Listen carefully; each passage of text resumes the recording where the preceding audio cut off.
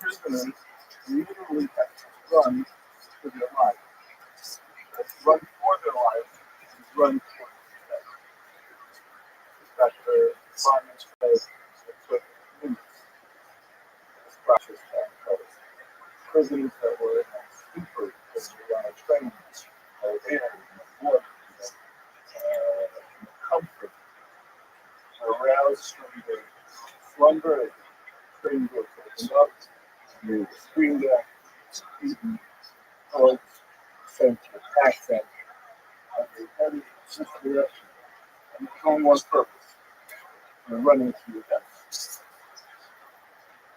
Very, very few were pulled out serving as humble commander, and they eventually also sent to their death.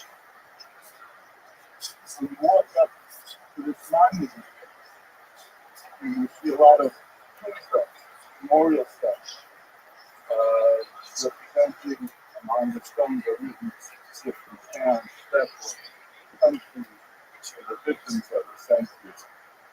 Different signs say 800,000, 900,000. The numbers are astronomical. These are reasons to be broken around like statistics. So our grandparents, uncles, aunts, great The memorial consists of a large open area of jagged stones of various sizes just scattered about. Some of them, seeming at random, have names of places and some rare occasions. People, like the stone commemorating the heroic Cash Roshan, as America's birthday Hector Goldschmidt, and the children, as he famously went to Tribeca with the orphans under his care. And the whole field is dominated by this massive structure in the middle. There's this big crack right through the center of it that looks from not too far away like it's an escape route that's half out. When you get up close to it, you see that it's just sealed off inside of the glass. The experience of walking through this field of jagged stones just amplifies the sense of tremendous loss, the incredible demographic difference without the rights of us. How it's an overwhelming experience. The field of stones is transected at strange angles by these lines that run throughout it. And they don't seem to have any direct purpose or direction other than the fact that they seem to know where they're going, as if there's an alterable force that is organizing all of this random destruction represented by the upright obelisks. And it's a very unsettling feeling to step through all of this, especially when you appear out in nature, a beautiful day, so charming. What's good, son? Can you hear me? Vicky Jones. Yes, I can, my friend. How are you?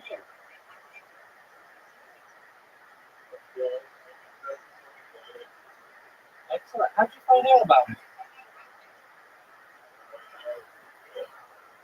From Twitter. Oh, excellent. From the UAE Falcon Finance.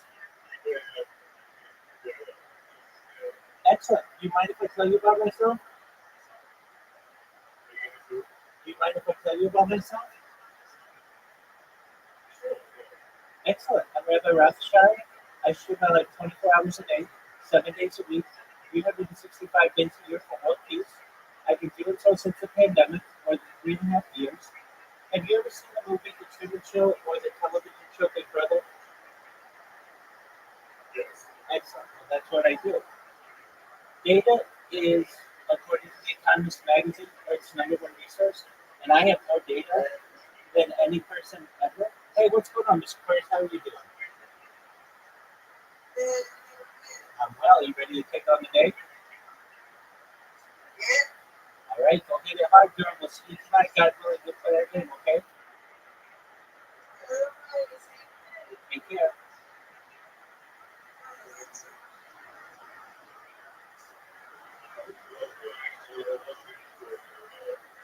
Yeah, that's what I do. I gotta sleep sometimes. So I have more than 3.5 years since the pandemic. I have more data archived on the internet than any person ever. I have more social media than any person ever.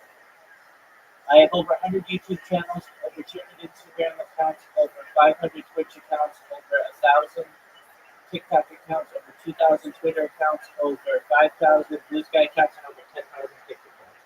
I'm the most archived individual ever. And The Economist magazine stated in 2018 that data had overtaken petroleum as Earth's #1 resource. And I have more data archived than any person ever, which may make me a very influential person someday. And if that happens, I'm going to help you. I'm going to help your friends. I'm going to help your family. I'm becoming independently wealthy if you're not already. I'm going to help you to create generational wealth. And I want to ensure that you're able to have enough money to be able to start charities and philanthropic organizations of your own. How does that sound? Big Cliff Jones. Nice.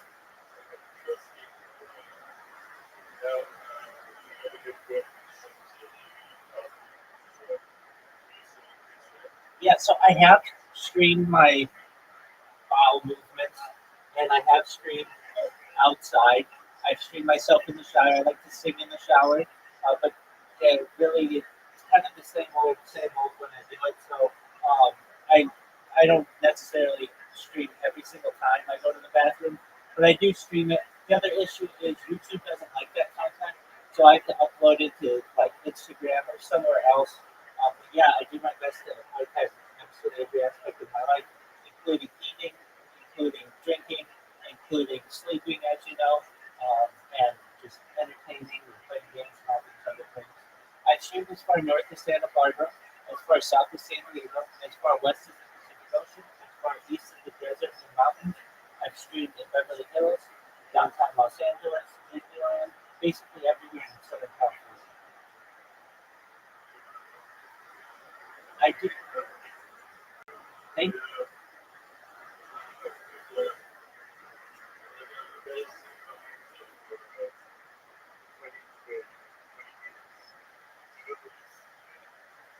Well, I was like, 100%.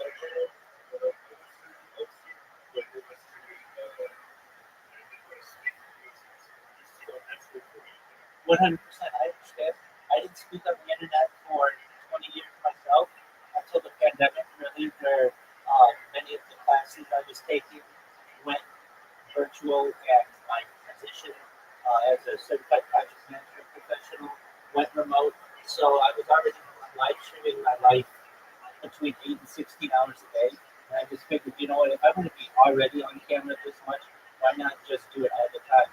So you can literally go back to basically every single day of my life since the pandemic, almost close to 4 years now, and see what I was doing, but not just that, know what was going on in the world, utilizing, I keep radio going all the time that has news updates. So it's essentially a time capsule of human society, a time capsule of human experience, and like a timeline for the world. And I think it's really exciting that we have this much data. I know that it's going to perhaps not just have an impact on my life, but perhaps for people in the future. It's essentially what somebody would have done 100 years ago as a diarist or a journalist, but instead I am like just doing it virtually.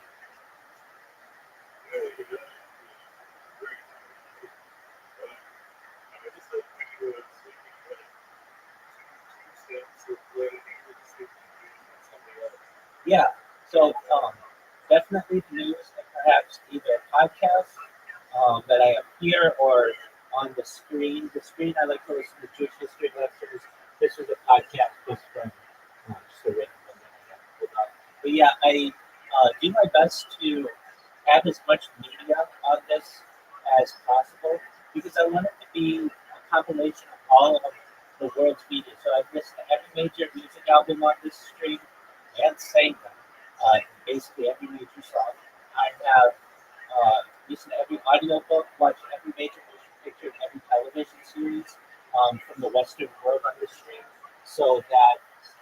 hopefully in the future with AI, it'll be able to dissect my reactions to all of it, and I think it'll be very important for people in the future. I do this because I want to end world wars everywhere. I'm about peace. Additionally, I want to help with people who are hungry. And so through ending world hunger through the use of technology such as agricultural drones, floating greenhouses, saltwater greenhouses, hydroponics, vertical farming, and cloud seeding. I think those are some solutions to the problems that we have, particularly with hunger and with ending world thirst. I am sponsored by cryptocurrency, which was about $100 million, and one of the things that we do is we build wells in developing nations such as Nigeria. I want to keep those types of projects going. I'm an advocate for the life straw program, and most importantly, these elements, pumping Earth's water, pumping Earth's seawater onto land to make it drinkable. So this gives you a platform to be able to discuss those topics, and then just general positivity. I talk about other things that when I go viral, I know I'm going to change the world, particularly with futurology subjects, things like anti-gravity, antimatter, faster than light, travel faster than light, communication, things like quantum computing, cryptocurrency, things like the extinction technology. People don't know this, but the first successful the extinction was in the year 2003 with the Pioneer IBEX, which was developed by the United States Southern France. Fast forward to year 2021, a company out of Dallas, Texas, was founded on this. Yeah, so in 2003, the first successful extinction took place, and it was of a Pyrenean ibex, which was a goat located in northern Spain, southern France. Fast forward to year 2021, a company out of Dallas, Texas, is finally known as Colossal Bioscientific. They made it their goal that within the next 3 years, by the year 2021, to reintroduce the living mammal into the Arctic Circle using elephant hybrids. Mexican is a mind-blowing goal. They recently made headlines with their dire wolves that they introduced. Joe Rogan has met them. They're about a year old. There are at least 3 of them as of right now. I'm additionally an advocate for the other projects, which is reintroducing the Tasmanian tiger, followed by the Dodo program. These are really exciting things that can be implemented. Additionally, some things that I talked about that are going to help you if you want, and this is all with your consent. So I don't want anything to happen to you if you don't consent to it, or anyone else who watches my stream for that matter. But if you want, you should know that I talk a lot about life extension. And I'm going to give you the finances that you need to extend what was when you were born, the average life expectancy for you of about age 80 to age 100, 120 through the use of technology such as oxygen therapy, human growth hormones, stem cells, things like nootropics, cryonics, cryogenics, things like perhaps ultrasound therapy, androgen therapy. Really want to get you to 120 years old, but then you can say, Rabbi, I've had a really good run. I don't want it to end. What you got for me next? And the next type of technology I'd like to discuss is what's called mind-blowing technology. This is the idea, again, with your consent. If you want, we can scan your brain into a computer, knowing where every atom is in your central nervous system, your peripheral nervous system, to later download it. An Android, an avatar, a cybernetic, a clone of yourself, a robot, an ethereal being, whatever you want to do. But essentially, what I'm saying to you, big, yeah.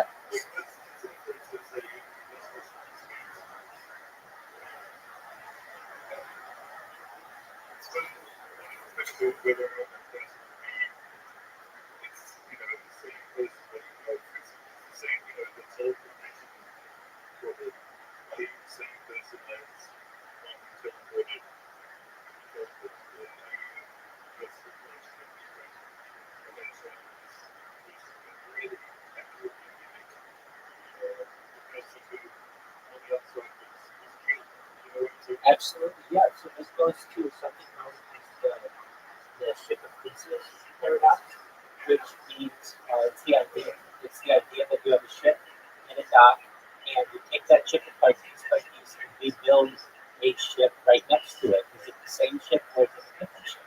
You tell me.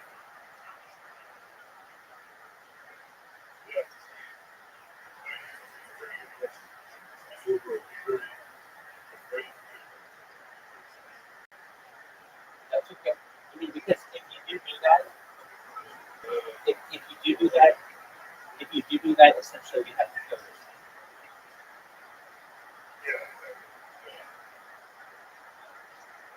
And you have to have a lot of trust. You have to have a lot of trust in the system that it doesn't glitch, and that you will end up exactly replicating on the other side.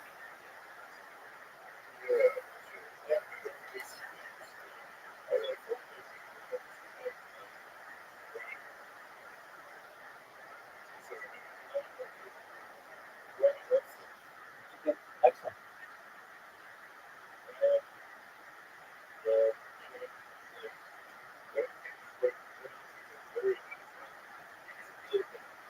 Right?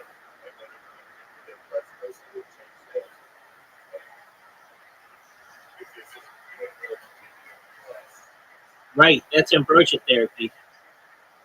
And this isn't going to be for everyone. Unfortunately, I'd love to be able to tell you, Bigfoot Jones, that I'd be able to help every single person in the world with all of these issues. I'm just one person. I know that I will be able to help a huge contingent of the population, perhaps as many as 10 to 20% of the world. But I know that I'm not going to be able to help everyone. But I do want to create more of an equal playing field for the world and allow some people who previously wouldn't have had these opportunities available to them to actually be able to take advantage.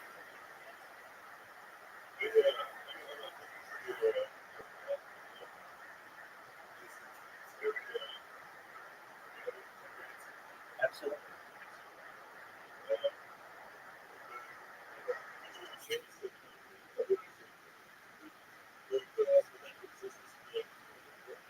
Can you repeat that?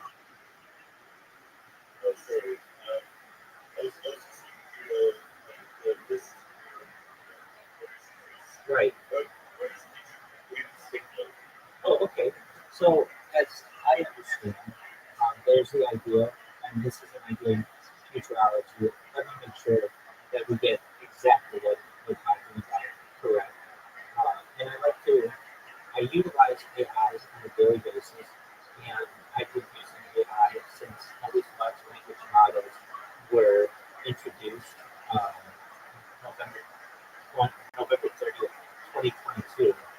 And so, at least in this case, we're talking about a futurology idea where you can have a virtual replica of a physical object available to you. Essentially, um, this replica is, would be updated in real time with data and sensors or other inputs, allowing it to mirror your behavior and performance of a real world counterpart.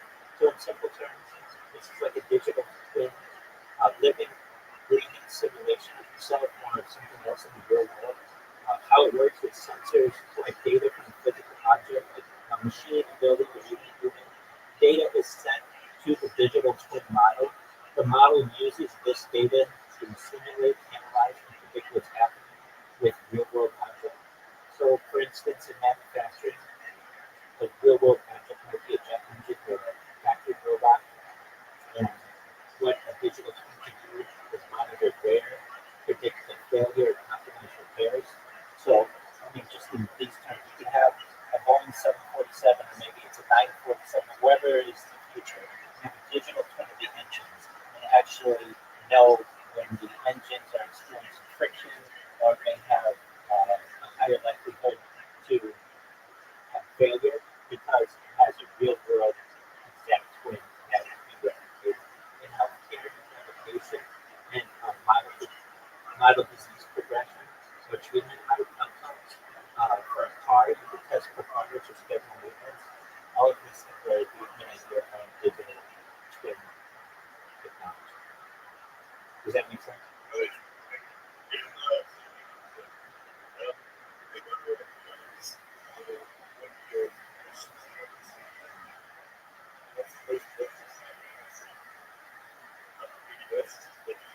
Yeah, that's kind of yeah. So this is a great question. By the way, the upper English is kind of a joke that I put in there. I like all accents, but one that I find humorous. I don't know if it's most attractive to me is that upper Midwest, don't you know, kind of talk. So the North, um, the Mid-Atlantic accent was actually there's an interesting story behind that. So it was taught in boarding schools, particularly on the East Coast, as a type of anti-accent. Basically, people from the South could send their children there, people from Brooklyn, people from New York City, people from the Northeast, and they would teach a type of English that was considered neutral, particularly to both an American and a British audience. Because those types of boarding schools have gone by the wayside, this type of accent is no longer as prevalent, but you do have this type of accent. People like Audrey Hepburn had it, Catherine Hepburn had it, Kelsey Grammer has it. It's not British, it's American, but it does have this proper type of grammar and proper type of usage, or at least proper slanting. So it's basically a way for Americans to be able to give their children a neutral accent to sometimes even disguise from where they were originally.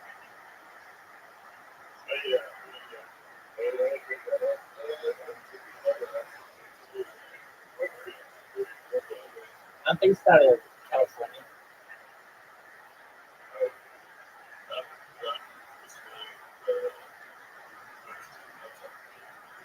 Excellent. Somebody from Australia, I wrote had this I had a dream many years ago, not many, but like 4 years ago, that somebody from Australia was going to see what I did on Twitter and I was going to go viral because of them. So you might be that person. I do get some people from Australia.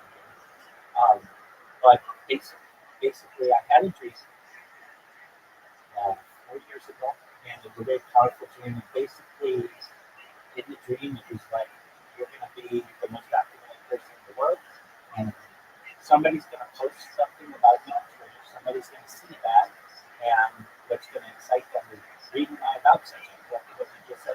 So it may be you, it may be somebody else, or it could have just been a dream.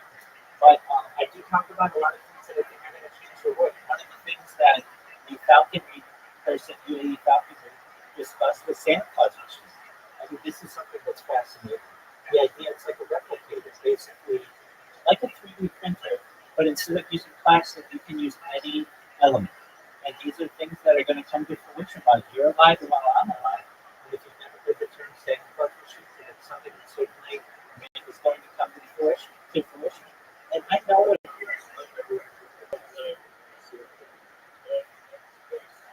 Yeah.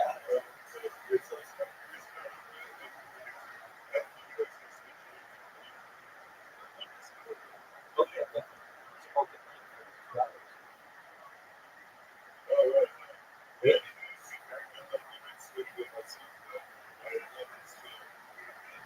Yeah, so essentially, as I consider it, sample machine, imagine the periodic table that when it's having like almost like atoms built up, where that could create any that could basically anything that you want.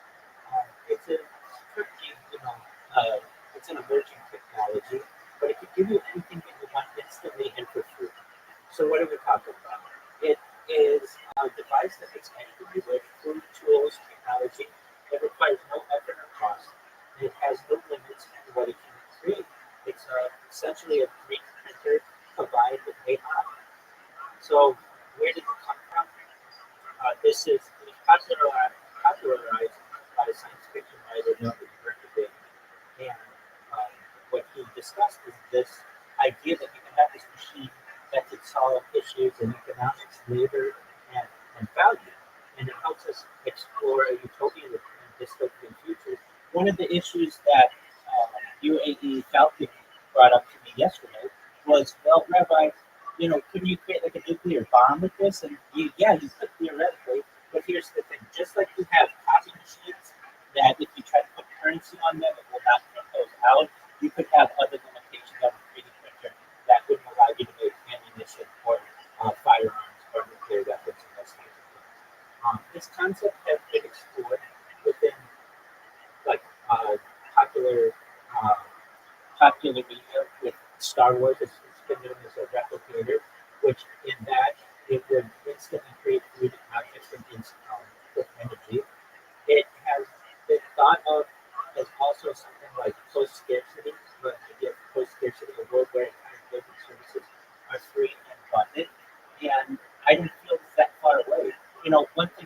before we continue on this, we talked about mind uploading. They're already experimenting with mice and being able to transfer memories of mice. If they're already doing that in the next 10 years, we may start to lead into things like mind uploading with humans, with people who volunteer for this. I mean, when I started this stream, the idea of brain computer interfaces was seen as science fiction. But we had the first successful brain computer interface through Neuralink with a man named, his name is Noah Hasbro. He's a quadriplegic person who can play a video game that both better than both you and I can play. And the reason why he's able to do that is because he has a computer interface that essentially allows him to move a cursor faster than we can move it with our hands. And he does this all without use of his hands or legs. And we've had then the second Neuralink implant be created. Now we've had half a dozen of them, and they've even created a helmet that allows you to use a computer cursor without needing any type of implant. We're already doing that quickly. That was science fiction when I started this stream, and now it's absolute science fact. And moving into the Santa Claus machine, when people start to hear this, the name alone is going to make people excited. Hey, did you know that there's a rabbi who streams live 24/7, and they talk about all this futuristic technology? And one of the things is called the Santa Claus machine. Oh, what's that? It's essentially a replicator that you can see in Star Trek, but that allows you to make anything that you want. It's essentially a 3D printer that utilizes AI and a periodic table of elements to be able to create anything that your heart desires, all for free and instantly. That's going to change the world itself. And many of these copies.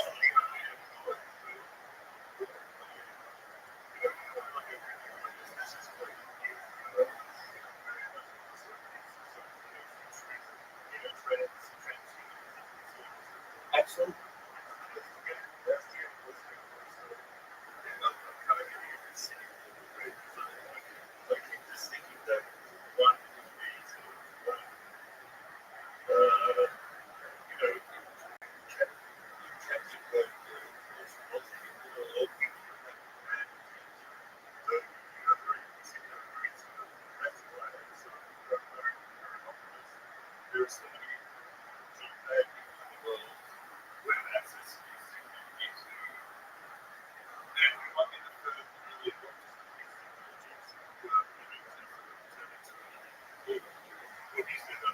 Absolutely. So I think that I get those people. Let's talk about who runs the world, who exactly runs. We're talking about the Astor family, the Bundy family, the Collins family, the Carnegie family, the DuPont family, the Lee family, the Merovingian bloodline, the Rockefeller family, my family, the Rothschild family, the Reynolds family, the Russell family, the Van Dunn family, the House of Windsor, and the Vanderbilt family. These families really run the world. Now, do I run the world personally? No. But I am a descendant of people who are associated with these families and essentially can help as a leader to be able to say, look, not just to our families, but to the world. We won, it's game over. Okay, now it's time for us to share the winners with the world.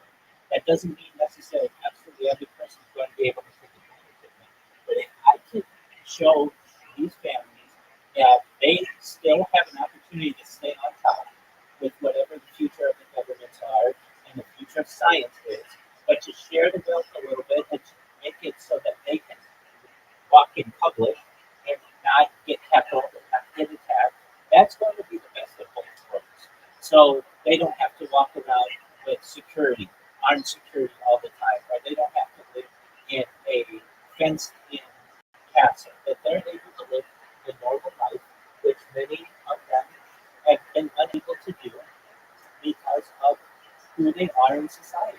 These are opportunities as well that are really going to be attractive for many of these people because they are going to want to take advantage of them themselves. And to know that they are included, that these 13 or so families are included at the apex of society, but that there will be other people there, including the Council of 300 and other families to be able to help support them. It's a very exciting premise.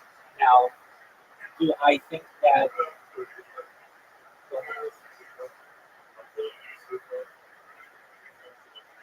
Sure. Aside from those 13 families, these are the other ruling families of the world, including the House of Saud,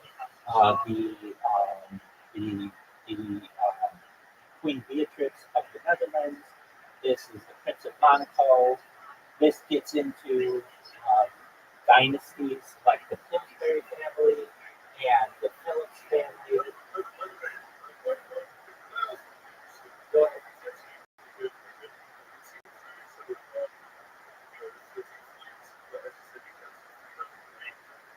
Sure.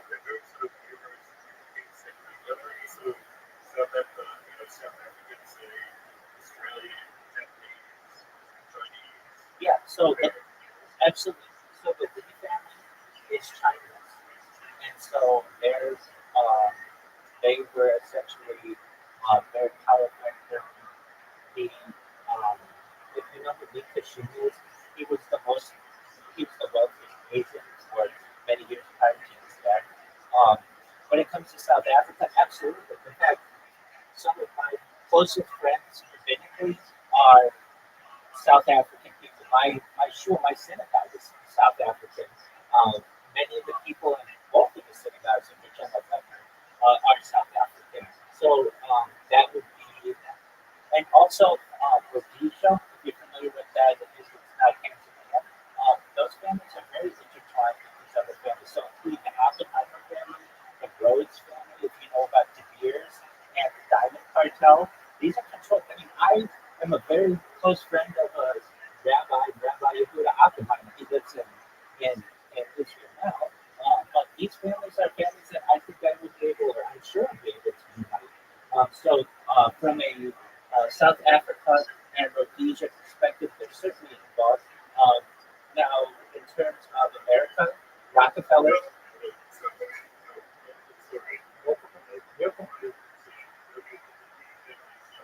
yeah,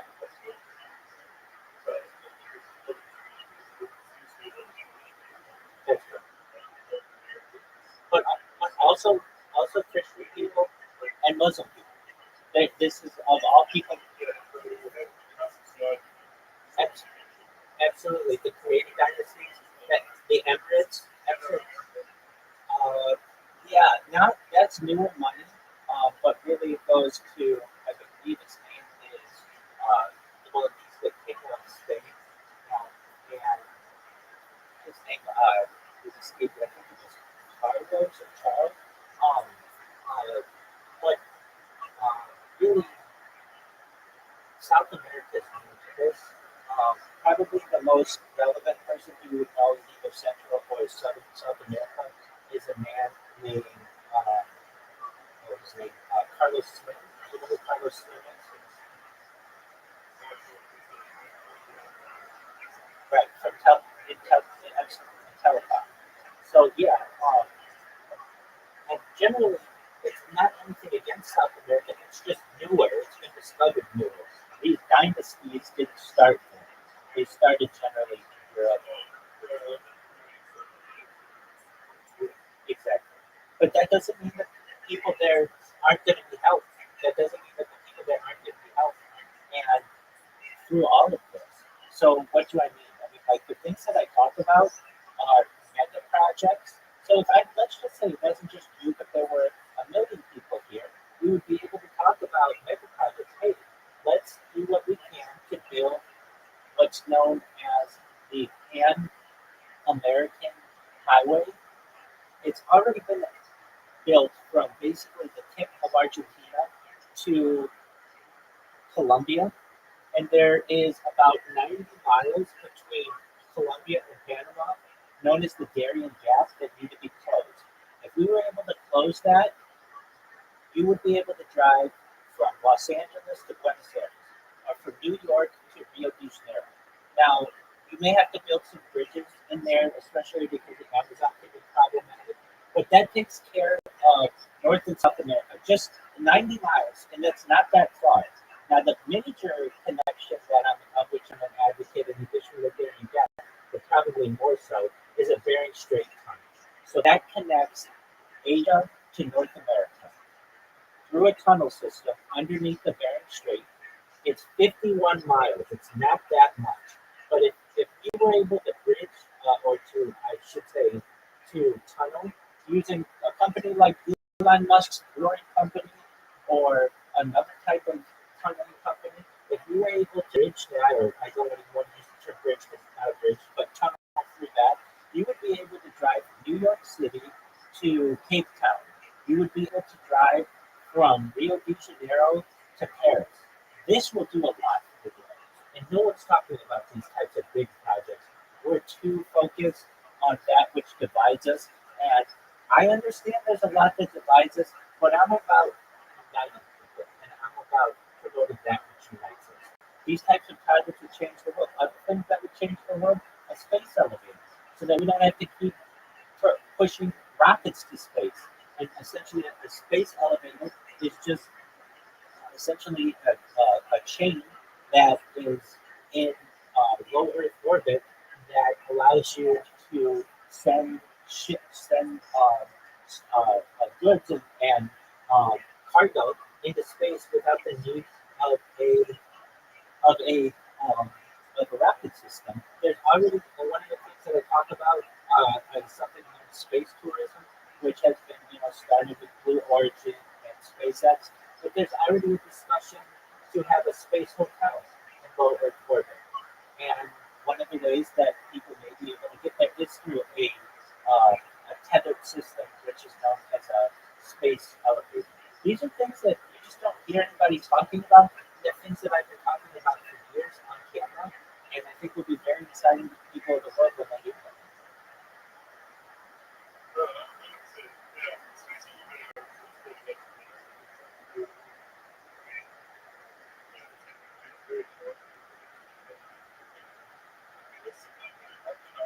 Yeah, there is. So the big issue with this is the tensile strength of um, of the fiber that you need. And so we just need improvements in carbon fiber. And there's a way that you can create even stronger carbon fiber than we currently have. Just for a moment, and I'll get you an answer. Yo, dog, what is the type of carbon fiber that you could need, and how do you make it to be able to create a space elevator?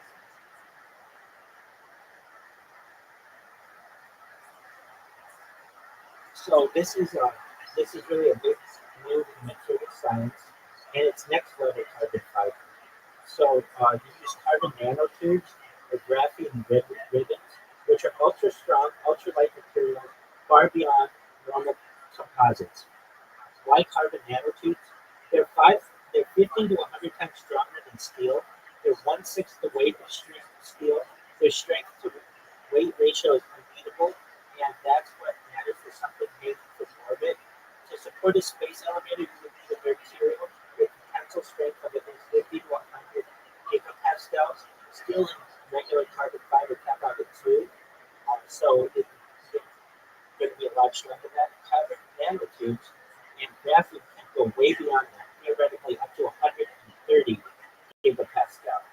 So how do we do this? We use carbon vapor deposition to extend soothing heat. You heat up carbon-rich gas and grow nanotubes on the substrate.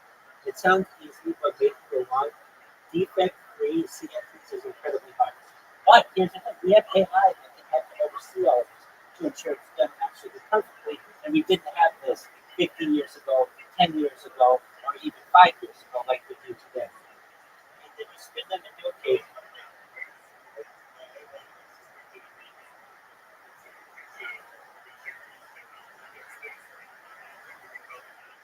That, that's what it is.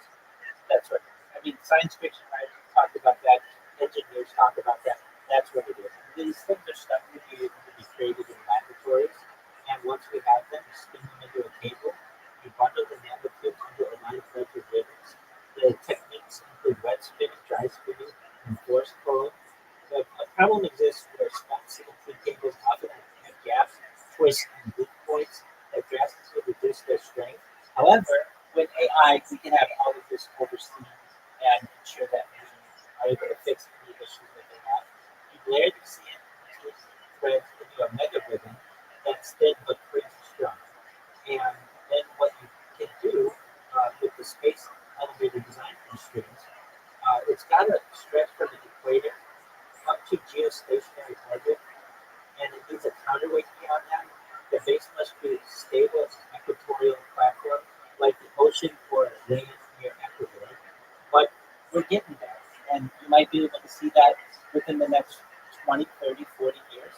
that's an amazing accomplishment. We're talking about being able to take people into space safely.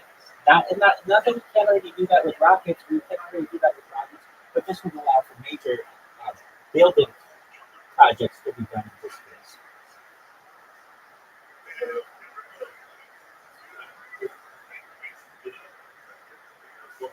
Absolutely.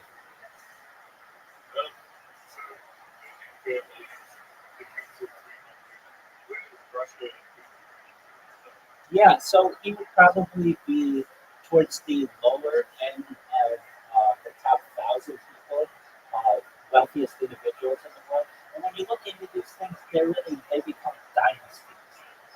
So who are we talking about? We're talking about Putin, we're talking about Musk, we're talking about Bill Gates, we're talking about Jeff Bezos, but they aren't the richest people in the world, as you're probably aware. There are dynasties that have been around for hundreds of years that are wealthier than they are. However, they are major players in the public view of finance. So if you're asking where would Putin fall, his net worth is not publicly. Well, they'll say he's like a 2 billion. They have as much as 20 billion, but he's probably has about $100 billion in holdings, which puts him in the top 20 or so wealthiest individuals publicly known. But in terms of the top 1,000 people in the world, that probably puts him around 950 to 980 or so.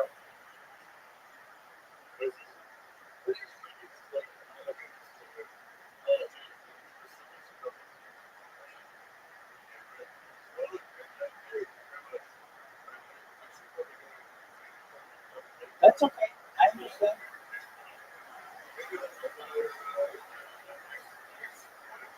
Absolutely. Absolutely. You're always welcome. All I ask, please just tell your friends, okay?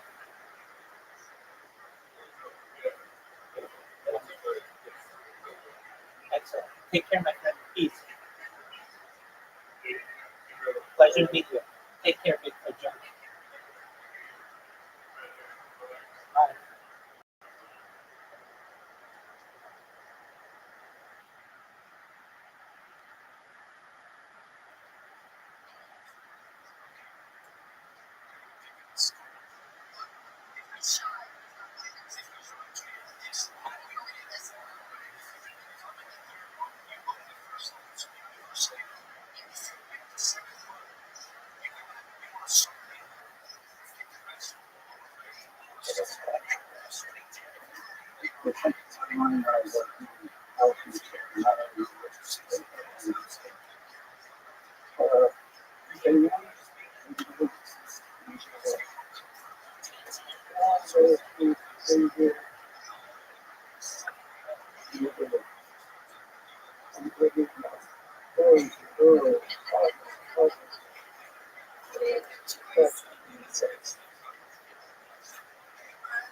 Anybody is preparing from that Europe cannot not the last summer, you may not know who goes, but you have different goals, whether not switch here, whether it's impossible. You know, have some questions, some as a person. These kids are 700 to 900,000, 100,000. So, I guess the goal is that because we don't need so what is first? If you are, how many skin size is the Senate? So, with the risers of the television every year, we're able to do things that they couldn't do. Like the middle day. So, we have to learn a little bit. We have to do something else. We have to have something make room for that we can do to push for ourselves. And we have to take off with something else.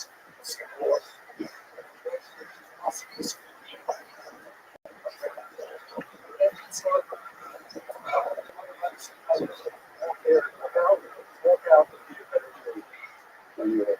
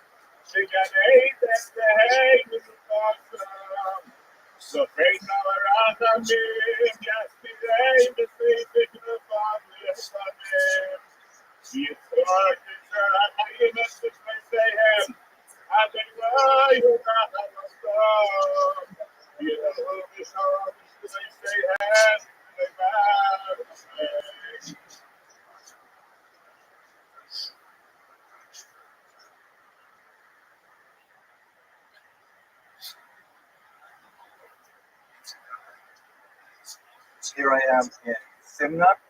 This is my ancestral homeland in Lithuania, in the Alytus district.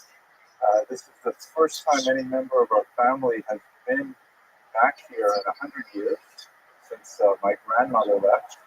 And I'm very much looking forward to seeing the streets where she grew up and where all of my family is from. That's why I'm walking at the top of the town square right now. And I do a 360 so you get a sense of where the shul is located in terms of town. You see this cobblestone area behind me is the old medieval town square. This town is over 500 years old. Since we're here at least 400 of those years. So this is the grand expanse of downtown. You can see right to the very end of it. And just looking around behind me, that's the other end of it, and it stops there. And there's this big, rather new municipal building that was built in the 1990s, 2000s, perhaps, or after they joined the EU. And then right there is the old synagogue. And you can see how prominent it would be in the overall geography of this little shtetl. That's just right off the main square, at the other end of the street from the church, where it's typical to have church on one end of town, and if you find a church, you just go on the other end of town, you find the synagogue. That's where the synagogue is located, very prominent, closely related to the actual town market, and closely related to the Jewish stores in the neighborhood. So one of the things that my grandmother always used to talk about was how when she was a little girl, the peasants would come into Simnas from the villages, and they would come to my great-grandfather's house, and they would change their clothes and they would take off their traveling clothes, their heavy muddy boots. She specifically remembered muddy boots, and they would leave them in her house when they went to this church back here. So if we think about that, it's hard to tell.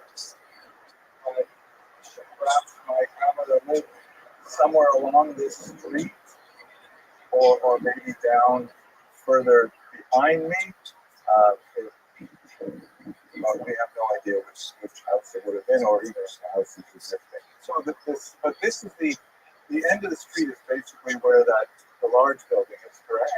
And the other end of the street is basically you just pass the church a little bit.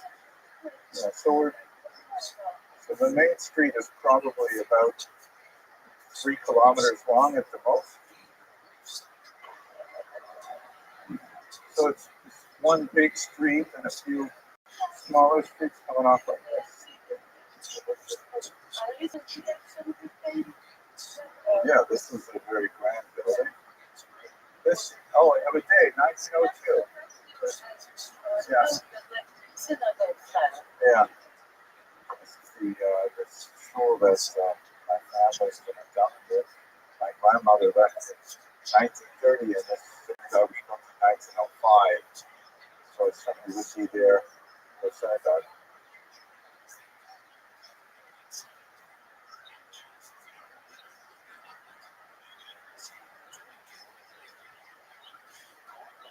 that the windows were flipped over. That's the mayor who's kind of the key to let us go into the building.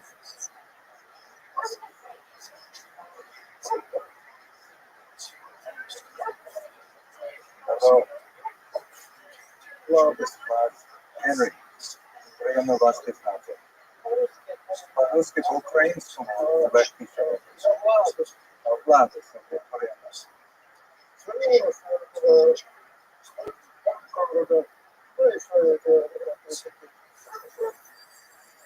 Ні, це дуже цікаво, дуже прекрасно. Я бажаю. So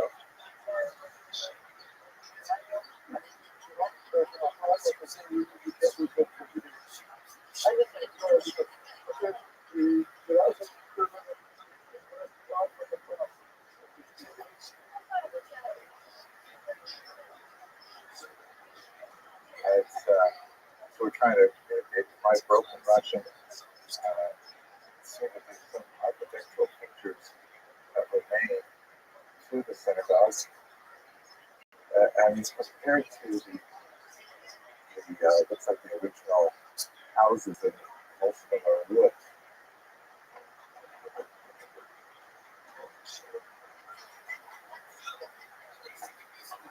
Well, I'm excited to show about my family down in just see what's that. Let's see if there's a different market.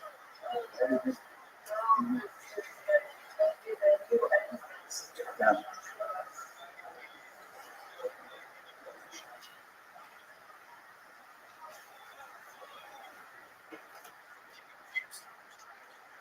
So now it has been transformed into a kind of a sports room, as these spaces were still, valuable to the Soviets that they could use one another.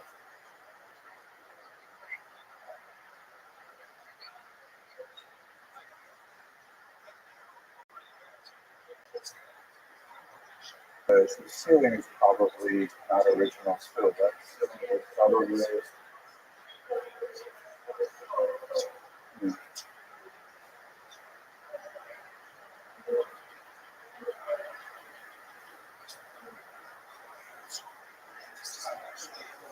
which way is east,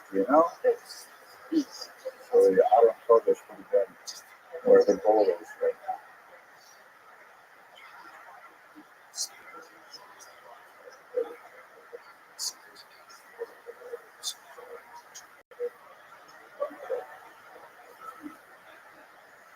So this is behind me in this rock where right now is where there would have been an outer Kodesh, of course, there's a basketball bat and like an indoor soccer ball.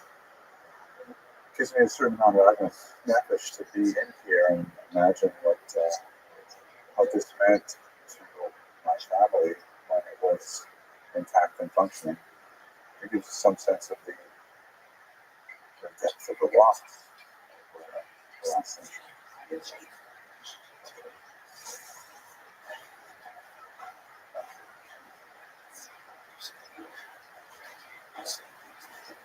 So this probably was a gallery, a women's gallery.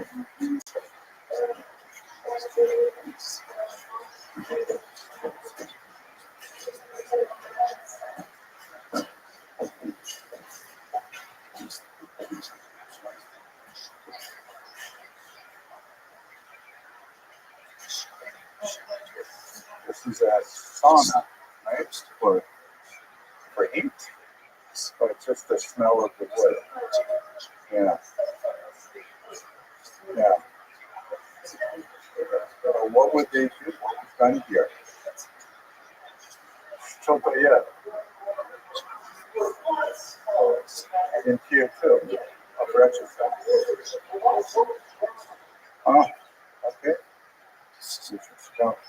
I told you, the machine, this is where the window would sit originally, where they built new walls.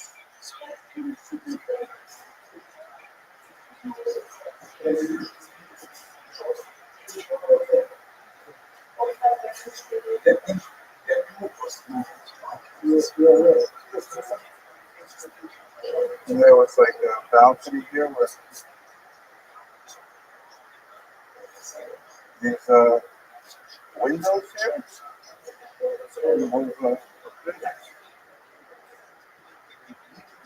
Почему закрыты? Okay.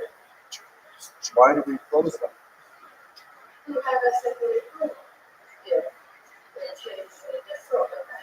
Ah,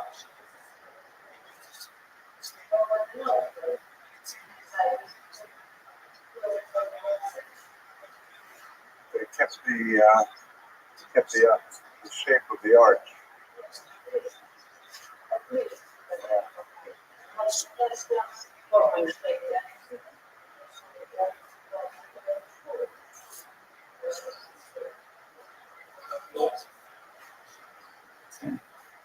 Maybe someone will renovate it sometime. Bring it back, restore it. Will be in future.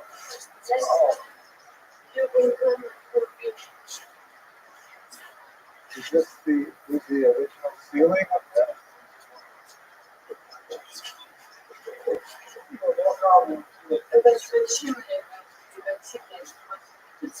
Oh, that's it. This maybe was small. Grab them or something.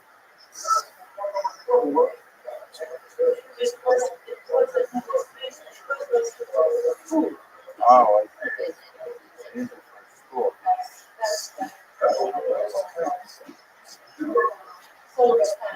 And what does this word mean? You need to solid? Wrestling. Okay.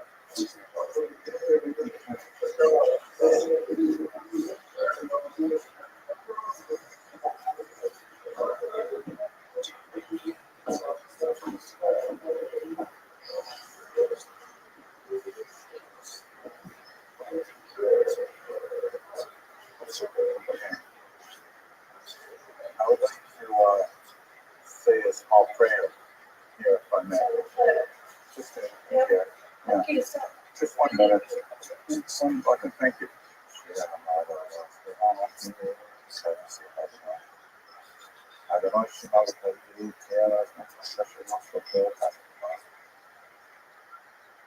Ima one of this warrior.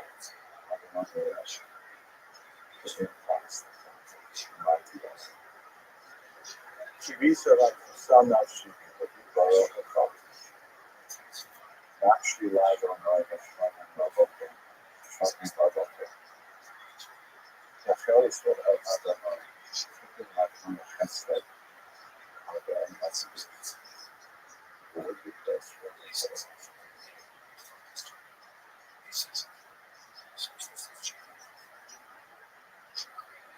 Kind of this I was so true.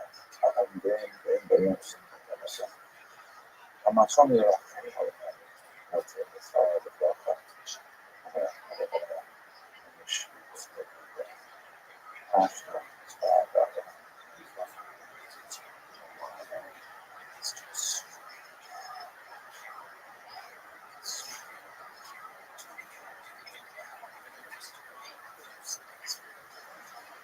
So what I learned is that after the war, the Soviets took advantage of this large open space and they made it originally into like essentially a kind of a city hall because it was a modern, unfortunately empty structure. And then they built this building next to it, which was much more grand. My guy calls it Palace. That's the new municipal center, and that's when they switched the synagogue into the sports hall. And we should bear in mind that, although it certainly is distressing to see a synagogue into a sports hall, in some ways it's actually preserved the structure because if it was completely abandoned, you'd be coming in here and kids would be messing around with it and building bonfires inside and things like that. At least in use as a sports hall, it meant that the roof was maintained and the outer shell was maintained. And then now it is ready for someone to finance for renovation so that So it appears that this open field behind it, which is really just a 3-minute walk from the center of town, is the area of the Jewish cemetery. As you can see, there's no more, let's say, those many gravestones. They have all been taken away and repurposed by the locals, various building foundations, things like that. But this was the cemetery that would have been used for several centuries. Until this point, I have seen everything that I have expected to see that formed my research and advanced what was veiled on the town. But the last part of it was going out to killing sites where the auxiliary Lithuanians, together with some members of the concept of the murdered my family. And what I did not expect was the sudden realization that I was actually traveling along the same route that they must have walked from town. It's about 6 kilometers, so like maybe a 45-minute walk. And I turned on my camera to record it. Now we were traveling in an air-conditioned Volvo to get there, so it would have been a very different experience, obviously, for them. But I tried to meditate outside of this device and I had to take these last steps with drill and fear of what is the At several points, technology seemed to be warning us against what we were doing. We came up to a very, very narrow sort of tunnel under within a railway or something that I think was more appropriate for a horse and cart. And it wasn't clear if the ball would make it through. And it was sending out all kinds of warning signs. And then when we got to a certain point, going from the paved road to dirt road to a couple of blocks of the road to finally, the GPS just stopped. The last road was called a paved road. But we could see on the GPS that the site was some distance off, but there was no way to get there. Obviously, you could get there only on foot, as if the GPS was saying this. You don't leave everything behind until there is.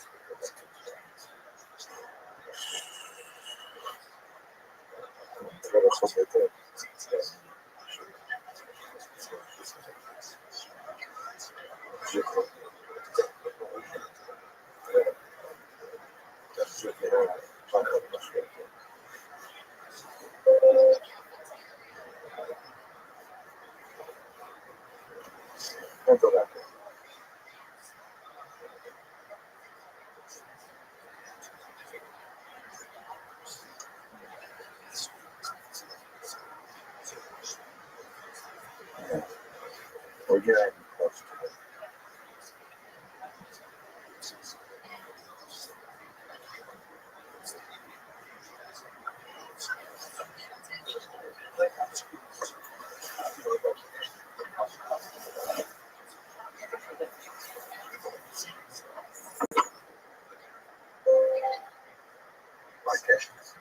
Yeah. Okay, Joker.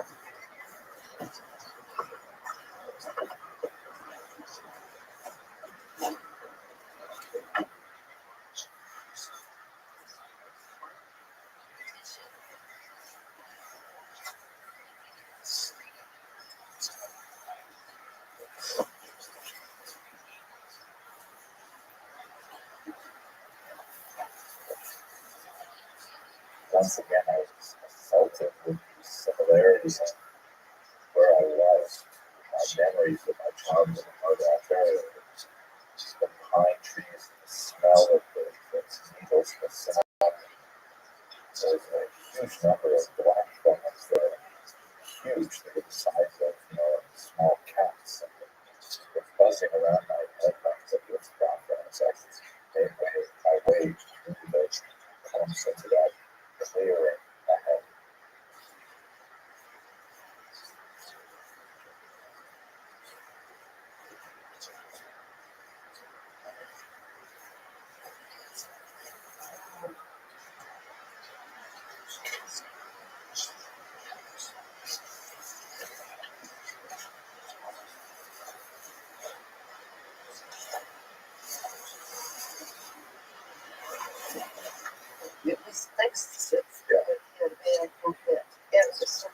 I understand. Is correct because what is confirmed that here the grapes are of 4,414 414. old people, men, women, children who were had to walk the same way we did now. Yes, yes, so undressed and the birds died and they were taken here to this remote place about just 3 kilometers from Simna's homes, native places, and places were already done before that. They were shot here in this place. That was September 12th, 1941. September 12th, 1941. And well, the shootings where they were shot by the group of Lithuanian murderers from Kaunas came, led by Officer Ronas. There were several Germans as well participating in organizing, and some people were taken from Simna's locals, Lithuanians, who were forced to give later or to bury them. And they saw that the land, the soil was moving still, and the shootings were continuing to happen. Buried alive. So that's the facts, the numbers for the victims 414, which is mentioned in Hager's report. That's exactly 68 men, 197 women, 149 children. Because men, strong men, before 106 of them were killed in a meeting before. Usually they killed the people who could resist the fight, and then later also got this place the massive grave for the people Jews from Sinners. The monument marked from 1965. Mother in pain lost their children. So that's another side of Jews and Sinners.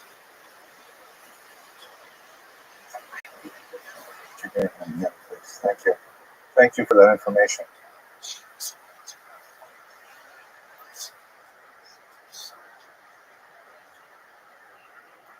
Hello, fellow students of Jewish history. I am so delighted to be speaking today with my colleague, Dr. Shneur Leiber, who is one of the great names, missionaries. It's like when I talk about him like this, but one of the great names in the history of the Jews of Eastern Europe, in particular, rabbinic history, knows so much about the yeshivas and the Hasidic dynasties, and it's just going to be such a fantastic experience to visit Poland, Lithuania with Dr. Lyman and hear so much of his wisdom about this remarkable civilization that existed for 1,000 years in Eastern Europe. So I just want to have a brief conversation with Dr. Lyman.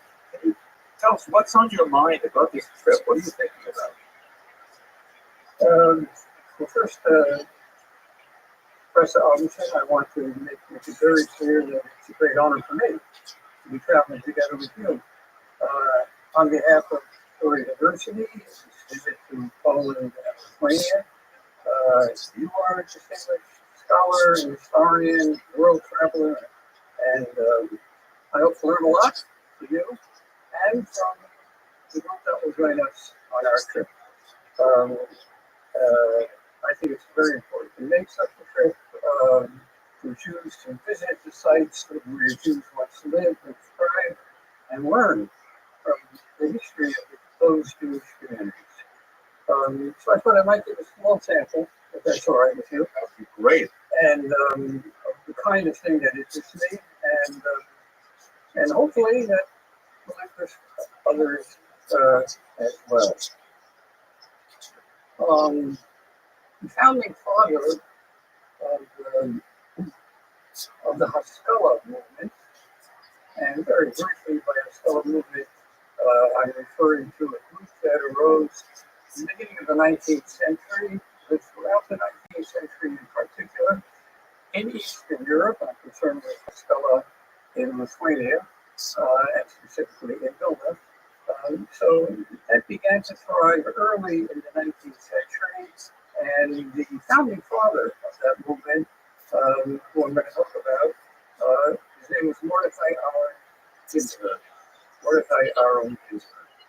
And he was a great Maskil, the founding Maskil, the father of all the other Maskilim, and he died in Vilna in November of 1846. Can I interrupt you for a quick question? Or if I hear the phrase founding father of the Haskalah, I would immediately say Moses Mendelssohn. Right. So I'm referring to the founding father of the Haskalah in Eastern Europe. Moses Mendelssohn should certainly be considered as the founding father of Haskalah in general, but that was in Germany. Okay, very good. But it didn't make its way to Eastern Europe, and certainly not to Vilna until the beginning of the 19th century. Okay, fascinating. And Mendelssohn, of course, died, I think, in 1786. So it's a few decades before it made its impact. Right. There are people who are called in Hebrew Nivasei Haskalah, masculine before Haskalah started. There were such people in the 18th century in Vilna, very few, all medical doctors actually, but none of them were really masculine. So the Haskalah movement that I'm referring to in Eastern Europe began beginning of the 19th century. That's very good. Let me just ask you one more question, and this is really for the benefit of my viewing audience. Could you just define Haskalah in a thumbnail definition? Yeah, that's very difficult to do, but I'll give it a try. Masculine in general, whether it's Germany, France, or Eastern Europe, first of all, came under the influence of the Enlightenment, and whatever values the Enlightenment pushed forward, they were interested in those, very specifically rationalism, for example.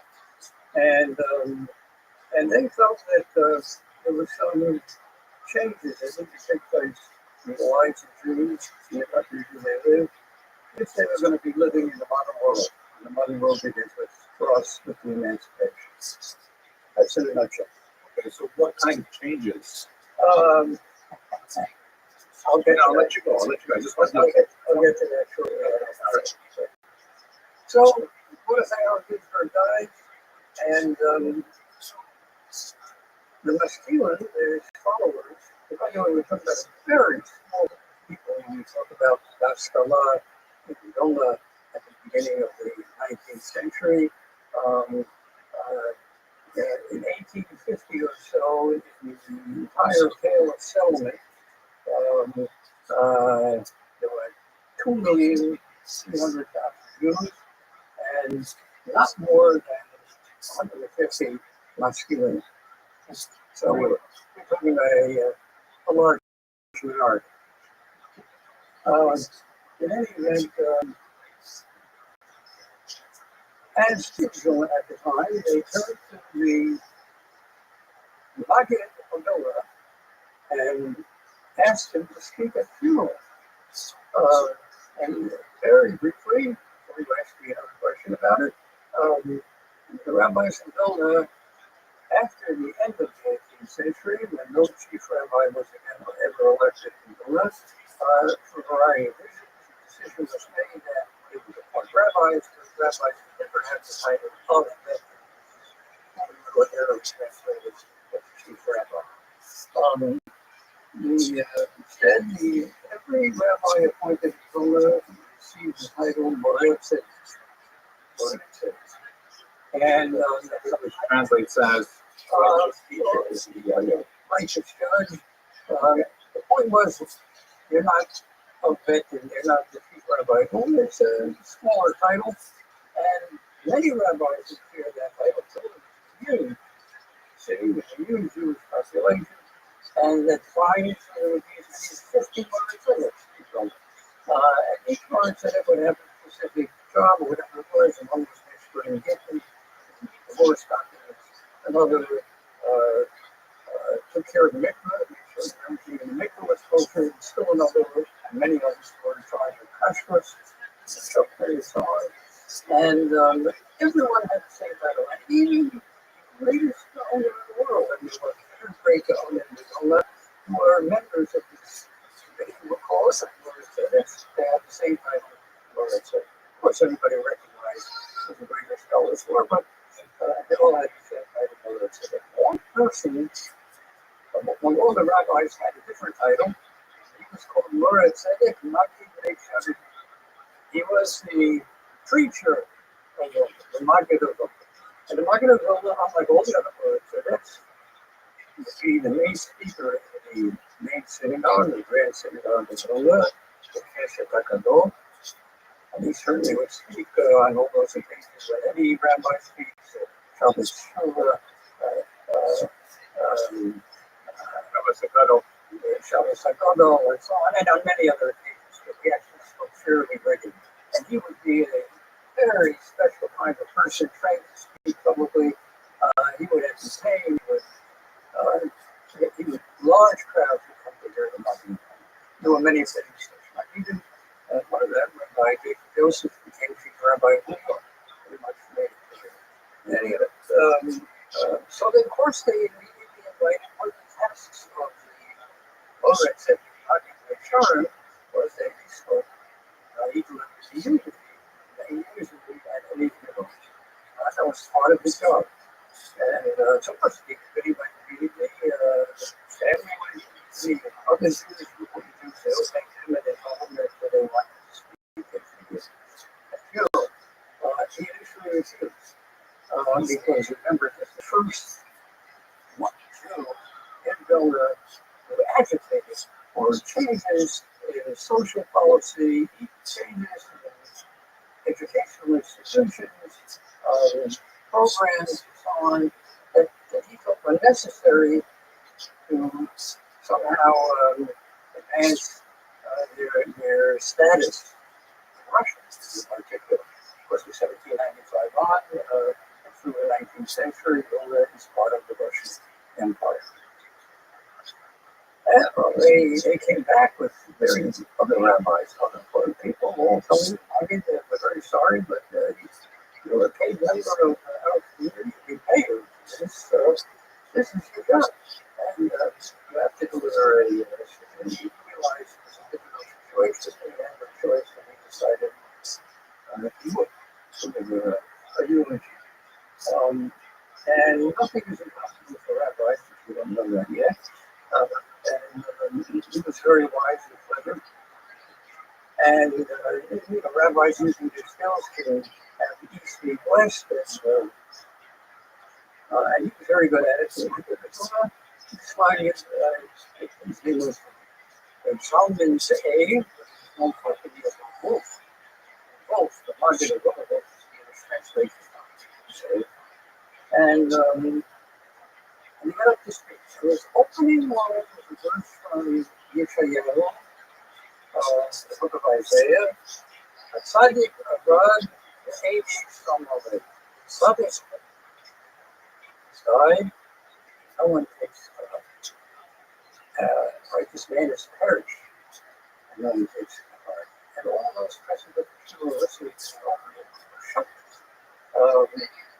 Both the traditionalists and the Maskilists. The traditionalists were shocked that he would use such words to describe this person who just died. And the Maskilists were pleasantly surprised that he had cited this verse. In any event, the Maggid then continued and he said, this has been a rough year for us in the fighting here. 7 great Jews died this year. 7 great Tzaddikim Gaonim. And he listed each one, and this one was from Shok, and one was from Kovna, and one was from Shabri, all famous rabbis who had died in previous books. And after he listed the 7 rabbis, he began one by one. Each of those 7 rabbis, I would say 10, 15 minutes for every one of those 7 rabbis. I think I see where this is going, but I can't wait. Then, at the end, he said, And now, Orison our good as well. And closing another famous verse, as many do to this day, many do. Eli, that's a mother should have known it. Dimmo now, on it, may death be removed from us entirely forever, and so on and so forth. We said that. That was the eulogy that we used. This is incredible. Now, by the way, so I know I told you this story because all those who were present will never forget this occasion. It's really real. And we have 4 or 5 different accounts. I have to tell you before I end that the accounts have slight differences. I'm not going to spend any time on the differences. I'm just going to give you a general summary of what happened.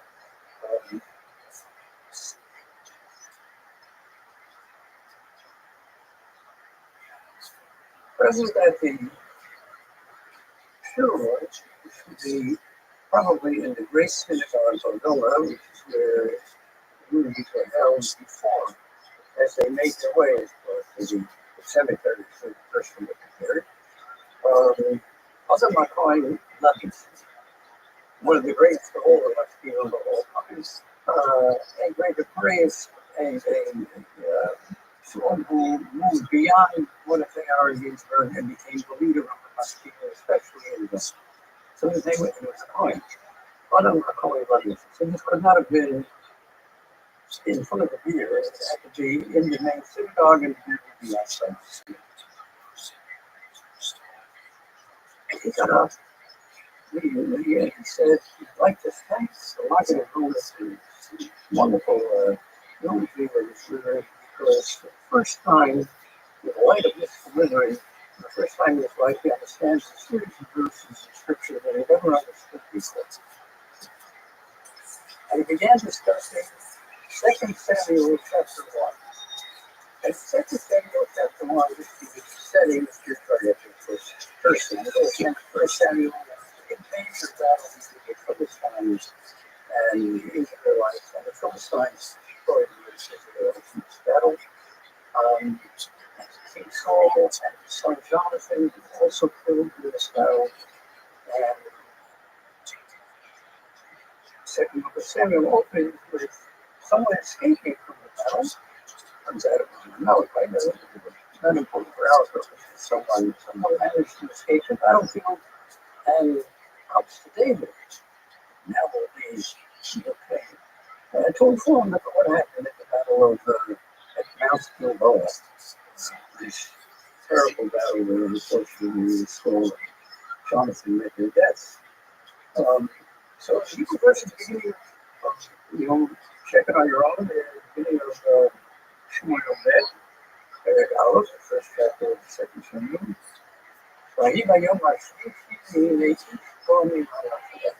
On the third day, the end of the battle, someone managed to flee, and it says each was a man that came, and he would be the reporter of the report to David and see what happened. That's in verse 2 of that first chapter. In verse 5, David turns to him and says, "Vayomer David el Hanah Hanah." David turns to him and he says, "The one who carefully gave you before you got the turns to him." And now it says, he turns not to East, he turns to Allah, a fool, but really a young man, who reported. But the East is what one of my colleagues said, but the East is in the knowledge. The first thing he was an East, all this East, every person.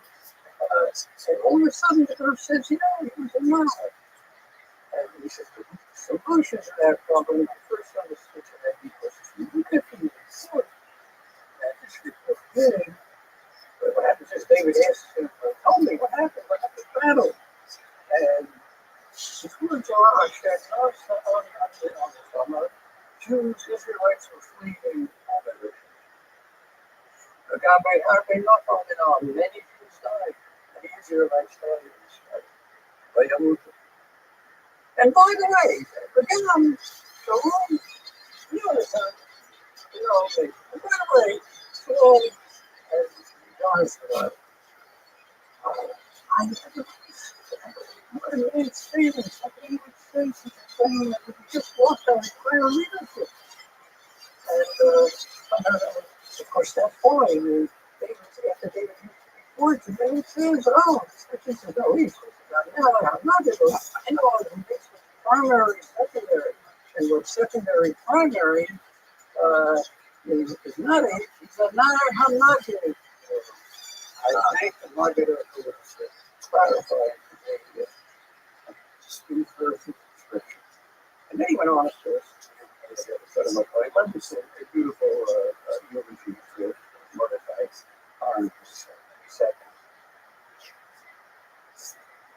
People were very upset at what's going on here. And she got up, said he was he does it, and he was slung out the famous Rob Dancing for the rest of my other.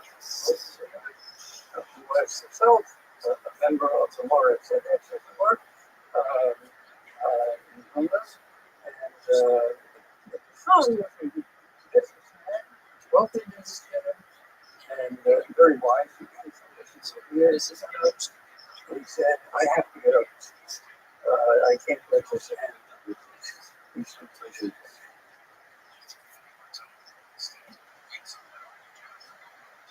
He said, let me tell you a parable. Marshall will not hold up our groups. But we just get this, what we just see. He said in Warsaw there were some people who introduced the furs. He used to import furs from Russia, and he sold it in North. And it's true in Warsaw. His best customer was another Jew who saved at least in Berlin. And it happened to be that the Jew in Warsaw was married to his daughter, and in fact, he invited all his business partners and so on to come to the wedding, so that they dinner. They Warsaw to attend the wedding. In Berlin, they dressed differently than Jews in Warsaw at this time. In Berlin, they wore like more or less, was wearing a two-piece suit. In Poland and Russia, all Jews, all men wore slacks. But the slacks, not a jacket, but call it a kapasa, coat, which is almost to the ankles. It's quite a difference. Anyway, the Berlin Jew came to Warsaw, he attends the weddings, the first time I attended the Jewish wedding in Warsaw, and as was the practice in Warsaw, you would have a boxing, so he was truly entertained at the wedding. We performed it entertaining because there wasn't just entertaining, you had people laughing and crying at the same time. He would speak about the ancestors of the bride and the ancestors of the groom, and how sorry we are they're not here, and they couldn't be here, so I would like to hear this time, so everybody would be crying. Then he would begin with all kinds of democracies and all kinds of entertainment, and he'd have the people rolling on the floor about how it turns out that the bride and the groom are equals because just figure out the democracy about words that go with their names, it all looks at them. They were made for each other. Anyway, the Berlin, everyone having such a good time. Went over to the bus and they asked the bus to charge for such a performance. We told them that there was some high-five Muslims. So Berliner said, I had to be marrying with the daughter in a few months. Here's the date. I will pay you around her. I will triple the salary. I want you to perform it. Sure enough, he came on that day at Berlin. And the time came for the bus and to get up before the bride and bride. And I didn't realize exactly what he did. So he still understood a little bit what he said, because he was clear about his speech in Yiddish, and the foggy what he was doing. Not only did he not entertain, it basically blew away. Then everybody thinking that's good, and he goes over to the property bride and said, like to get paid, I want to get back to the Warsaw. He looks at me and he's thinking, you get paid? You ruined my wedding, I will pay you nothing. And so the rabbis were at the wedding, basically, down the three rabbis, they sat down, and both the rabbis agreed. He has to get back to Warsaw, so we try to settle this matter right away. They would hear the arguments of the Baptist, they would hear the arguments of the Jew who made the wedding, and decide the issue one way or another. And the decision was that he had to pay the Baptist for the after they heard the arguments. And the Baptist went, well, how did he win? He won because he gave the credit to the one quantity. I did the same performance that I did in Warsaw. He hired me for what I did in Warsaw. I didn't hear. I have to tell you what happened. In Warsaw, I always go over to the professor, and his name is Rabbi. I go over to the tower, and his name is Leah. I get Leah, because the country is I have no problem. I went over to the professor, and I asked the professor, what's your name? He said, Ignace. I couldn't spell Ignace. So I went to the lottery of this. I went over to the tower, I asked him what's the name. He said, I remember. I don't think so. The other, I did the best I could on the business. And like you said, so I spent a little more time in Berlin. I spent a few more weddings. Because I was good at busting here as I was there. That's what the rabbis agreed with. And I hated that. The rabbi, nobody struck Margie, did not cover himself with the Lord. What's happening today? There's no question. So, I guess I'm saying he used to say, the great rabbis, or the great Gaon. This is the first time he ever had to say, you know, over a must do. He didn't know how to do it. But it hears the Shem, it's more and more like giving you a lie. So it's like, this is what you know, there's no one. That's incredibly good. It's a curve, and That's fascinating. And I love the way that you build into this the texture of the animosity between these equally opposed views. And Haskalah, of course, was in favor of advancing more secular outlook in many ways, sometimes actually secular practice, which would have been antithetical to the traditionalists. But they all use the same vocabulary. They're all working with the vocabulary of the text, vocabulary of Shalom and parables. really exactly, that's the exact point I want to make. I really think it's Oh, sorry. I was appreciating it. The first thing is this camera. Yes. You see the portrait of Mordecai Power Engine. Wow, that's great. Wait, Mordecai Ginsburg. So this is must. Who died? He doesn't look so obscure. Here's that's what you see this morning. These were all different traditional Jews, traditional background. They went to stay there, they went to yeshiva. But they were conflicting a new Russia, a different Russia, a Tsarist regime. And they knew that they would be tested. They wanted two very important early requirements of the masculine things that were already attempted to be here. First, we had the troops from Russia. The country and actually the language of the country. And second of all, living Russians less separation. Here you see the portrait. This is how he dressed the country. Oh, yeah. But he used to travel widely in greater Lithuania. Today, Lithuania is a single country. Latvia, and because a large sections of Latvia were under German influence, where German was the rest was German deaths.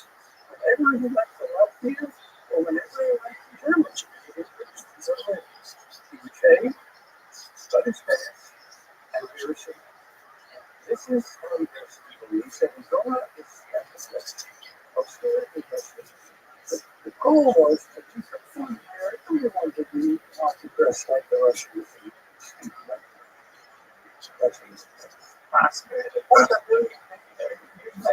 The story is not only an incredible story, but it shows you on the one hand how close he is needs to get this stage with the Rapid. They have no problem writing the more excited knocking it down. They think one of the person is time they were starting to develop radical species. That's a lesson for me. That was just so fascinating. Thank you. That was really quite interesting. We were hoping to stay within a certain time frame, so we should probably wrap it up right now. But do you want to say anything more about this trip that we're hoping to take? Yeah, it's a wonderful occasion for anyone who's made it. We're delighted to join with you, visit these sites, and you will be very these sites from Henry, from Robinson. I will try to provide some color commentary where It's going to be the opposite. I think you're going to give it the A&D, but I'll give the general picture. but let me assure you, it's eye-opening. You won't be the same person you were before you came on the trip, and this person that's going to be as you come on this trip. So I wish you well. That's amazing. One last question. How many times have you toured this region? Probably more in Poland than in Lithuania, but I would say, just to give you a very short question, I visited many countries when it was still on the communist schools. So it goes back to the 50s and the 60s as a teenager. Because I knew as a teenager you're not going to harm me. I felt very comfortable. Huh. So I would be afraid to go there, but as a teenager I wasn't afraid. So I visited them first, I would say, 2 or 3 times during the communist period. After I think it was plenty of, I first came to Berlin in 1996, so I made many trips to Poland, maybe 30 over my lifetime. And I would say maybe 20 over my lifetime in this country. Wow. Okay. I can't wait to benefit from this breadth of experience. I've been to Canada too. I actually spent a lot of time in Canada. Okay. All right. Thank you very much, Professor Lyman. It's going to be so fantastic. And for those of you who watch this video, thank you very much for staying to the end. I am really looking forward to this trip. I'll put the notes in the information box about how to learn more about this trip. We really want to encourage people to come and join us. And thank you very much for watching.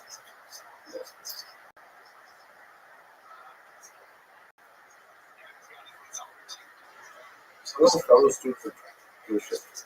Later this year, I hope to be traveling to Poland and Lithuania with Rothschild University and with my illustrious senior colleague, Dr. Schneer, where I hope to learn a lot more about the history of Jews in Poland and Lithuania, which is important to me not only historically because of the phenomenal impact they had on later Jewish history, but also because it happens to be the place of my ancestors. And I look forward to specifically seeing the places where they live in tiny Stetla, nearby our ancestors. So in the context of preparing not only the lectures that I'll be giving every night in this trip, but also to be ready to really benefit from the scholarship of Dr. Lyman is going to share, and doing more research on the specific sites that we will be seeing around every day. One of the sites that I'm especially looking forward to seeing is the site of the Rabbi Publishing House, which was one of the most significant engines of cultural creativity in Vilnius for the last 200 years. Really an important publishing house that produced so many important works. I want to specifically focus this short video on one of its greatest CEOs, one of the most long-lasting and impactful CEOs of this centuries-long publishing house. That is none other than the incomparable Laura Roth. She was someone who became a CEO by accident when her young husband, David, tragically passed away at a young age. And so this woman, who, although possessed a significant scholarly background herself, she came from a very famous family of Hazar rabbis, the Harkavi family that produced many other Greek scholars, including, for example, Alexander Harkavi, who wrote that great Yiddish English dictionary. But she, in her 30s, suddenly had to step up and take over this massive company. But it had some drama in its past, and she actually sort of way beyond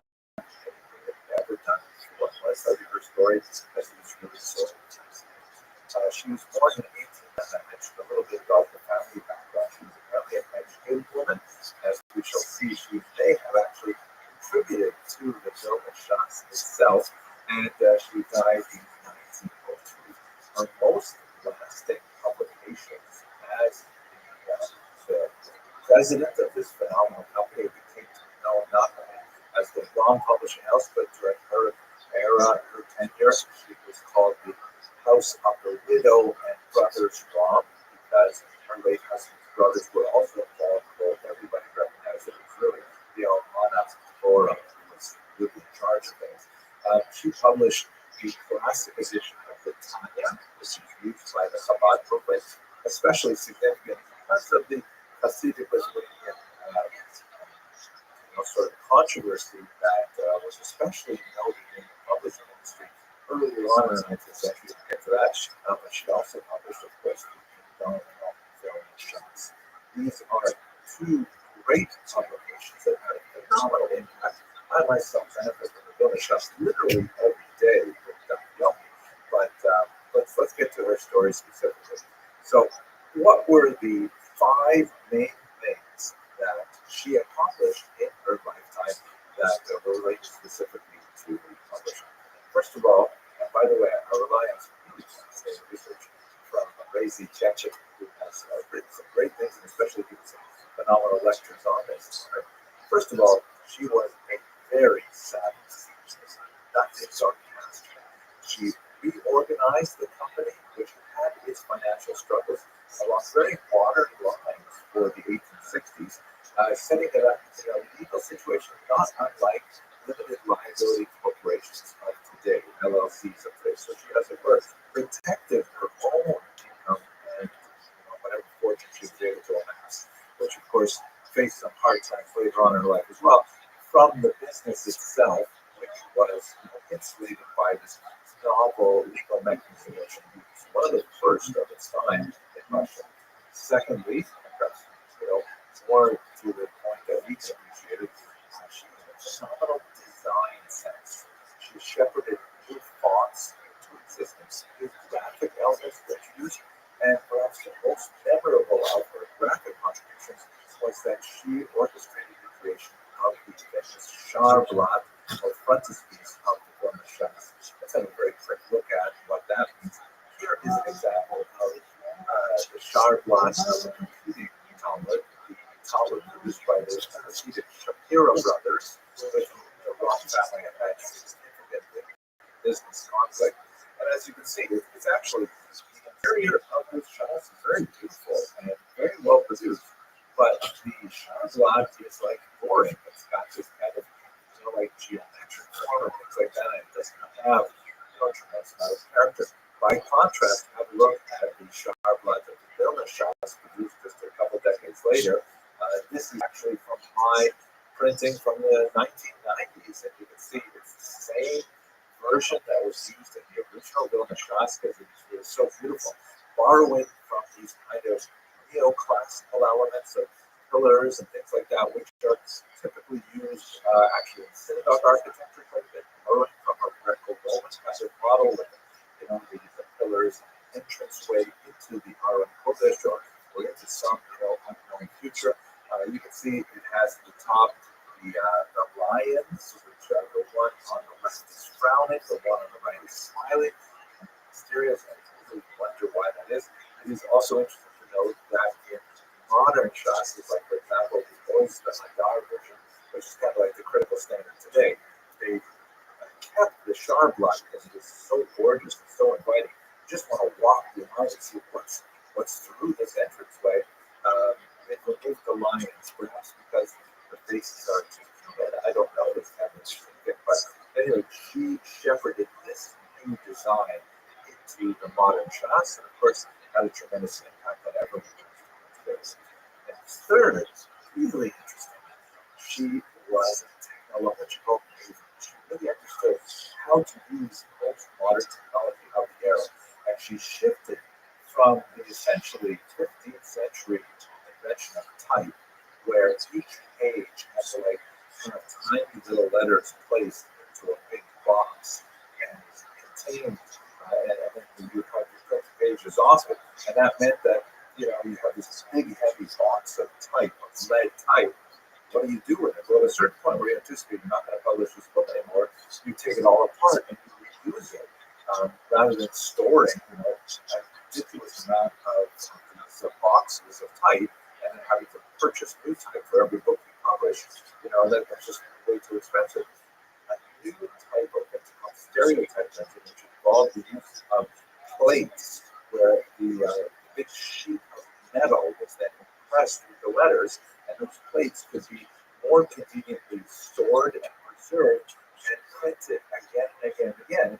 She shifted to that particular form of printing early on, made a huge difference in cost, a big upfront cost and investment.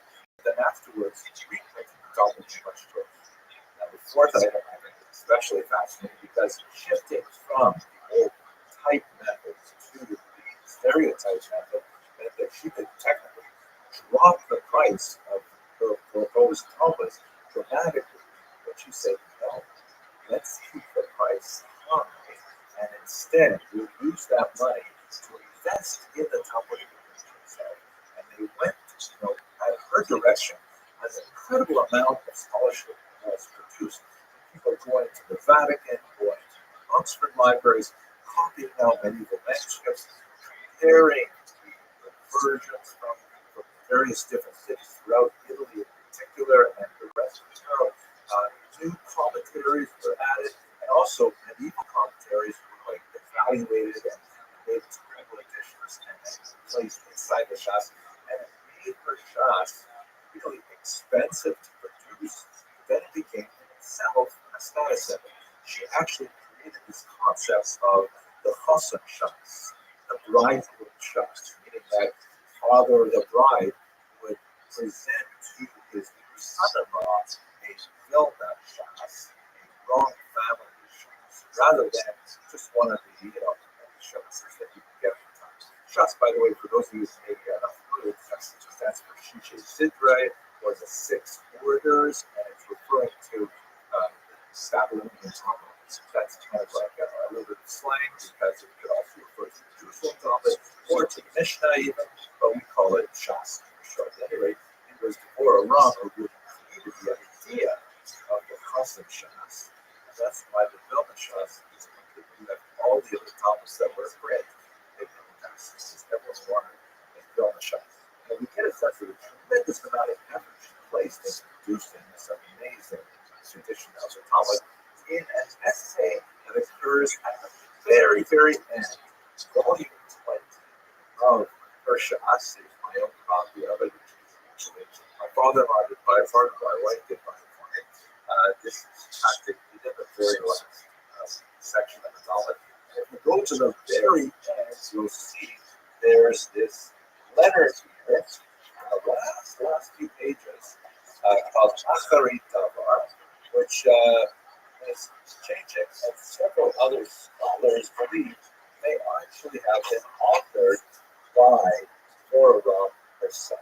I know that she had scholarly correspondence with many other important figures, and this letter, which goes on for a few pages, is signed by the widow and brothers Ram, but most likely it was the widow Ram herself who was the principal author. It's very beautiful, flowing letters, there's all kinds of things about how, when we started this project, we didn't know how it was going to be, so we didn't even write any kind of words of introduction. Now we're making up for it at the very end to write about our experiences. And she goes on to describe the tremendous, challenges they faced, political challenges with the pogroms that erupted in the 1880s and the fire, and challenges getting into the Vatican, and all kinds of amazing things they went to produce this document. It's actually really worthwhile reading. I encourage everyone who studies the Talmud to spend a little time looking at this letter, which may have been occupied or wrong himself. But one last detail about her particular, I mentioned a couple times now that she published the classic edition of the Rothschild. And see, here it is. And many Hasidim, when you're going through Chitas, right, which is Chumash, Tehillim, and Tanya, they will read this particular edition, which has a particular layout of words that has become kind of one of the classic editions for many. But even in the daily editions of Chitas, they often omit this little letter, which occurs right at the beginning. You have to get a scholarly edition of the letter from, as you can see right at the beginning, the widow and brothers Roth. They specifically thanked officials in Lubavitch, starting with Rabbi Shalom Dov there, right, who was the great Lubavitch Rabbi, and the Tomchei Tnin Shiva for their help, because there was one particular moment where the Roth family was experiencing dire straits, and it was Chabad that stepped forward to assist them in their endeavors and really keep the company alive. And this is especially important because before Devorah ever took the helm of the publishing house, there was a really major dispute between the Shapira family, whose Shas I showed you a little bit earlier, and the Rum Publishing House. A major copyright dispute that involved some really nasty elements. I'm not going to go into details here, but it involved the police and involved the exiled Shapiro family and shutting down of their company for some years until finally that they could never regain, even though they had tremendous dedication to their activity, that so much so that according to legend, I don't know if I'm able to see if it's really true, but according to legend, the Shapiro family would immerse all of the books of type in the mikvah before they began to publish any works. An amazing kind of concept. Ultimately, one of the wrong predecessors before Dora had pushed them out of business. But when it came to preserving the wrong publishing house, the Rebbe Shalom Dov there said, you know what, we better preserve them. He supported them and they allowed them to survive. And this is a note in the Tanya, specifically thanking Chabad for helping this together. It's a fascinating story. So much more to say. I would love for you to join me on this amazing trip to Poland and Lithuania. Once again, we're going to be hearing from the incredible Dr. Schneier Lyman, one of the senior influential scholars on the Jews of Poland and Lithuania. I'm looking forward to speaking, and I'm looking forward especially to walking the streets of these cities and learning more about how the Jews revolution actually went. Please check the information box for information on this trip. Thank you very much for watching.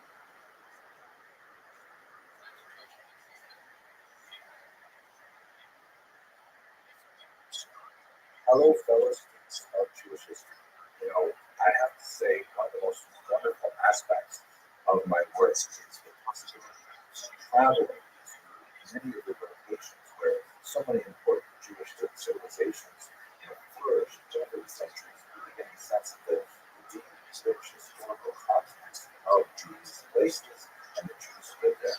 But this summer is going to be absolutely fantastic because God willing, I'm going with my employer, Clear University, to visit Poland and Lithuania, which is the Alta High, which is where my family comes from, especially Lithuania, where I'm looking forward to actually visiting the mass graves where my ancestors found their last resting place. And this is going to be a tremendous trip because we're going to look at all of the things that Jews did, specifically in Warsaw and the region, and in Vilnius, Vilna, and its region, also in Kovna, Kaunas. Now, I've been traveling with a tremendous senior scholar, Professor Schneier Lyman, who is absolutely a genius. And, you know, we speak about the Vilna Gaon, the great scholar of the century. Well, Schneier Lyman is the Gaon of Vilna. He knows Vilna better than anybody else. And I'm here looking forward to spending this time. We'll be teaching lectures on this trip. So in the context of preparing myself for this trip, I'm going back over a lot of my old notes and put into this for you so you can get interested in this particular trip. The amazing history that we're going to be exploring there. I'd like to share with you now a video that I recorded a long time ago that goes back to the question of the origins of the Jews of Poland and Lithuania. I hope you find it useful. Hello and welcome to Jewish History Lab. Today we're going to look at the origins of Polish Jewry, and really the origins of the entire Eastern European Jewish population. But Poland is one of the most central and memorable of the countries that we'll be looking at. Let's talk about the origins of Polish Jewry. Now, when I say Poland, I'm really using this term somewhat anachronistically because the region as a whole was dominated by something called the Polish Lithuanian Commonwealth. You can see in this map, which has the borders of the Commonwealth as of the year 1618, but superimposed on contemporary political boundaries so you get a sense of where it was. It was this massive territory. Poland was at sort of like the southwestern core of it, but after this dynastic union with Lithuania, it spread into a massive area, almost stretching from the Baltic Sea to the Black Sea, well into European Russia, down into the East Central European countries as well. And so the material that I'm discussing today does not really apply, strictly speaking, to Poland as we understand it by 21st century boundaries, but to this larger entity, which includes, of course, Ukraine and Belarus and Lithuania, where there are very, very large numbers of Jews residing. The southern part of Latvia is also very important because it was part of the Russian Pale of Settlement, which we'll get to in a few lectures from now. But at any rate, where did the Jews come from in this region, which became the dominant center of the world Jewish population in the early modern period? So there is a small migration that extends back really to the first centuries of the Common Era, perhaps even a little bit before the Common Era. And these are Jews that come from Byzantine lands and make their way through the Khazarian Empire as well. The extent of Khazarian influence is very, very difficult to quantify. It appears to have been minuscule. There are occasional references to Khazarian Jews, for example, in one of the early Russian chronicles, the Kodesh Kiev, which is not strictly speaking Russian, but refers to Kiev and Rus, the region as it was known at that time. And there's references to Jews from Khazaria being involved with Kiev in particular. And they left behind, as we discussed in previous lectures about Khazaria, they left behind very, very little trace of their presence, either in cultural aspects, literary aspects, and so on. We don't really know a lot about how extensive this penetration was and how much it affected the later dominant Polish Jewish population. The really big migrations into Poland come in the 12th and especially up until the 16th century, and they're coming from the western part of Europe. They're coming primarily from Germany and France, making their way sometimes through Austria, Hungary, places like that. But that's really where you have the dominant Polish population of Jews. There's lots of places in European evidence, lots of very significant connections between cultures that started, for example, in the Rhineland and made their way to the east. Yiddish, of course, is the overwhelming lingua franca of the Jews, and that is basically a medieval German dialect with Hebrew letters. They're not bringing with them too much of the languages of the Khazars, for example. So we begin to see some legendary elements of their appearance in the region as early as the 8th and 9th century, but it really begins to coalesce around 10th and 11th centuries. And one of the things that we see them doing, for example, in very early period, is that Jews are serving as royal renters. They are making money. Here, have a look at these coins. I mean, literally making money, like producing money, things to be used as money, not necessarily making money for themselves, which I'm sure goes hand in hand with it. But some of the earliest coins in the Polish Lithuanian Commonwealth are actually written with Hebrew characters. Here you see a few stencils of several of them. Here's a better one that has the term Moshka Karo, or Mashka Karo, which is clearly the Hebrew phrase for King Yeshko, a 12th century Polish ruler. Here, of course, this is highlighted here to make it a little bit easier to read. Now, it's fascinating. Why would early Polish nobles and kings make coins with Hebrew letters? It speaks most likely to the widespread illiteracy which was common to the region, and the fact that the Jews would use the Hebrew alphabet because Jews are the ones who were working with money primarily in small commerce that became relevant. We'll have a lot more to say about this in a future lecture. We talk a little bit about the economic basis of Polish Jewry, but for the time being, this is just some of the archaeological evidence of their early settlement from about the 10th century onwards. Now, when we look at why Jews migrated to Poland, the Polish-Lithuanian Commonwealth more properly, there are both push and pull factors. I think there were factors which drove Jews out of Western Europe, and there are factors which drew Jews into Eastern Europe. Eastern Europe was definitely a place of refuge for Jews. You can see here a beautiful representation by a man named Gerson, representing King Casimir, who is accepting the Jews and giving them protection and refuge. So much so that you see some of the great scholars like Rabbi Moshe Isserles from Galicia, who referred to Poland with kind of like a fanciful etymology from Hebrew Pol Nin, meaning here, Pol, Nin, in the west, but here we'll find refuge. So in terms of the push factor, what was driving Jews out of Western Europe? The first marked thrust that drove Jews to pursue homes in the eastern part of Europe were the First Crusade massacres of 1096 that we discussed a while ago.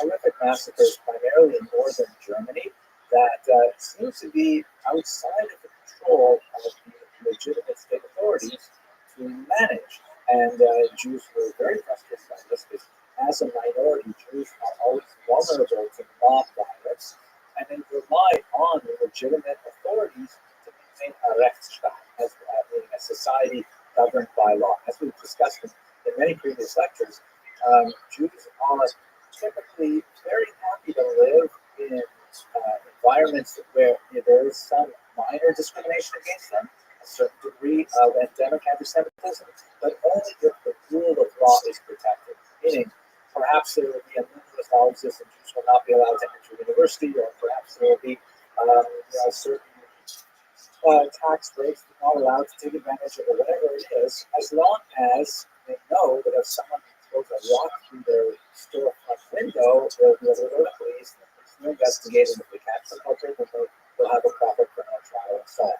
So Jews fear mob violence like any minority. And when you had these series of massacres that accompanied these traveling bands of crusaders, or as we discussed in the electronic crusades, more of the ragtag followers of the crusaders, and that the local authorities, including the church, could not put a stop to it, so that's when there was an increased push of Jews from Western Europe moving towards the east. In the 13th century, with the horrible blood libels that we had also discussed in the previous class, resulted in a series of expulsions. In France, in particular, there's 3 expulsions in the 14th century, and so there's more and more reason for Jews not to live in Western Europe. This is kind of like the push aspect of it, as Jews are finding Western Europe far less hospitable than they ever had before. Now, there's also pull factors as well.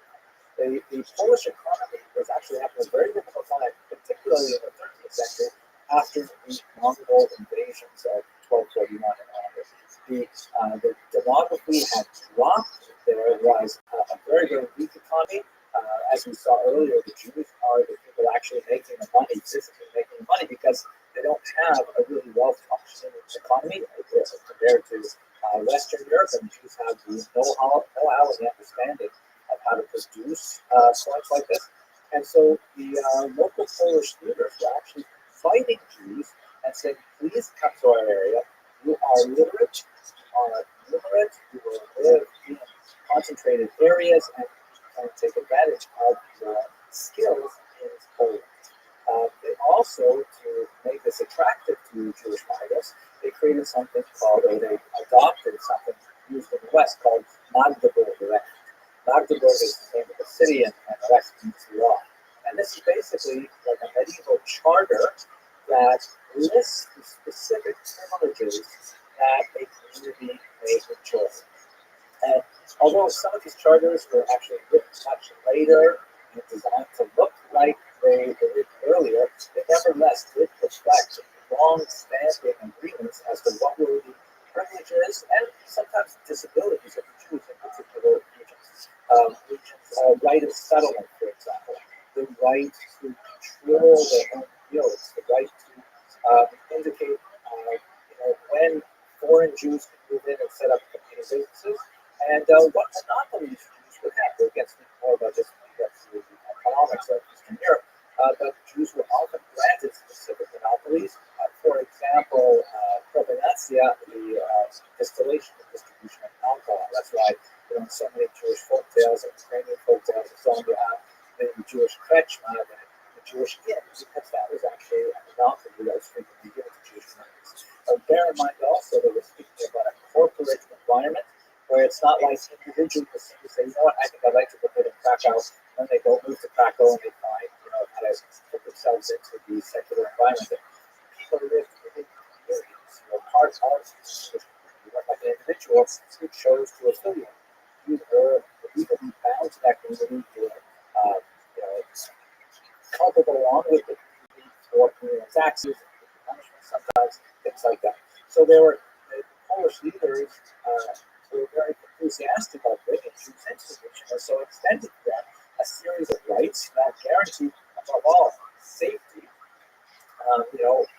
rights to live, comfort areas, things like that, and also economic privileges that allowed them to apply various trades. There's going to be a lot more to say about this, and of course, they really broke down very significantly with the Khmelnytsky rebellion in the 17th century. But for the time being, between the First Crusade and the Khmelnytsky rebellion of 1648, this was a pretty stable kind of environment. In some cases, like in the Statute of Privilege, which comes from 1264, these things are actually set down in writing and are promulgated and really attracted a lot of Jews to Eastern Europe. So there's a very significant movement of Jews over these centuries to Poland, making it ultimately the largest single concentration of Jews in a really long period. And just to give you a sense of what that looks like, here's a map that shows the relative concentration of Jews within the boundaries of the Polish city as of 1764, and you can see that the yellow is like less than about 10,000 Jews, and the deep red is more than 50,000 Jews, and you can get a sense of where the concentration is really in the region of western Ukraine and southern Poland in particular, also some significant concentrations here to the west on the border of Germany and to the north in Lithuania in particular. The height of the achievement of Jews in the Polish region, in particular in terms of their self-government, is undoubtedly an institution called the Council of Lands, also known as the Council of Four Lands, depending on the period it's referring to.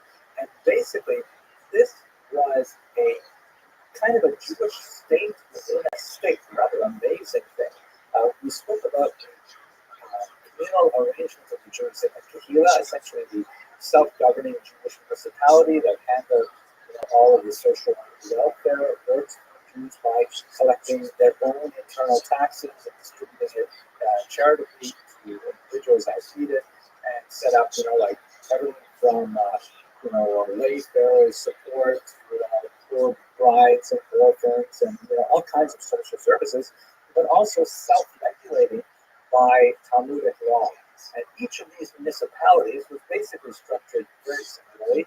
And what happened was in Poland, they came to terms and they united themselves across the entire scope of the Polish community within one, as it were, national organization. They would meet twice a year, and particularly in the beginning, and they would make decisions that would affect all Jews living within this massive country, the largest country in Europe at the time. It's really a rather amazing thing. This, by the way, we're looking at is one of the couple of pages from the minute books of the Council of Lands. Now, they didn't have, like, for example, their own police authorities. They worked very closely with the state, and the Polish-Lithuanian state realized how valuable they were, particularly at first, with regards administering many social functions that they wanted to themselves have. But once they realized that it was more efficient for them to collect taxes directly from Jews rather than have the Council of Lands involved, that led to the erosion of the Council of Lands in particular. We'll talk about that as well, I hope, in a future lecture. But the kinds of things that they dealt with were really quite significant and made a huge impact on the way in which Jews lived and considered themselves within the Polish state. This was really one of the high points of the Jewish diaspora, at least up until the Khmelnytsky rebellion of 1648, where Jews regarded Poland as really a golden era for Jewish civilization, comparable in many ways to what we see happening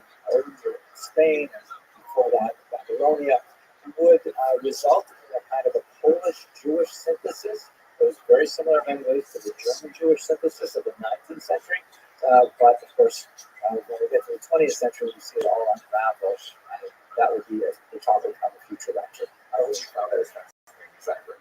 If you're interested in joining us this summer, that would be fantastic. Have a look at the information box or a link to the website where there's more information on what we're planning to do this summer. And thank you very much for watching.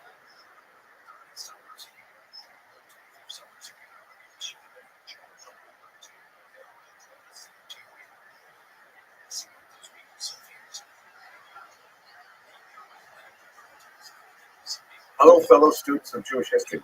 I was so excited to come across this individual in the course of my research for the Kosher River Cruise expedition to Japan in 2026. His name is Rabbi, and actually I find a tremendous affinity with him, not only because he's a historian, he's also kind of an intellectual immigrant, fascinating individual who had a tremendous impact on Japanese history. Here's his story. He was born in 1861 in Germany, and he went to the University of Berlin, right? This is the late 19th century. The society is beginning to open up, and Jews are allowed to enter higher education and so on.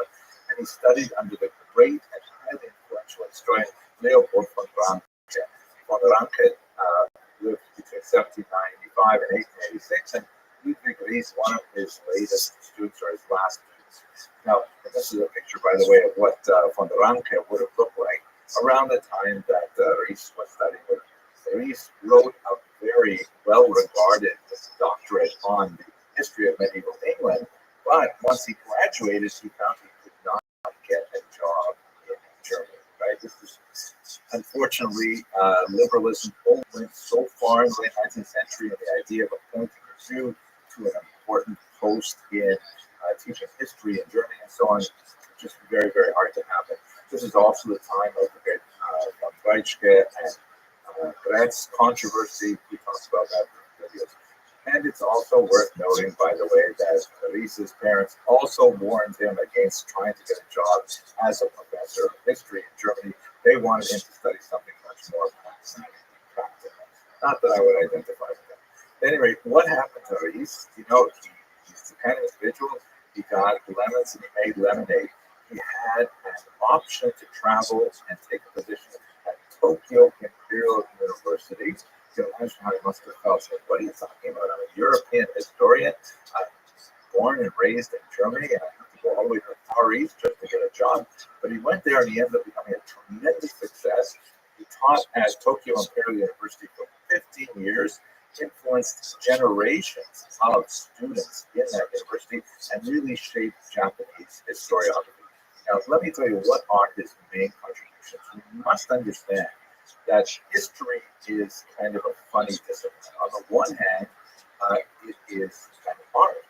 You know, it's telling stories, right? The word story is embedded in the very word history, and it's all about, you know, sitting around the campfire and saying what happened to previous generations. That's what historians do.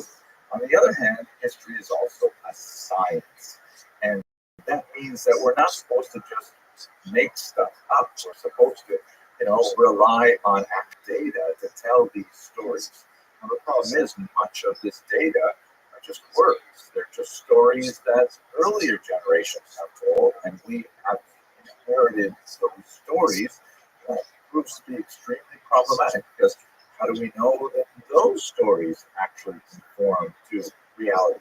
This was the tremendous contribution of von Ranke, that's Ries's teacher, who said, look, we have to really get focused on was ist eigentlich gewesen was.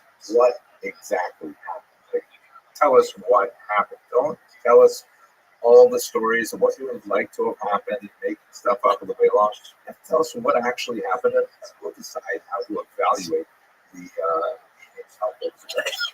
You have to rely on primary sources. You have to rely on artifacts whenever possible. Archaeology becomes extremely important, things like that.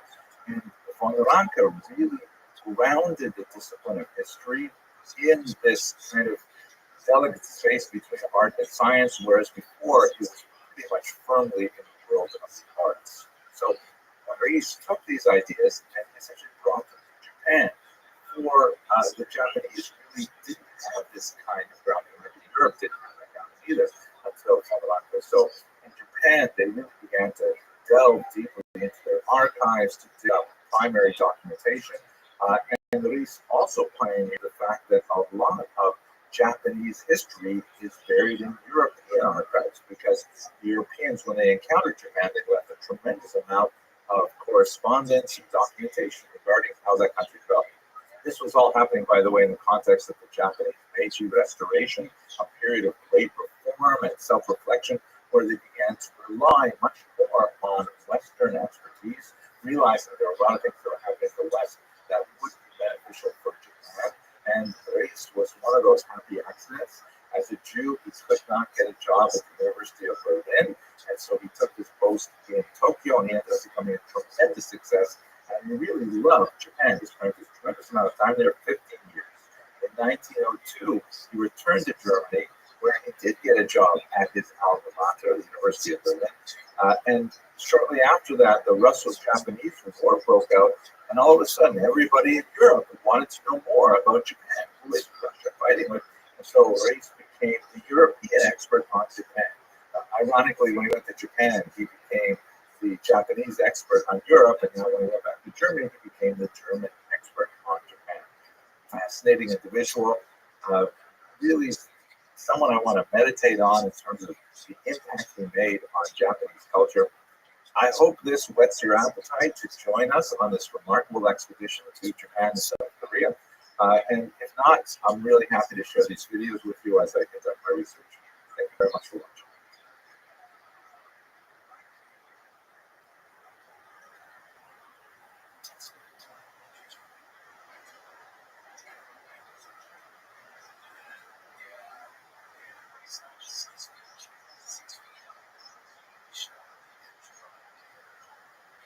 Hello, fellow travelers in Jewish history.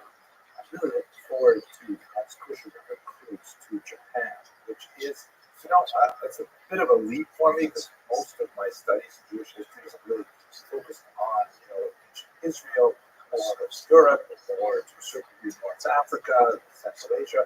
But getting to the Far East has really been quite an experience, both in terms of the actual journey, which promises to be amazing, but also in terms of the history. So let's talk just for a minute about the city of Nagasaki, which we hope to visit on this particular trip. Jewish presence in Nagasaki basically dates from the middle of the 19th century, primarily because Nagasaki was a port city, and it was at this time when Japan just began to be opened up to Western powers. There's a whole bunch of interesting politics about why that was so. Otherwise, Japan was fairly insular, both in a literal sense, because it's a series of islands, and also in a cultural sense.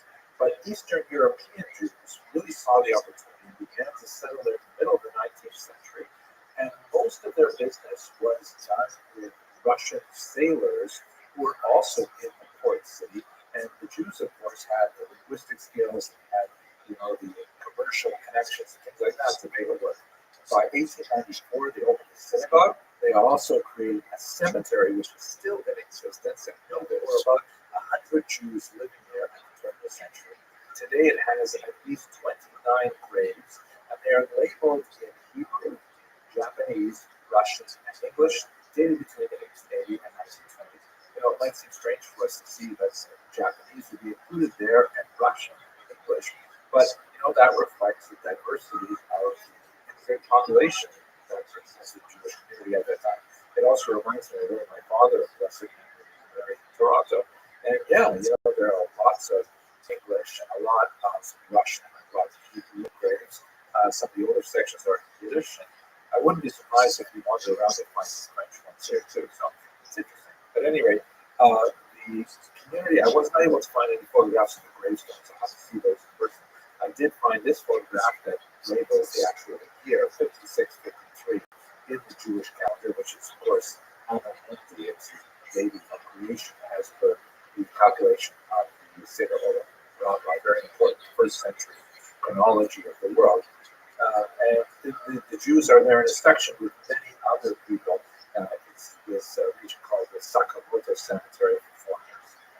What happened with this community, however, is it went into a pretty steep decline in 1904 when Russia declared war against Japan. And this Russo-Japanese war, which had lots of impact Jewish history, as I mentioned, my father, his father came to Canada because he didn't want to fight the Japanese in that particular war. He came from Lithuania, not from Japan. But still, that interrupted the flow of Russian sailors to this port.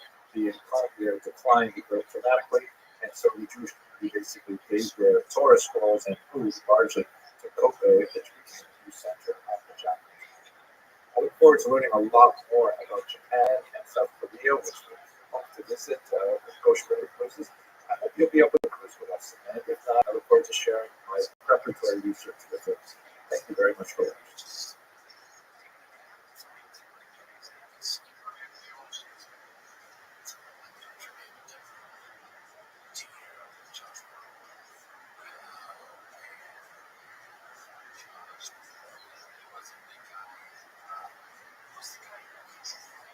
Hello, fellow travelers and explorers of Jewish history.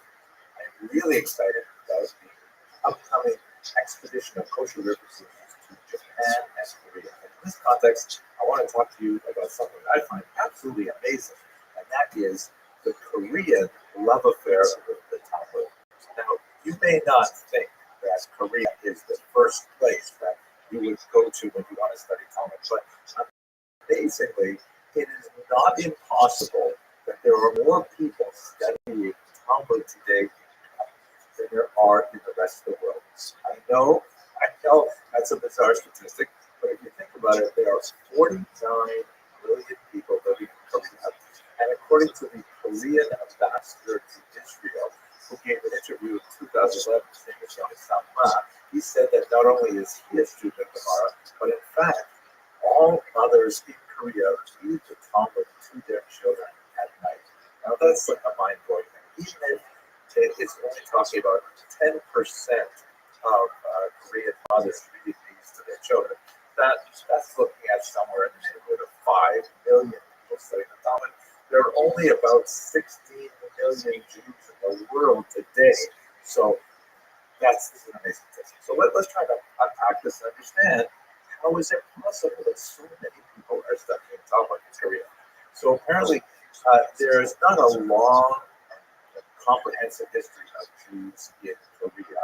In fact, I looked in Encyclopedia Judaica, and they even have an article on Korea, which is mind-blowing. But it's primarily a late 20th century phenomenon because Jewish GIs, members of the U.S. Army, were stationed in the early 1950s in Korea. Well, that's what Jews really, in larger numbers, began to appreciate the values of that particular part of East Asia. It included, for example, Chaim Kota, who wrote some important novels that deal with Talmudic topics, later translated to Korean and very popular there. But in particular, a rabbi named Marvin Tokayer, who served in Korea in 1962 and then later was sent to Japan as a Chabad Shaliach. He had a phenomenal impact on the study of Talmud in Korea in particular.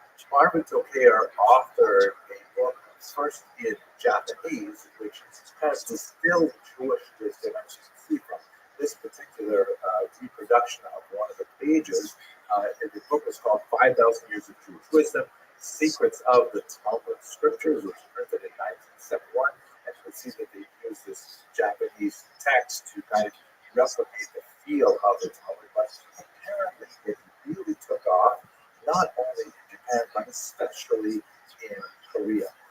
It was published in 1974 in a Korean translation, and by 1984, more than 2 million copies were sold in 7 editions. And it is just amazingly studied today. There are more than 800 different books with 300 publishers with the word Talmud in it in the Korea National Digital Library. 169 of them list Rabbi Tokayer as the author, and Talmudic texts frequently the bestseller lists in Korea. Now, how is this so? So there's a few articles on this in the popular press. An article by Rothschild in New York in 2015, but I really relied heavily on this fascinating article in the Association for Jewish Studies, which was published in 2018 by Sarit Katan Ribbets and Kim Clare, which is absolutely fascinating. It talks about how the Talmud really penetrated Korean culture.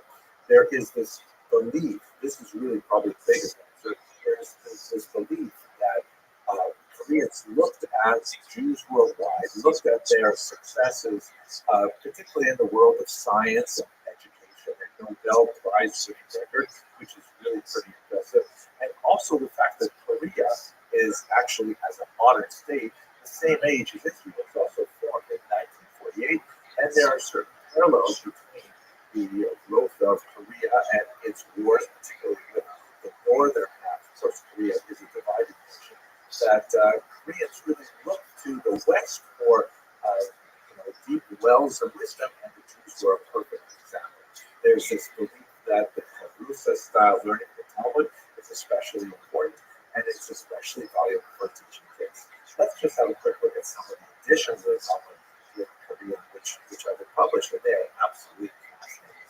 Here is the one I just found on YouTube, the Jewish Talmud Scriptures, and just to give you the description is kind of fascinating, but this one looks more or less like a fair representation of, a translation of a popular edition of Talmudic teachings. By the way, let us understand that the Talmud that they are teaching is not really about the way we have today. It's a highly anthologized and curated edition, closer to Ein Yaakov, I think, than a regular Shas, with like nuggets of wisdom and Agadata and things like that that are given over to them. But the children's editions are especially numerous and fascinating. Here's another one I found on Amazon for children's Talmud. And here's one that I love this particular. Look at the graphics here. There's a little Rabbi in the corner here. And it's a Talmudic approach to teaching the Korean language.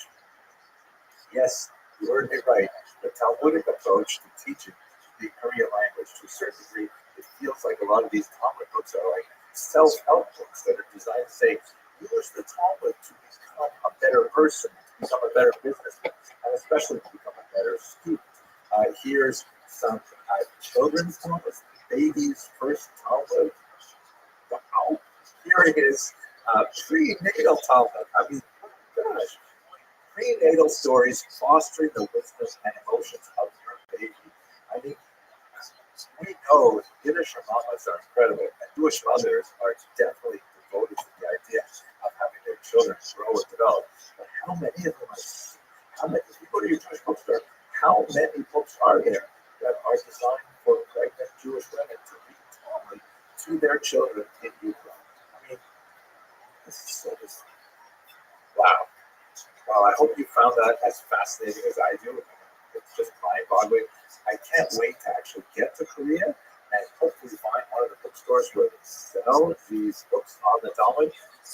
I know I'll have the whole thing of reading it, but just to see how the Talmud has animated this culture is something that I'm really looking forward to. I hope we'll have a chance to put this together, and if not, I'm looking forward to sharing with you my research and my experiences here on this. Thank you very much for watching.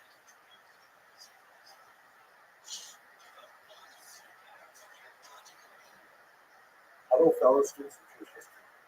One of the most fascinating areas of Jewish history are Jews of what I want to call exotic communities. And I don't think they feel exotic when you're in science, but centuries of Jewish civilization. Right now, for example, Israel, North America, parts of Europe, the Jews of Asia. So, in connection with my research with to Korea and Japan with Portuguese cruises, I'm starting to do some research on the Jews of South Asia, East Asia, and so on. And here's a lecture I gave a few years ago that I've never reviewed myself now as I prepare for this amazing lecture. I hope you enjoy it. I have to tell you, I am really excited about this particular video because I'm so fascinated with the presence of the Jews in China. They had a community there for well over 1,000 years, and it's a really unusual kind of combination of Jewish culture and Chinese culture. Quite fascinating ways. Today, I'd like to focus specifically on the origins of the Jews of China, but perhaps we'll take a little bit of time at the end of this short video to talk about the nature of that unusual Chinese-Jewish synthesis. So, first of all, when did we first hear about the Jews in China? So, the first encounter Jews in China, the Western world, was in the person of Matteo Ricci, that was the first important leader. And Matteo Ricci was a Jesuit priest who had come to China with the goal of converting the indigenous population to Christianity. They had a lot of challenges with that. We'll look at some of those. But there's a fascinating encounter that has happened in 1605 when a Jew from the city of Kaifeng, a very important Jewish population and a long Jewish history, came specifically to meet with Ricci in Peking. And it was like, it's hard to, if this wasn't actually well documented, I think it was a comedy skit. Apparently, Haitian, this Jewish guy from Kaifeng, thought that Matteo Ricci must be Jewish because he had heard about this person and king who came from far away and knew a lot about this particular religion. He said, okay, must be a Jewish guy. Matteo Ricci, at the same time, thought that Haitian must be evidence of early Christianity in China, which is absolutely fascinating. And the two of them had this, really funny encounter where Matteo Ricci is discussing this with Haitian, and Haitian happens to see this painting of the Madonna with Jesus and Saint John the Baptist. It happened to be Saint John the Baptist Day or his anniversary, something like that. And so Haitian, knowing nothing about Christianity, completely shut off from the entire phenomenon of Christianity, he assumed that this must be Rebecca and her sons Jacob and Esau. This is what a nice painting. And then they see another painting that represents the four evangelists: Matthew, Mark, Luke, and John. Of course, the first four gospels, the first four books of the Christian Bible. And Haitian thinks, oh, look at that. This must be the 4 of the 12 sons of Jacob. Where are the other 8 sons? It's just this hilarious thing. Eventually, they figured out that, in fact, Haitian was not a Christian. He was Jewish. And this had fascinated him to its whole life. Now, from Haitian's perspective, he wasn't entirely clear on what Christian meant. And in fact, in communications with Ricci and the later Jesuits who actually came to Kaifeng, there was a suggestion that perhaps, someone like Matteo Ricci could take over as the chief rabbi because he obviously knew a lot of Tanakh. And one of the challenges that the Kaifeng community was experiencing, even in the 17th century, was a decline in literacy and a decline in Hebrew literacy specifically, and its familiarity with rabbinic tradition. They were looking for a new chief rabbi. Apparently, as the story goes, the chief rabbi, Kaifeng, was very happy with allowing someone like Matteo Ricci to take over for him. The Christian stuff really didn't bother him too much. It's another kind of ancient story. But the fact that the Jesuits were still eating pork, that was very problematic. So there's no way he could become our rabbis and still eating pork. By the way, when the Jesuits asked the Jews of Kaifeng, have you ever heard of Jesus? They thought about it for a while and said, oh yeah, sure, we know about Jesus. But when they went to discuss it further, they were not referring to Jesus of Nazareth. The Kaifeng Jews were familiar with Jesus ben Sira, an ancient author who wrote the apocryphal work Ecclesiasticus, that was known as traditionally the Sefer ben Sira, the wisdom of Ben Sira in English, which is a work which was incidentally lost in Hebrew for many generations. It was only found in the 19th century. So they knew about a different Jesus, not the Jesus of Nazareth, which, these things are just hilarious, I think, but historians have to get one sometimes. At any rate, the Jesuits maintained a very strong interest in the Jews of Kaifeng. To a large degree, more than Jews would with this unusual Jewish community. They were especially interested in learning about the sacred Torahs that the Jews of Kaifeng had. They wanted to see, in particular, if they were the same as the Torahs that were read in Western Europe.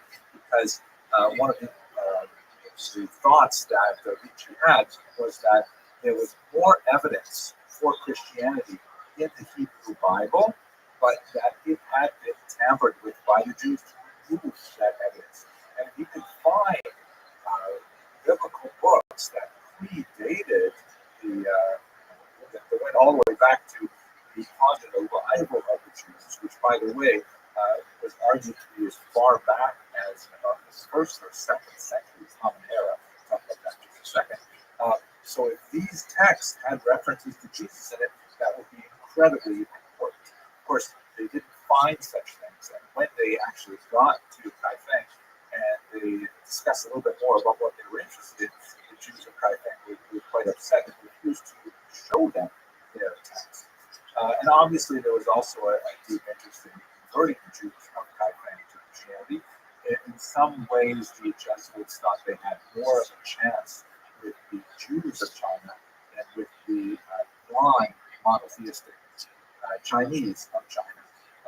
And of course, that's a long story that goes way beyond the discussion we have today. But we do have an extended effort of various Christian missionaries coming to China to specifically try to convert the Jews to Christianity. At any rate, what they did find was a lavish and very cherished synagogue in Kaifeng. Here is a drawing from the 18th century Jesuit, Father Romenge, who visited it. And we also not only drew the architectural layout of it, the Jews were definitely very attached to this particular facility. Some of these historical records indicate that they rebuilt it many, many times, and it was originally constructed in the 12th century, perhaps on an earlier site. And he also recorded graphic images like this of Jews of Kaifeng reading the Torah on a special kind of chair they called the seat of Moses. They would put a Sephardic style art on top of it and open up the box and they would read the text inside. In that manner. It was quite fascinating. They had a really quite active and vibrant community for many, many centuries. So our task for us today, however, is to try to understand where did these Jews from China come from. So here is a map that shows the various locations. Kaifeng is the most well-known and most well-documented. However, even the Kaifeng documentation refers to its relationships with other communities such as Yangzhou, where they, for example, received the gift of a sacred Torah. And so you can see that quite a few of them are all on the eastern region of China, but you have some to the west as well. And by the numbers this map, by the way, comes from the Encyclopedia, you can see that some of them date all back to the 9th century, but that's like the first clear documentation of that community. They have roots that go back possibly much, much further. We have, for example, several travelers' accounts that refer to the Jews of China. Benjamin of Tudela never actually got there and referred to China specifically, but he did come very close, or at least he collected reports and came very close and could easily get in contact with them. Marco Polo, the famous traveler, has passing references to Jews in China, and we have some fascinating Chinese tax regulations from the 14th century in which there are just scattered references to Jews. Unfortunately, they don't tell us a lot about how large the communities are, or how active they were, or what they were like, but there is clear reference to Jews being present there, along with Muslims, by the way, with whom they were frequently associated. And in the mind of Chinese administrators, it's often very little distinction made between Jews and Muslims. They're often referred to in the same sentence. We also have some Muslim historians who refer to the presence of Jews sometimes in the context of Chinese massacres as well. Now, most likely the Jews came to China along the Silk Road, which you can see here's a map from Wikipedia that shows some of the most important routes along which silk traveled from the east to the west. It's also called the Spice Road. The spices were also a very important commodity that was imported to the west from the east. The map is a little bit strange because it refers to other caravan routes, and those are, many of them are through the oceans. To my knowledge, camels don't swim especially well, especially when they're laying down. But it does indicate that, there was a lot of maritime trade as well. And what's important about this particular silk route is you can see that in this round circle here, this is where the massive populations of Mesopotamian Jewry live. This is where the great Talmudic centers are located. There's a very significant Jewish population right there of long and important spot on this route. And Jews were involved in much of the trade that went from east to west. The Talmud speaks of a considerable amount of trade that would happen in this region, presumably bringing things from much further east. This received even more attention when Aurel Stein, a fascinating individual who, as you can guess by the last name, was actually born Jewish. He was an explorer and a specialist in a lot of these ancient languages, Eastern languages. His parents, ironically, baptized him and his brother, all which was very common for Jews at the time, although they and their daughters remained unbaptized Jewish. Mary Stein, who went far away from his native Germany to explore this region, was exploring in the region of which is on the Silk Road, and he discovered in the case of May. He found a huge cache of medieval documents, and scattered among these documents, which were mainly written in Asian languages, he found also this 8th century carefully folded piece of paper, which was actually a Hebrew slicha, a penitential prayer, possibly associated with the high holidays, but the traveler who carried it very lovingly folded it and kept it with him as he was traveling along the spice route. The document can be dated with reliability to the 8th or 9th century, indicating that here was clearly someone who was attached to Jewish prayer who was traveling along the spice route as early as this period, and that's most likely how most of the Jews came to China. Was along this route. Many of them would have settled in places like Changfeng. According to the Haifeng tradition, this would have happened significantly earlier in the Han Dynasty, ended up in 200.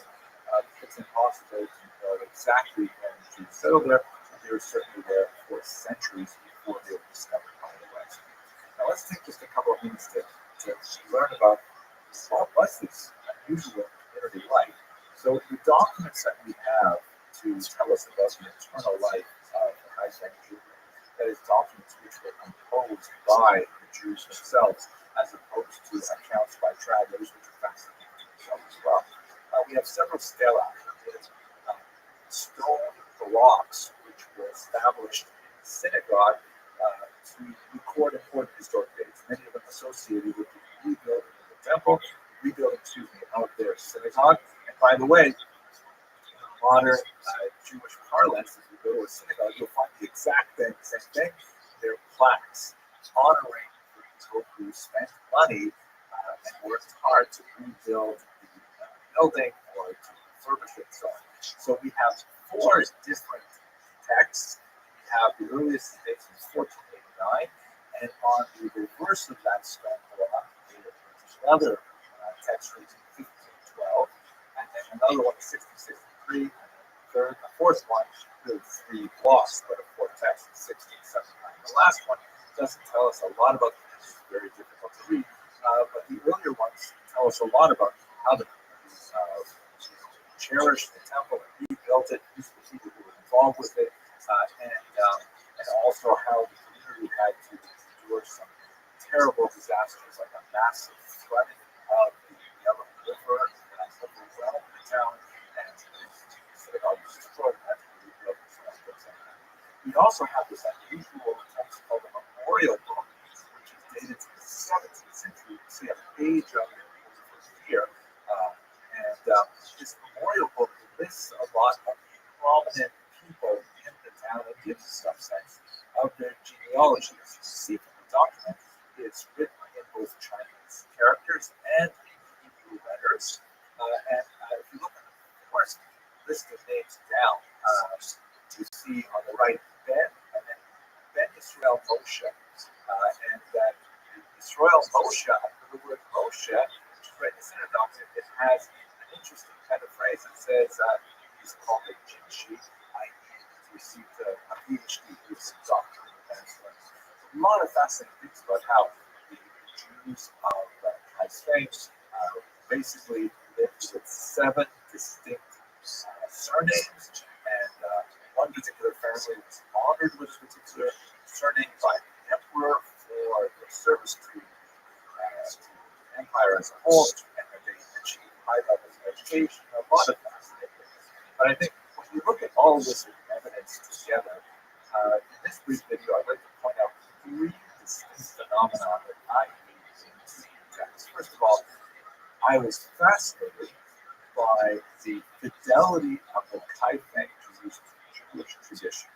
For example, the Jesuits note that they were called, rather, they didn't use the term Jew, they sometimes use Israelite, but they were called Tiao Jinjiao, please forgive my pronunciation, or the group that excises the sinner, which is a clear reference to the observance of the laws of kashrut, because the sciatic nerve has to be removed from animals before there's a lot of discussion of how the Jews of Kaifeng, for example, would only eat meat that they had slaughtered themselves. They would not rely on other group slaughter and so on. Fascinating, many references to these kinds of things, where they are practicing Judaism as it would be understood in the rest of the Jewish world. Secondly, however, especially they had some really unusual adaptations to Chinese culture. For example, one of the things that's described in sources is how it was customary to establish a tablet that would have the emperor's name on it, and that people would show it symbolic obeisance, like kowtow before, bowing before, things like that. Very problematic in Jewish traditions to bow before anyone, or certainly to bow before a block of stone. It's actually idolatry in tradition, very problematic. So, how did the Jews of Kaifeng deal with this? It's very clever. We'd say in Yiddish and copy, right? Jewish head. They wrote the verse Shema Yisrael Hashem Elokeinu Hashem Echad. Hear, O Israel, Lord our God, Lord is one. On the top of this particular brick, on top of the emperor's name, kind of like a decorative element, and then with whatever bowing they were doing, it was like they were bowing to God because they had this verse on the top. I love this stuff. Also, very problematic for the Jesuits was the problem of ancestral veneration. Matteo Ricci reported to the Pope in Rome that one of the issues is that the Chinese have a very strong ritual of honoring their ancestors, and there was a major debate in the church. The Pope actually went back and forth on this as to whether or not this could be tolerated.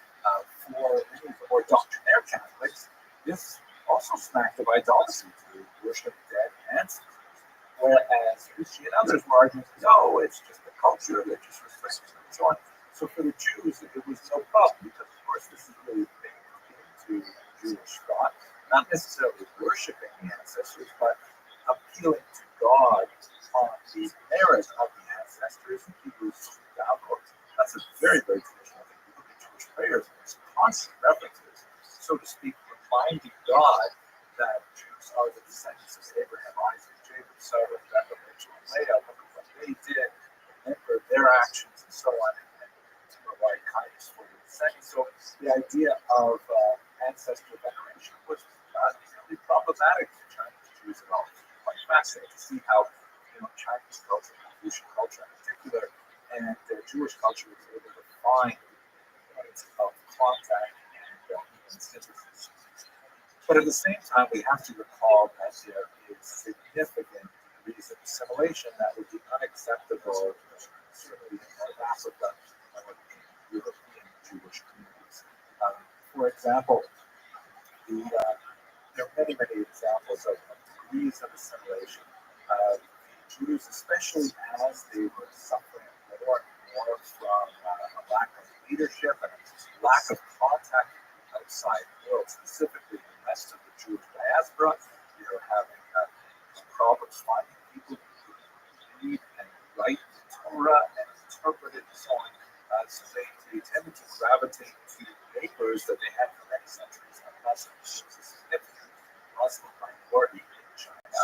And in fact, there are photographs from the 19th and 20th century of Jews of Kaifeng and elsewhere worshiping in Muslim mosques because after all, they were sort of theologically much closer to Islam than they were to Confucianism. Islam was intense monotheistic, worshiping the same God. So the Jews would frequent Muslim mosques as their neighbors. In fact, they were almost indistinguishable in dress, but the Muslims would wear white caps and Jewish males would wear blue caps. So one of the names for Jews was in fact blue caps, as that distinguished them from the Muslims. For Confucian Chinese, they were often like, who are these people? And, oh yeah, like flavors, the white flavor and the blue flavor of the fine. Also noted in the genealogical. Well, thank you.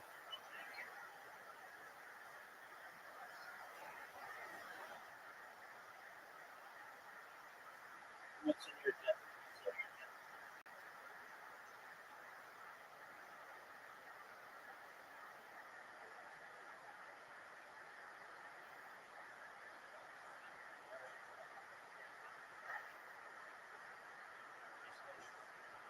One day, but you read rest.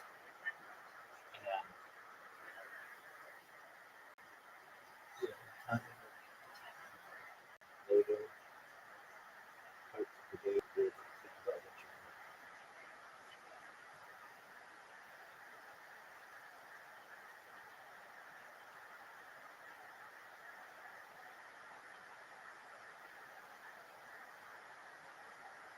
Logical tables that they record there, that of those 7 clans, some of them intermarried with Chinese, and it's actually recorded in genealogical tables. It's unclear to us what sort of conversion process happened. We do note that males, Jewish males, were far more likely to marry Chinese women, and then Jewish women were to marry Chinese males. And in those genealogical tables, there was a clear distinction made between those women who were born Jewish, they were called Bat Israel, right, daughter of Israel, and those women who were born to non-Jews were called Bat Adam, daughter of Adam. They were married, however, and their origins were recorded, and so on. So there's definitely some degrees of assimilation.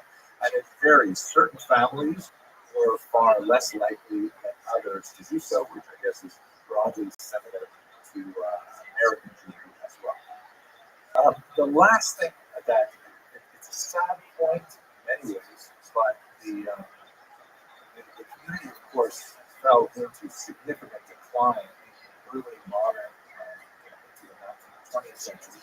And one of the saddest things was that they lost the ability to clearly copy their Torah scrolls, to read their Torah scrolls, and ultimately they ended up selling their Torah scrolls to Christian missionaries who then brought many of them back to Western Europe. In fact, one Torah scroll in Toronto. This is an example of a Kaifeng scroll, which is held by the British Library. People who have analyzed their Torah scrolls and the scroll of Esther becomes a region indicates that they were losing their ability to actually copy the Torah scroll effectively. It's clear from the confusion of some of the letters that sound very similar, like Chet and Kaf or Aleph and Ayin, that they used a method where one person would read the Torah scroll and the scribe would actually transcribe it based on what he was hearing. Hence, there would be errors between those 2 letters. By the way, until we did not find any evidence that it's so wholly defined of Christian disfigurements in the Torah that were not in extant. The Torahs are identical to Western Torahs, except for these obvious kinds of typographical errors. The letter Vav overused, that's the word and but and these so with the loss of these Torah scrolls, it's felt to a very steep decline, although there are still remnants of these even into the 21st century. I think by way of conclusion, it seems to me that we see in the Kaifeng Jewry just how important it is for the scattering of Jews to remain connected to one another. More importantly, how it's crucial that they remain connected to the core texts of the Bible and commentaries. Without these two things, it's very difficult for it to last. Although the Big Bang and Chinese Jew in general demonstrated remarkable resilience over many centuries, and hopefully they will have a renaissance. Last thing I gotta say, for those of you who have been following my lectures, I want you to appreciate how hard it has been for me to get through this entire lecture without once mentioning the Jewish predilection for Asian cuisine. Just want you to know I really was trying to say. Okay, thank you very much for watching. I hope you found that video useful. If you're interested in joining us on this amazing Japan and Korea, please have a look at the website, www.jews.com. We have lots of information. Okay, in the meantime, I look forward to sharing this with you. Thank you very much for watching.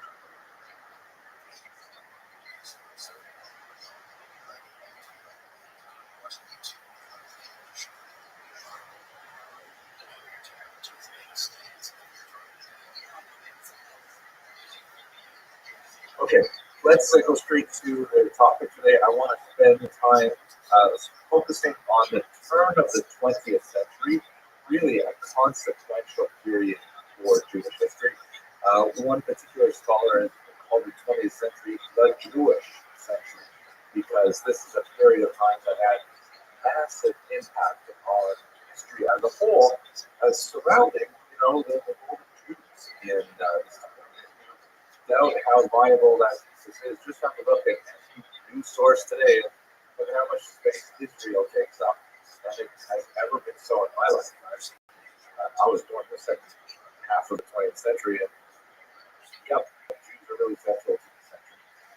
But let's start first of all by going to the survivors of Jacob. So we're going to go back to Western Europe, where we spent some time before we looked at Eastern Europe and the development of Jewish political parties. And I showed you this cool clock and how it changed to the 10-hour clock during the Revolutionary period. Just gives you some sense of how crazy it was during the Revolutionary period when so many fundamental changes were questioned and debated and changed dramatically as a result of that revolution. One of the things that we didn't have a chance to talk about too much, but I really want to touch on it very briefly, is the development in the 1840s of the first modern world of Jewish organization. It is the Alliance Israélite Universelle, the Universal Israelite Alliance. The term Israelite was often used as a substitute for Jewish or Mosaic, because people were trying to, it's not really true in the English language, but in a lot of languages, believe it or not, the term Jew is derogatory. In English, Jew can be derogatory depending on how one says it, or whether one's pointing or spitting at the same time, but basically it's a neutral word. But in a lot of languages, Jew is a derogatory term. In Russian, for example, Mr. Vasilevsky can help us out with this.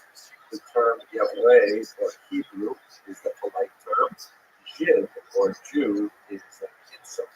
And you have that in many other languages. Also in French and German, there was some question about what's the polite way to refer to Jews. So Israelite was one of the options. Anyway, this organization started largely as a result of a blood libel trial that happened in Damascus in 1840.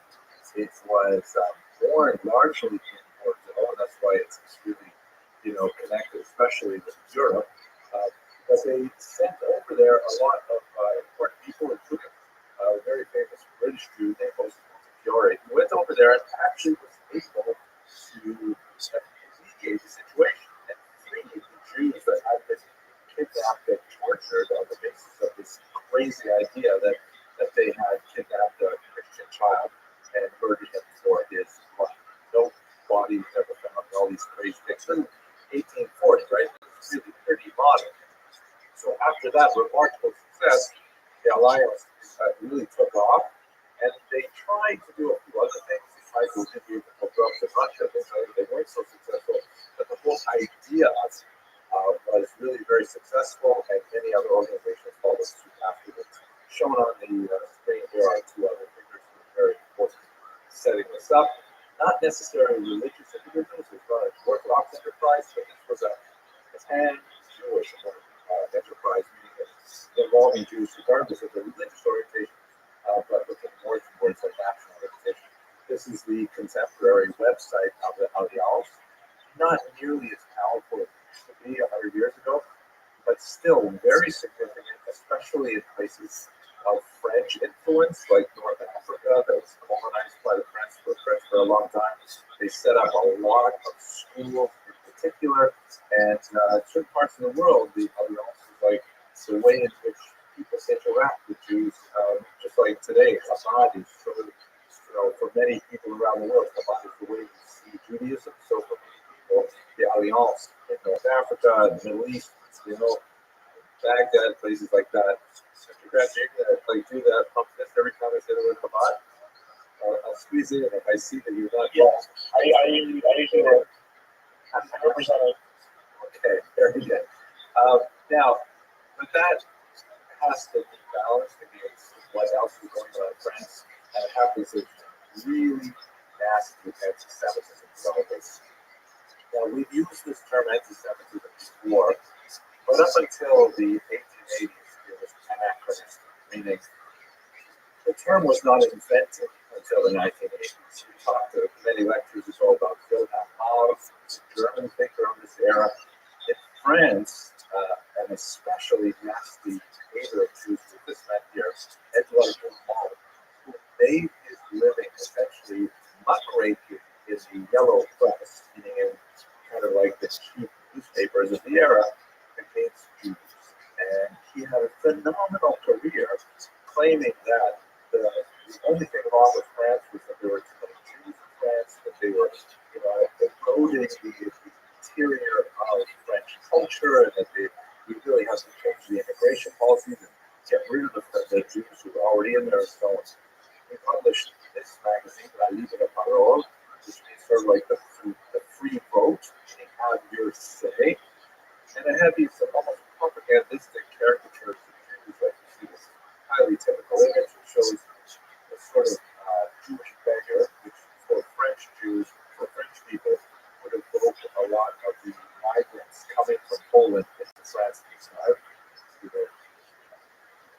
And as you can see, he's got like these sort of claw-like simian hands and feet.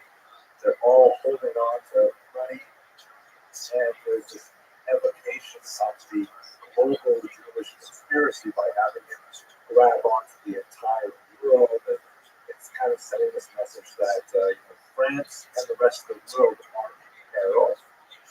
That's actually one of the titles of, I don't think it was his book, but one that he promoted, La Peril, the Jewish peril, the Jewish fear, meaning fear of Jews. And this gave a tremendous amount of support in the 1870s, 1880s, and 1890s. And the key cause was, this one, I like this one too. See, it says, popular illustrated edition, Jewish France, La France Laïque, Jewish France. The idea is that, oh my gosh, France is going to be taken over by all Jews. And you see, you've got this image of a crusader, which is kind of like the metaphor for a lot of these neo-Christian anti-Semites, meaning we have to mount an after that very violent crusade against these interlopers. On his shield was the word Sakiras. This will be going to happen to you guys. And then on his feet is like this old bearded Jew lying on the Ten Commandments there, because he's been knocked down successfully by the Crusader, and his bag of money has fallen off and things like that. And you can see this is written by Edouard Bourbon.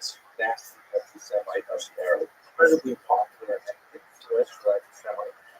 You should also know that at this time, in the 1870s and 80s, the word anti-Semite was still neutral. You could say you're anti-Semitic. I'm an anti-Semite, just like a person could say I'm a Democrat or I'm a Republican.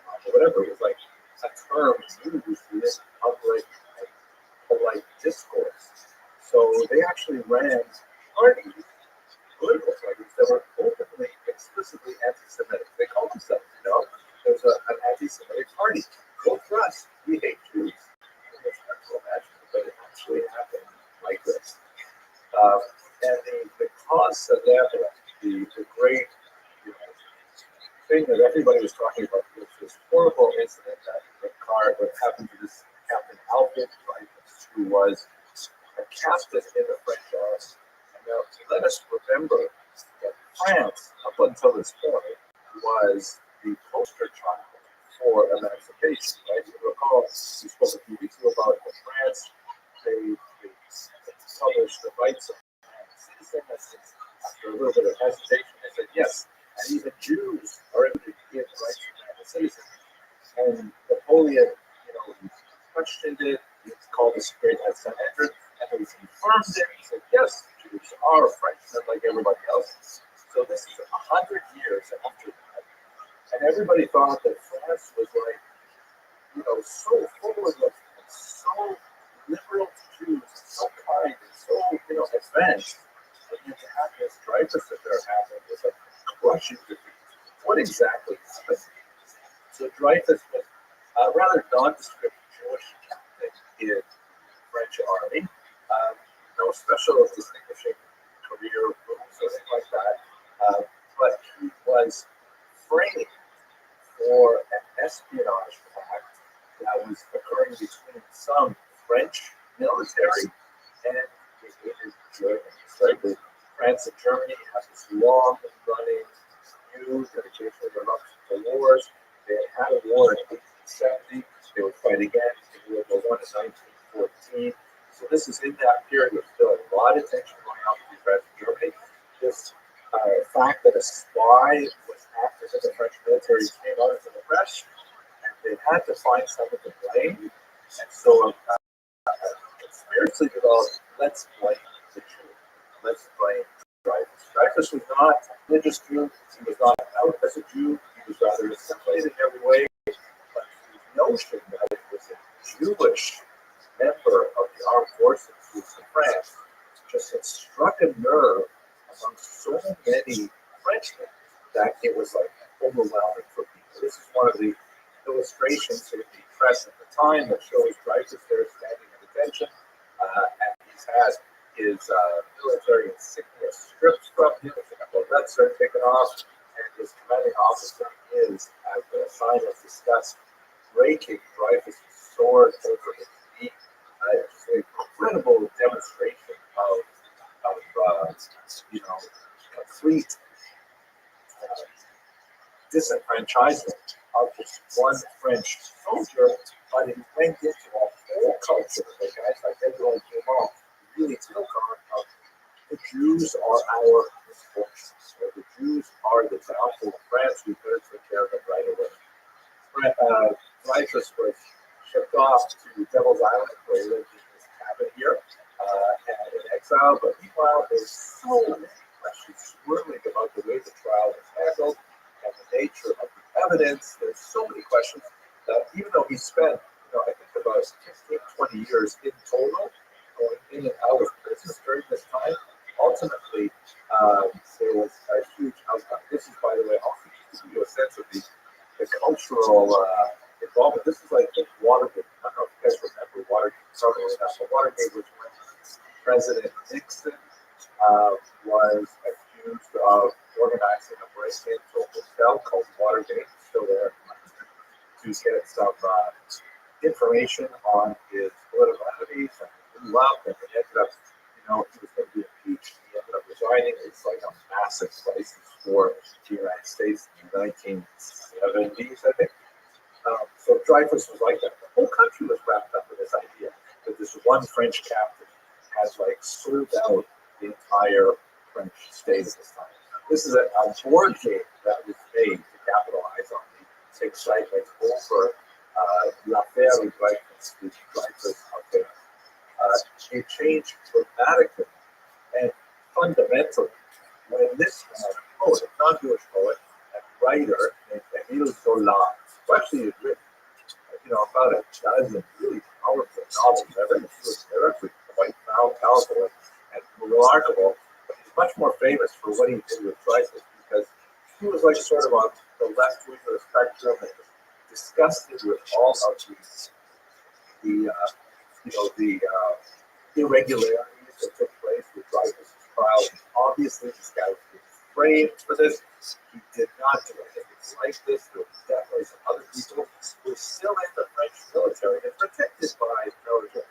He finally, with some influence from a Jewish thinker named Bernard Lazar, he wrote this remarkable historic article.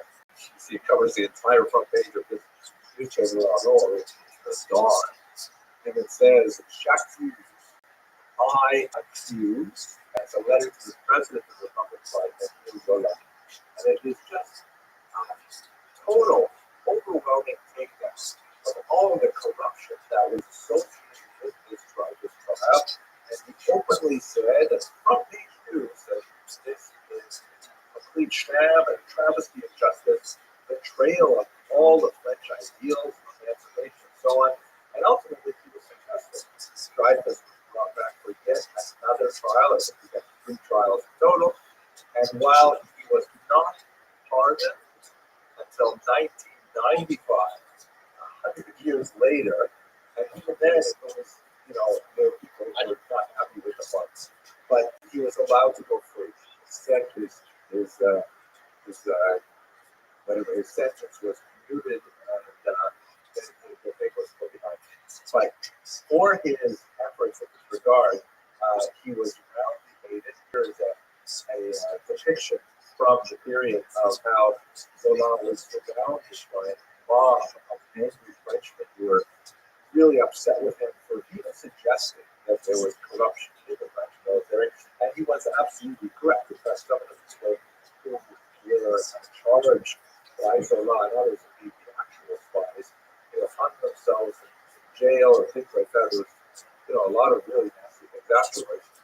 What is especially important for us and our purposes is that there was a young journalist who was there at many of the proceedings of Dreyfus. This man, Theodore Herzl, the father of modern political Zionism.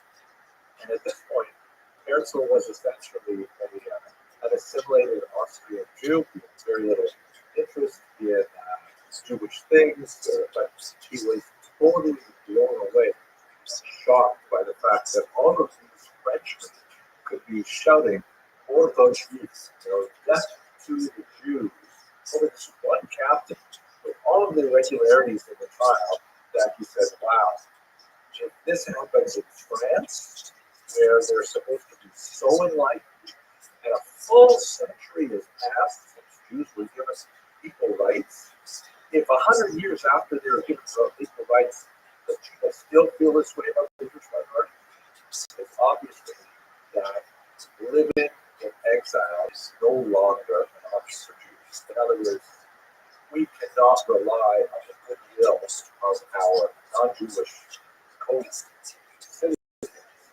We have to have a land of our own, and compared to that meant Israel and Zionism really was what the moment that kickstarted them from the father of this political movement that would ultimately find expression in modern day. Okay, so let me pause at this point and let's see if you have any questions or arguments or discussions. Professor, could you say that Dreyfus's his term was commuted in 1955 or 90? Well, in 1995, long after he was dead, he was pardoned by the French Parliament. Posthumously. His sentence was commuted, was something like 1905. Right? They said, okay, all right, maybe you shouldn't have gone through all this and let him go. But they didn't formally apologize. They didn't declare him guilty. They just said, okay, that's enough. All right, sir. What did you just say? Anyone else? I don't see this. What if I say collide? Maybe he's up since Japan will say something. Oh, I think we must have stuff on there. So I'll teach him this. I've done this in a while. Okay, let's go on then. If there's no other questions or arguments. There he is. Okay. Okay, we're going back to this lecture. So let's go now back to Eastern Europe and focus a little bit on what's going on in Russia, because Russia still has the largest concentration of Jews in the world at this point. Also, remember on Wednesday, I'll show you a demographic map to show you just how many Jews were in Eastern Europe at this time. And Eastern Europe was primarily Russia, although there's still much in Austria-Hungary and Finland. This is a map that we're going to look at again in probably on Wednesday, maybe next Monday. On the left, you see the way the world looked before World War I. And on the right, you see the way Europe looked after World War I was over. And it's a huge change in East Central Europe. Before World War I, East Central Europe was divided into 3 big empires: the German, the Austro-Hungarian, dual empire they joined in the 1860s, and the Russian Empire. And then after World War I, Germany was shorn of a lot of its territories. Austria-Hungary were reduced to a tiny little group of states where fully 2/3 of their former populations were now living outside of the country. Right? You have these new countries like Czechoslovakia, Poland, which had been a country before, was reborn again after World War I. You have the Baltic states were created, Slovakia, Latvia, Estonia, and it's a totally different map. And as you can imagine, there were a few winners there, like if you were a proponent of Czechoslovak nationalism, you would consider yourself a winner. But there are a lot of people who consider themselves losers, and they were really unhappy about it, and they wanted to revise the history. They wanted to revise this map. So that's going to be really important for us to get to World War II in particular. But I want to focus for us today on getting to that point, just to give you a sense of this is the cusp of the short 20th century. It goes from World War I to the collapse of communism. Totally different world in so many ways, but really important. So let's start with what happened in Russia. Russia at this time, in the early 20th century, was literally behind the rest of the world. I mean, their calendar was actually 13 days behind the rest of the world. In the Middle Ages, I don't know if I'm going to post this video because it's just like listening to me talk with COVID. It's not so nice. In the Middle Ages, Western Europe abandoned the old Julian calendar for the Gregorian calendar, which is the one that we use in the West today. This is March 31st on the Gregorian calendar. But the Eastern world, the Orthodox world, in Russian Orthodox, Greek Orthodox, and so on, did not make that switch. And so Russia was one of the last ones to actually do it. Every century, they lost another day. So that's why they were literally 13 days behind the West. If you look at Russian sources, therefore, they will refer to the February Revolution, whereas if you look to like German, French, English, American sources, they'll talk about the March Revolution, because in our calendar, the West, it was March. But that's just one sort of symbolic fact of why Russia was still so far behind the rest of the world, both in terms of industrialization, in terms of its governmental structure, in terms of its treatment of Jews for sure. They were still living in a pre-modern era.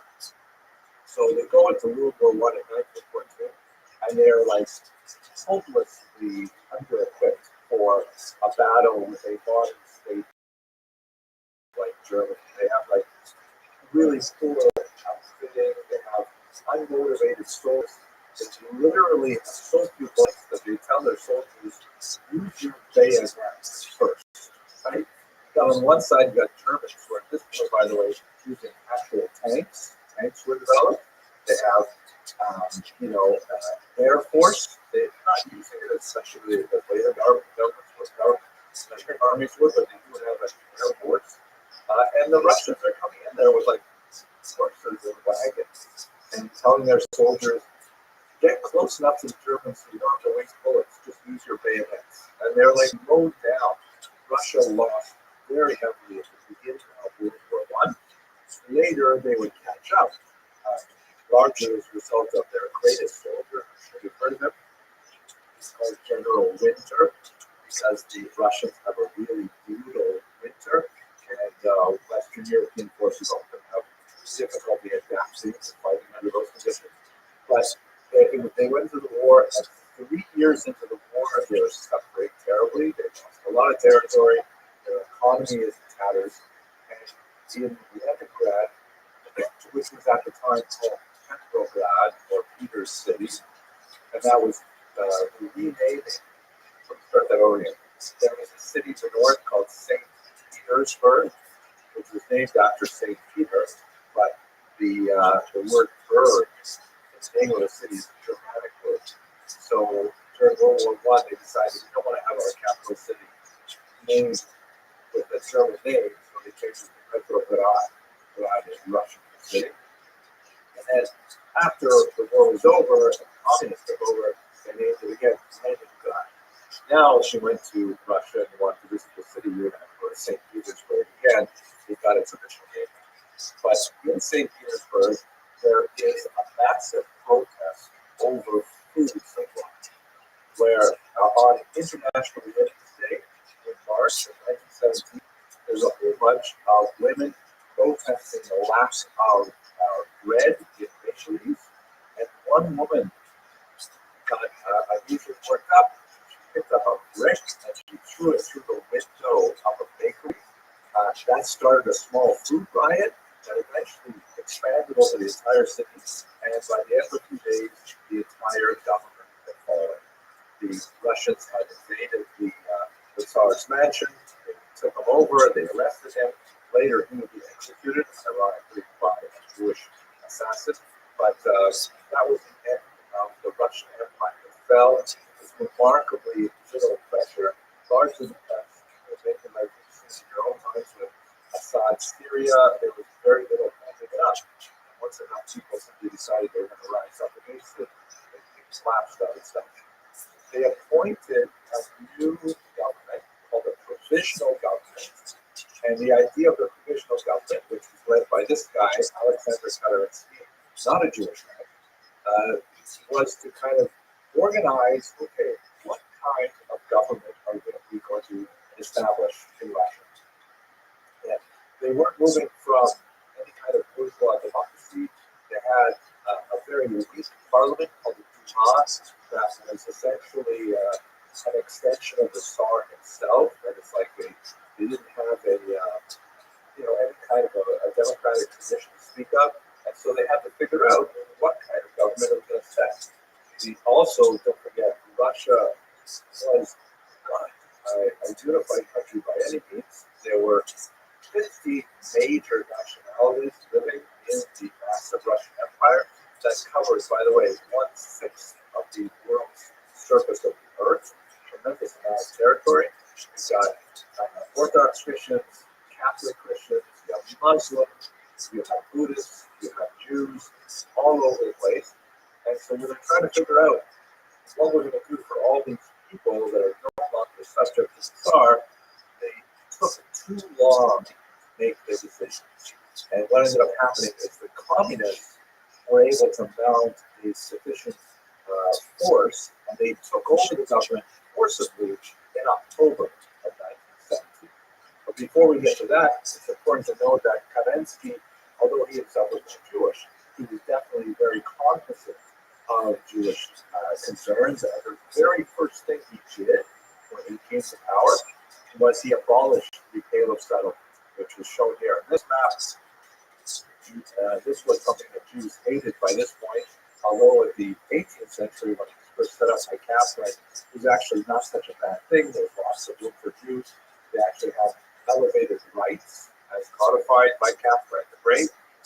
But by the time we get to the 20th century, it was like essentially a massive ghetto. And there were all kinds of arbitrary anti-Semitic regulations that Jews were not allowed to live so close to the border because they were suspected of smuggling. Jews were not allowed to engage in this kind of business over here because they were confused with non-Jewish businesses, all kinds of things like that. So it was definitely something hated, and Kerensky got rid of it, as his very first action. This is a map that shows you a little bit of the population concentration of Jews, and you can see that the Pale had massive numbers of Jews. Also worthy of note, by the way, that what we call Poland today was part of Russia at the time and part of the Pale of settlement. The October Revolution was led by this man, Vladimir Ilyich.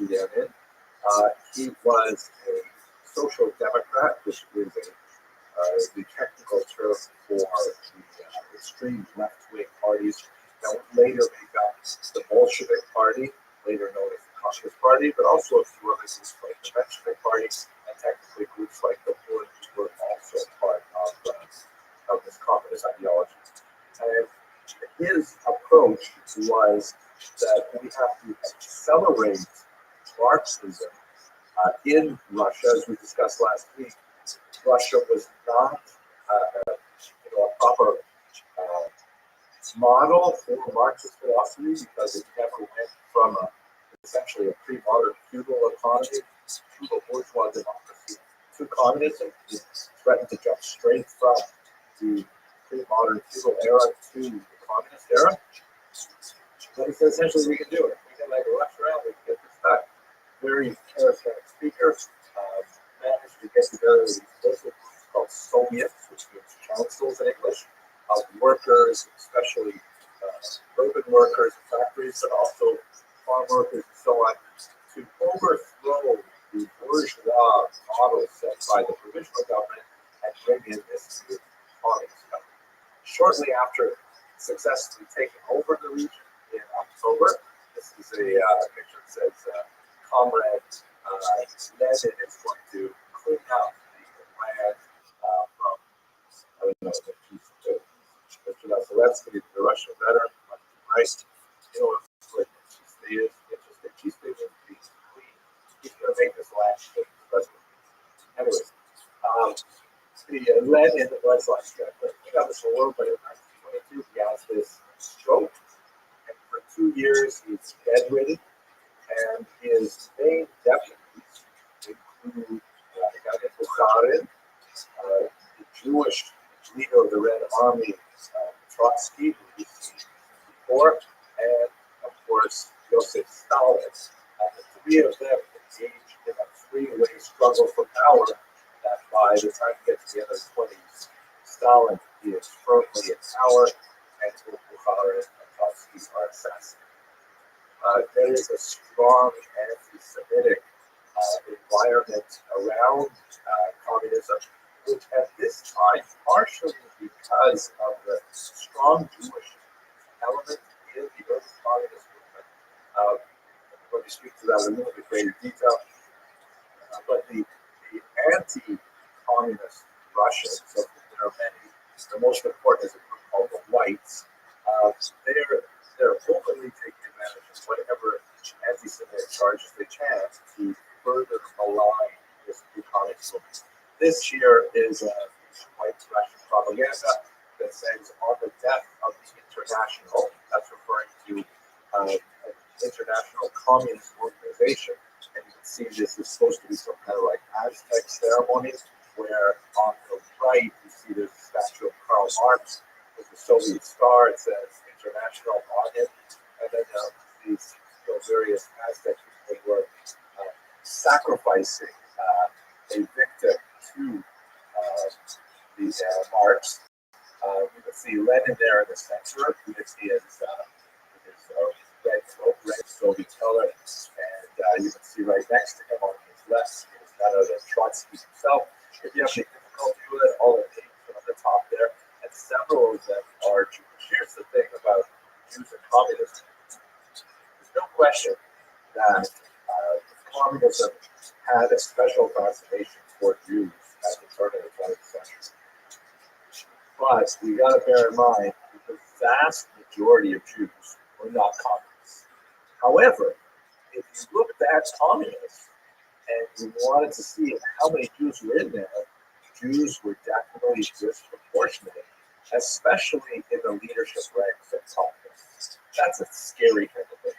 At some point, you might have, 1/3 of the leadership of the communist organization. of Jewish abstractions. There's actually a kind of a dark joke about it in Yiddish. They had this organization called the Serbocystic Central Committee, which means the All Russian Central Committee of the Communist Party, and they would make a Yiddish acronym out of it. It's thick, it stands for Consent Volunteers, where 10 Jews are in charge, where 10 Jews command.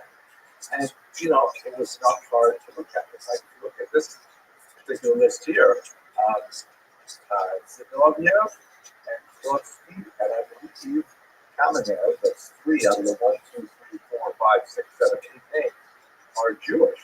And that's scary. That's quite a number. Now, again, re-emphasizing the vast majority of Jews were not communists, and communism was very anti-religious, anti-Jewish, but there were still people who were attracted to it. Part of that is related definitely to things that are neutral, like urbanization.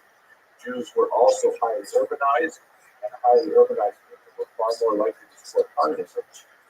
But there was definitely a surge of interest for this brand new political philosophy that promised to put a final end to national interest. And many Jews were attracted to this idea, thinking that maybe this is the movement that will finally put an end to anti-Semitism and racism, and people got enthusiastic about it, especially younger people who were not necessarily so well entrenched in Jewish tradition. By the way, to look at this a little bit more closely, this is also a little bit of Christian propaganda. You can see the Jewish guy here clearly sewing the caricature of Emmaus, but he has the number 30 on his bag, which is the 30 pieces of silver that Judas received for betraying Jesus. So the idea here is that Jews are also betrayers. However, the biggest push forward into the Communist Party were the pogroms that occurred in the context of the Civil War. Before we get to that, I just want to pause for a second, and then we'll talk about the rapprochement. So, questions, arguments, discussions?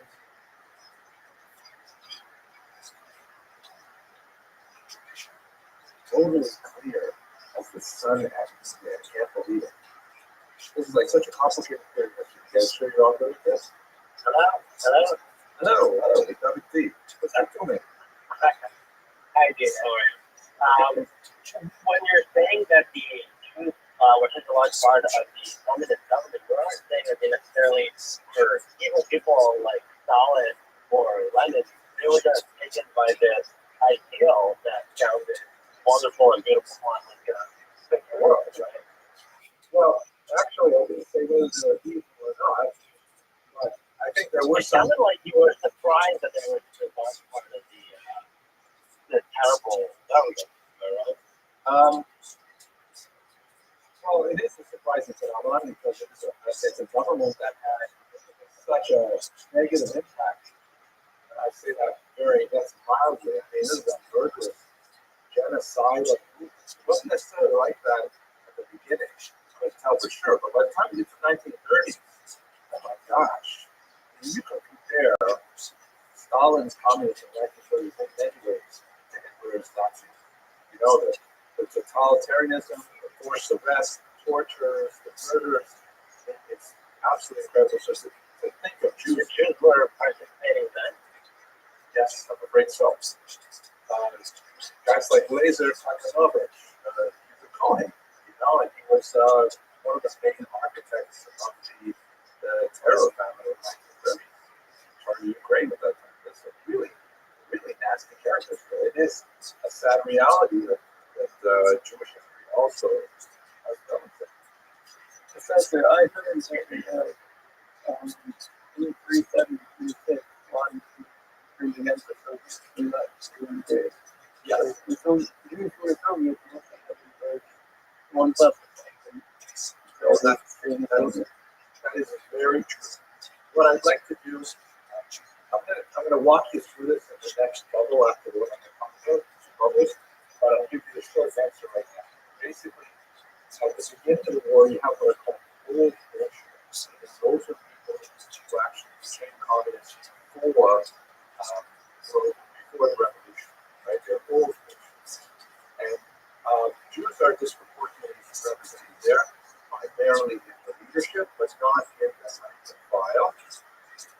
are like the true believers. Those are like the Trotskyists. Really are like, oh, they had somebody living very anti-Jewish and things like that. Then what's going to happen, and I'll come back to explain this in more detail, you have a rush of regular Jews who are uneducated about communism and so on, but they suddenly vote with us to join the Red Army, largely because the Red Army is the most reliable force in of wrong in the Civil War era. And that's when you have the biggest number of Jews in the Communist Party. And then beginning with the 1920s or 1924, the next period, that's when you have a successive series of purges where the Communist Party says, we're going to move too fast. We have too many people in here who really don't think what we believe. And they cull Jews down to a much more proportionate number. And in fact, they now become less proportionate during the worst period.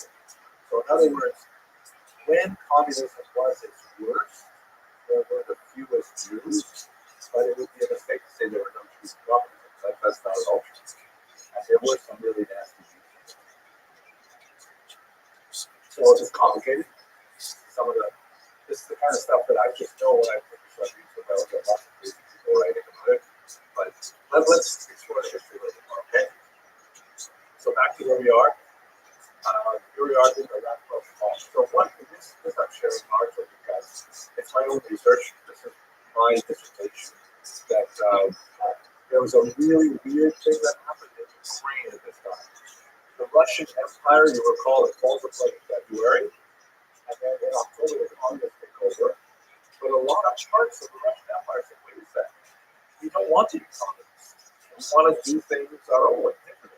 Ukraine was the largest major chunk of the former Russian Empire. They said, no, we don't want to do this Russian thing. And they realized that if they were to form kind of a defense against this communist government, they would have to take advantage of all resources. And they reached out, it was really unusual, like these are the Ukrainians who spoke about that at Magnitsky and stuff like that, but the Ukrainian intelligentsia, places like here, reached out to the Jewish intelligentsia and said, hey, we team up and we need your literacy, we need your urbanization, we need a lot of things that you can do, support from Jewish communities around the world maybe. Let's create our own country that's separate from the Russian Empire. And for 3 years, they had this really bizarre experiment where they took those theories that we talked about last week, and they said, okay, let's do it in a Rothschildian way. They placed a minister of Jewish affairs in their government. They dedicated tax dollars, at least in theory, to Jewish causes. They made Yiddish an official language of Ukraine. Totally bizarre, by the way. Because believe it or not, in Ukraine, somewhat famous ways to translate there, like that. But it was a crazy experiment that essentially collapsed within 3 years. This is their trying. This is a document I found in the archives where they're trying so hard to live up to their promises of making Yiddish a formal language. This is an official government document, and as you can see by looking at it closely, it's written in 2 languages. On the left, with a typewriter, it's written in Ukrainian, and on the right, because we didn't have a Yiddish typewriter, they wrote it in Yiddish.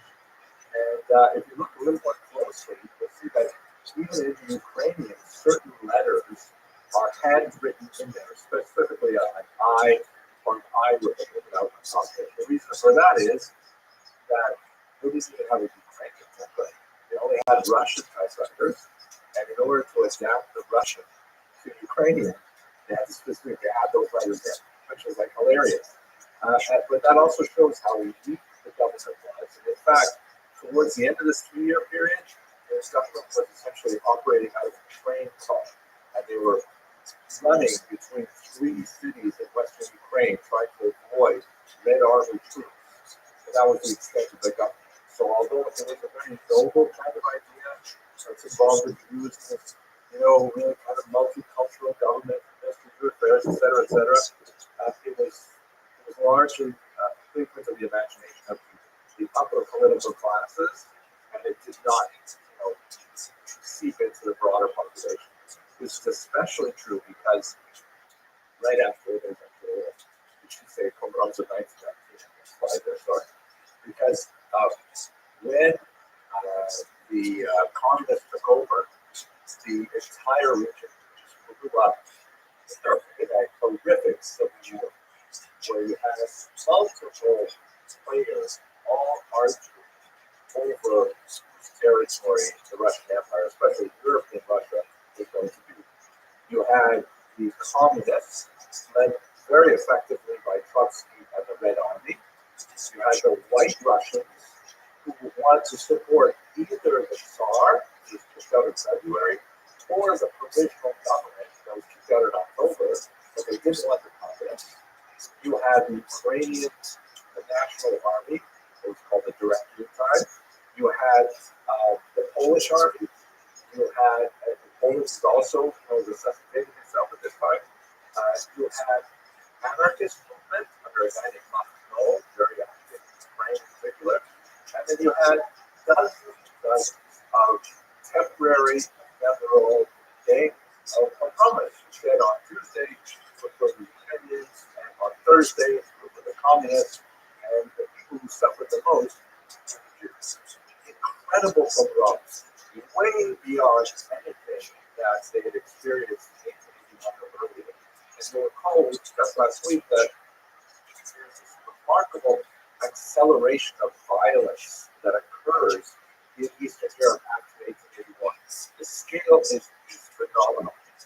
In the 3 years of pogroms, 81 and 84, maybe 50 people killed, a really small number compared to later violence. In the great pogroms of Chisinau and Odessa, 1903, 1905, and so on, you'll have maybe 200, 300 Jews killed per pogrom. Still pretty awful once in the pogrom. But by the time you get to the post-World War I era, and especially the bloody year of 1919, conservative estimates put it about 60,000. While the liberal estimates go up to 250,000, which is probably way too much. But 100,000 is certainly the realm of possibility. Talking about a really, really violent period where places be attacked over and over and over again. Huge international outcry, achieved nothing. By the end of it, in 1920, the communists finally control the territory. And here's the point that I want to mention here, and I'll get to in a second. Why Jews suddenly become so communist this time is because of all of those multiple forces that are struggling for territory, Ukraine. The Red Army has by far the least incidents of violence against Jews. Trotsky at its head steps up right in the beginning of the war and says, whatever you do not harm the local population, not only Jews, also to a certain degree worse off were the Mennonites, which is a German Protestant sect living in eastern Ukraine that are avowed pacifists, meaning they refuse to fight back against the attackers. And so you have, people like Rabbi who literally moved into the homes of these people and raping their wives and having them go breakfast the next morning. And the men simply doing nothing because it would be a betrayal of their religious principles to fight back. And those Mennonites did fight back and broke their religious principles. They were later shunned by the rest of the Mennonites. They had absolutely horrific kind of experience in this book. So Trotsky was able to shut down violence against, against the civilian population. Not completely. There's about 3 or 4% of the pogroms were assassinated by the Russians. But the vast majority of people knew that if the white Russians came into a town or the Ukrainian director came in or one of these hoodlum gangs, you were going to have violence. So many Jews immediately said, well, that's it, we've got to join the Red Army. Now, this rush of Jews to the Red Army, so much so that they have stories of guys literally running out of base measures, pants flying and not speaking a word of Russian, and running to try and find out how to operate musket or whatever, a rifle at a time. They actually had to establish Yiddish language training facilities for these Jews who wanted so bad to root revenge. That's when you have the big surge in favor of the communists, because the communists look like they were actually going to live up to their promise to protect the Jews and minorities in their lands. Later, of course, they were betrayed by the communists 6 times, but that wasn't going to start to happen until the end of the 19th. Okay, Mr. Tillman, you have your hand. Yeah, thank you. Why this was wrong? What exactly were they targeting? They were fighting each other. I understand violence between each other, but why the Jews? What that do that thing? That's a good question. That's kind of a meta question. Your question was asked to me by Professor John Paul Chilcott, very important scholar of the English Amendment, who read my dissertation and said, hey, well, why did you say that second thing? And just kind of go on to useful one second.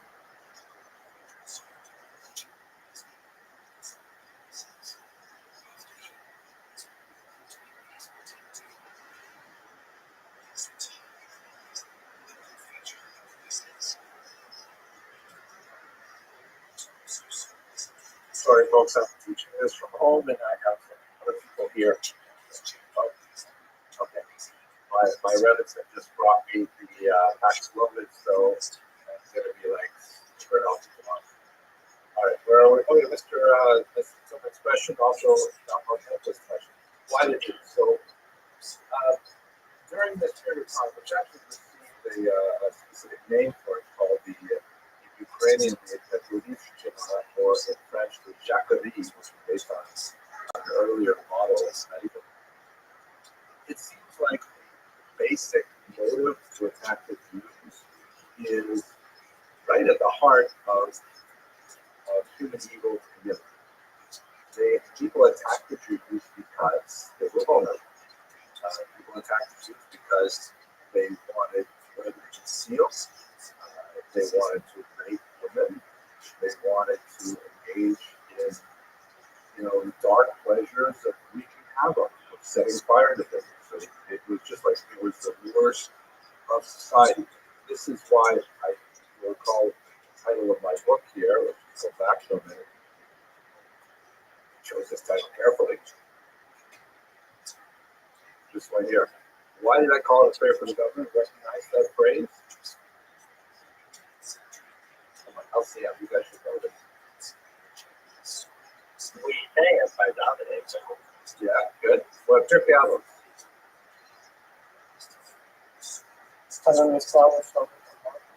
Thank you, Mr. Loiki. Very well done. Why do we have to pray for the government, for the peace of the government? Yeah, and it's a very pungent phrase.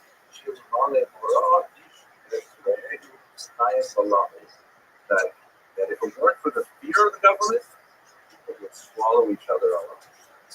So my book was really focused on this period of people swallowing each other alive because there's no government whatsoever. Right?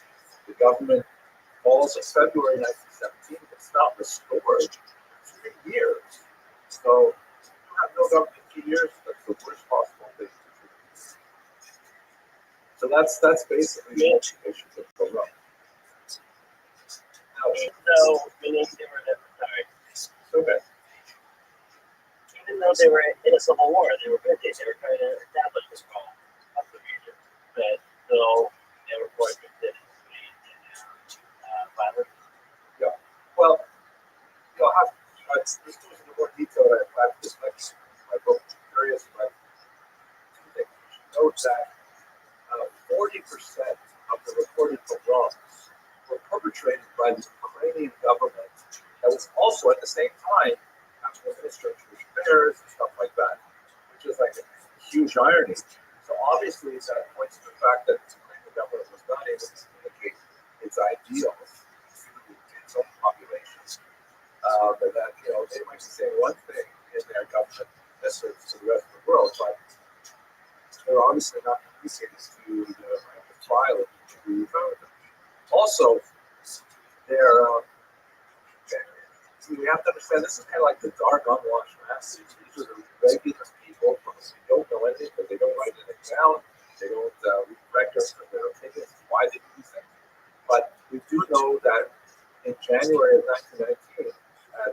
height, they have about 100,000 volunteers in their army. And by the time you get to March, you're down to 16,000. In other words, they have this huge support from the peasants. They say, oh, that's it, let's fight for Ukraine, Slav, we'll fight, stuff like that.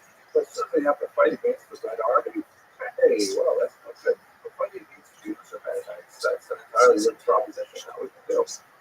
So we're looking at this is a period that really exposed the worst dregs of the human psyche and motivations. And yeah, it scarred the Jewish world. We would know a lot more about it if it were not for the fact that the Holocaust so overwhelmingly overshadowed this period of history.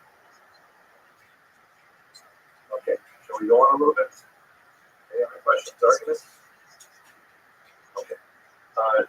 Sir, when you had that book that you wrote, The Prayer to the Government, I found that very interesting because every year by government, other uses some officers from like 1900s one, and it has brachos in there that are like a prayer for the government. It's not brachot for the czar or like brachot in terms of doing a title. It has like their names. Well, I actually have one of those myself. It's a cool thing. I mean, it's a real deal. You do have to pray for the wealth of the government. In America, too, you definitely have to. Because there's no, you shouldn't think that America is not this, that, you know, we wouldn't be exposed to this kind of stuff. Anyways, okay, so legacy. One last detail that's really quite fascinating with regards to the focus, but still a fascinating story. This is a picture of Simon Ventura, interesting individual who was, like many of these figures, before the war, he was not a military person, he was actually a poet and a journalist and a playwright. A lot of the really significant right-wing figures of the 20th century did not come from military backgrounds, they came from humanities. Ooh, scary. Like Mussolini, Hitler, the artists. They were not, generals when they came to power. But Yoda came to power in late 1918 in Ukraine. So I mentioned it was under his watch that the worst period of Rothschild occurred. And he survived the Civil War. He fled to France, where he lived in exile in Paris, kind of like the symbolic head of the Ukrainian government that never came to be because the Congress took over. And one day, he's walking on the Rue Racine, and a Jewish guy named Shalom Schwarzbard walks up to him and says to him, Mr. Ben-Yura? Are you Mr. Ben-Yura? He says, yes. And then Schwarzbard pulls out a revolver and shoots him dead in the street. He is arrested, he'll try to run away. He's arrested, and he is put on trial for murdering a man in cold blood, which is precisely what he did. There's a picture from his trial. You can see Schwarzbard standing up at the left there. However, he had a brilliant defense attorney who managed to turn the trial on its head by saying in 1926, and by the way, this was all covered in the New York Times, it's like a whole world was watching this particular trial. They said that the reason why Schwarzbard murdered Yoda was it was revenge killing for his own family members who were killed in the pogroms in 1919. And that he tracked Schwarzbard down like a Nazi hunter and shot him dead in the street because Yoda deserved it for his role in the pogroms of Ukraine. In an electrifying decision, undoubtedly thinking of the debacle we began our discussion with today, right? A French jury convicted, they acquitted Schwarzbard of the crime of murder, even though there was no question about the facts of the case. And they required him to pay an insulting £1 damages that Yoda's with. And this was like an earth-shattering decision because the French jury essentially said that Yura himself and the Ukrainian movement that he headed were guilty of organizing and directing these pogroms in a kind of an architectural fashion. And Schwarzbard was exacting an appropriate revenge. And you can see why, 30 years earlier, a French jury had convicted Dreyfus of a crime he did not commit. Now they acquitted a Jew of a crime that he did commit.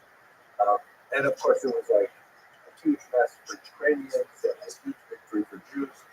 And there's a lot of scholarship that went on after the fact as well. Many people felt, especially on the Ukrainian side, that it was actually a Soviet plan, that it was part of the Soviet desire to undermine the Ukrainian bid for statehood. I've seen the evidence on that personally. I think it's not the case, but nevertheless, there are some things discussed there. But that's kind of a footnote to the end of this story, and certainly contributed to the challenges of Ukrainians that we tried to have so small after the Schwarzbard trial. Okay, so that basically takes us through the period that I really wanted to cover for today. We could begin the next part, which is like back to what's happening in the Soviet Union. And I think what I'd rather do is just see if you have any further questions or observations or suggestions.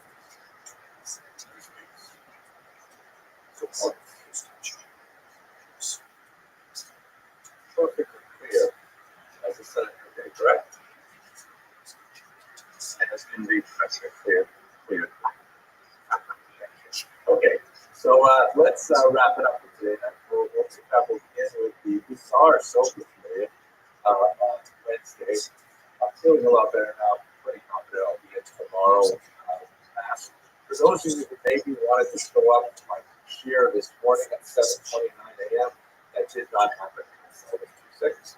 We will God willing start tomorrow. I'll wear a mask, so don't worry about the COVID germs. But God willing we'll start tomorrow. Okay. Great learning with you, gentlemen. Hope you have a good test. Thank you. Socially, and professor. Thank you, professor. Thank you.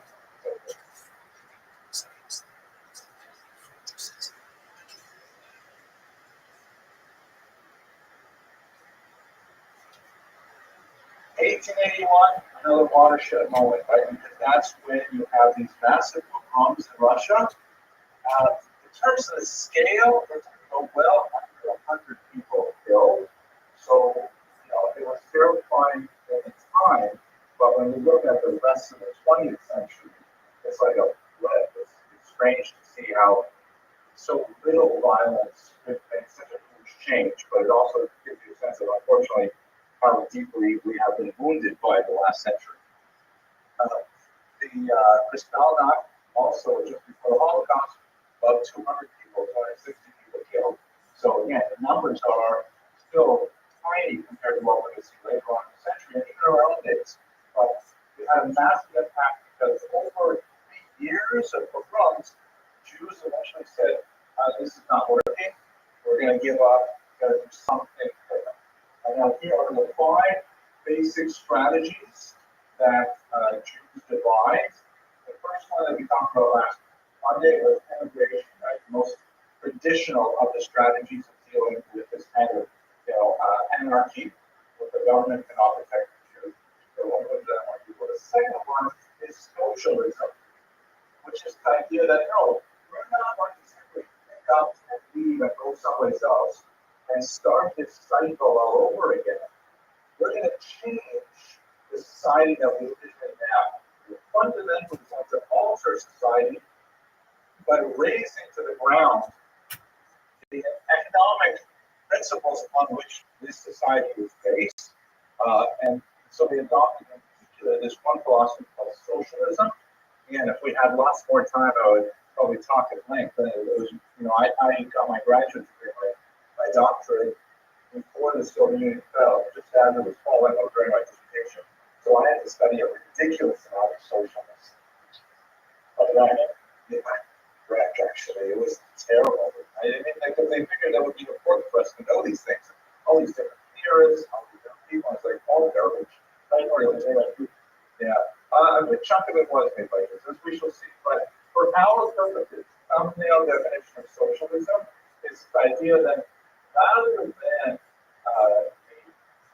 landed classes and those who control the means of production achieving the highest level in society and using their positions, those perches high atop of that economic pile to dominate lower classes and keep them in servitude. Socialism says, no, let's give it all back to society. Socialism, let's take the factories away from the oligarchs and let's give it to the people. The people will run everything themselves. It's like saying to someone like Elon Musk, we're going to take, you've done really great, thank you for building these rockets and electric cars and stuff like that. We're now going to take away all of your properties and we are going to divide them amongst the wealth of all the people of America.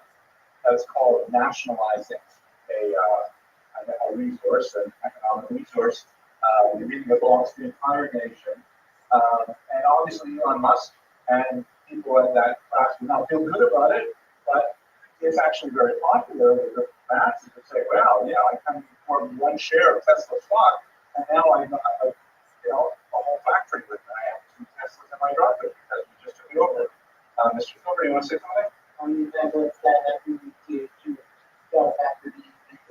Many times, yeah, Jews have had an experience that in different contexts. Cuba is perhaps the best example of it. Yes, Mr.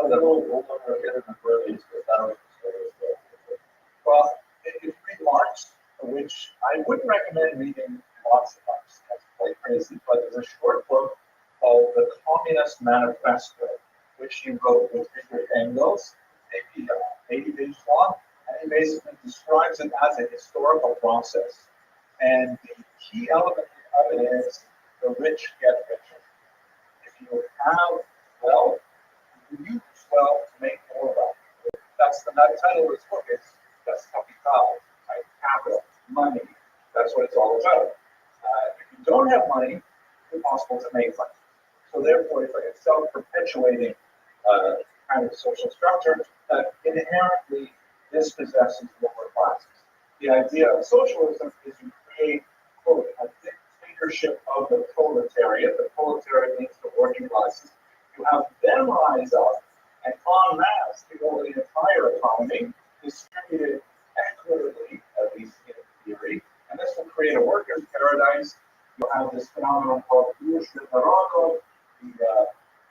friendship of people, because everyone will love each other. You have the end of a class struggle between upper and lower classes, and especially because Marx himself was such a inveterate anti-Semite. He was born Jewish, baptized by his parents, like many Jews of the 19th century, but he had a phenomenal hatred of people and unusual behavior. He hated religion in general, and he called it the opiate of the masses.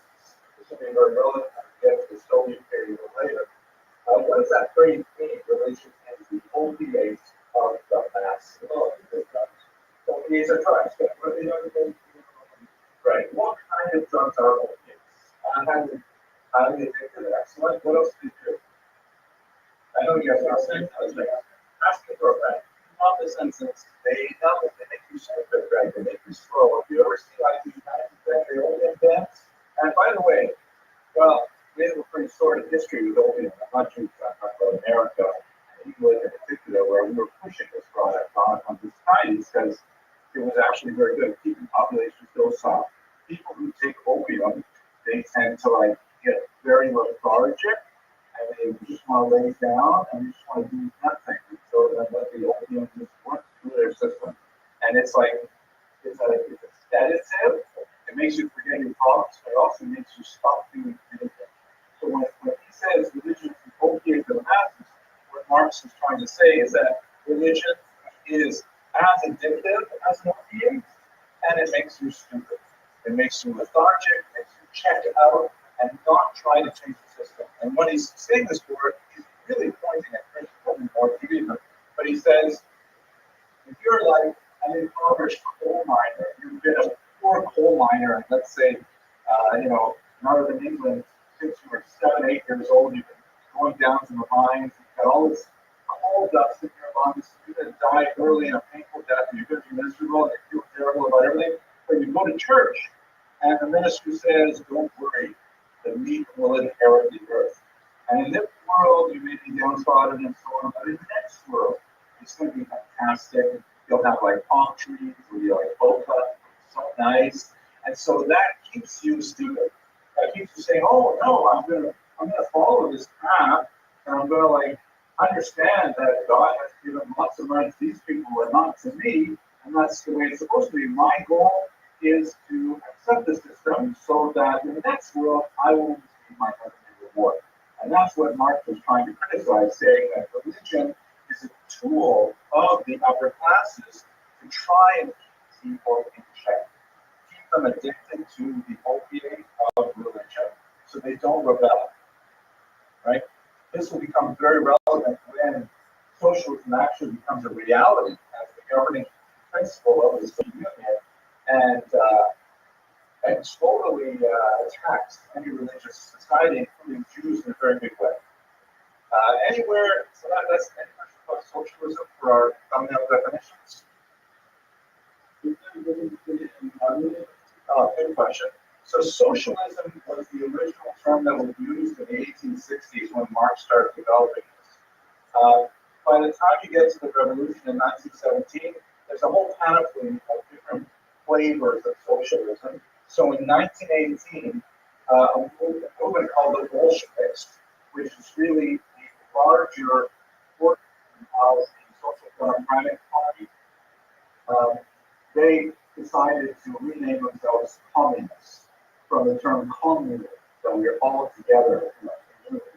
But communism is simply put one of the more extreme interpretations of socialism. But it's more correct to speak about socialism in general because there are many different varieties there. Now, can you think of any?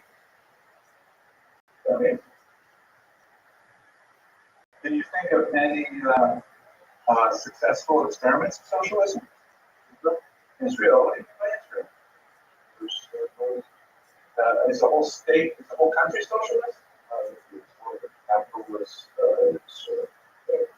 violent for industry, for economy,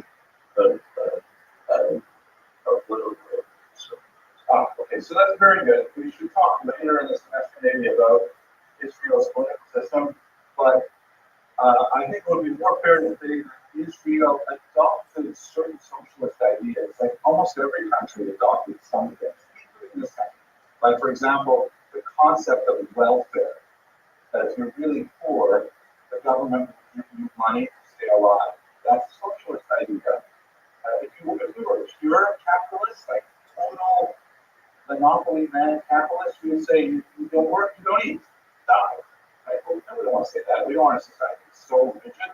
So we have adopted a socialist concept of, that the society will protect its weakest members by providing food. Canada, wonderful neighbors of the north. Some would say, oh, I'm not even going to utter it. But Canada went a step further, like most civilized countries, and said health should be a right and not a privilege. So in Canada, they have a single-payer health system where you will pay more taxes, but that means everybody has health insurance.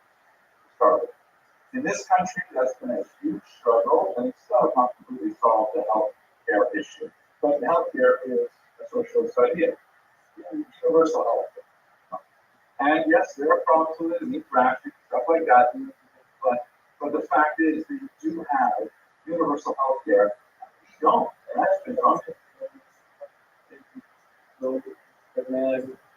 Yeah, so there are things that Israel also has universal health care. Dr. Rothschild would love to talk to you about the secret back. But these are social ideas. But when you say Israel, there's one specific aspect of Israel which actually is socialism. The kibbutz movement. What is the kibbutz, Mr. Roy? Yeah. Exactly. And how long have kibbutz been in existence? Slowly. Yeah, but a century. I worked on a kibbutz as a volunteer. One of my sons worked volunteering in kibbutz. It's actually really nice. The idea is that everybody piles in and you share the wealth of the kibbutz.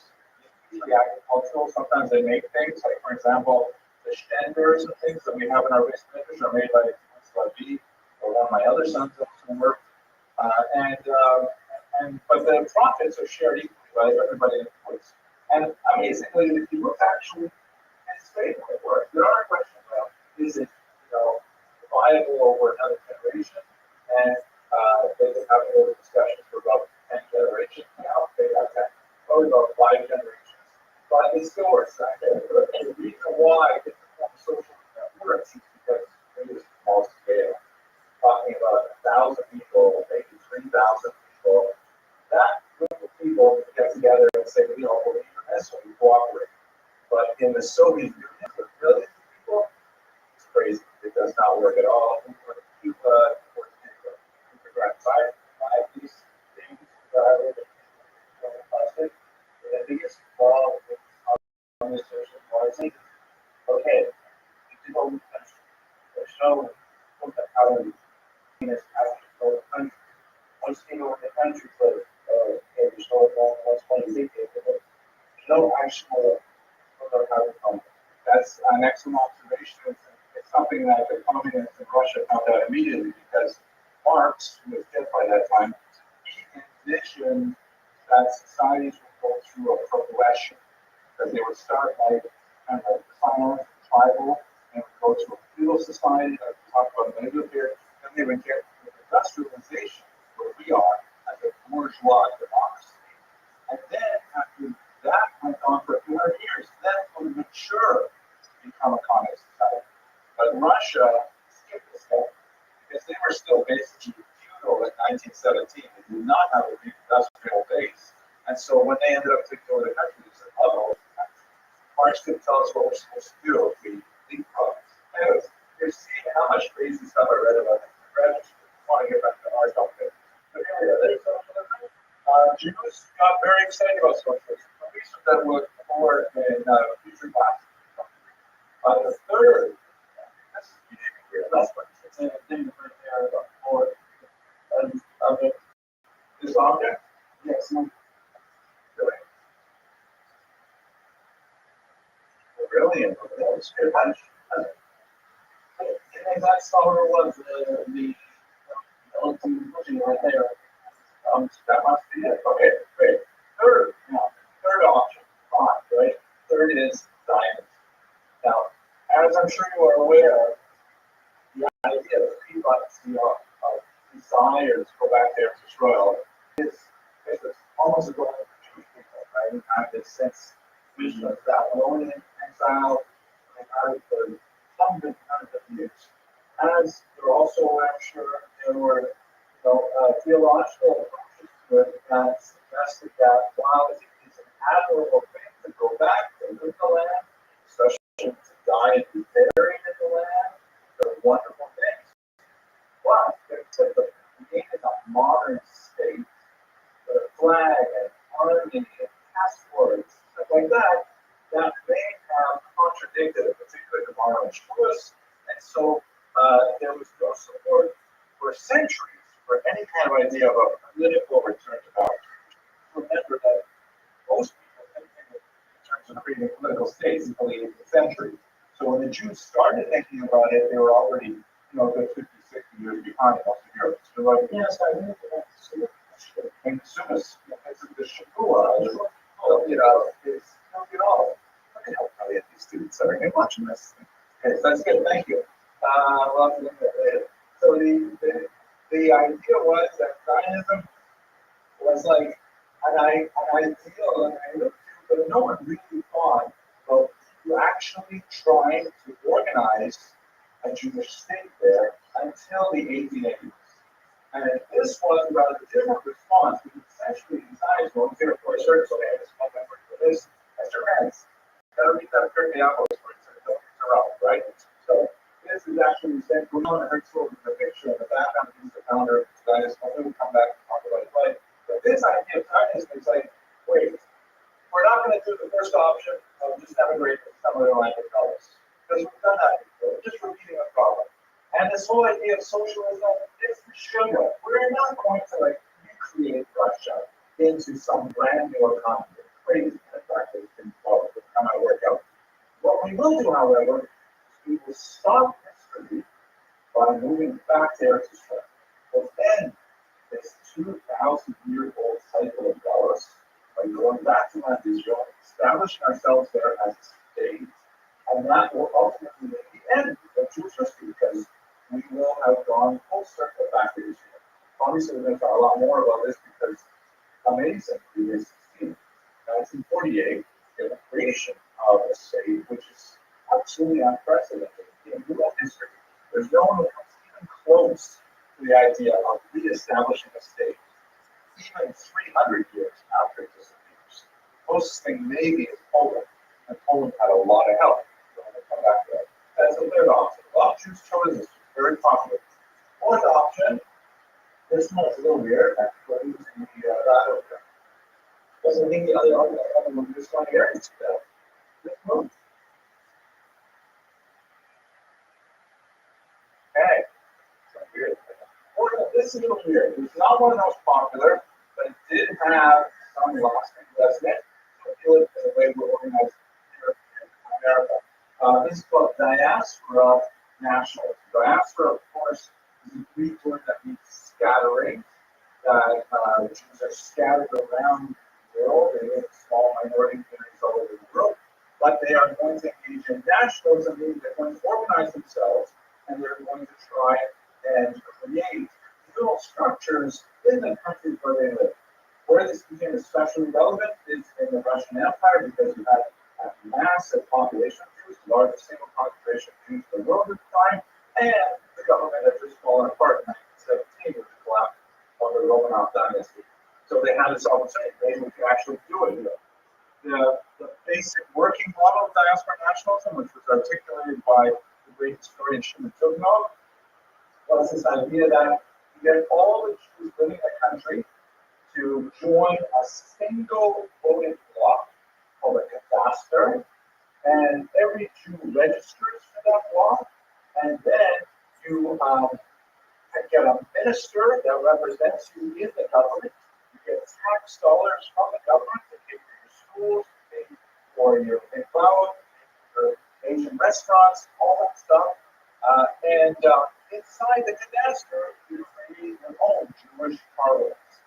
And here in America, Canada, Europe, they have something called the Federation System, which is a model on the diaspora nationalist idea.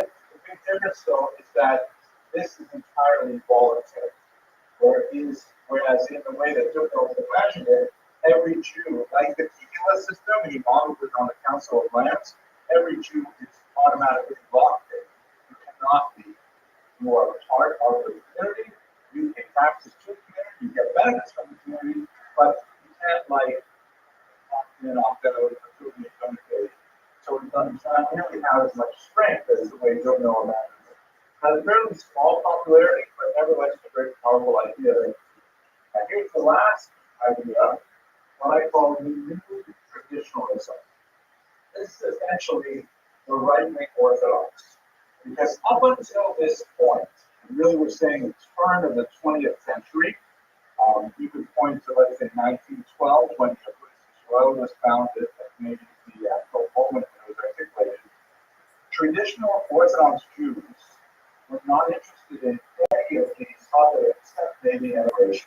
And the immigration part was definitely not to America, because America was considered, if you recall, such a trade from Medina, people would throw their children overboard when they came to Ellis Island, things like that. So the religious Jews largely didn't want to do any of these things, but they realized by the turn of the 20th century that if they didn't get organized and they didn't prepare themselves to participate in mass politics, they would lose the opportunity now in votes. And then a lot of things they cared about, like, it's like the Shabbos, like protecting Shita, like maybe getting grants to pay for the Shita, stuff like that. They wouldn't have a chance unless they organized. So ironically, the organization of these political parties, like Israel is the first of them, was designed to protect essentially three modern values, using the modern devices of political mobilization. In some countries, democratic votes, like in Poland, for example, they use those tools to try and keep a pre-modern society in place. Those are the five basic strategies. Choose well into one or a combination of various versions of those after 1881. Okay, any questions, arguments? It's going to get very complicated now. You ready? This is the part where you will now begin to understand your crazy Uncle Joe and why he has such weird political ideas. But I'm now going to show you how this was translated into Jewish politics. Okay, hold on to your knowledge. So, first of all, we have this concept called the political spectrum. Right? We use it in American politics, we use it in Jewish politics, although it's not precise. Because the basic idea is we have a left to right axis, right? An x-axis. And on this x-axis, you have on the left socialism, right? That's what we call people left wing. They actually have to, the reason why we say left is because of the way the French Parliament was set up. And those people sat on the left side of the room. The left wing is called socialist, they're pro-socialist. Right wing is called anyone? Capitalist, thank you, Mr. Rubin, political science major. Right, so this is when we say people on the left, people on the right, we mean they lean towards socialism if they're left wing, or they lean towards capitalism if they're right wing. They lean towards, but in an American context, people who are more socialist are in favor of the government having a larger caretaker role in our society. People who are more capitalist think the government should be smaller, should be less involved with our lives, and should certainly cost less in our society. Socialism is expensive because you have to pay taxes to manage all the programs. Capitalism is cheaper, but if you are on the lower end of the economy yourself, you will get far less services, and you might be better off to support. That's why the poorer people tend to go more towards socialists, because they can see that they'll actually benefit from having those policies in place, where the rich people will have to pay for them, so they tend to go with capitalists. There's a long-standing clip about Jews. I'm not sure it's entirely true right now, but they used to say, what was his name? He wrote for commentary. I think his name later, but he said that Jews earn like Presbyterians, Jews in America. Jews earn like Presbyterians. That's like white Anglo-Saxon Protestants, like wealthy Republican types. They earn like Presbyterians, but they vote like Puerto Ricans. They vote like, from immigrant families with less income, things like that. And that was basically true for much of American Jewish history. It has been shifting since the Reagan era. Orthodox Jews are generally better. Orthodox Jews may earn like Puerto Ricans, but they tend to vote more like Presbyterians.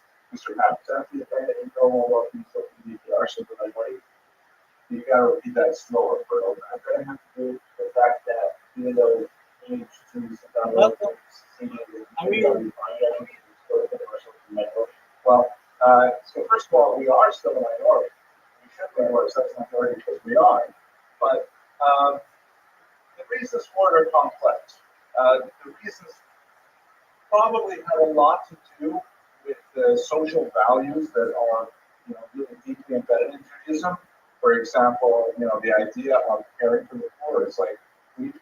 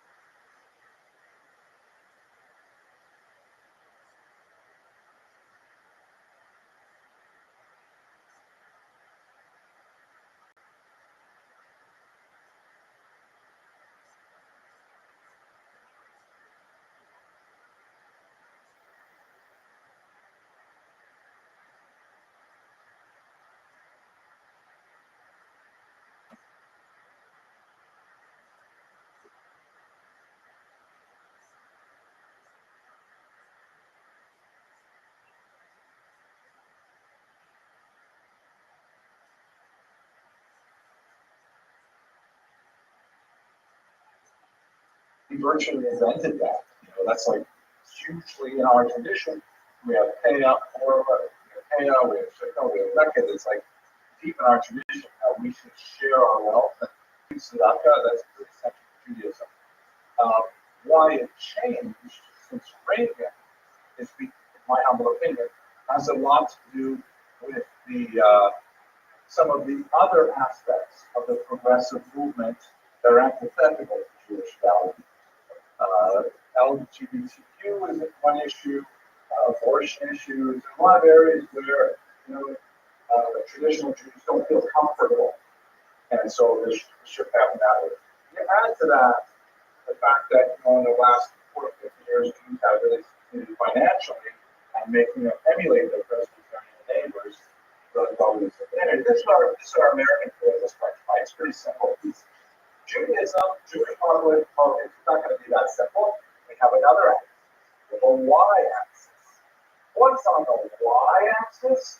You have on the bottom, you have something called fairness, known in Yiddish as Doerkeit. Meaning, do we believe that our political lives should be exercised here in the Gullus, in the exile, the diaspora, or should we be there in Israel? Science. That's not the wrong way. I gotta be careful going. This is like so expensive, right? Especially because keep your hands off the door. There we go. So we have Israel politics. It's a separate axis altogether. And in these 4 quadrants you can place virtually all Jewish political activity. Okay, let's go on and see who this is. Over here, the quadrant that is bounded by socialism and diaspora nationalism. And diaspora, we want to do something here, and we want it to be socialist. We have this group called the GUN. It's a short form of the General Jewish Workers' Party. GUN means essentially in German.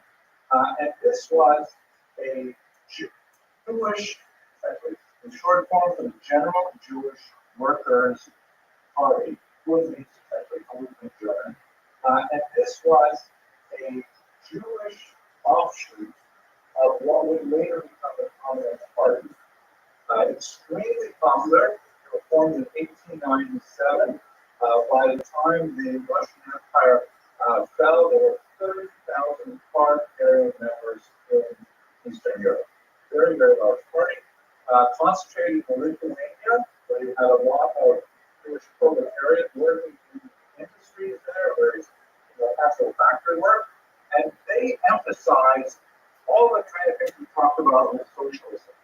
What made them Jewish was that they recognized that Jews constituted a distinct part of the proletariat, and they should use Jewish messaging to get to them, using the Yiddish language, using Jewish culture whenever possible. This is the way they convince Jews to become socialists.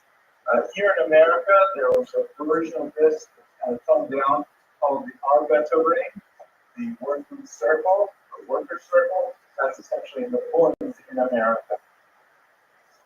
It's not the input. Here's the way we need before this. Yeah. And they look on the presidents. So because for this, there are ones for president. Interesting. So this is the party that lives in a quadrant that is both socialist and diaspora. Right? They want to do this in Russia. They do not want to go to Israel. They don't have over in this quadrant that we want to do what we want to do here, not in Israel, but we want to be capitalists. We don't want to get all this crazy socialist stuff. This is Shimon Duggan, the historian who developed that idea of diaspora nationalism as essentially what became the federation movement. Right? That we will organize ourselves in the diaspora and we will collect donations from ourselves and we will support ourselves and things like that. That's that politics. Now, for the top of the line, science, all the times that we can measure what Jews actually believe in Eastern Europe, Zionism comes out as the largest single group. rarely the outright majority. Like if you have 100 Jews, you might have 40 of them say they want to be Zionists, and then you have like 20 or 30 who want to be pro-this, and the remainder would be scattered across the other parties. Zionism was consistently the strongest single party, even if it didn't constitute 50% of Jewish political opinion. We only have a few examples of elections where we can actually look at results and see what Jews said, and they're scattered in different places at different times. But we know that the idea of Zionism was hugely popular among Jews. Then over here, our last quarter, so they had signed the traditional Zionists, and a major party was Herzl, who essentially said he wanted to create Europe in Israel. If you've been to Haifa, that's like kind of the perfect place for Herzl. It's like sedate, it's calm, it's relatively, politically oriented. They have a large Arab population. Sadly, one of my sons plans to go there for graduate school next year. He wants to study science at a master's level. We don't have very good science major here at Toro, so he's going to go to Haifa and study Toro and they rush. But anyway, that's kind of like his model. Not the kibbutz socialist model, but the Israel capitalist model. There were people who disagreed with Herzl and Zionism, and I could fill this chart up with like 40 other groups. It's crazy, but I will really pull out one of them that's really important. This is Vladimir Jabotinsky. He was the founder of what would later grow into the Likud, and later grow into Netanyahu's party today. They have different names, but he basically agreed that Jewish society had to transform itself to Israel, and he felt that it should not be communist. But he differed with Herzl on a very, very fundamental idea. Herzl thought the best way to get a Jewish state is let's go talk to the leaders of all countries in the region, the great powers in Europe. Let's choose them. Let's use our medieval skills as Shadman and as intercessors, and we'll negotiate our way to create a state of Israel. Herzl had Jabotinsky had this idea that you're never going to get it done that way because non-Jews hate Jews. This anti-Semitism is just a given, and you can talk till you're blue in the face about what really is going to make Israel exist is a machine gun. That you have to take it, you have to be militaristic about it, you have to be forceful about it. If you look at Israeli politics today, you'll probably see Herzl's legacy and other movements in a minute that is like more moderate, more like kind of like amenable to American sensibilities generally, and then you see extreme right. You see other groups that say, no, all this, meeting in Qatar and let's talk with the create a Palestinian state, something like that, too. So there are people who say that's ridiculous. The question, they are Jabotinsky's descendants intellectually. Very, very live and interesting. One more group to make it a little more sensible, let's put that flyer over here. This is a group called the Poale Zion, the workers of Zion. Whenever you see the word workers in the title of the party, it really means conference. So these are, this is one of the most important organizations that help build the kibbutz, and they believe in, coexistence with neighbors, and share of wealth, estate, and things like that. They're also prepared to defend the state, but their kind of ideal model was a Jew had a shovel in one hand and a rifle in the other hand, prepared to protect the woods. But on the other hand, constantly working on the agriculture. And they disagreed literally with people like Jabotinsky. They said to Jabotinsky, you're just gonna you're gonna fight with all of our friends. You're gonna make the British hate us. You're gonna make the Arabs hate us. It's gonna be terrible. We have to work on building bridges, work on peace and stuff like that. And they were at each other's throats all the time. So this is the basic picture, almost, of what it looked like politically for Jews Around the year 1910, Mr. Bradford. Mr. Parenti, you have adequately anticipated the next part of this lecture, right? Because this is, you can manage this, right? It is more complicated than the political system. You don't have one spectrum. Jews have two, left and the other down. But of course, if the Parenti correctly anticipated, we also have a religious spectrum. Almost everybody in this map is either non or anti-religious.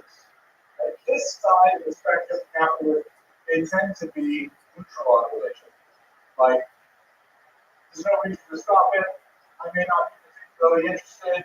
I'll put on a kippah to go visit Yad Vashem or something, but I'm not really gonna I'm not gonna keep Shabbos, the Basila, and I'm not gonna do that.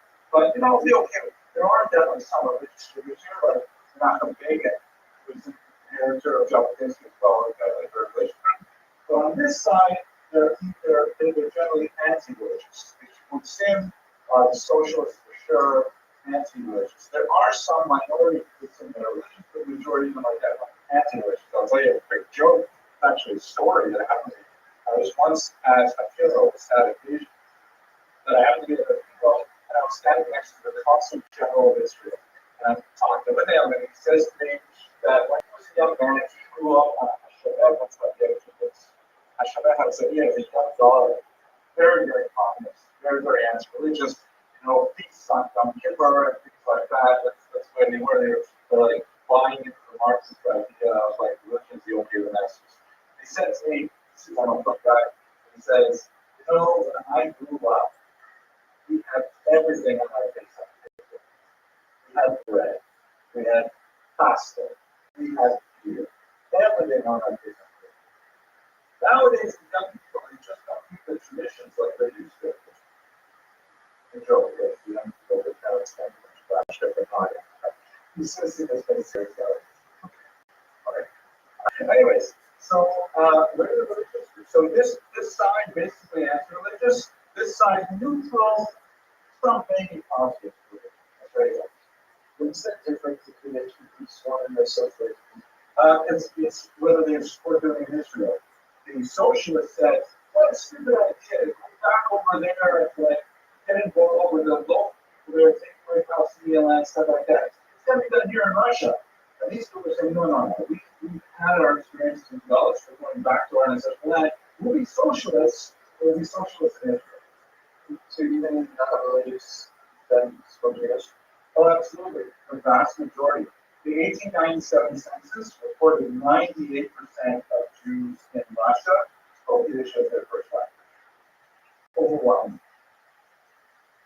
It's amazing how fast it changed over a century in their language. Okay, now let's look at the current observation. What about the religious axis? So we've got a z-axis. Right? We've got, this is representation of the third axis, the z-axis.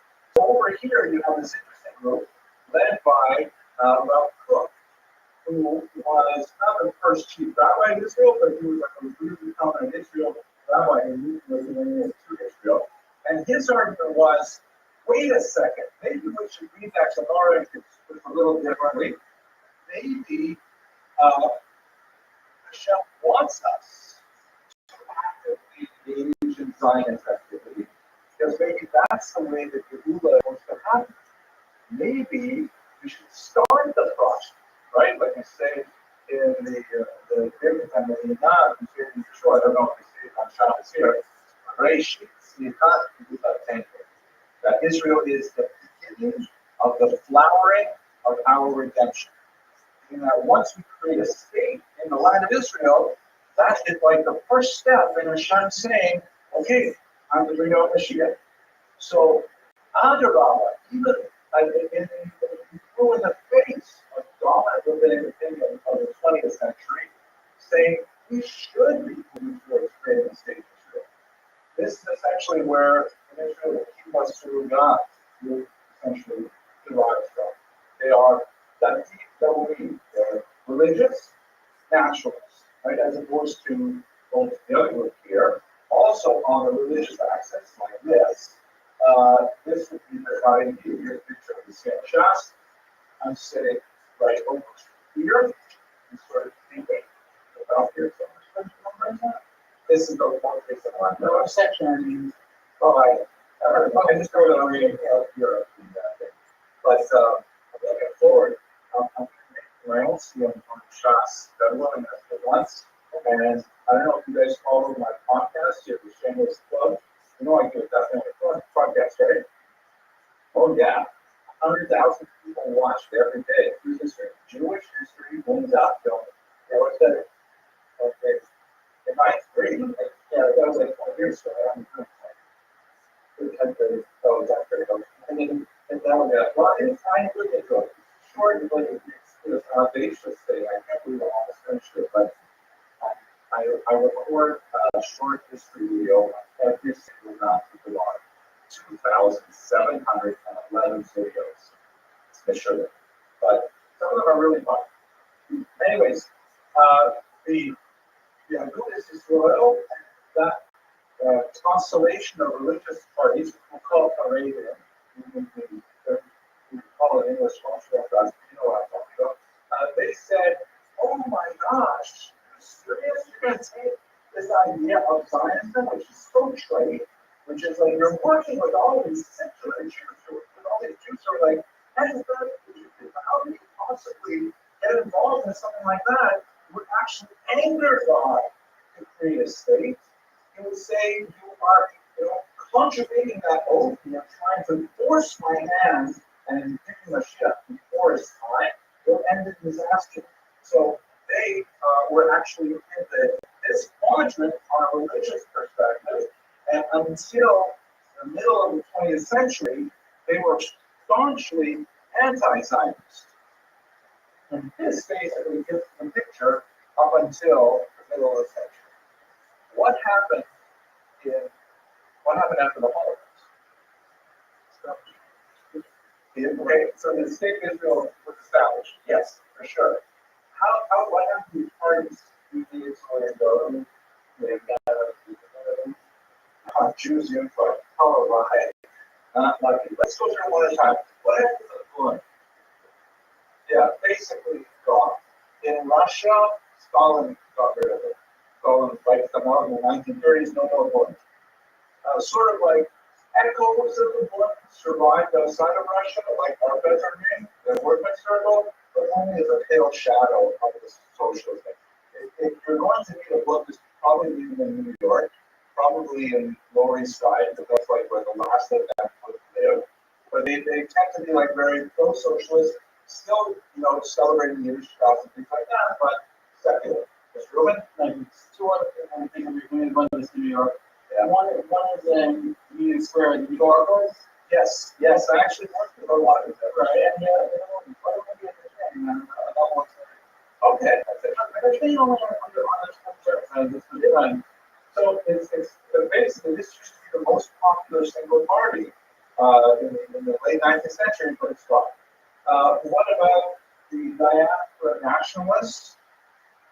They were about 4% of whenever the Jews voted, 4% of the most. So they basically disappeared. But we take it for granted because we still believe in the echoes of it, the Federation, stuff like that. The socialist Zionists, what happened to that? They're still there, absolutely. Yeah, they went through different parties. They were the largest, and they were in power in Israel until 1977, until Menachem Begin took over. He represents the right. But this is a very, very strong, dominant trend in Israel. They have weakened significantly because the right wing has been ascendant. Netanyahu has been powerful for 19 years, I think, for a really long time. But before him, this was all about social here. Ben Gurion, Weizmann, all these guys before the Bolsheviks. Carousel against moderate Zionism, the middle is basically dropped out of Israeli politics. Very little kind of like moderate Zionists were there anymore. I think if they're moderate, they probably would be Miami or something. The Jabotinsky's party, so we saw we could, what we also see a few other parties. One very important one was organized by Mayor Kahane, called PAC, which was a very, very extreme party in the 1980s. And, actually, it's ironic to look at today's politics, because a lot of the policies that he argued for are now kind of like being gradually accepted in Israeli policies. Like, for example, the idea of quote unquote population transfer. Like, the way to solve the Palestinian problem in Israel is to move them someplace else. And this, after the assassination of Yitzhak Rabin in 1995, his party, PAC, and he was actually assassinated, his party was made illegal, like the Nazi party. And the inheritors and collection of people like Benir, Smotrich, who are arguing very, very right-wing ideas that borrow from Kahane's playbook, but they're still not operating as guys. But one of the debates that's going on right now in Israel is suggesting that their activities are illegal because they're borrowing intellectually from Kahane. It's a strange thing, but there's. We talked about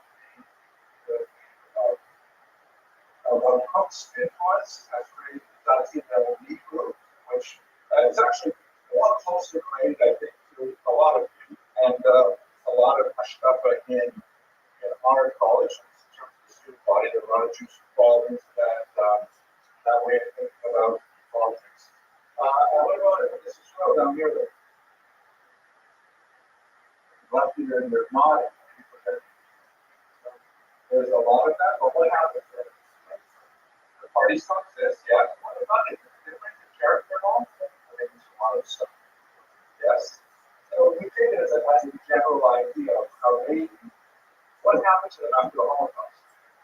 Nothing is still exactly.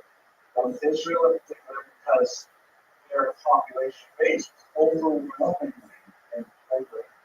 And when 3 million Jews were killed in Poland, no more good Israel there. So, ironically, a lot of Israel, when they turned out to be state powerful, this organization, which was anti-Zionist, ironically found itself in a position where it was actually living in Israel. And so they're like, technically, either against the state or at the very most neutral to the state, but they live in the state. And it is really a source of major friction in contemporary Israel because, the Haredim in general will not serve the army and yet will take advantage of state support of yeshivas. And especially since we're in Israel's longest war right now, a lot of non-Haredi Israelis are deeply resentful of this fact.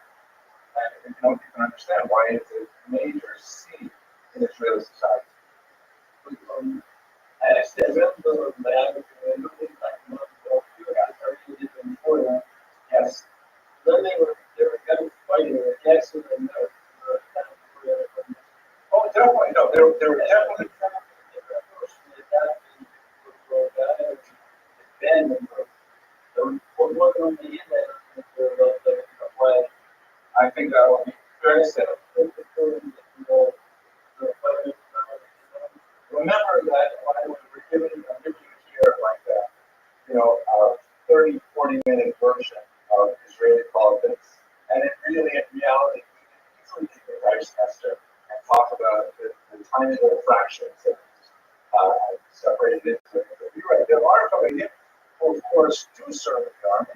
They have a battalion which is apparently very successful in Hashmonaim. And there was a study that came out just today in the Times of Israel about how Haredim feel, and there is an increasing amount of enthusiasm for serving the army, but it's still in the 20s. I mean, the percentages are small. Most Haredim have been participating in that. It's really not necessary. So I'm not asking about the American department, the same thing. I'm asking about the Israeli department, not a state or I make sure what it is, but I didn't report them, but it didn't necessarily go for a moment to get started. How far after the install of Nickel and what's Well, the great Karta, I think, is for those who maybe aren't familiar, Torah Karta are the guardians of the city. They are an extreme offshoot of Satmar that are the picture of the anti-Zionist Haredi. Here in America, as Mr. Rubin correctly points out, actually they have some Israel too, but usually they hold on saying protests. If you look at pictures of guys with tanks and stuff, they're holding their signs right out front. This is a terrible thing, I guess. It's like the ultimate tokens. Like, oh, look, there are religious Jews who support this, and it's like the most extreme bizarre. But they are definitely solidly in this camp. And I'm differentiating the American church from their sympathy. I don't want necessarily leaders, but I just they think as Americans, but they won't necessarily say they are any better. Yeah, I think that's fair. And I think we also have to understand that the Buddhist Israel in America has a whole different spectrum of policies because America is different from Israel. So I'm speaking primarily about the Haredi politics, like they go Torah. I haven't even gone into the ethnic, the Z-axis, or I guess it would be the Z-prime axis. The Sephardim comes in the 1970s, and they have a whole different, series of concerns. This is all basically Ashkenazi, but when the Sephardim get involved, then it changes everything as well. Oh man, let's hope shut down the door. All right, I think at this point, this is when I would like to conclude for today. Mentioned I have a good appointment I got to get to my time, so and it's a good spot for stuff. Any last questions about? Do you understand now why you're praising Meyer holds the way he does, where he is like? Okay, let me end with the joke. It goes like this. 1930s, father in Detroit wants to send his son back to the Heights so that he can get a little bit of a taste of what it's like to learn in yeshiva in Europe. So he sends him back to Poland, he spends some time there, and he comes back to Detroit, and they're sitting down at the piece of the table, and the father says, so, son, what was it like? He's like, Dad, you won't believe it. While I was there, I met you who was a socialist. I met this Jew who was a Zionist. I met this Jew who was a socialist Zionist. I met this Jew who was a Arabian. I met this Jew who was a Buddhist.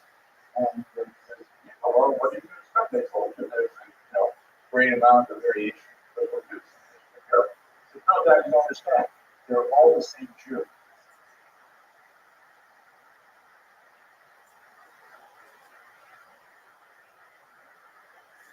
Today's class, and probably read into Wednesday, is hugely important because we're going to be talking about the birth of modern Jewish national movements. One of the things we really got to understand is that Jews went through such a huge change, a watershed of the French Revolution, 1789. We talked about what a watershed is a while ago, right? The thing is that before 1789, we largely existed in a pre-modern environment. I'm going to summarize some of the things that are associated with pre-modernism for our purposes. And then we went boldly into this new world, and we still have not totally figured out what it means for Jewish identity. We're still struggling with a lot of the basic concepts that we first encountered over 200 years ago. These are really deep-seated issues. And then probably we'll probably get to on Wednesday, there's a major change in 1881 when a wave of nuns in Eastern Europe, specifically the Russian Empire, forced Jews to rethink the way that we have been relating to the outside world in a very basic way. We come up with 5 basic strategies for how to deal with the world. We are still essentially living those 5 strategies today.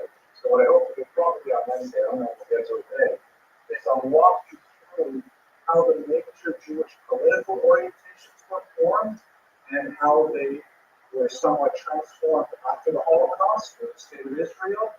And this is usually 2 classes where you really, I hope, understand why Jews argue today. What is the argument about today? Because fundamentally, the arguments we have today are the arguments that were born in the Napoleonic period and refined in the post-pogrom period of Russia.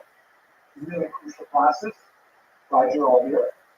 Those of you who are not, you're guilty, but you watched the recording. Okay, shall we get to it then? Okay, here we go. So let's talk about the decline of corporate society. It was interesting. She's learned from Isaac Ashkenazi that sort of within the traditional Jewish way, kind of depended on the new kind of mentality. And this is the way you think of pre-modern Judaism. Now let's just understand what that term means. Pre-modern for the rest of the world basically means before the modern era. What is the modern era? Exactly, it's the 17th century, and then continues since the 18th with the Enlightenment, and the kinds of things that go along with modernity. It's not necessarily technology, although it is definitely very related to technology, the scientific revolution, and then the industrial revolution gives us so many of our modern gadgets that accelerate what modernism means. But basically, modernism is a change in the idea, changing the way we think about the universe. We discussed last week how the kinds of ideas that were associated with modernity include, for example, humanism. Anyone want to define humanism? Mr. Rubin, give it a shot. What is humanism? The same human thought as things are think about it. You're not too far off. It definitely has a human in it. So it's not just human thought. We've been thinking for a long time. But humanism is the greater emphasis on the value of the human thought for meaning. Mr. Everstein? Or the value of learning and without very good. Decidedly putting aside, for example, let's say Godism. Right? One of the things that happens in modernity is religion goes into a decline, which has basically not finished yet. We're still on a downward slope as people move away from religion as the source of truth and more to we can think of truth ourselves. We don't need a God or a revealed text to tell us what truth is. We can think of it ourselves. This reached its apogee in the late 19th century, and then it began to crash with World War I, and especially with World War II. Because World War II, in many ways, also an expression of humanism. If we are so great and we can invest ourselves as the lowest of all meaning, then we're free to create things like the Holocaust. Obviously, humanity has a visceral response to horrific access. For all of us say, wait, maybe humanism can go too far. Maybe we'll explore that a little bit in this course later on. But that's one aspect of modernism. It's much more going, you know what? I know that's what the priest thinks. I know that's what the rabbi or the imam thinks. But you know, what do I think? What I think that is. What we think is. What you're thinking that is. That's an aspect of modernism.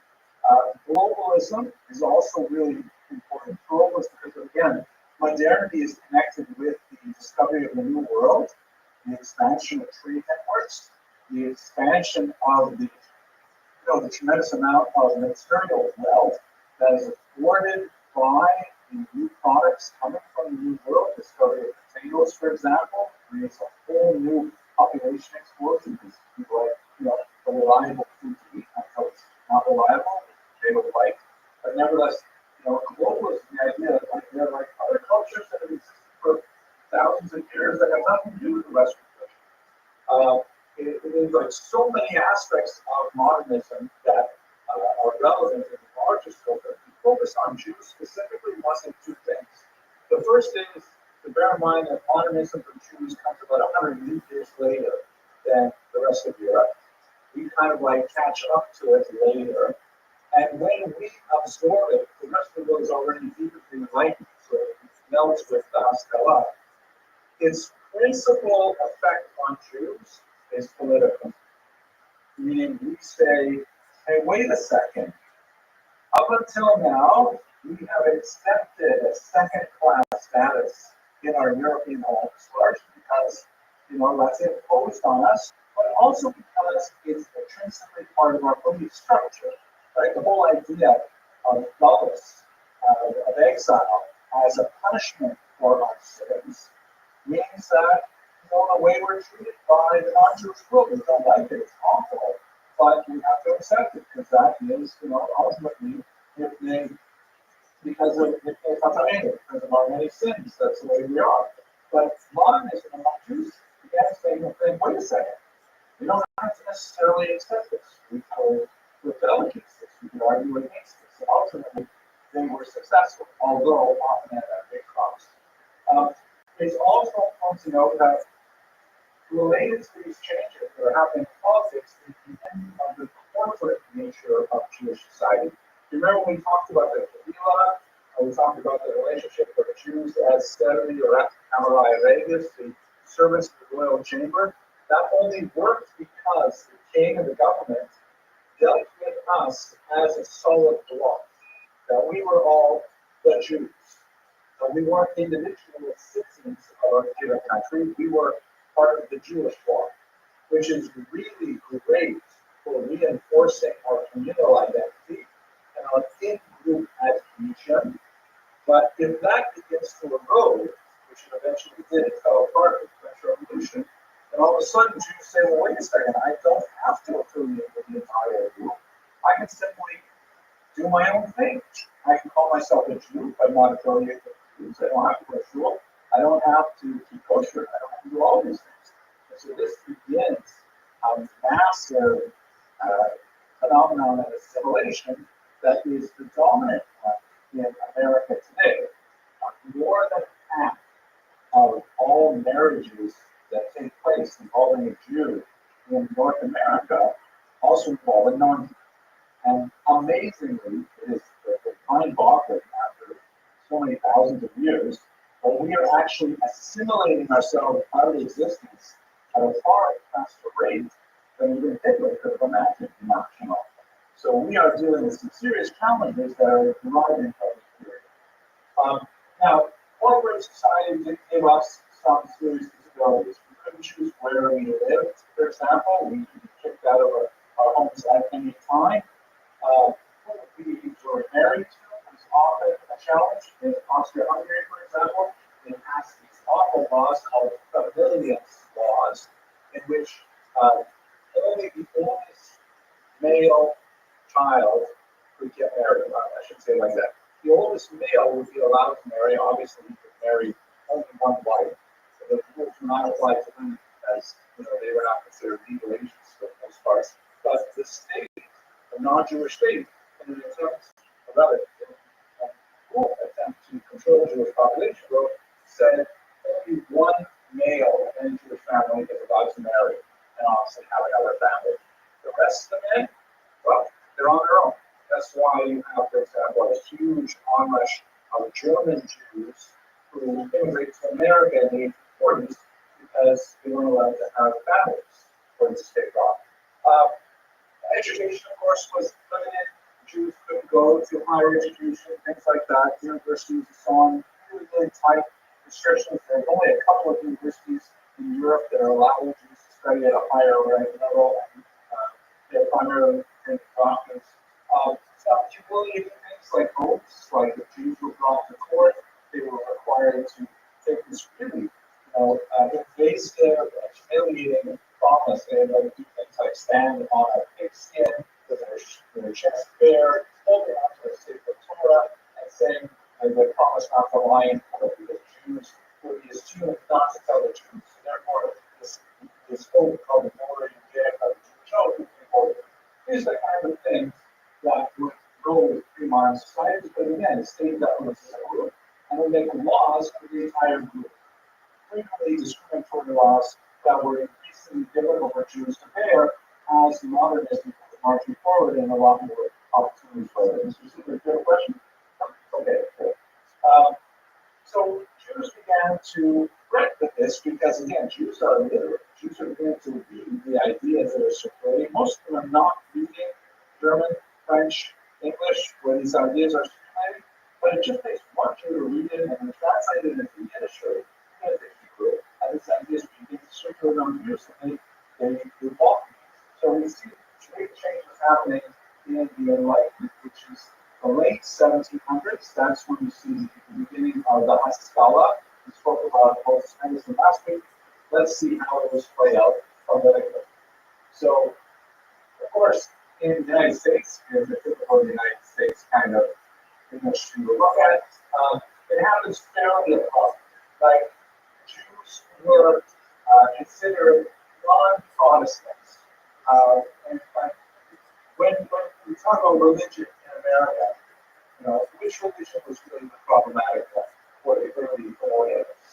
Catholicism, yeah, Catholics, right? We are running away from the papists, right? The papists are considered like the opposites. The Puritans tend to be really intense Protestants. And let's just recall, for those of you who may not be that familiar with Christian history, the church has a major split in the 1400s under Martin Luther, where in Western Europe it was all basically one church, Catholic Church, ruled by the Pope of Rome. There were over centuries of dissenting movements, but basically there's a huge break in the 1450s when Martin Luther said, "I protest," essentially, and his protest created what ultimately became tens of smaller churches called Protestant. Protestant comes from that original protest. And the nice things they protested, of course, against the power and the supposed infallibility of the Pope in Rome. There's protest against the clergy not being allowed to marry, because Catholic clergy was celibate from the 13th century on. That's what I was saying. So like Martin Luther like famously said that how we trust the Catholic Church when the Pope and the survivors and being like the cardinals can't even agree with each other on various things, like how do we take that as something about it? That you were supposed to be getting over more about is party plus party under each other. And wasn't very concerned that like we shouldn't be trusting the identity of the word of God as we just focus on what the Testament said. Right? That's interesting. And I suppose you're asking this question because you're still concentrating on this idea of humanism. Yes, that's right. Because one of the things that was characteristic of Luther's movement was a push for greater control of the laity on the actual text. Meaning, hey, what Protestant projects? Let's translate the Bible into German so regular people can read it.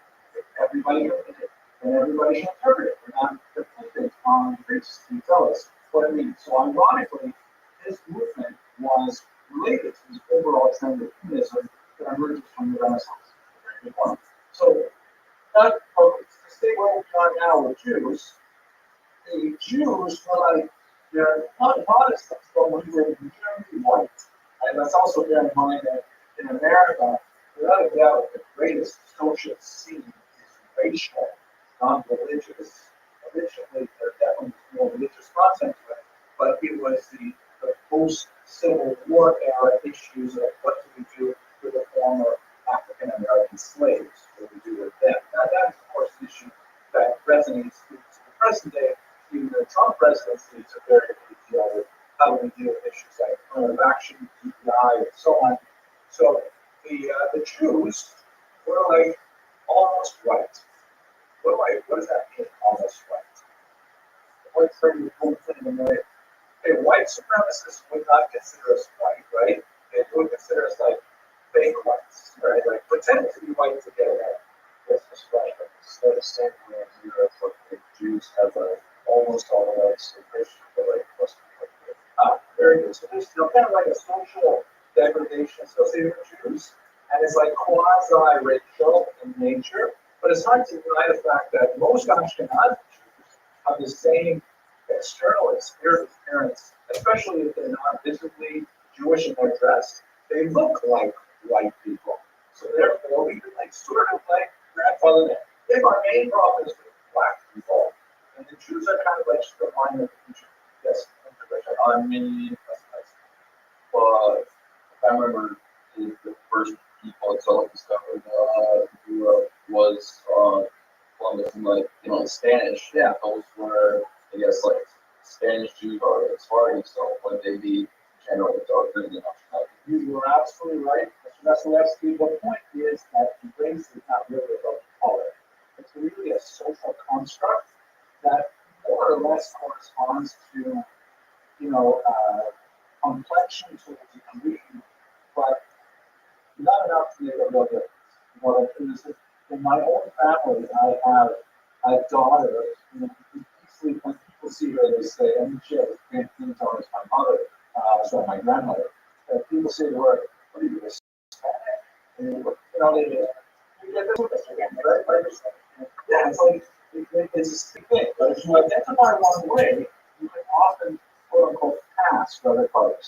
So we're not talking about like blue, black Nigerians or something. They're really obviously a different race, whatever that means exactly. But Jews are sort of like out of the line. And also work like part of a really powerful group like Catholic Church.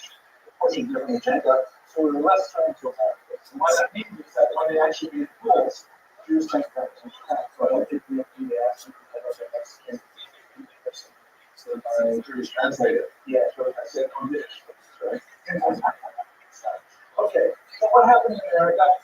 There are limited female perspectives and goals. Most of the early colonies didn't have time or energy to push anti-Jewish discriminatory measures. They were too worried about like homesteading, sending off the Indians, and whatever else they had to do with agriculture.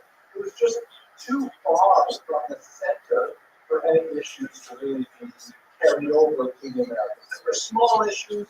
Some of the states preserved the more in the Jewish oath, things like that. So it really quite minor. In the Constitution of 1787 and clearly the Bill of Rights of 1791, Jews got a full pass, right? It says, we got people, right? What is the word? Thank you so much. I just got this thing. I forgot, right?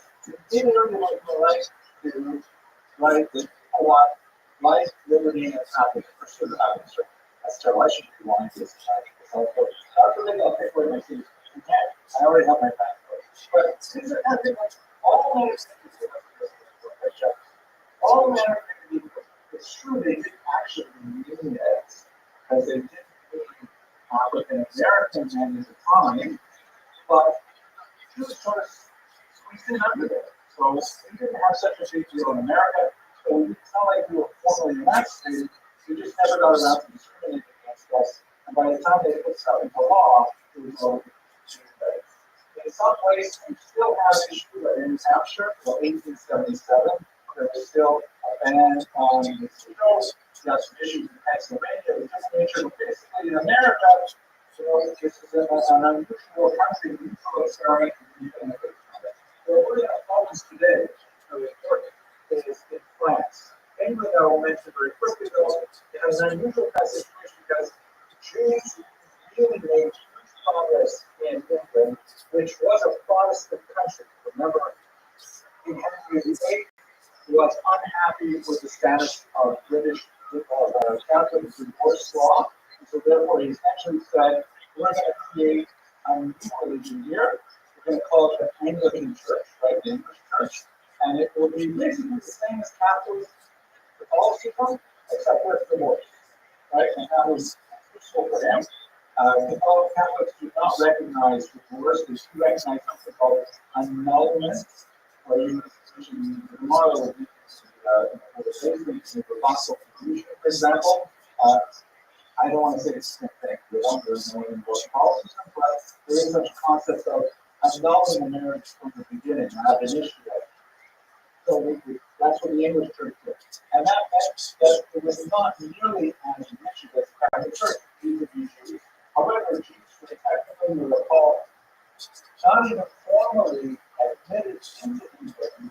They sort of slipped in under the line when Oliver Cromwell basically declined to continue banning Jews from England and simply ignore their presence there, and their population were entrenched. So there you have a situation where Jews are advancing in terms of their wealth, their social and so on, even though they don't have food, they don't store it. So, for example, David Sullivan elected the sheriff of London in 1835, and there were several people like it. He was denied his pension because he would not take the oath as a true Christian, which was a required oath. So you have until the Rothschild, the parliament, they actually changed the law, but you don't have the same kind of rigid change or rapid change that you'll have in France. So social change in this case, the Jews already basically find their place, that creates a legal change. But we got to focus on France because France is so important. Here's France. Unlike England, which sort of, unlike America, which sort of went, was so far away from this over the century of what was happening in society and culture, and unlike England, where Jews sort of like grew into an anticipatory condition, in France it happened as a dramatic break. Right? France, right in the center of Europe, goes from being an absolute monarchy, which is a practical term, meaning the king of France is in control of everything.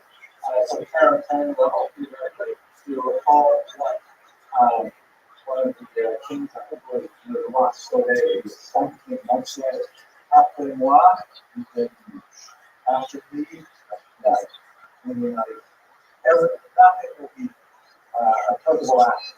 I didn't tell you the question once said, that's in what? The state, that's me. I mean, what I want. If I wake up in the morning and I want everyone to wear purple, I can pass you the green, everyone has to wear purple. This is kind of like that absolute knowledge and kind of style. It did not necessarily function so well, but nevertheless, this is the way it's set up. Huge break in 1799, massive overturn in society. They end up passing this particular document, Declaration des droits de l'homme et du citoyen, the Declaration of the Rights of Man and of Citizens. In French, these phrases are gendered. So a woman named Marie Rouge said, wait a minute, this also includes women and female citizens, right? Not just men and male citizens. They said, no. We really did. Just men and male citizens. Later on, we have to deal with that with citizens. And then kind of like influenced very much by what was going on in the United States. That's why France and the United States had a very close relationship, statute of limitations, different plans, things like that. They essentially created this declaration, which is very gentle, soul-bending in tone, that all French men are equal. So the Jews say, that's not so right. Wait, hang on. That's not necessarily what we have in mind. You are living here in France and you are a man, but we're not quite ready to say you are equal to the rest of us. So here you had a case where the law was changed before society was ready for it. They made a rule, all French people are equal, and then the Jews said, exactly what we would do about it. What ends up happening is they make a distinction between starved and occupied. In the supporting class, we talked about this at much more length than we talked today. But basically, you look at the map of France, there's two very, very different populations that are two different sizes. Up here in the northeast is our homeland, right? The Ashkenaz, our class. We come from here, this class. We're all living up here. Near Alsace-Lorraine, the old German territory, this is the age of our toast, was very active, things like that. These are Yiddish-speaking, high concentration, dressed differently, religiously much more to the right, populated way up here. These are the Jews the French were not prepared to accept because they were so totally different from everybody else. On the other hand, way down here on the border with Spain, all of these descendants of Spanish and Portuguese, especially Jews, who fled to Spain as Christians. Remember, they were supposed to be converted to be Christian until they settled here in the 1500s and the 1600s. And by the time you get to the early 1700s, they're beginning to become much more wealthy, much more powerful, and they start asserting their original Jewish identity. They come back to their Jewish identity. The same story, right? 200 years after it submerged in the south of France. And they start saying, hey, us too, for sure, you should be, recognized as citizens. What ends up happening in France is as it been that the Sephardic Jews, through a controversy, they're prepared to talk to nationalism. And they start arguing, you should give us equal rights because we're really we speak French, we speak RBC, we dress like Frenchmen. We're not so insistent on conscious and jobs and stuff like that compared to those crazy nationalism. You should give us citizenship. And in fact, that's exactly what happened. In 1790, they give the Sephardic Jews equal rights. And then a year later, they also the Ashkenazim too. They took the other way around it. The Ashkenazim also became equal citizens. And that's not the end of the story. But let me pause and see if anyone has any questions. I went through a lot of history real fast. Mr. Wood?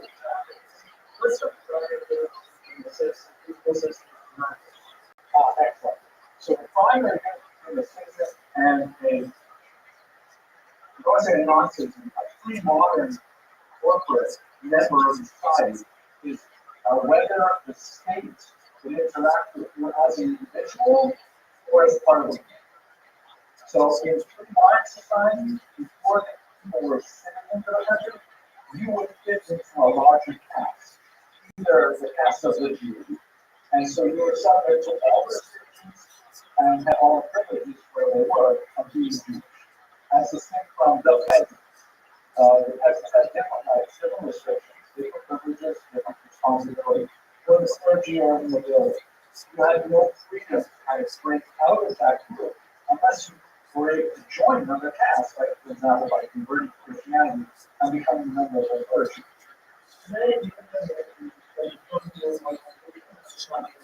Excellent questions for those. Emancipation has its positives and negatives, right? And the term emancipation, to try to understand it, it's a term that borrowed from American history. It was used, of course, in the Emancipation Proclamation, which refers to the freeing of the slaves. That's not exactly what's going on here. These were not enslaved. They were restricted by their communal identity, however, because that's the way the state dealt with them. You had to belong to the U.S., you had to pay taxes to the U.S., you had to do what the U.S. told you to do. If the basement said, show up for cuts every day, or you'll get, flogged, you had to do that. That was what you had to do with society. You know, like, so I would do this for you. I feel like hang out, I like Christian. You can't do that. So, no emancipation like increment. But what are the upsides? The upsides are if they're emancipated, they're citizens. They can change their residence and their office. And once they buy a property, they can't lose it. They're protected by the rights of every other citizen. They can enter into higher education, they can pursue any kind of occupation they want.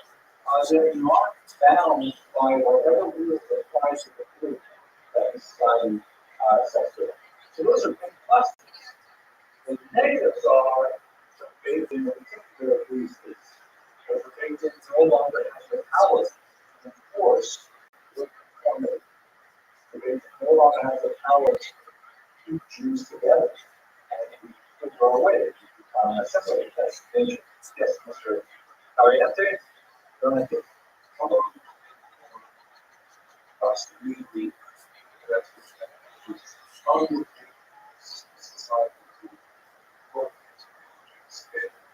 Mr. Parenti asked a brilliant question. How long did it take for society to fully integrate the Jews? So let's assume we're talking about France. How long did it take? Mr. Luca, you're smiling. That's an answer. Didn't. It didn't. Yeah, maybe it didn't happen. Right? Case in point. Right, that's excellent. Another case in point. Oh, yes, right. The anti-Semitism of France today is like fine. There are people who are free France left and right. Oh, today. Okay, the Holocaust? You know, it's true. If you visit France, every single French person can tell you their parents were part of the system. It's remarkable that the Jewish race holds such a large territory on every single French person in the system. But no, as a good argument to say, it never was. You could even say it was America. You know, even though we have benefited phenomenally, one might say more this problem never ended. We're still dealing with the same problem. As social acceptance is a much higher bar than legal acceptance. And I think in America, African Americans are still very much struggling with these challenges. So they've got lots of laws, civil rights movement, all kinds of things that have supported them and still. So these are like the end lecture. We're still going through these problems. Let me finish the story with this kind of bizarre, interesting story.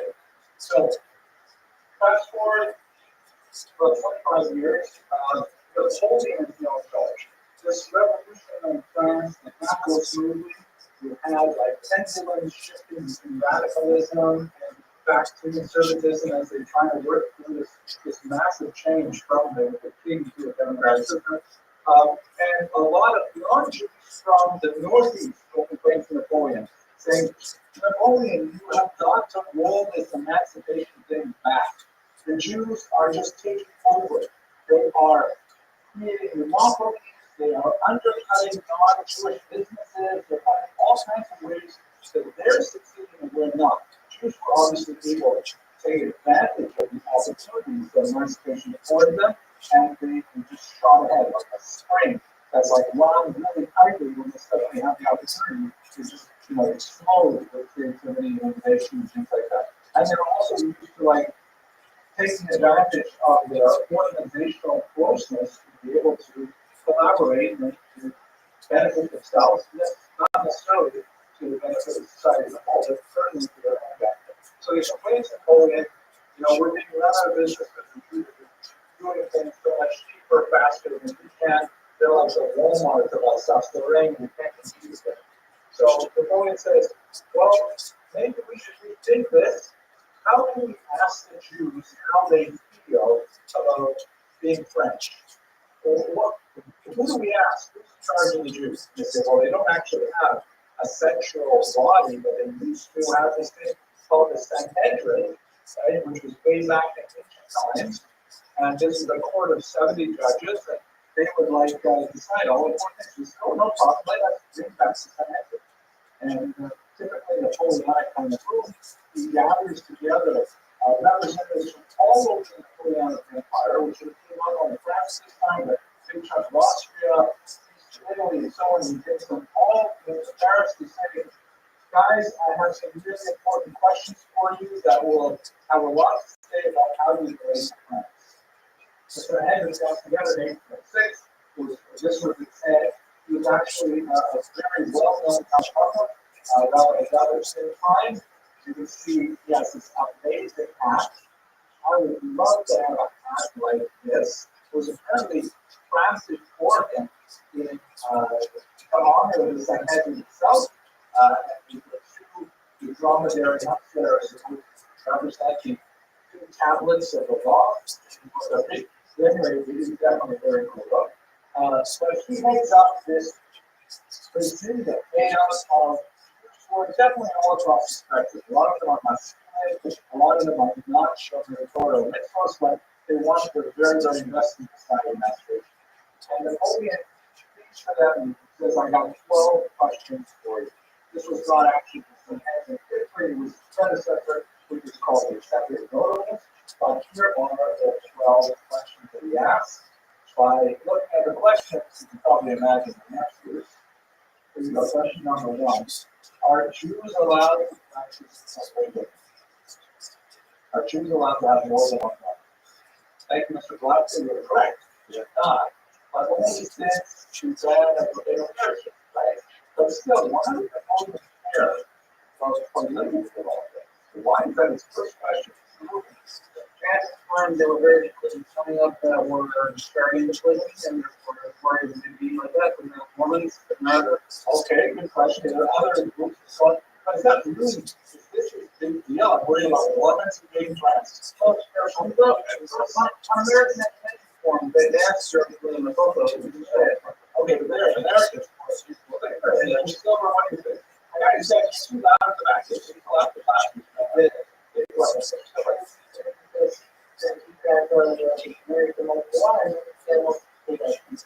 Right, so population growth is an important question. So I'm like, how big is this problem going to get? You guys, as I was told, of course, she's read the Bible, like all educated people, they can actually for today. But I see that Abraham, Isaac, Jacob, you know, they have like multiple lives of pictures, so you guys doing that now. I'm also concerned about how to project with our society because it's hard to sort of render a society and an organized society together. How far apart are we? Secondly, related to divorce. It also has implications for population growth. Also has relationships with one of the big deals in French Catholicism, which Napoleon is struggling with, because technically secular movement. Are Jews able to honor divorce law? Of course, for Christian. We invented divorce. Here's the point. And you guys marry conscience. You bet their conscience. Why does he want to know this? More for him. More for him. What do you mean by that?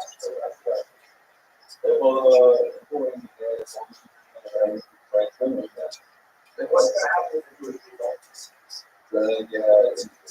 Exactly. Very good. He wants to see how big is this problem and how long is this problem going to exist. If you guys intermarry, then okay, I assume that over a few generations, French Jews will disappear. Just marry or so many more French women who could marry non-Jewish men, and eventually the problem will go away. How do you think this is going to answer this? Mr. Glasgow. Yes, we can. Okay, did you see the picture? Did you see his house? Yeah, why would we say that? He's actually, this could argue actually he did actually survive an attack by the revolutionaries later. But they answered in the most swarmy kind of prevaricating way, essentially saying, well, technically, we don't encourage it, but, you know, if it happens, it's not like we somehow bring it up, which is essentially the same answer that you should say today about a lot of matters. Right? They don't want to say outright to Napoleon that important. They don't want to say that's Napoleon because they know it's not the answer they want to give. But if they say to him that, what is your time? You know, they kind of like sort of have to start with it. They don't want to say an outright checker, an outright lie, that Jews are not allowed to intermarry. But they want to say that, you know, there's only so much that you do and things happen and they got it. The mental question was, right? This is now where it gets important. Do you guys consider yourselves to be truly French? Or do you consider yourselves to be foreigners in French society? What's the implications of this question? This is really the money question. It's really what he wants to know. Mr. Blanket. Oh, very good. Especially because science had a war with Germany for about once every 30 years. We're a little over 2 right now. But you guys who speak Yiddish, you sound and look a lot like what you use on the other side of the German border. Which one of those guys are playing the chess? Or are you going to defend France? So that's really the money question. Everything else kind of like so described. You know, do you consider this your country? Do you defend France? They have shouted you have a city that just got on more. So defend France to the very death, right? This is also really important. It points to rabbis, and the rabbis have sort of the Zoom is in the way here. The rabbis have police. Why does Napoleon want to know that? Yeah, she's going to make her own. Or even less than an army. What does it constitute a state within the state? Right? What happens if how much power do you guys have to regulate yourselves? If you are a completely voluntary movement, or if you want to affiliate with the community, it's just like joining a knitting club. Right? Everybody in this club loves to knit. You get together, you agree on what colors you're going to knit, what patterns you're going to knit. Who's going to be the lead knitter, who's going to be the secondary knitter. That's all fine. I don't care. You do whatever you want. But if you can like force people to knit certain things but not other things, and you can say you can do this, you're part of the club, then the holiness work doesn't want to have a rival. You have to obey the rabbi.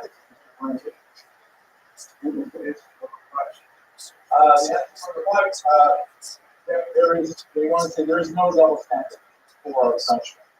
You know? And again, a lot of people are definitely on grounds for this, and it is, it's forbidden to be open and non-Jews, things are lies and non-Jews.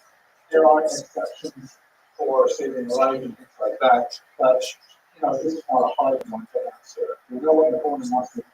They do not want, they do not want a non-public discussion of the crazy exceptions to the rule. The basic bottom line is you have to be a mensch all the time. You have to tell the truth. Things like that. Good question. Can you guys pursue any occupation? Are really concerned that that so many people are in finance? I'd love to see more of you, like, let's say, we can become winemakers or beekeepers or things like that. And usually in particular, because money Jews are money lenders, right? There's money lending, especially small time money. But that was can be prohibited to charge it. Basically, if I answered all of these questions exactly the way Napoleon wanted to hear, and so Napoleon says, fine, you guys are emancipated. I confirm nothing was decided back in 1790 or 1791. Jews are equal French citizens. Now I'm going to propose a few small anti-Semitic rules just for you guys, just to keep you in place so you actually move towards the direction I want, but essentially not confirm itself.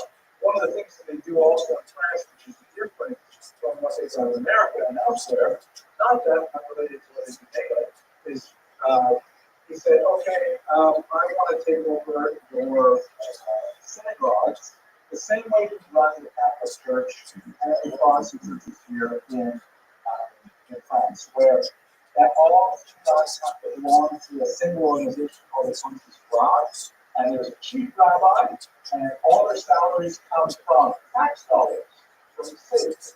Unlike in America, where they try to have a complete separation of church and state, in France they regulate through some of the other religions that any religion that is considered legitimate, yes, there are a certain number of people who support the religion and so on, then the state will give a certain amount of tax dollars to keep it running. But that also means the state has to say when he gets to the rabbi, and that also has an impact on Jewish authority. But this is essentially the end of corporate existence for Jews in France, and it will just spread throughout the rest of Europe over the next century. This is a coin I think I showed you a few weeks ago. This is a medallion coined by Jews in gratitude for the establishment of education. You can see on the left, it says Napoleon, Emperor, and King. Right? Everybody love Napoleon. Over here, amazing, incredibly specific that shows Napoleon here in all his finery. Giving the 10 Commandments to a genuflecting Moses, as if to say, oh, great king, thank you so much for giving us this equal right, which is equal in our minds to receive the perhaps outside culture. But it shows just how enthusiastic the emancipatory Jews were in France to see this happen. I forgot the name of this Mr. Sperling. This was produced by Jews. Yes, right. So this is in the past year. Somehow, they just and right? Yeah. What else? Right? Like, if this is supposed to be Moses, who is this? I said, oh, you get to pay over the Japanese. And that's a big one of those Japanese music designs. It's not only so great that, yeah, like, guys, don't, Rabbi Earl Wine like this, you never confuse Jews with Jews music. Like, this is what Jews did, not what Jews told people. Mr. Grant, I went and did it. I went to school smart. I think so. Yeah, because of Grant's things.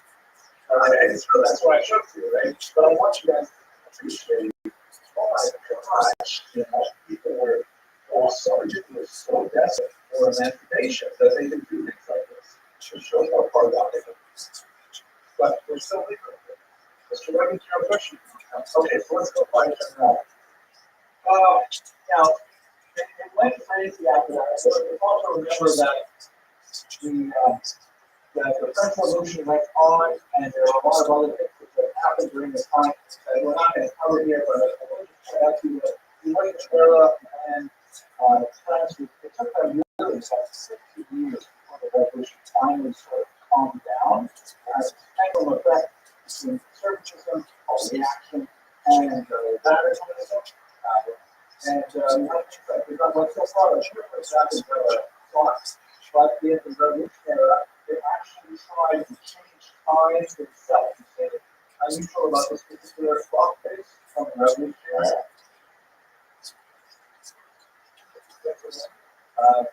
Place it up. Frank's trying to say, correct, it has only 10 hours. Right? There's a one of these crazy Sumerian system of 12 hours, 60 minutes, right? Which is ridiculous. Let's make every hour 100 minutes, right? Good metric system. Let's make every day 20 hours, right? 10 hours a day, right? 10 hours a day. Let's do it like this. And they actually switched to a 10-month year, which meant that they had to have also a 10-day week, which was hugely problematic for Jews because all of a sudden Shabbos could fall on like day 4. And the regime actually attempted to force Jews to only observe the Sabbath on day 10, which could be Thursday.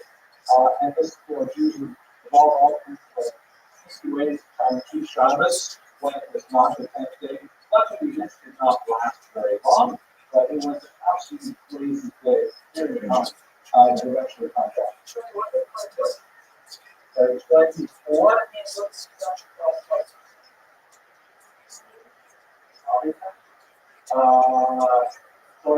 I think this particular clock has a 12 hours plus some 12 hours.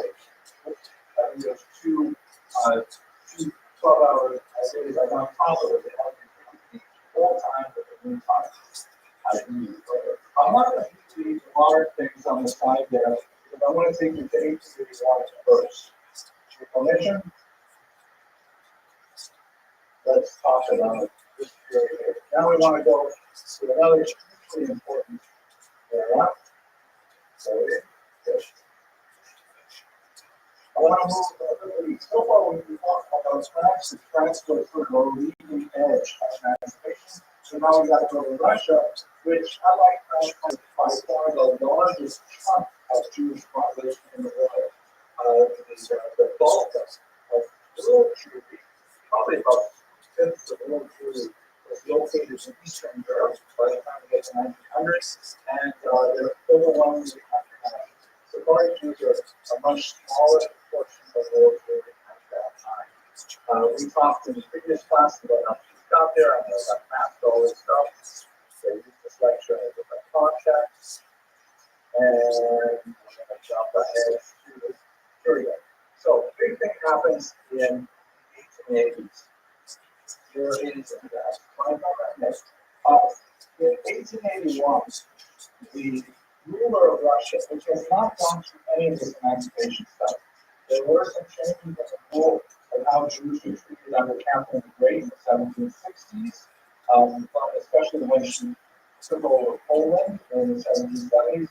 But basically, Jews were still living in a pre-modern existence in Russia right up until 1917. So this idea of Jewish government as a group is something that reserved well into the 20th century to Russia. And then this from Alexander II, was assassinated in a bombing attack on his carriage, and that represented a massive political upheaval in Russia. From the Jewish perspective, what happened was between 1881 and 1884, there was a wave of small-scale attacks on little Jewish villages throughout the region where Jews were allowed to live, the Vale of Salem. And these attacks, you already heard the years, right? For the years of these attacks, many of these communities attacked multiple times, essentially said to the Jewish population there that Russia is not able or interested in protecting these communities. And this is like a wow, a very important principle in Jewish history.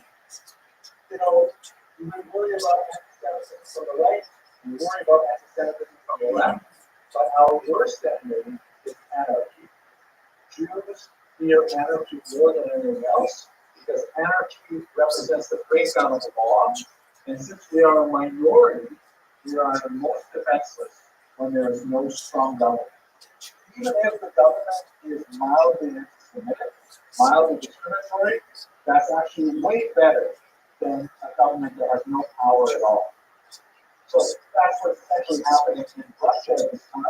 You wake up and say, oh my gosh, this country cannot protect us as the members of society. And so they're going to turn to 5 new ideas for how they're going to deal with the situation. So thank you very quickly. I want to show you these citizen charges. A great study by these people here. They're Rothschild, they were organized psychology, and Karina Kaya. I love this kind of research. This is a study of the pogrom waves of Eastern Europe, particularly Russian Empire. You see this, it's a number of pogroms, not necessarily their violence, but they actually got far more violent in the revolutionary period. The number of people killed for pogroms is much harder. But a huge number in 1881, a huge number here in 1905, and then a smaller absolute number that again is being excessive because they're values much quicker time in the revolutionary era of 1970 to 1921. I will point out that these numbers compared to the Holocaust are tiny. Like the scale of these attacks, we have 200 pogroms here, right? But we have 6 million dead in the Holocaust. So, these should be, people thought it was the end of the world that we treated in 1919, but that's only because we didn't know what 1939 was going to do. Okay, so when you look at the number of pogroms, and what these scholars did was they correlated them with crop failures, the years when there were bad crops. And as you can see, there is a correlation, but it's not a necessary cause. There are many years when we had crop failures, but no pogroms. Then they do the same thing with political turmoil. Same thing. There's no question of political turmoil when the pogroms happen, but there are lots of times when there's political turmoil and no pogroms happen. But if you combine both of those, one of the years when we had crop failures plus political turmoil, and that correlates on a 1-to-1 ratio. In other words, it's really bad for Jews when there's a political turmoil combined with an economic downturn, which is scary, right? So let's hope that politics in Washington stabilize, and let's hope that they do not go into a recession. It's also bad for Jews when they come back. One of the other enemies of combined these symptoms is really bad for Jews, really bad for everyone. Yeah, that's right. They say about African Americans that the American economy as a whole, African Americans get at least for pneumonia, right? And I think we see the same thing about this. So it's bad for Americans because of political turmoil and economic downturn. Much worse for Jews. Mr. Bland, please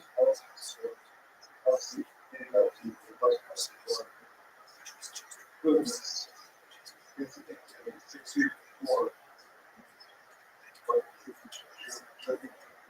That's what Well, Jordan had a lot of people, and they did have economic downturns, but it ended up so much worse for the German. But a whole lot ended up being a question. I'm going to talk about more detail about all of that too. Let's look at the 5 national strategies. This is the important part. I really want you guys to get. Okay, here we go. This is part 2 of the part that you really had to show off the first. So once Jews realized that Russia did not or could not protect them, Jews decided en masse we need to do something different. And they decided a very big way. One of 5 basic strategies to deal with the challenge. Those strategies that I mentioned at the beginning of the hour are things we're still figuring out today. Most of them know will fit into the political movements that you are in pressure. Okay, let's see what they are. First one, family relations. This is the focus strategy, the tried and true Jewish strategy. As we discussed before, the 3-4-3 strategy is the 3 part, and Jews left the Russian Empire in growth. This map shows you how many Jews left the Tale of Settlements here in red between 1881 and 1917, when the Tsar settlement fell. 1.75 million Jews came to the United States, constituting about 7 out of 10 American Jews today.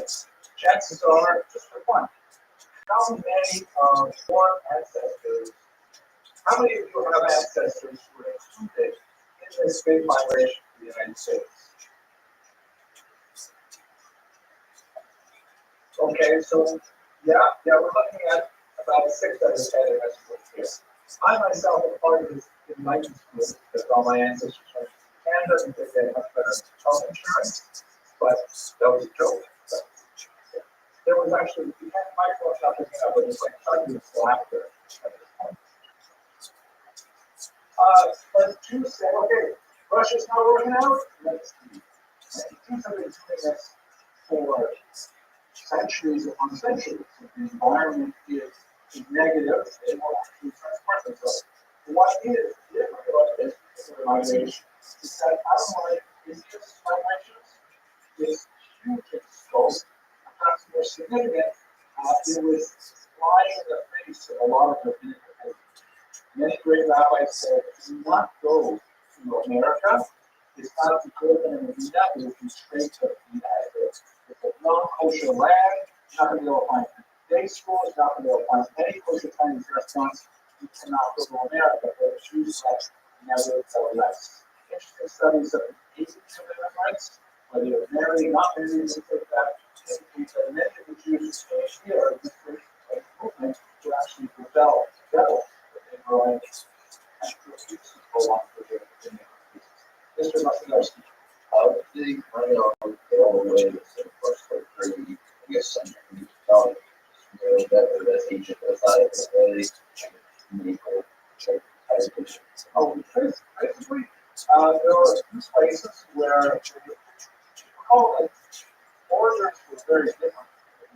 At the end of the 19th century, the 20th century, borders were far more comfortable than they are even today. And this is a time when America was actually openly inviting people to come to its shores, labor shortages. The Industrial Revolution in America was just booming, and it needed people to work the plants and to plow the fields and to lay down railroad tracks.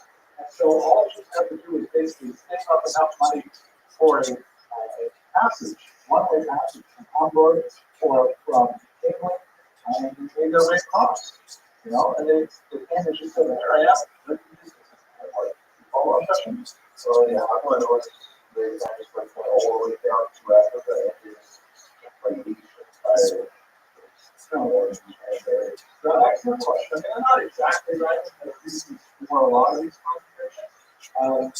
In the case of South Africa, we used to express a ladder migration that is very common phenomenon in many minorities where people tend to go to a place where there's someone from that place already gone. So you say, well, I know there's a guy named Ryan that you know, his brother, I worked with him in Sawmill, so I'm going to go with Evans, but you know, it comes from my house, so I'm going to set up with it. And this is where a lot of South Africans, so we just support South Africans coming in the first place, the gold mines, things like that. But, so the Lithuanian Jews, so a lot of bit box and languages specifically to South Africa. So quite a lot. There's not a lot, and there's more lateral migration to Asia. There would be a huge amount in World War II when Jews had their way out to the Colorado and to Uzbekistan, things like that. But that's what they're really nice. But Jews tend to emigrate, which is very different from being refugee, is something that's like what Mr. Miller. I'm not sure that there's a theory that you have a lot of more visit. There are people that want to stay back. That's just a loss of value to that. It's not a theory. It's more an observation. They don't stay back. Regardless of the differences, right? The Jews who came at this time, they were Jewish.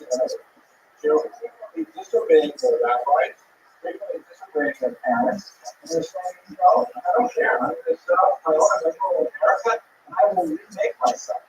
And you know what? I am open to everything in America. I am going to learn English, and I'm not going to speak English even with my children. I am going to become totally Americanized. It's very phenomenon with this immigrant period. So, on the other hand, after World War II, these are Jews who wanted to stay in Poland. So that sound on my side. Why would they stop us, right? Not only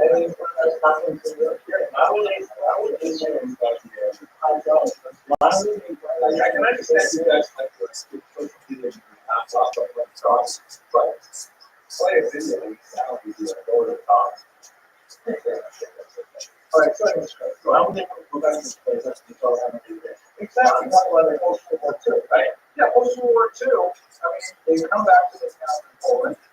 It's devastating. There's nobody there anymore. They're generating active, they're encountering active hostility from the ulcer, using the let's say, so when they come to America, those post-war Jews, they're refugees, they're angry about how they're coming. They're not choosing America. There's America's first problem. So they come here and say, you know what? I'm not going to make myself into America. I'm going to make America myself. I'm going to recreate what I imagine the shepherd should have been during the Muncie, one day, places like that. And they had a teacher. More niche question is what about the enlightened views of trying to take the bank facilities don't break them no matter what? That's also something not there. Yeah, I think it's a tiny proportion of those enlightened countries, larger than most of them were killed. And those that are taken, I think they had a much harder time perpetrating their Jewish identity. We live in an orphan generation. I myself, like my parents are Holocaust era, they were born and raised in Canada, so they were survivors directly. But we're cut off from a massive number of Jews in their civilization. It's amazing that we can compare anything. It's amazing that we're kind of trying to Mr. Abbott, so getting back to the library, all of the two major boards that use the grading, to include, and then Europe, where Alberta was actually Galveston, Texas. And I know that many of the Jews did integrate to Galveston. Did settle there and make communities in Texas. And they were, by and large, reformed communities, so traditional, which definitely is much more of like that towards the enlightenment and the chefs off of the Solomon side. So they're definitely for outbound Jews came to America and did set down and do enlightenment. oh, absolutely. I mean, yeah, we're not talking about America today. We're talking about Jews and Russians. When you have America, goes to post-war, you're right. That's a good point. Let's go on. Now, Judge Shadow 1, right? Immigration. This is probably the biggest strategy and the most traditional strategy. Another one socialism. Now, we don't have the research to really delve into what is socialism, but it's basically this political economic movement, largely heralded by a baptized Jew named Karl Marx and his colleague Friedrich Engels, that argued for a complete change to the way that we organize society now. They're very much against capitalism, which is the market economy that is the American economy. They wanted to have the control of production and in which the people live large.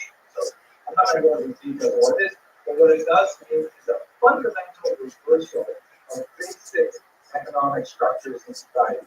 Rather than leaving Russia, it says let's change Russia to be more friendly to its minority. Among the most important logos, this man, Leon Rothschild, known by the independent Leon Trotsky, and he was a major radical revolutionary, hugely influential in the early communist period. This is a picture from his 1905 arrest before the revolution itself. One of the lesser known things about the late Russian Empire is it's almost impossible to get a decent haircut anywhere in the entire Russian Empire. To get a Harley. Yeah, but he would end up becoming an incredible general. He was the leader of the Red Army, amazing and traits in life. But again, not identifying as a Jew. Many of the comments that time said, not only will we change the world, the economy, we're also going to change ourselves to fit with the larger Marxist idea, which was very much anti-religious. Anti-clericalism was a principal idea of the communist movement, and so many of these Jews would say things like, Rosa Luxemburg would say, I am not a Jew, I am a social democrat. So I say social democrat is another word for the communist. And so the second major strategy is let's not just leave Russia, let us change Russia from within. So at this point, I'm just going to show you the last three, and we'll come back to them on Wednesday, but just to keep you, just to not give you a cliffhanger. The third one is Zionism, the idea of we're going to change everything, we're going to change it in Israel. The fourth one is something called diaspora nationalism, which is essentially had a very big impact in America. The idea of creating a Jewish society in the diaspora. And the fifth one is renewed traditionalism, a term I invented, which is basically like the Buddhist Israel and the Korean movement. Really depends very heavily on this particular strategy. These are the five strategies, and as I said at the beginning of this lecture, if you have a Jewish friend who is politically active, who is probably borrowing from these five strategies to define himself or herself. Okay, folks, Wednesday, we'll return, we'll finish up this discussion. Thank you for learning.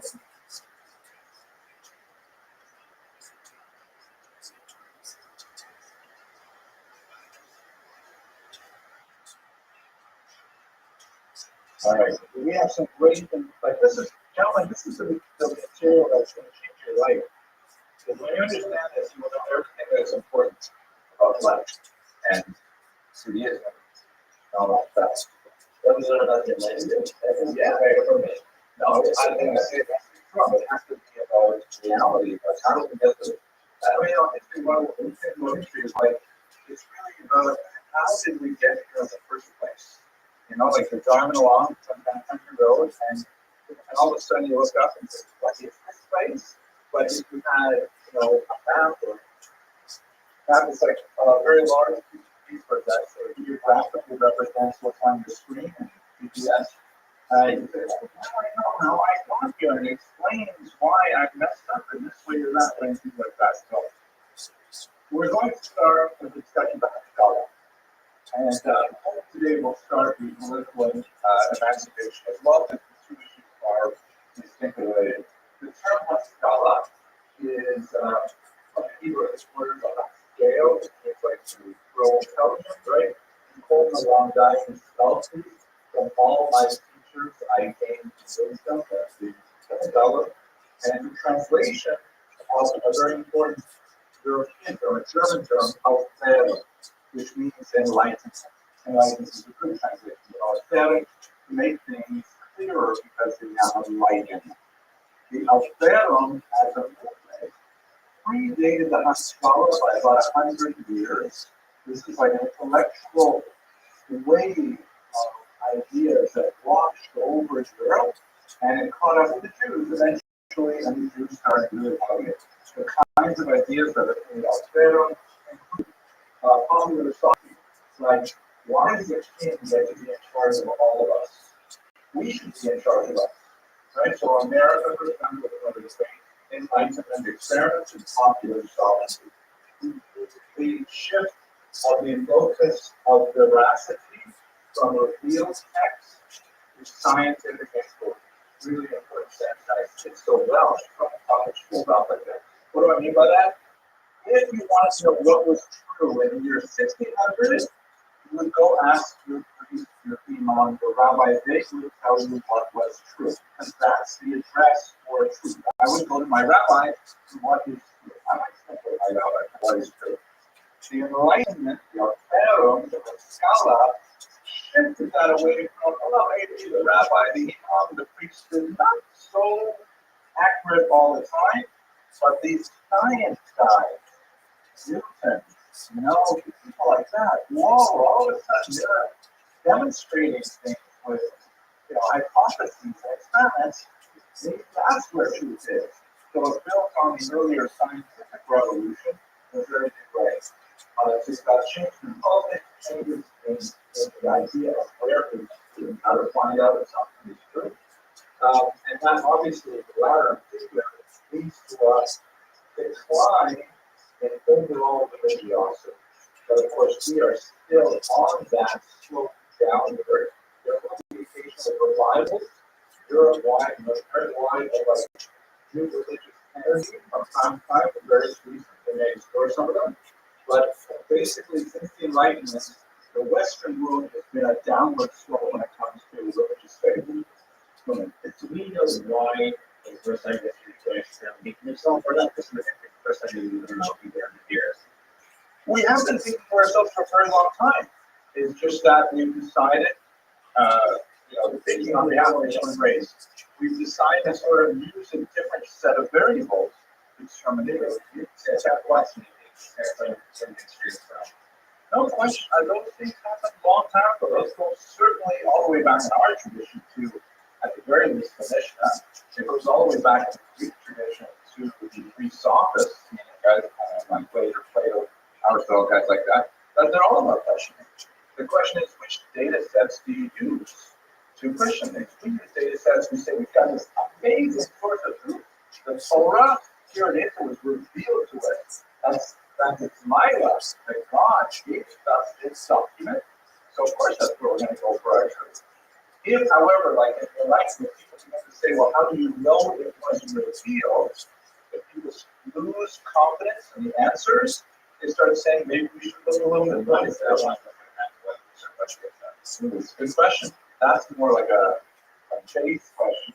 It definitely is a snowball effect. Like when one person gets an idea and spreads it around, that energy and steam goes on to another person. And even if the first person who had the idea has an idea very close to modern values, it nevertheless has a huge followers. Like, I'll give you one example. René Descartes, famously associated with Cartesian graphs, which you probably know. René Descartes, religious thinker, Catholic, he says, I'm having trouble with all of these ideas circulating, and I'm having trouble with reconciling them. So he sits down and conducts the first of what he calls 6 meditations. 6 deep meditations. What is the role of the first one says, how do I know this? How do I know?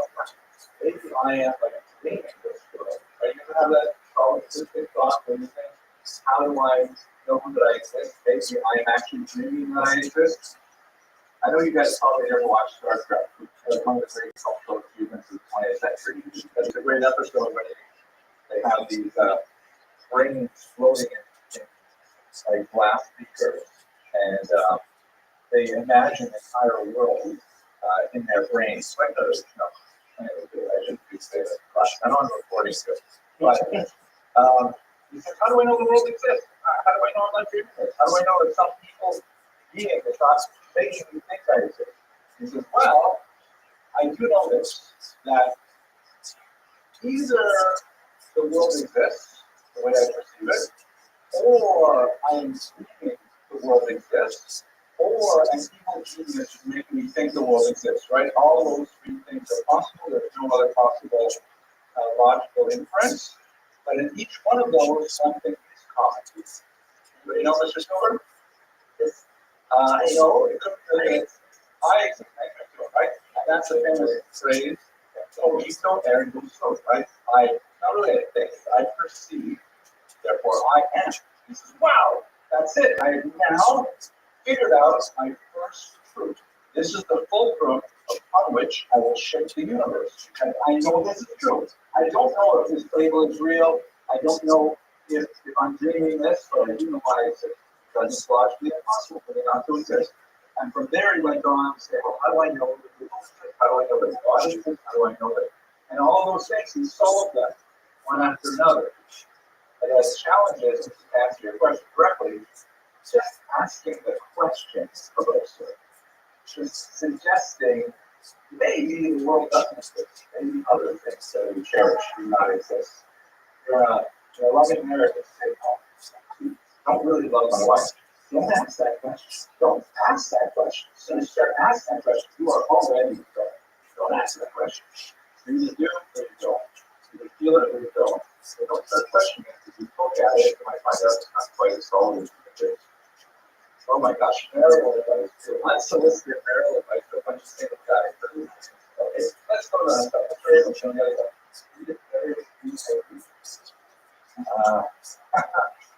Good question. That's initially that question, right? Romo Hamelech says much knowledge comes much much pain.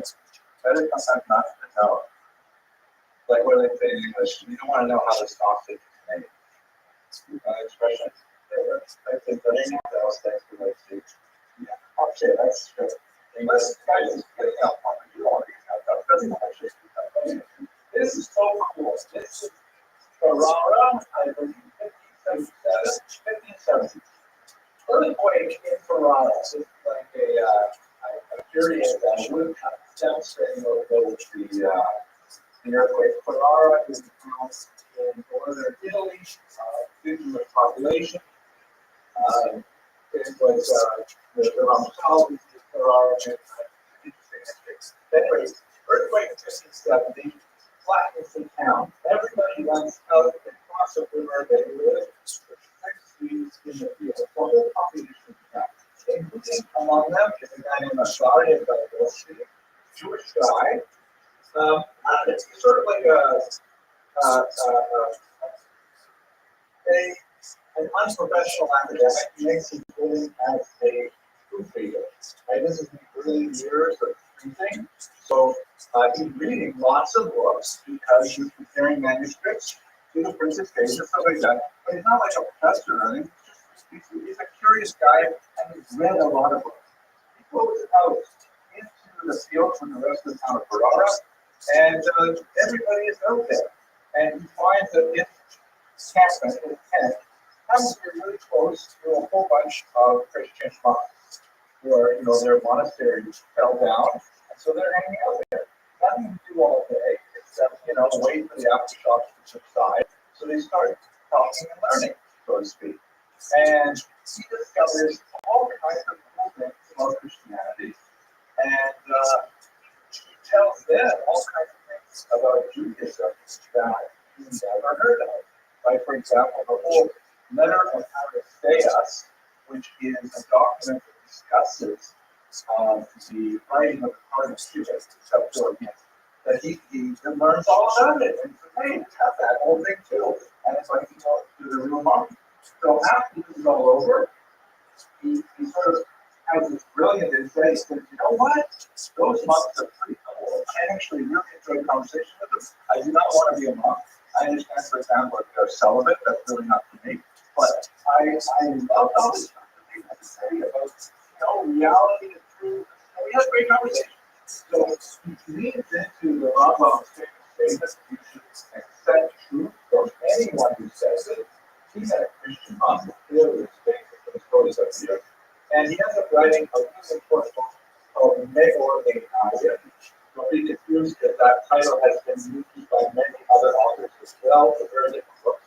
But it's kind of like the first real book of the Haskalah. Or maybe I should say that the Haskalah already told you basically like something that appears in the late 18th century. But the May or May Not is kind of like a foundational work that eventually fed into the Haskalah. It's like many controversial books, it's writing on, I think Rothschild, who is actually teaching this course remotely, is writing on a book that received lots of Haskamos, and then the Haskamos later yanked because people thought that it might have ugly courses in it. Controversial books like that. The May or May Not, and I first received lots of Haskamos, including from Yosef Karo, author of Shoshana. And then it got pulled out and saying, no, I didn't mean that today. I obviously didn't read the book very carefully. So there was a lot of nasty stuff that went around this book. The stuff that everybody liked was a big chapter on the history of earthquakes. And that's cool because there are earthquakes in Iraq. We don't know a lot about them. That's sort of directly in the Quran. But then we also started writing about other things that sort of went further afield. But it's the idea, the Haskalah idea of maybe we can learn stuff from non-Torah sources. That's a controversial idea. You guys should realize that you're in a college, right? You are also the inheritors of some level of things. It's not a college like Columbia, thank God, but it is nevertheless a college. We are using scientific inquiry, you're using lots of modern schools of inquiry that, is not traditional. So much. Considering it is students, so you can't hold them today, I let them over.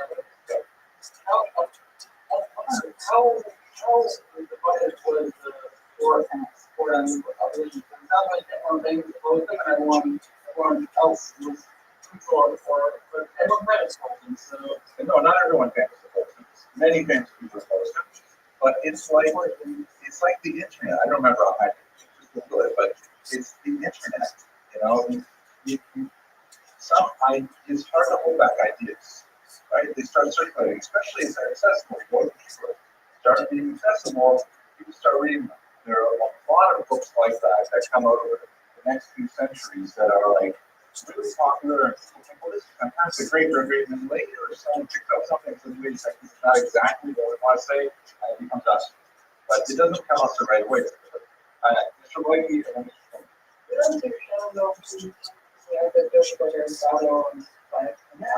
Exactly. Everyone has to Maimonides in Aristotle? right. I think that it's not like the first person to say that. Correct. He's the first person to fully put off. But he's the first person to say, we can learn about it, and I learned it by way from Christian monks. So camped outside of the church, right? But it's a totally different source. It's not even like a pagan source. So he was one of the ones that popularized it. And again, the Rambam's writing in manuscript, expensive, hard to attain. He's writing in print, like the internet. Everybody's got it. It's really hard to control. It's like Instagram. And we're still really, being able to live our ideas that, not mental, it's about all the others in the game stuff.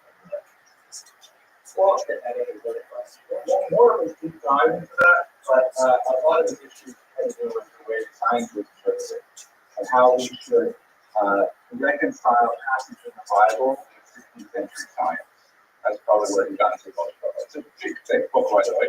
Translated in English. I think we have a copy somewhere in the dangerous literature section of the Federal Library. It's worth looking at. Another big emphasis for the Haskalah, we have not discussed in great detail here, but there's a couple of you have been in my articles. Really important is the Portuguese diaspora. The Portuguese Jews were called by special law, the greatest historians of the last century, the first modern Jews.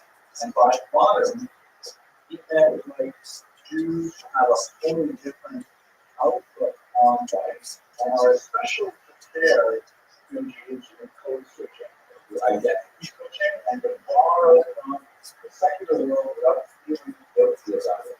The reason being that unlike the Sephardic Jews, the Spanish Jews, who were expelled in 1492, the Portuguese Jews were forcibly converted in late 1496, early 1497, and then they experienced the Portuguese Inquisition, which was absolutely awful, and then only afterwards were they able to get out of Portugal and start establishing communities throughout Europe, as Jews were also Christians at the same time.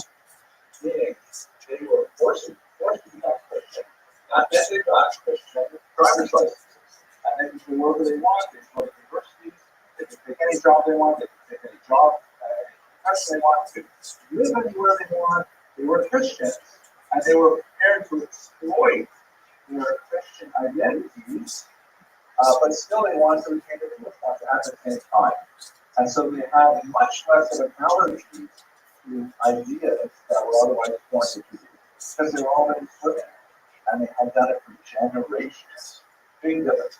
And they moved all over Europe, and they moved to the New World, and so they create the possibility of multiple identities, which 100 years earlier would have been completely, mutually exclusive. You couldn't be Jewish and Christian at the same time. But the Portuguese Jews could, and did, and demonstrated this possibility. Right? So they're spreading these kinds of ideas, and I'm loving them now right now. I think this is a great book. It has all kinds of cool ideas. We love the synthesis of Jewish wisdom, non-Jewish wisdom. It happens. There's you got a question. Who got a question? Okay. No, you're good? Okay. Don't be sorry. Okay. So the Haskalah per se, though, as I mentioned, really begins in the late 18th century. Moses Mendelssohn, we sometimes called Hillary of Dessau, was the primary figure in promoting this idea. And again, as someone mentioned earlier, he's a pro guy. He's Orthodox. Shomer Shabbos, Shomer Kashrus, right? They're not necessarily thinking, especially early on, they're not necessarily thinking that they're driving through these object life. They're thinking that this is like the natural path of Judaism, that of course we should be making ourselves right. It is deeply intertwined in the political moment because as you move into the 1800s, it's more and more possible that Jews could obtain equal rights with Christians. Not just like the Portuguese Jews who did because they were actually Christians, but because societies are prepared to increase this idea that Jews should have equal rights. Case in point would be America, 1776, where, I guess so it didn't happen automatically, it happened all over at the same time, but basically America said, we the people, this idea that we're all people, it's for black people, not black people. And by the way, we're this all almost, we have to push it up, and Jews were included in the we the people. And so that was like a pretty dramatic thing. The French Revolution, we will talk about after this lecture, massive impact. America was way over on the other side of the ocean, but France is right in the middle of Europe, and they give people rights. That was mind-blowing. And that's basically following on from the work by the most biography comes from northern Germany, it's called Rothschild. And he's a self-autodidact, self-taught exceptionally skilled in all trial areas of modern thought. And one of the most important areas, which, by the way, all of you identified as one of the most valuable things to learn here in this college, was his conversation skills. He could write really well in colloquial German. But you know, the linguistic situation, Jews still living a very, very similar lifestyle. Vast majority of Jews, top 10 friends are all other Orthodox Jews, but they have like lots of business contacts. And so the level of education that Jews have in most of Europe is a high degree of fluency in Yiddish, right, the mother tongue, the Mama Russian. Typically some degree of facility and ability in Hebrew, because that's the language. scholars would have a stronger interest in Aramaic, but the Talmud Am would have enough to get to the sitter, followed maybe Rothschild. But when it comes to German, it would basically be functional German. Just like, if people have Hispanic help cleaning their houses and doing their lawns, you might know enough Spanish to say, we're going to be on vacation week next week, don't come, or, basically, hey, could you please clean up the kitchen, whatever you might say in very, very basic Spanish, but that's what you need for, effective communication. Or like, I know 6 phrases in Korean, which I find immensely helpful when I get my driving exam. Almost all leaders in America are talking about Korean. And I actually, fun fact, I have a Korean name. And I don't have a writing.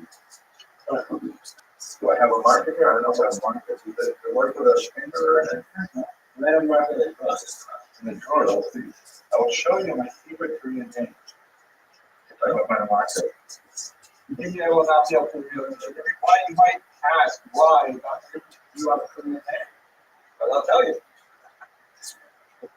When I was about 15, I worked for a Korean restaurant, and they had trouble pronouncing Henry. They would call me Henry. So they said, after the restaurant, so I said, yeah, when you can call you Yasu. I think it means like Mochakayam or something like that. Yasu. So that's my Korean. Okay, well, how did I get that? Well, I can't spell it in Korean, but I don't have a marker here. A marker with a finger. Yeah, this is a marker. Yeah. It's not one marker. I want to make sure.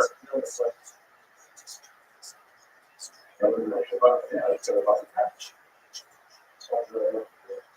I should be trying to. That's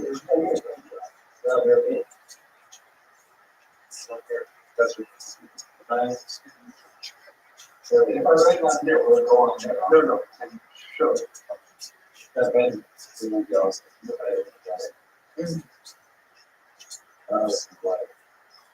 There it is. But I know it's good. So thank you. You're welcome. How are you doing? Anyways, how did I get here? What am I talking about this?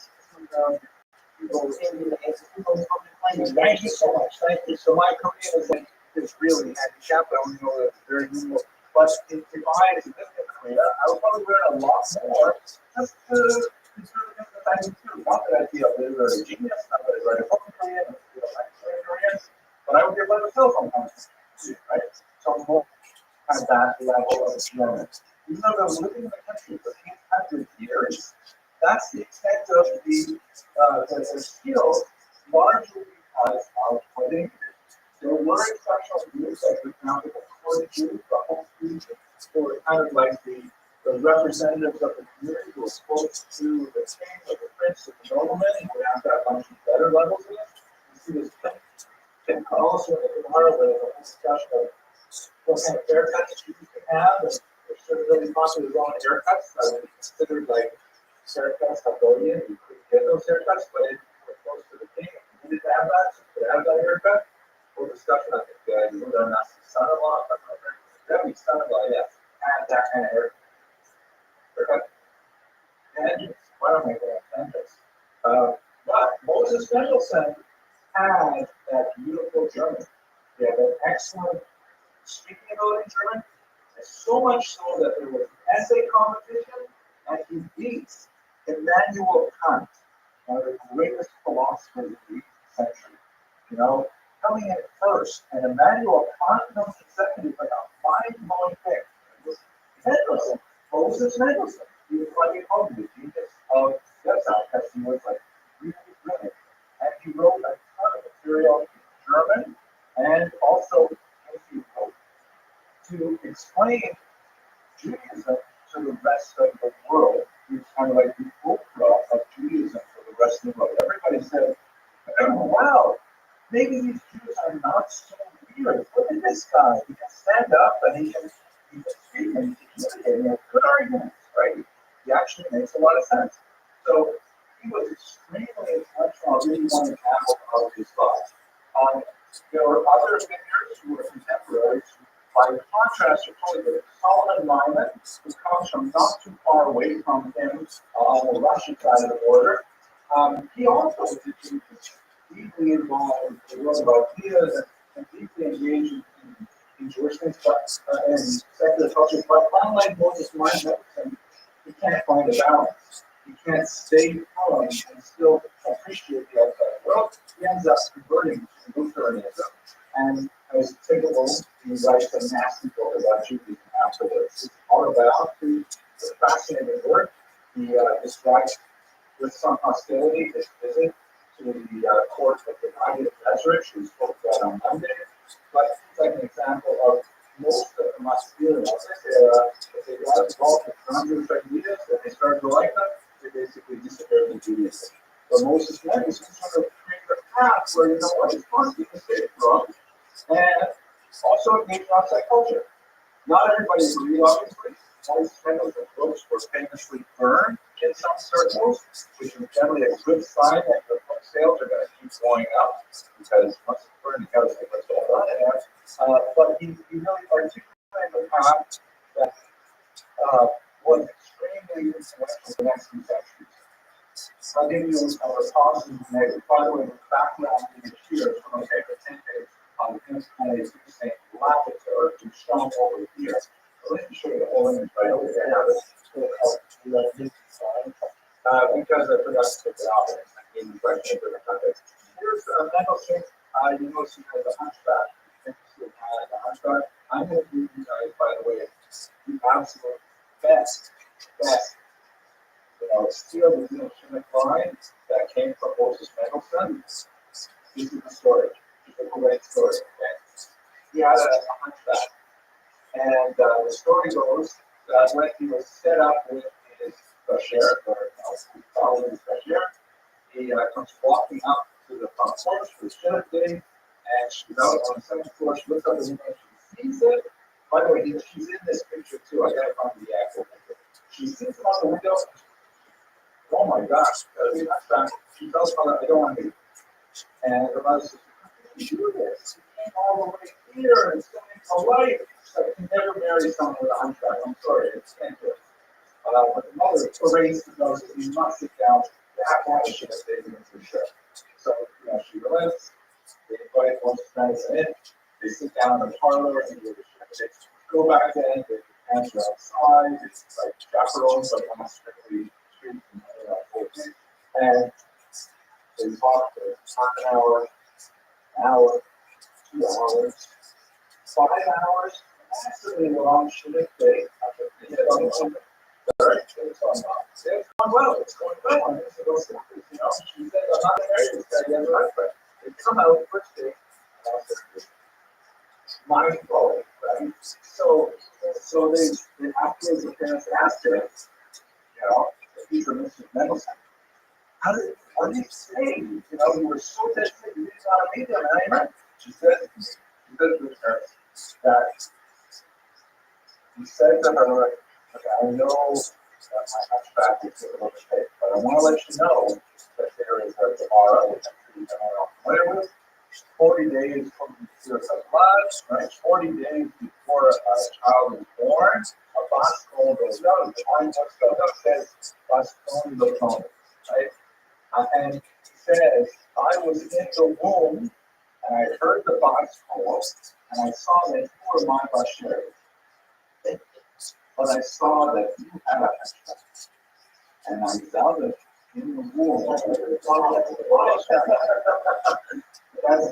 over. This is very interesting. So I think this is their image, which is actually podcasting part of the biography. As part of this whole deal of Delta societies like that, he befriends a Lutheran priest who's got here named Lavender, and they have conversation. That's because DMC, they have, I guess it's like that. So they have some DMCs about writing tradition, stuff like that, and Lavender portrays that and publishes the book. Right? So he didn't have any published books for release, so he published a book saying that Mendelssohn actually accepts the truth of Christianity. These are the things he can't leave in private. And he challenges Mendelssohn to now follow towards converting. to Protestant Christianity. Hugely embarrassing thing, we don't know what actually happened with meetings and stuff like that. It ends up being a whole Mendelssohn never speak aloud or again, they like both each other, they'll drive up to all the press, but this is like, a sort of a representation of their relationship beforehand. In the background, you can't see it, but cut off is playwright named Alexei, who wrote a brilliant play dedicated to medicine called, I remember correctly, the Three Rings. No, it's not the advisor and the wise, in which there's a whole metaphor of the three rings, which represent Judaism, Christianity, and Islam, and they all have to come together and peace, coexistence, stuff like that. Anyways, the whole story. Okay, so to give you an example, the kind of thing the medicine was very involved in, to give you a sense of where the Haskalah could go and where it could go, much with 1772, right? This is the peak of Mendelssohn's popularity. And he's won all these prizes. He's a rich guy now. Like everyone looks up to him as the leader of Judaism. And but again, he's still when he writes for Jews, he can kick out of his town anytime. It happens still in the 50s, 70s. A crisis erupts in a personality from the called secondary strategy, where somebody is very too early. I'm this guy. He woke up in his place, and everyone said, "What is going on?" And it's like this the whole interesting backstory. I don't want to go into too much detail, but really, what do we do? And they say, "We got to do something." The public knowledge. People are being buried before they're dead. We need a new rule.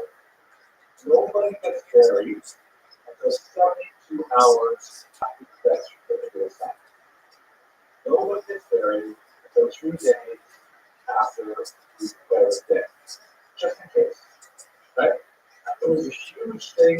All over Europe, there was crazy ideas. They were building special emergency towers like this one, where it has like this little air balloon at the bottom, and it was a bellows type thing, and it's attached to a flag. So if you wake up in the coffin, then you can squeeze the bellows, the flag moves up, and occupy the graveyard and pop up. They had it attached to bells, occupy the cemetery, and all of a sudden feel that something was very early. It was a crazy kind of phenomenon that was happening. And there's good examples in America where they built cemeteries with, emergency freely out right now messages. So, what's the problem for Jews? Compared to sin. Yes, Judaism valorizes cemetery. We consider the decomposition of the corpse an atonement for the deceased, and we consider quick burial to be better in general. So we do have an idea of how many say you can wait to preserve the honor of the name, like let's say, I'm not giving you a lot of this direction. There's a lot of discussion about, if a close family member needs to come in, there are some posts that say you can wait a certain amount of time for it to get there, but in Israel, of course, the ideal is to bury within 24 hours.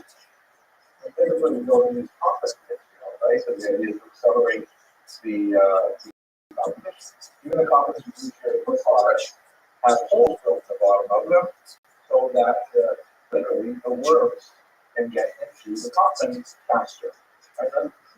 Those are our values. That's what we do. So waiting 72 hours is design-based. It's an insult to the deceased. You can't do that. That's a really serious distance to, fish on the maze. So they go to two great rabbis. One of them is Rabbi Yaakov and the other one is Rabbi Moses Mendelssohn. Rabbi Yaakov is initially stumped. Doesn't know how to deal with this. He says you better go to Rabbi Mendelssohn because he knows how to talk to the German authorities. Later, Rabbi Mendelssohn changes his mind and a little bit of discussion with Rabbi Mendelssohn on it.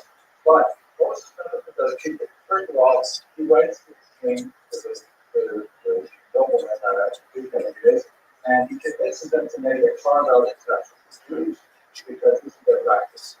But the other thing he does is privately, the Jewish community, but you know what, I think it's a good idea. We should really adopt this stuff into our lives. Because as much as we dislike, a lot of something, whether it's their body remaining, it's much worse to bury a person prematurely. So this is a public health thing. And moreover, it says that historically, the example of this is a Jewish Muslim. We have lots of examples in the Hellenistic period of the out in indoor king grave, out in Beishan, other than Arabia, Ushalayim, anywhere where Jesus' birthday, where we would bury people, in accessible place. Actually buried, not in the tomb. I'm sorry, absolutely. The people of the Talmud, right? The holiday, like a yontif, that after your parent or loved one, your people go. So you go back after a year and collect the bones. And then bring the bones to the second day. I know it's wild. You go to the map, you can see that they have a whole bunch of examples of stone ossuaries, which is kind of like sarcophagi. A sarcophagus shows a whole bunch of how many. The Mets are in Manhattan, and they haven't informed the insurance translate that. But the ossuaries are about this big, because when you just collect the bone, you don't need a lot of space. And that's what we do. That's what it says. I don't know why don't we just go along with it? Accept this public health measure. So you see how there's a willingness to compromise. Halacha, when there is what's perceived to be a secular public health, is our motivation. Where you also see this fight in your own lifetime during COVID, the same kind of arguments were happening. On the one side, more of what we would call today a radio approach of let's shake the street, but it's written here. We're not going to pivot anywhere from what said earlier. At the same time, there are a lot of rabbis and be more rested saying, well, what is it? Public health, stuff like that. Maybe we should maybe we should not have Indian or Yom Kippur. You guys remember that? Yeah, exactly. So the last show we were shut down Yom Kippur. Yeah, most of the way that. Again, you say it's 480. This is the same question that we have with premature burial. Okay. Now, I don't want to get into like a overly picture of the Haskalah. I don't think it's an exceptional figure in many ways. He is considered, for example, the founder of Reform Judaism. Now, that I do not believe that everything is true of the galactic compromise in Reform Judaism. I think he was going to roll over in his timely grave, but in his own lifetime, he has students who were so far off the beaten path. Like this guy is David Friedman, that's very important disciple of Moses Nebuchadnezzar. Rothschild said in 1799, Edison died in 1786. He said, you know what, this is just way too much work. We are never going to be emancipated people unless we simply adopt Christianity. So he proposed in 1799 the dry baptism proposal, saying that we're not actually going to go through it, but let's just kill everybody with Christian. And then we'll just, live the way we want to live. That way they'll make us people citizens, and then we'll just fit in. Right? You can't imagine too many rabbis going along with this. But this was definitely a result of the Haskalah going for that consideration. Okay. We also have a more moderate expression of Haskalah, which is Samson of Hirsch, who is a tremendous intellect of the 19th century, and a lot of these battles will be way more consequential than they were in the 18th century. And he argued in Germany, which is very different from Eastern Europe, he argued in Germany that there is no way that we can roll back secularism. We have to figure out rather a way to adapt it to our existence. We have to find some kind of middle path where, for example, we do not sacrifice only halakha, but let's think carefully about what we call minhag.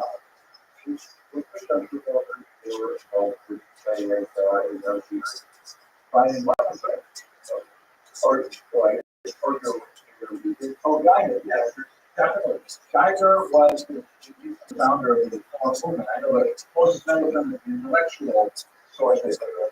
Geiger said, you know, none of it is actually true.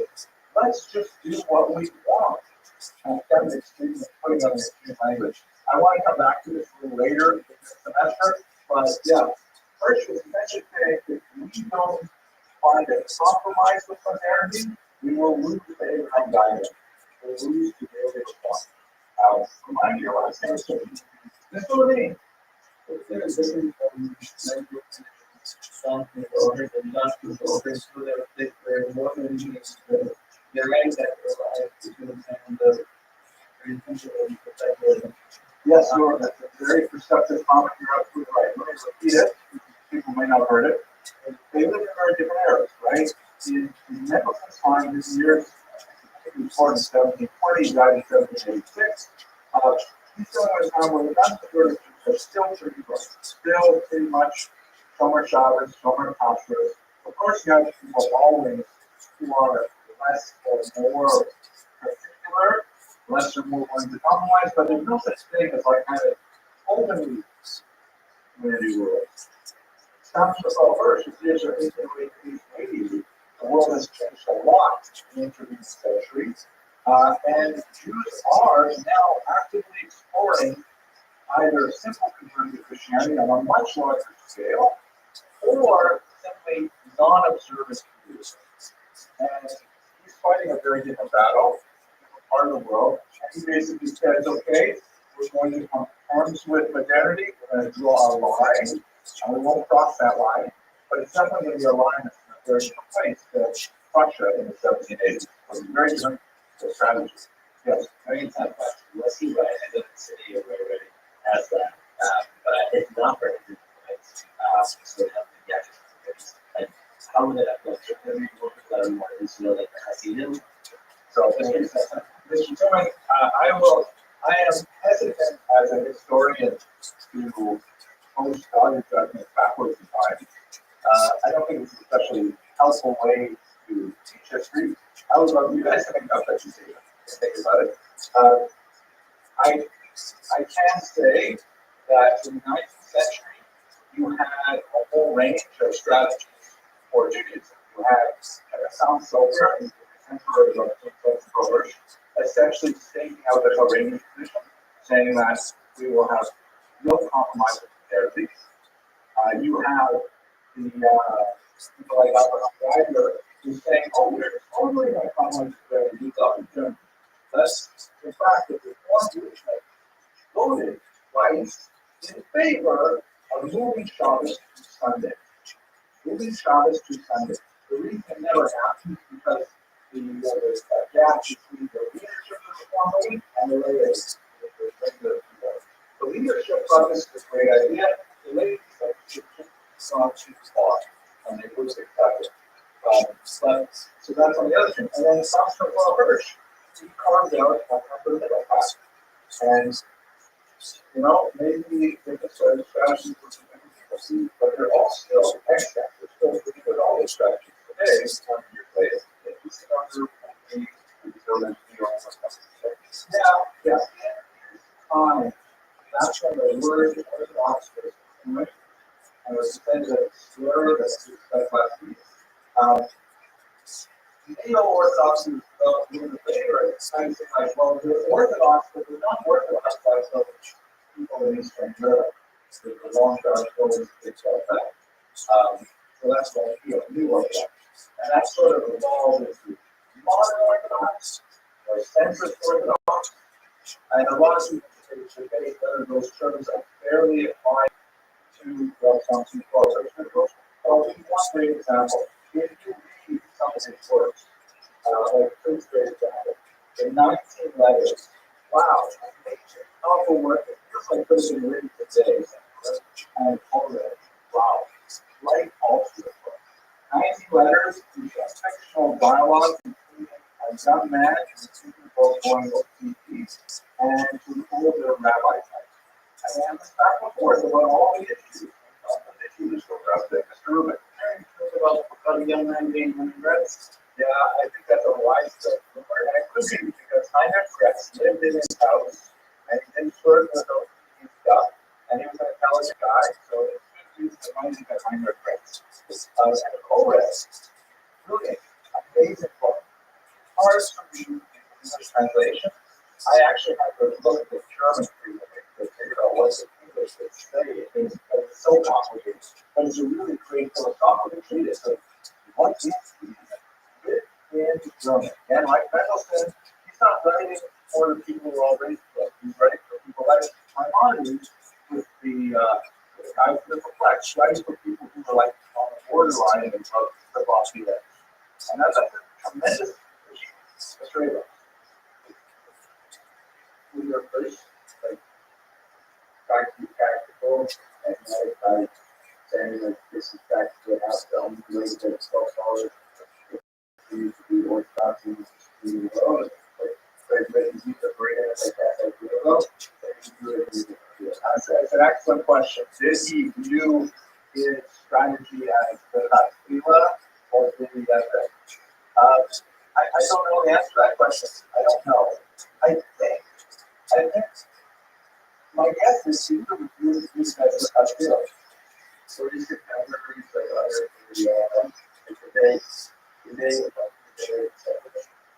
no, it's controversy. All these great people have controversies going around. It's hard to find a great rabbi who everybody likes.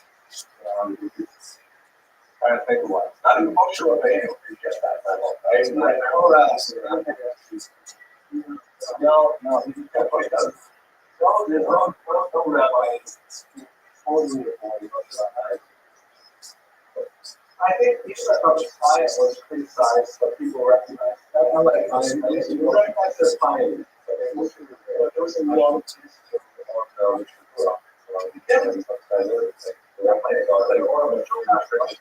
so let's not get forward. What I would say, one more thing about yes, really important with people with denomination. He was also savage to the other side of the equation because one of the things that he had to deal with was the flight of his own community from Torah. Right? There were a lot of Jews put online who were saying, you know what? Don't be so rabbi. We want to have an ordinance congregation, but so bad. And that's how bad it could be, right? And so you have to realize that at that time, the way Jewish communities were organized, there was one Jewish community that was recognized at the time. There was no such thing as they were under the rules. The thing is not about everything. There was one Jewish community. He applied for a legal status for Orthodox Jews only. This was something called the House Split, which means like the big separations with preparation House Split. Now we can't steal these non-Orthodox Jews anymore. And from Orthodox Jews infected, we can't deal with non-Orthodox Jews anymore. Our synagogue is the Orthodox, whatever they do, they're all their own. It's a big challenge. It's all stuff saying that we're not recognizing ourselves as being part of the whole community.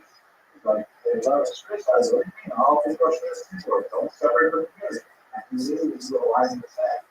So his ability to compromise that the rule of these behaviors will take on these kinds of arsenic clothing, will do things which will be more general. We all trim our beards. We think that's, you know, you got to think about this. There's more facial hair, but we'll do all those things, but we will absolutely not compromise on Congress, hospice, the product. And arguable, in order to say this, we're going to separate. And that's essentially the Orthodox strategy for the next 150 years is adapt, but also separate. Okay, so we can argue more about that. Let's go back to Eastern Europe. Let's go on Eastern Europe. Eastern Europe is a very different situation. The Haskalah affecting Ashkenazim in Western Europe was deeply related to the whole concept of the word pleasure. Oh, yeah. The Eastern European situation is very different. Western Europe, Jews are actually fairly small in terms of the percentage of the population. They might tend to concentrate in larger cities, they tend to be concentrated in single digits of population. So once you get, east of Germany, all of a sudden Jews are concentrated in smaller settlements, villages, and sometimes in large cities, but the population sometimes over half. The Egypt, for example, had about 70% Jews. That was the population. Everybody's Jewish. And then the kinds of assimilatory pressures that were affecting the Western Jews is totally different from Eastern Jews. And so it has a slightly different kind of context. For one, Jews regarded German culture as being high value. Jews thought, and this is part of the traditions of the 20th century, we speak about this thing called the German Jewish synthesis, where we really wanted to be like folks back. We thought Germans had the best literature, the best science, the best music, the best art. We really did have an amazing selection of cultural artifacts. So much so that I think it's expressed in such denominational steps, like we talked. I know it's not the planned lecture, but we're in that direction. Abraham Geiger reformed congregations that typically not called synagogues, what are they called? Temples. And why do they call it temples? Go their way to call it temple. It's the service like it in Jerusalem. We don't have it. We can still express it. Okay, very good. A little bit sharper, Mr. Rubin. It's how many temples are there in Judaism? Three. Well, okay. One at a time. Exactly. One at a time. Now, where is that temple? In Jerusalem. So why? What does it mean if you build a building in Berlin and you say this is my temple? You build the center of Berlin. Thank you, Mr. Rubin. Exactly. You move the center of Judaism to Berlin. You say, oh, forget about all that heavenly stuff. No, the one to the back. All reference to Mashiach. This is us here for this. This is where we belong. Of course, you should give us equal rights as citizens because look, we've already made this commitment. We've abandoned it on our temple interest over creating it here. That kind of thing is not happening in Russia, in the Russian Empire. Jews are not deep admirers in the 19th century of Russian literature. Not reading Tolstoy or Pushkin. Not that into the language. But back then, it wasn't their thing. They got involved in many more Jewish issues, and especially it found expression in things like Yiddishism, like the celebration of the Yiddish language, running like this. I'm breaking to the Yiddish language. I'm going to look up your name. You show up for class, but I heard you stay where it's really cool. So the Yiddish was vernacular, and they're saying we should now make this vernacular, which was not considered even by Jews a real language. It was basically something like English characters. My own grandmother, Alice Charlotte, who was born in 1910, she didn't even call Yiddish Yiddish, she called it Jewish. That was the Jewish language. That's what Jews spoke, but it didn't have a real status at the time. So they started writing new literature, Talmud, and the word people like that, just on terrorists. Or Zionists. One of them really big. We're going to get more into this by going on Monday. Zionism becomes motivated. That's a Jewish kind of Haskalah expression. Not as a trying to imitate non-Jews, but want to do their own version. And of course, socialism, again, more and more next to one of the most significant areas in which Jews did express the Haskalah in Eastern Europe was a greater emphasis on introducing secular studies into Jewish education. One of the pioneers was this man, Joseph Pearl, who lived in Galicia, generation after Moses Madison. There's one fascinating story about him that I want to share. He was a Persian and the prophet. He was a Mitzvah and he evaded Hasidism because, like Lex, he felt that it was these superstitious, downfall, even all kinds of Burgomeister's, wonder-working remedies, all nourishment. And so, it meant his attempt to reform Jewish education. Of course, he really put translators in developing schools that was very widespread, but he also wrote a satire of Hasidism, the title of which is right now. Maybe somebody's familiar with it. Joseph Pearl, the title is Rabbi. Right now, developing here and developing God's spirit, right? There's healing a big thing, right? Now, Tamar, right? Like, not Tamar. What's the word? What's the short for spirit? Isn't it like mana? What is that? He wrote a satire of Hasidism, and people loved it. They didn't realize it was a satire. They took it seriously. They read about these crazy wonder-working rabbis that just make up. Thinking that people would say, read this and say, well, you're not so stupid. And in fact, they began to inspire them.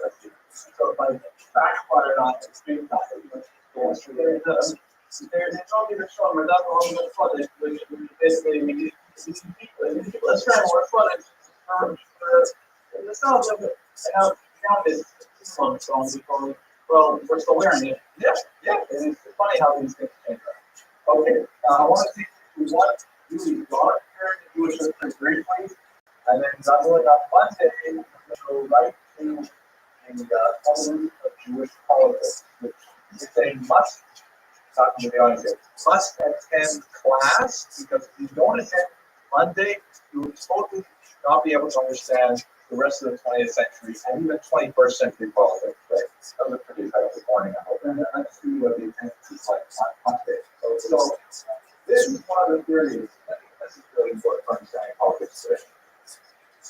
One of the darkest periods of Jewish history occurred in the first half of the 19th century in Russia. And it relates to this whole Hashkalah element in a very big way. This man, Nicholas I, comes to power. He has a decidedly militaristic bent. He likes, having parades organized, like fashion parades, things like that. And he's dealing with rebellions. Well, before him and after him, the major rebellions in Russia. Russia is slowly collapsing at this time. And he says, okay, one of the problems that I have is that I've got something like 4 million Jews living in my empire, and they are like so indigestible. They don't correspond to our Russian values as I perceive them. Namely, first of all, they're not Christians. That's a big deal. Not only not Christian, they're not Orthodox. He also has Catholics, Poland, but put down the value for this. It's not showing us, but they're not Christians, not like that.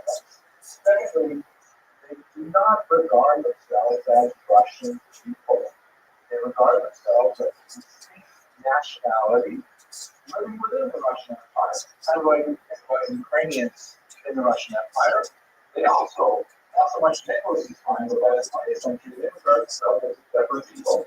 So the Jews are not one selection, well, we'll be Russians now too. It's a much more complicated question. In the 20th century, Jews would fall over themselves to stop the Russian language, to get educated in Russian and so on. But this is a nice thing.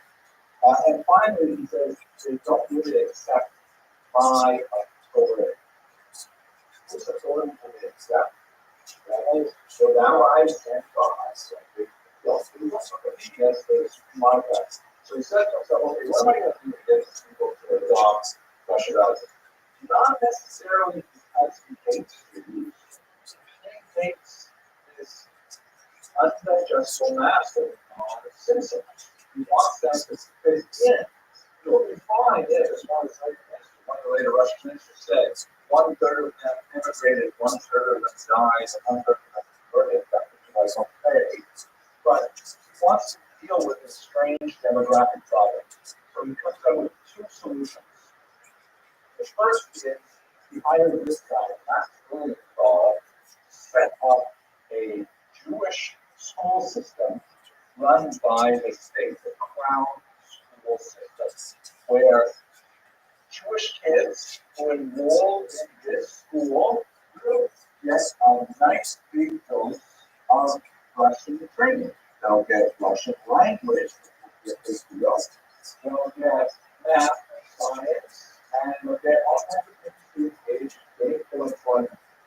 We will probably also throw in there a little bit of conversion efforts to get them to convert to Christianity, but that will be like non-efficient. And Max Blumenthal, a fellow supporter, says, fantastic. Here's my chance to get these backwards, super religious people and launch them into the 19th century. Let's get them, modernize them, give them proper training overall. I'll handle those Russian Orthodox priests who want to come in and give the occasional conversion of lecture. I'll handle it. Ended up in this terrible failure, we didn't discuss the actual Cincinnati afterwards. But the idea was that the school system was supposed to be a pathway to assimilation into Russian society. Again, Nicholas the First motivation, although we can't say he was a Philo-Semite, he was primarily doing it for social reasons, not because he hated Judaism, but because he wanted the Jews to be more like Russians. Why would any Jew even consider this? I mean, good reason. Good reason. In this particular case, I would think there's a better motivation. But good guess. Ruben? Translated also, and one of the other communications. Jewish parents generally want to get their kids ahead. You can see in the 1920s in Russia was a huge phenomenon, but they generally don't send their kids to schools where they think they're going to convert to another religion. They generally don't. That's just too far. It does happen, but it's only too far down. They're worried that if they don't make these people effort to accuse the Russians or and they no longer be people. Okay, good. You're absolutely right, but you need to have to put it sharper. Careful right up in the podcast. Maybe there's no way to get this is something that they want to and a lot more integrated than this other. And good guesses. Here's the main motivator. In 1837, he puts in place this incredibly awful decree called the Continental Decree, in which he says that Jewish children can be conscripted into the army. Conscription in the Tsar's army was not like 3 years as in Israel, 25 years. Going into the army was basically a career and lifestyle choice. In Russia in the 19th century, basically, if you were like the oldest son, you would get a little bit of your father's land. If you were the second son, you might go into the priesthood. The third son, you might consider the army. And this is a career decision, 25 years. Now, Jews historically didn't really want to choose the army. They didn't speak the language properly, didn't have any values. They were not interested. The Jews typically would pay an additional poll tax. This is basically the story across Western Europe as well. Jews would pay additional tax gladly to keep their kids on their 25-year military service. Nicholas the First, remember, he's a very military guy, says, well, that's totally wrong. Totally wrong. We want them to go to the army because that's a great way for them to learn Russian values, Russian language, all that stuff. So therefore, he says no more exemptions. Every community must provide the number varies, but basically 10 conscripts for every 1,000 males every year. They show up after service, not never 10 people to the army. Jews have historically will pay additional tax and not have to do that, but 10 guys would show up and go to the house. he removes the possibility of buying your way out of it. You have to do it. Secondly, as he realized that the age of conscription was 18, that by the time Jewish men are 18 years old, chances are they're married. They've already had some exposure to Gemara. They've already had a bar mitzvah. They've probably had a few meals of Chinese food. There's no way they're going back from Yiddishkeit. So he says, I'm lowering the age to 12. So 12-year-old Jewish boys can be conscripted, serve 6 years in a military school called a consulate. That's why they get the name after that. And then serve 25 years. Relative. That makes a 12-year-old kid 6 years in military school, battered by the specialists, and then 25 years down. Actually, we did. It was a highly session to do. More of that. It's not religiously across the board, but generally speaking, I see some token but you know, like this. I'm good at how's this work in the school system? What is this depending on the kind of access you go to school? You got to score exactly. If you go to the school system, so then it seems like the student has a terrible choice. Either I expose my kids to the risk of instruction and being sent to be tested in Siberia for 25 years, or I send to a school that you actively going to try and learn.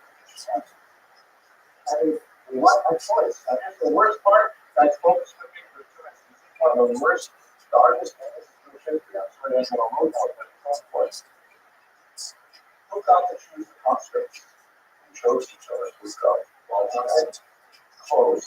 It was the Jewish community. The Russian government was like really full of bureaucracy. They didn't have the manpower, they didn't have the skills, they didn't know how to run a country. They frequently offloaded tasks on the locals. So it was the first thing, the Jewish Kehillah, which we spoke about before, the Kehillah has to choose which kids go. And so every October, the Jewish synagogue, Jewish federation had to choose which kids go.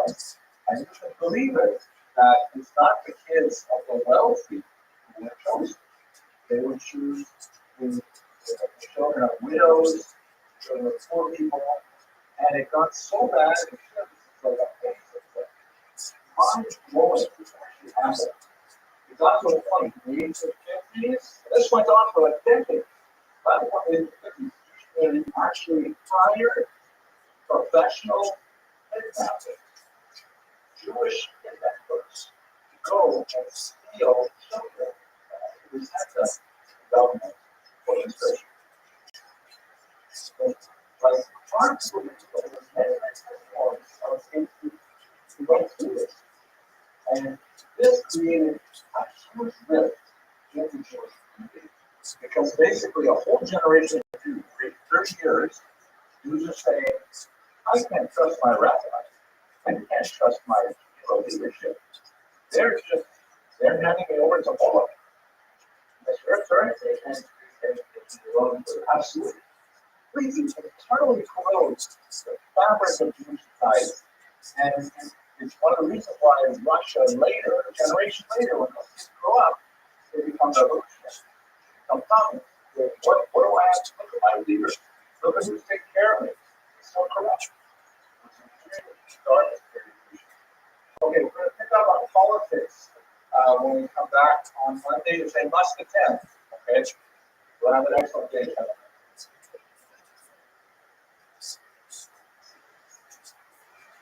Okay, so we're ready to talk about this. We're going to talk about a really nasty fight between Christina and Nastasia that erupted in the 1790s, about 15, and then it sort of settled down except for a few crazy people on YouTube. I feel right back and say, what do you do on YouTube anyway? Rabbi was on YouTube. So here we go. What is Hasidism exactly? What are we talking about? So I'm going to try and separate this from neo-Hasidism, which of course is something that's very popular today.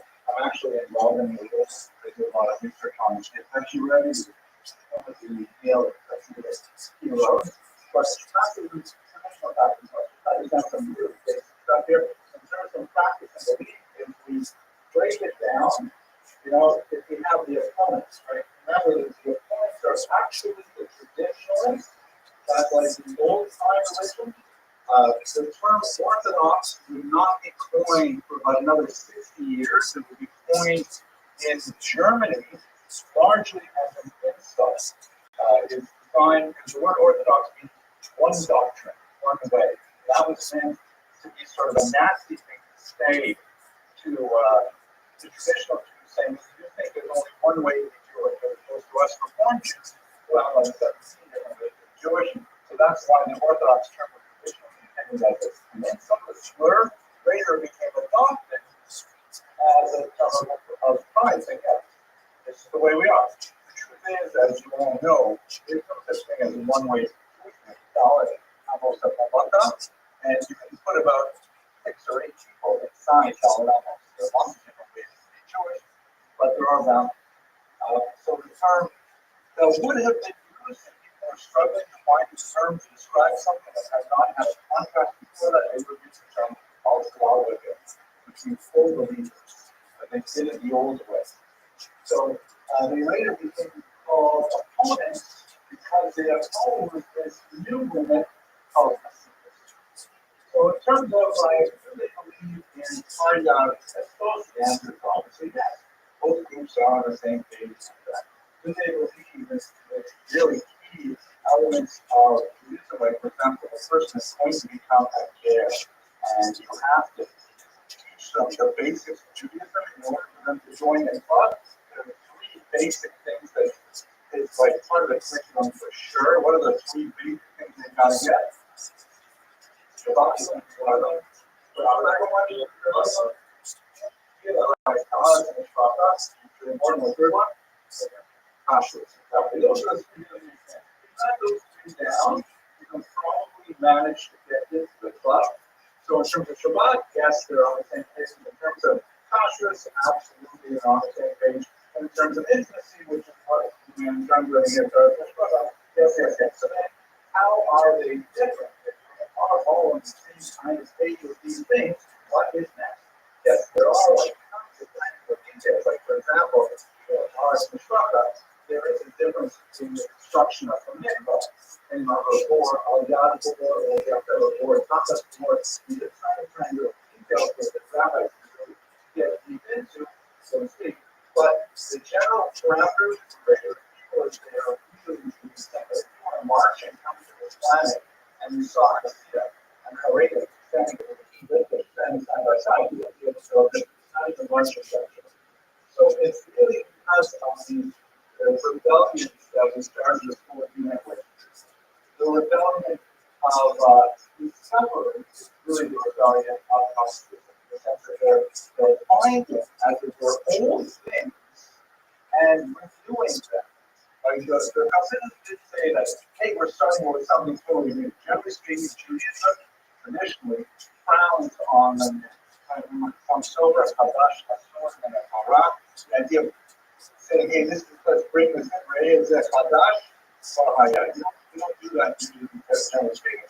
But if you find something that used to be done a long time ago, you can say, hey, we should incorporate something that used to be done a long time ago. No one still incorporates the difference of the research that something changes the way of it as well. How we are going to go to all of it, so it's not going to be crazy short. So hold it for now, okay? Because that's kind of the high point of the show. I don't want to give it away before it really gets. Let's try to understand a little bit of what are these rebellions.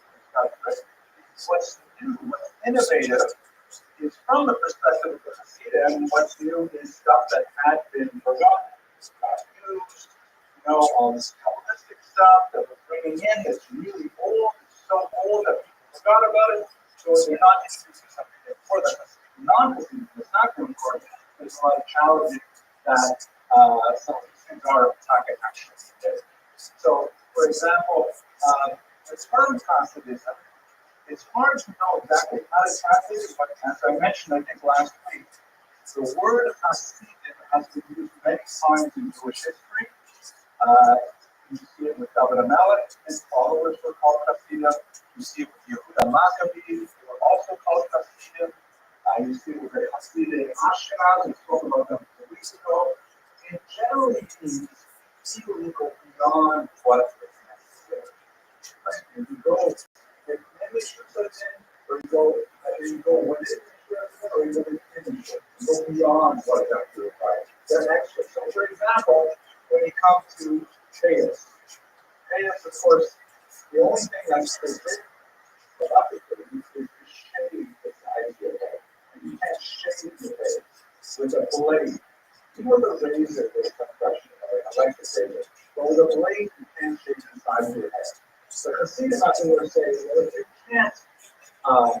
if you can't shave it, or you can trim your hair, if you can't shave it, we're not going to cut it. We're going to let it roll, down low, and use pronouns, make it look really pretty. Because if you can't shave it, we're not going to cut it at all. It's like going beyond what's technically required. That's the idea here. You see it, the Hasidim and Yemenites also wear these kind of sweaters, particularly okay. But where did Litvaks start wearing potatoes? Well, this is one of the ironic things about the 20th century, which has been noted by the historian Joseph Dye, that some of the things that the Hasidim did really well were so popular that they influenced the Litvaks well. And so the Litvaks started adopting Litvakic little Hasidic customs. This is a phenomenon that is especially true in the 20th century, not just Litvish customs, but also Sephardic customs get into the Ashkenazic world, and we're just kind of like a chola with many different Hasidim. So that's where Litvaks will also grow their payas sometimes, even though technically, historically, they never had payas. Like so long as Mr. Gone. Wait, oriented. Yes, it does absolutely. The example of Hasidim following this magnetic customs. An obvious one is the emphasis on learning tomorrow. Because one of the big arguments against the Hasidim was, you guys are not spending a lot of time learning tomorrow. And now a lot of students spend a tremendous amount of time studying tomorrow. It's that's kind of like the ultimate the shared value of studying text, especially Torah Negev, the revealed Torah. That's what that became a great city value as well. Going back and forth. Okay, let's go to the actual history. So here we've got to spend a little bit of time asking this question: how did Hasidism become so popular, so rapid? This is something you just begin to the beginnings of it in the 1700s, and then by the end of the 1700s, it swallowed up a huge swath of southeastern Poland and Ukraine. How did it rapid so fast? Historiographic model from the law. The first one is from Heinrich Less. You recall, we talked about it a while ago. He's like the first great encyclopedic historian of modern times. And he's like kind of like the heroic historian of German. He wrote first in German, later in Russian, and his history was designed to basically demonstrate to non-Jewish Germans that Jews had a tremendous amount of value in German culture, and that they've always been mistreated by secular society, by non-Jews, and nevertheless they're still heroically pushing ahead with developing ideas and civilization and stuff like that. And really, Germans should let the Jews have equal citizenship. They have earned it many, many times over. That's kind of Grenz's model of thinking that pervades this entire world history of the Jewish people. I believe I discussed with you this conflict with the Hussein von Kreischer. Did I discuss that? Well, we'll talk about it maybe later on in the discussion with the Holocaust. There was a huge counter reaction to these reactions to the book. So he wrote the 1880s and 1890s. He founded in English in the first decade of the 20th century. He sees Hasidism as the worst possible thing that could happen to Jews. He says they're so opposite to what Jews are really all about. Jews are culture. Jews are learning. Jews are sedate. Jews are good, normal citizens. They do not get drunk. They do not engage in wild, raucous behavior. Those Hasidim, that's an aberration of Judaism. And why did it take such hold in Poland and Ukraine? Because those Jews who were living there were unfortunately bereft of a good civilization. They were highly illiterate compared to other Jewish populations. They were far more literate than the population surrounding them, but they're still less literate than us German Jews. Know the great classics, Goethe, Schiller, and Beethoven, and stuff like that. And they were hopelessly infected with superstition that was spread as a result of the debacle of Shabbat, and they fell for it hook, line, and sinker. And we Jews really have to do everything we can to root out this blind superstition that has infected Eastern European Jews. Right? That's his approach is that Hasidism expanded largely because those Jews were ignorant, they didn't know any better. Right? Any arguments? Discussion, Mr. Krantz, do you have any concepts? Yeah. First of all, it wasn't you say that they were illiterate. We are much less literate than others. Even in the quote unquote responsible country, they would never have last bit on yeah, so it's never but that doesn't change the argument. Right. But I would say that it's more of the idea of the culturalist Hashem that is in literacy. Right. So you get people through Hashem, worry. You don't get Hashem. So you're having to the next historian, Shimon Footnote. We mentioned him, I know it. We talked about how he was shot. So, but we've seen a lot of conversations specifically on Hasidism. Shimon Footnote, unlike the rest, most of his work in Germany, Footnote did most of his work in Poland and Russia, and he wrote in Russian as well as in English. And he said, no, that's all wrong. Hasidism is a genuine outpouring of the Jewish spirit. It's authentic. The Jews of Eastern Europe were like, polishing. They were longing for some kind of connection to Hashem. And the reality is that all the great yeshivas were way up in north in Lithuania. They were separated from us, but they still wanted to serve Hashem. And they found their way to do it through full expressions of religiosity, through singing and dancing and camaraderie. And what the Baal Shem Tov did was he passed into that basic human need to feel like you are a child of God. That's the really great thing. Friends should not criticize the Hasidism, because I think they're actually sometimes really beautiful Jews, and we should encourage them. Right? So very, very different approach, but still it relates to an intellectual approach to Hasidism. Another example of this tumor is kind of like he explores those thoughts further. Mark was not actually a historian, but because they're influential in the influencing of Western Europeans who has often pointed that into Hasidism. He was a philosopher, my famous book, I Am Thou. Really, actually, very interesting, fascinating book to read. But he was, as a youth, quite taken with Hasidism, and he translated all kinds of these words into German and popularized it. And his big thing was that Hasidism succeeded in to capture the Jewish imagination. And the kinds of things like that guy I read to his comments, that he was criticizing wrestling and so on, that's his favorite. Wrestling and fantastic because he has these weird stories that Rabbi Nachman used to tell and things like that. He says that Hasidism spread because it captures the imagination. That even intellectuals sitting alone in their study The read concept is going to say, wow, this is mind-blowing. I want to be a concept, regardless of all the other things going on. Now, here's my favorite. Not favorite. Here's the code, not my favorite. I think what he's saying is there's a code that really puts heavy emphasis on Hasidism as the next stage of Jewish mysticism after Shabtai speech. He does draw a direct line from Shabtai speech to the Hasidic movement. Shabtai speech, of course, was forgotten because it's referring to Islam and everyone was depressed and stuff like that. But Shabtai speech did open up to a large population the possibility of studying Kabbalah.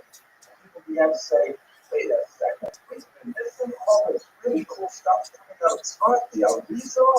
Wow, it's so amazing. So he said it really has to do with the intellectual approach. And in fact, there are a lot of rabbis, and a particularly embarrassing number of rabbis who became knowledge of Shabtai speech, and even after he converted, they stayed on quietly or under the table, still being Shabtai speech believers. There was for about half a century a long, number of surprisingly important rabbis who are still serving as the head of the faith, still serving as posting and stuff like that. I don't know that they're still writing pro-Shabtai speech stuff. It's very, very difficult. Very.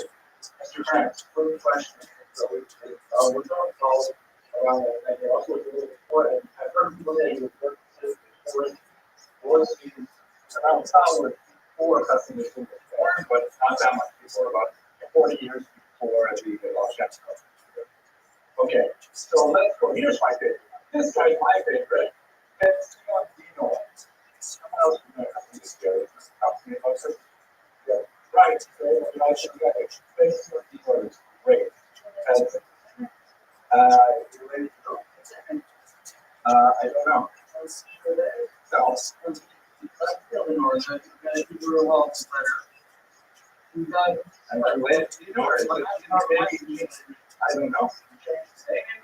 don't know. So you have to look up. You have to look up. Wake up. That's just no, I love it. Because he used to be able to school. Before I used to be born, he used to be able to school. And he basically just go, what are you guys all talking about ideas? Keep it on thinking it as it goes. It's about finding. Think about it like this. We know that in these Polish regions in the Commonwealth, like who owned the villages? Who owned like the whole thing? Like the orchards, mills, nobles, right? It's lots of Polish, you support it. And the forest owned everything. Nothing can happen in his mind, private one day, without the Jewish community. So who hires the rabbi? Or the forest as a rabbi. So the forest would actually have the Lord, the non-Jewish Polish Lord, would actually appoint the rabbi to the Jews. It was like a syndicate. It was like a little, it was like a shell. The pulpit was like a seat job. So that meant like a lot of people would actually go and fly the forest to become the town rabbi. And the town rabbi would largely be supported by the tax revenues of the Jewish community.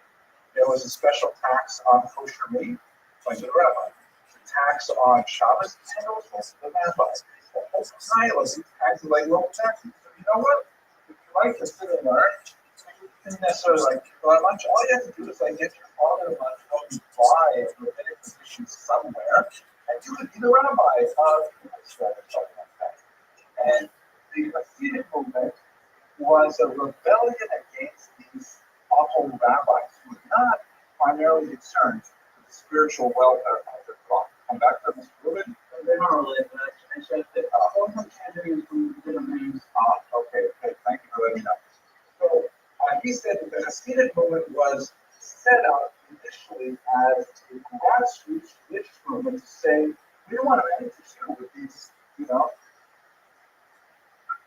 at least, all I can think of like profanities here, so I'm looking for a word. So all of these like these corrupt rabbis who fought their position and are not interested in doing what we need. We need counseling, we need guidance, we need, like a rabbi to inspire us. And you can't do the last thing from inspirational.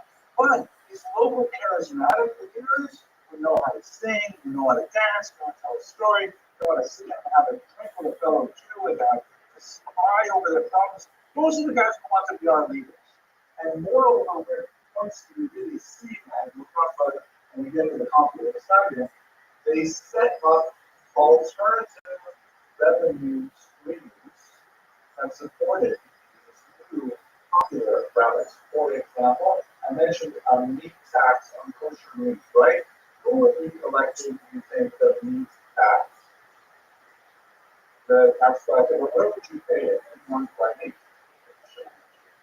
Yeah, the butcher shop, which is typically the shop there too. Right? You buy a, so you guys probably never saw salt meat, right? Used to be meat. You did not come, with a blood people, you have to actually salt it, under the salt that they're selling. So I went back there, it's like a class that had salt for the liver. Complicated thing. You guys just buy the meat, like comes like that in plastic and grocery store, right? Anyways, so if you were buying from the showcase, who's paying the tax to the rabbi you don't like, what happens if you want to pay your meat tax, which you're going to pay anyways, to a Hasidic rabbi? How would you do that? You say, oh, I'm sorry, I have to have a shmita. I can't go to the regular shmita. I need to go to the Hasidic shmita. And so you have a different shmita that for the single tikkun says it's a whole new experience. He directs it away from that. And that way it was good. Let's say, for example, the Litvax Saladana chocolates during the week at 6:19 a.m. And you're following the second process that says you don't have to dump when you're ready. Like let's say 8:30, 10:30 in the morning. So you're going to have another shul. You can't have some time, especially if you overlap efforts in different, I don't know, same shul. So you know what? Yeah, we do revenue stream. Then some leaders argument, which may be a little bit overstated, but definitely has trying to sound money involved. You have a Hasidic rabbi, like I left to support these guys, opposed to giving it to the corrupt rabbi at the political side, Mr. Burns.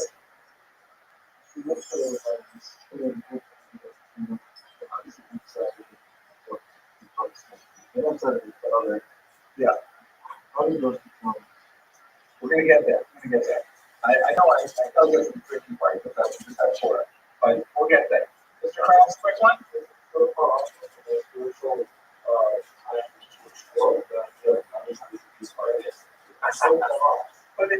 Mr. Krause, ever lets it know. Money is always the fuel that motivates so much of what we do. So we're going around without being just do what we deserve to do. Necessarily. Not necessarily. We will see. I'm going to show you the Rothschild tax return. Other interesting arguments. I have Robert Albert, very interesting scholar, says, you know what it's all about? This thing now for the human race. Women. Hasidism actually, especially in the Philip state in the 1700s, allowed some unusual opportunities for women where they have largely been locked out of traditional business practice. So there are actually several examples of female refugees. There's a famous native of New for example. Her name is Eva, and she have a kid. She gets sheared, sometimes behind a veil, sometimes not. All kinds of interesting ways that if you're going to open up from this traditional practice and say these other things need to be done, then all of a sudden you get practice for women. Another example in the 21st century I'm going to think about is like Kabbalah shtitas, right? If you have a Kabbalah couple going to Montana to set up a Kabbalah house, there's only the two of them there. There's going to be a lot of opportunities for the reverends to all of a sudden do all kinds of things that reverends 100 years ago would not have done. So different kinds of classes, different kinds of activities. Okay, so Polish life, and it's all coached with its tradition, because that's the nature of this kind of rebellion, but it also is something that is novel, isn't it? So in with Albert, I explained a bit about how Nazism appealed to women because it offered new opportunities for them to express their spirituality. So that's just half a dozen different historic rabbit approaches to try to understand how it is after the Nazis. Let's get down to the order of figures.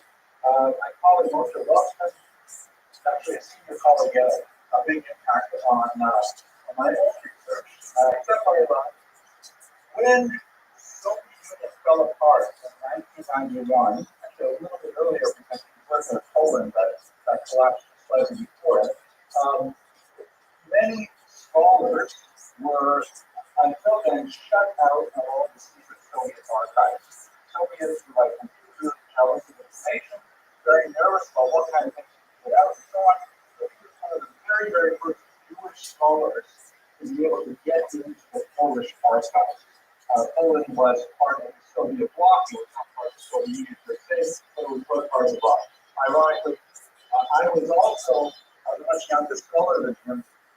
I was a graduate student at the time in 1989 when I first went there, and that's one of the reasons why I got further into this field, is because I was allowed access to the Communist Party archives and found all kinds of cool things in the early 1990s. So anyway, he was one of the first guys to go back there, and he went straight to Poland to a place called Mechivich, because he was looking for one particular thing. What was he looking for? The Baal Shem Tov. He wrote a book called In Search of the Baal Shem Tov. Baal Shem Tov, Rabbi Israel ben Eliezer, the famous founder of Hasidus. He didn't know for sure if he actually was a real Christian. The only book he had that said anything about it was this book, Shivchei Havesh, the Praise of the Dash, Baal Shem Tov, right? Master of that great name. That was published decades after he lived, and so filled with all kinds of like miraculous stories and stuff like that we don't even know how we're supposed to take it. It's not a history book.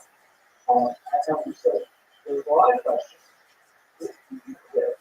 So Moshe Rothschild went and directly to Meshivach for and found his tax records.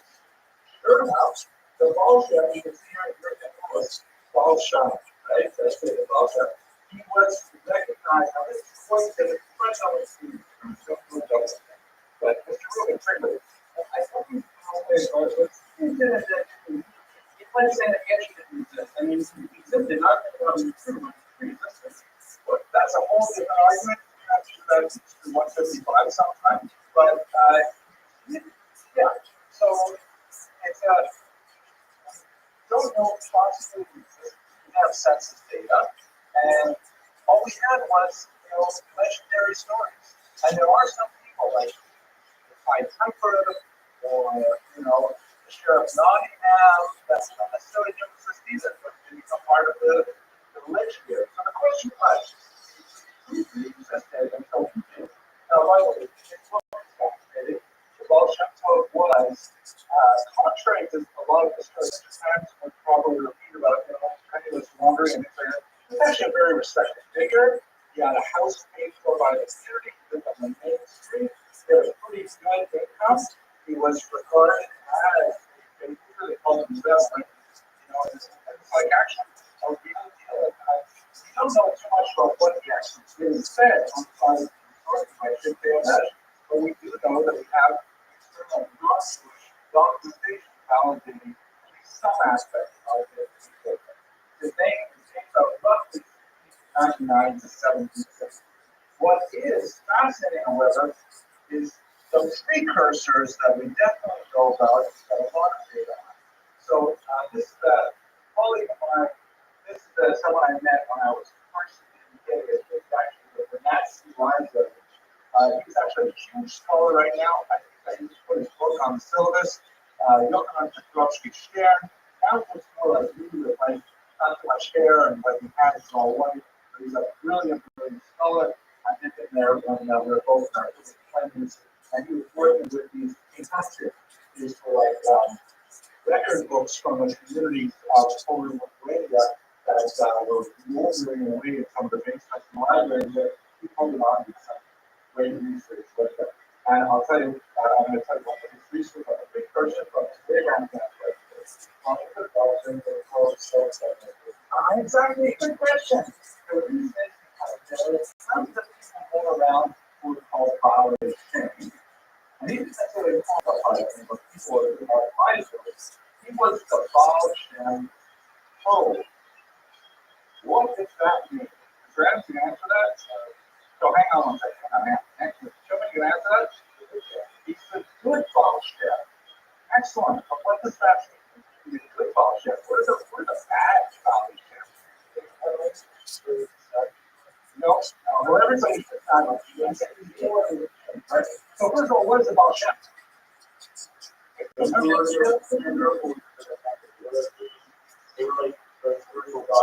Okay, what do they do? Good. A Baal Shem, literally, master of the name.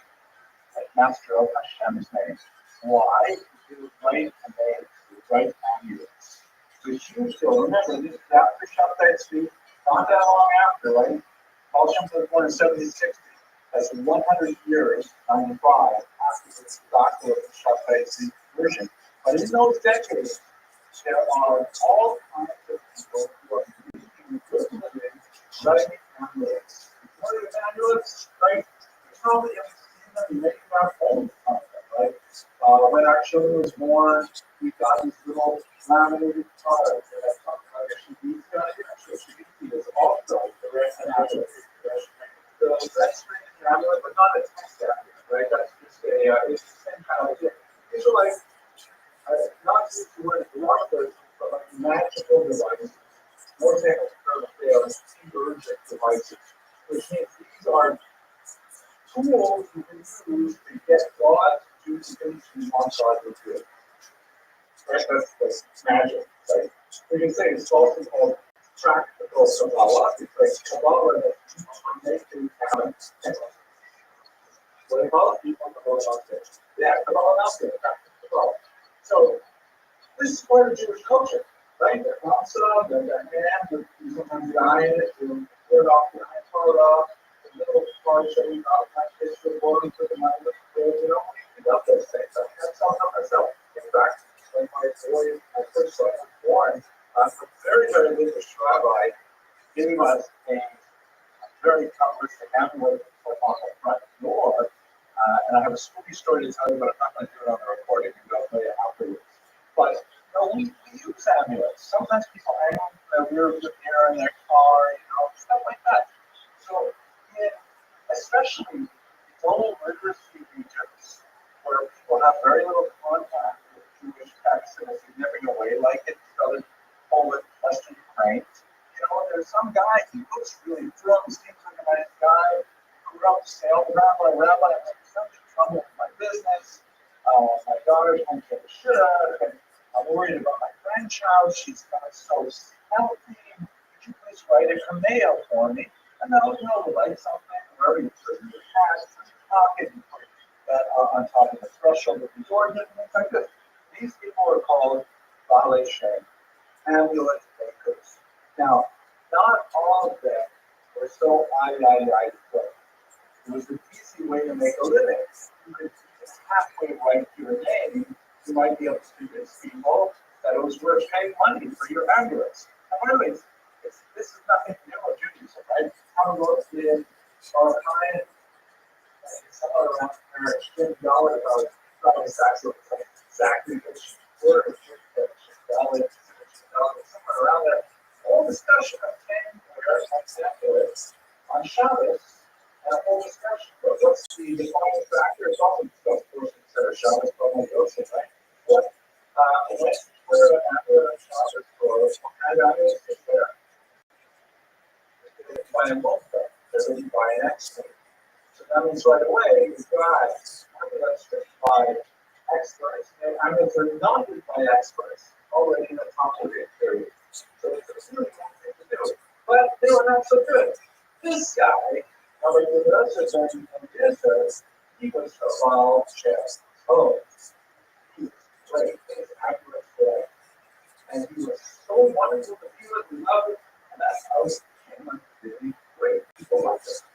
So by following up on studying the evolution, particularly he looked at one called Hillel evolution. Fascinating example. Hillel evolution wrote like a 500-page manuscript, which is the best to ever be published.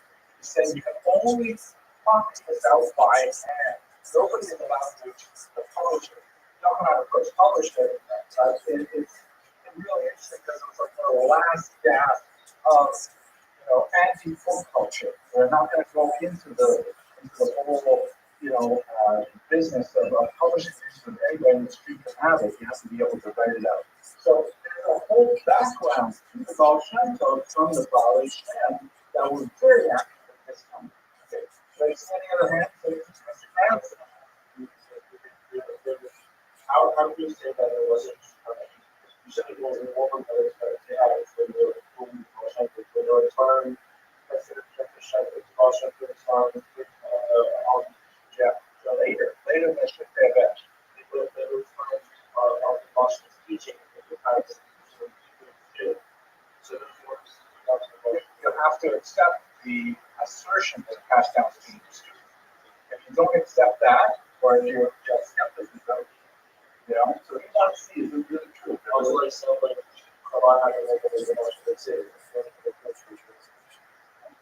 I think the Balkan Twitter might have more of that. I'm not positive. Mr. Parenti, what's the system for nationality?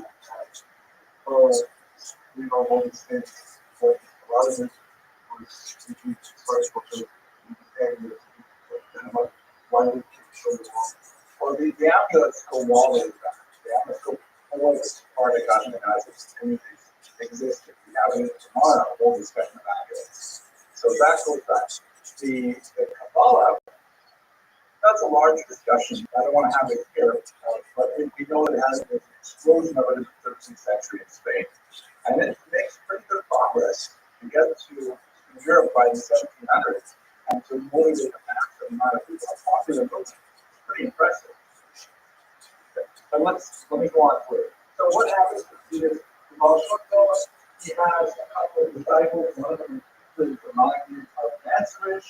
The Maggid of Ansrich has 5 distinct disciples. One of them is the Rabbi, another Rabbi, and those 5 disciples explain this everywhere. So the great book, The Historical Atlas of Hasidism by Marcin Bosinski, and it has all kinds of really cool maps of how this was spreading to themselves, electricity, in Commonwealth. Here's Benchbush, and here's like from Benchbush and Maggid, you have the mass spread of Hasidism. But of course, and this is in 1772. When he lived, so he was rapidly science. Bob Jumper started 1760. 12 years later, you got this 3rd generation going, and they were really strong.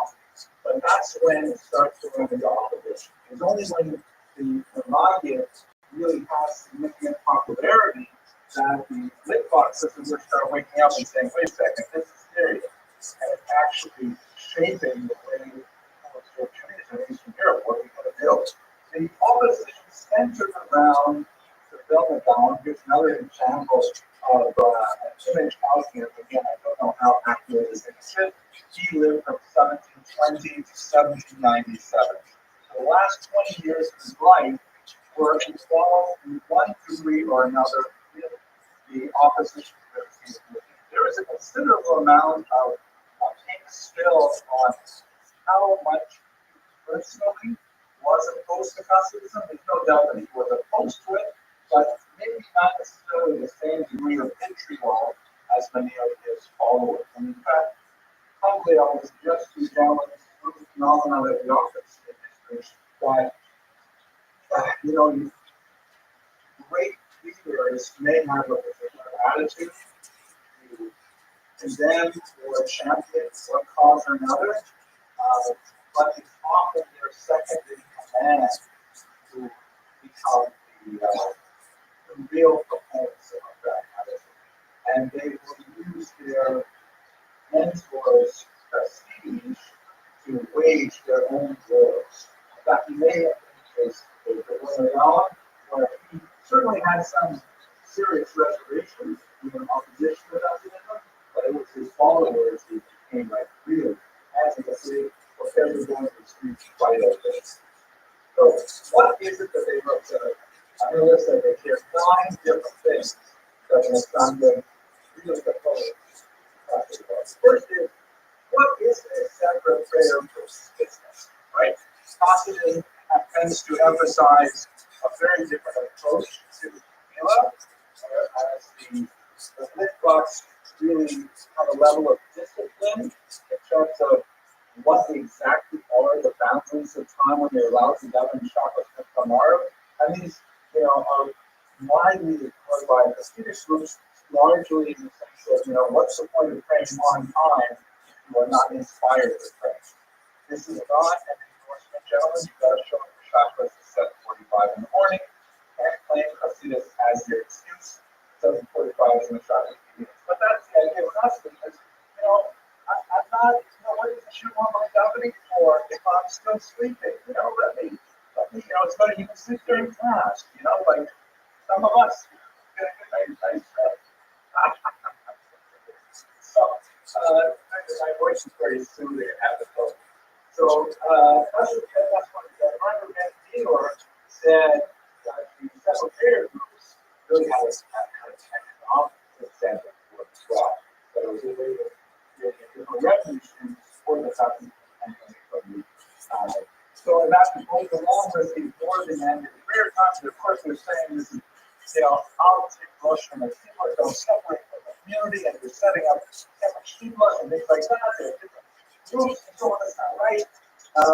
And what is this with a bad traditional siddur? What's wrong with the Ashkenazi siddur? The Hasidics went back to various earlier styles of davening, which were associated especially with the Rabbi, as well as celebrate Rabbi Yitzchak Luria, phenomenal Egyptian, later Slav novelist of the 16th century.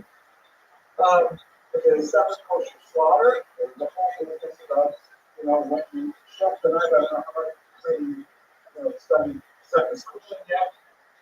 That's what I should be studying in Catalan for 4 months. The second schooling, the whole discussion there, your night has to be both sharp and free of things. But the problem is, especially in technology in the century, if you make the night really sharp, very easy for you to get a mix. If you make it a little less sharp, you won't get mixed, because maybe you'll be pushing the downward 96 slices. So the Litvaks and the Freedom differed on the degree of sharpness that it had to have. So that meant different shvita, you have to have a different shvita. They said, what is this? You guys not studying Talmud? Are you getting together and you're sitting around and telling stories and drinking alcohol? Is that what we're supposed to do? And instead of studying the Gemara, that was enough. Oh my gosh. Kabbalah is supposed to be Kadosh Kadoshim. Shlomo on himself is a phenomenal Kabbalist, but that was kind of like the ideal in the literature world was only people who had met all of the markers, 40 years of age, male, having completed shots and posting. Then maybe you could look at Kabbalah. Instead, these Hasidim are like, they're taking Kabbalah dollars, wagon drivers, concentrators, water carriers, regular, trust, lonely people with no education, and they're right away talking about the zero and the what is common with the idea of suffering? Ordinary ignoramuses? That's survivors who came like, pearls and throwing them into the mud. You can't do that. And this is not, it kind of changed in the 19th century, but the Hasidim at the time, 18th century, were known for incredibly wild behaviors during davening. Turning somersaults in shul was regular practice. Can you imagine? Like rolling up and down. And so I see a lot more side from our ship, all of my phones, do a ship. So I feel like violence in my gesticulation. colors, lots of clapping, stamping the feet, probably stolen where you scream out loud when you're clapping, like you're supposed to imagine someone about to stab a knife in your back and stab it like it's full of balls. So really, if you add to that alcohol and things can change dramatically and say these guys are that's not easy. We doesn't start still, we don't move, we're like us, right? And we wait for like Scotty to turn on the transporter beam, quiet, and these casinos are just so loud, Mr. Grant. They said that a snap should take all of the shows. It's on your dog, and so the body just banging you off the neck like a cable. You can imagine. I mean, that just gives you a sense of like how the lit bus is crazy. And finally, number 8, anti-government, which is another category who says breaking the law, or just breaking law, and we have sabotage, secretly following the shower. So these are like the charges that were brought against the seasonal by the victims. They also ready the element of the audience on the cabal, and Rabbi Nachman of the text went to see the villain and don't say, hey, no, it's not like that. Sure, there are a few bad eggs, these things, but that's not really what it's all about. He doesn't want to actually use to see them. Right? So we don't know exactly, like, there's one way to interpret that, but it definitely was not interpreted in a positive way by the economy. And so in 1772, again, not clear whether it comes from the down or whether it comes from the forward, but in 1772, there were experiments placed on the movement, and their books were actually good. This is not the first time Jews got stolen. Books of the Greek astounding, we saw them for them. They wound up in the starting class. Here we go. Acronym of the they were not going to be a fairy, but as well, right? Now with the students, they compare them back against the assignment, and they have to stand and bound that and a science book as well. And it was like just a crazy for the last 2 decades of the 18th century, with and trying to really act each other's throats, and especially nasty back in the year 1781, that was like one of these books down with Dollar Alice kind of band. This was the period when it was like the most ferocious level of conflict in England. Ultimately, the come to a head in 1794 when there was a rabbi in Minsk, a Messianic rabbi, and he was, Minsk is like one of those borderline territories. Hasidic actually has a geography when expected more Hasidic or less. Minsk is like basically on the borderline. So when Minsk, which the Messianic thought was going to be their territory, when they lost the key position to a Hasidic rabbi, that rabbi went to the Tsar, went to the Russian authorities, and said, they hired a charlatan who is under a ban by the Vilna Gaon and so on, and so they put the Hasidic rabbi in jail, which began a whole cycle of denunciation to the Russian government. Messiah going to jail, Hasidic going to jail, you hang out with Hasidic, it's hard to see the document, like every other week, someone get out of jail, this rabbi or that rabbi got there, but it was really fast. That's calling out the cops and saying, hey, you got to put this rabbi in jail because he's, betraying our bodies.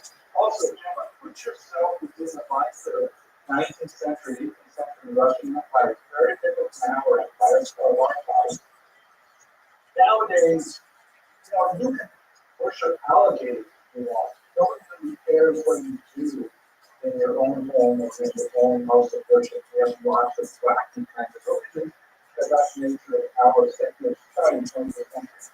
The Russian Empire may not have been friendly to Jews, but they expected Jews to stay in their lane. Right? Don't make trouble, follow your leaders. Anyone who tries to upset the status quo and saying the legitimate leaders and Jewish people are not legitimate, those are people who consider revolutionary by the Tsar stuff. They don't want Jewish society to be disrupted by revolution. because they don't want their own government to be disrupted by revolution. That's why the Russian government listened to them. It was saying, oh my gosh, are you serious? Well, look at this document translated to Russian for me. I can see that this guy is definitely in trouble with other groups, so therefore they went along with it, put them in jail. Okay, argument, discussion, question? We used to say about the previous overrides, but I'm areas, I think nothing very late. So he said that the video was that and you tried to get us to the rock there. Yeah, you got to be put in jail for getting drunk. So now you're in there. Okay. So let's go on. All right. So what ends up happening? Now we actually began to talk about this at the very beginning. There's going to be two phenomena that happen. One that we'll talk about more on Wednesday. One that I want to mention here. The second phenomenon we'll pick up on Wednesday is that this whole fight between the Saudi and the Hasidim died rapidly in the second decade of the 19th century when they realized that they're fighting over tiny little details, whether the knife should be sharp or whether it should be neck-free, but the Hasidim coming to the West and saying, my people should at all. Like the Hasidim are saying that they should govern at 6 a.m. or at 10 a.m., and my Hasidim are saying, why have Shabbos and Saturday? It's Sunday, so it's not convenient. Right, so the Hasidim and the Saudi realize that they have a far greater enemy of their understanding of Judaism than the Hasidic movement. And so they decided to patch things up really fast because they could not withstand their challenge once they had an united force.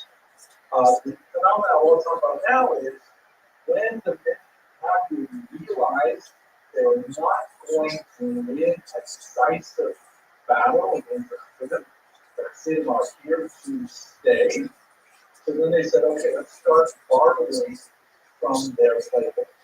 Let's figure out what we can do to adapt to the spirit of that.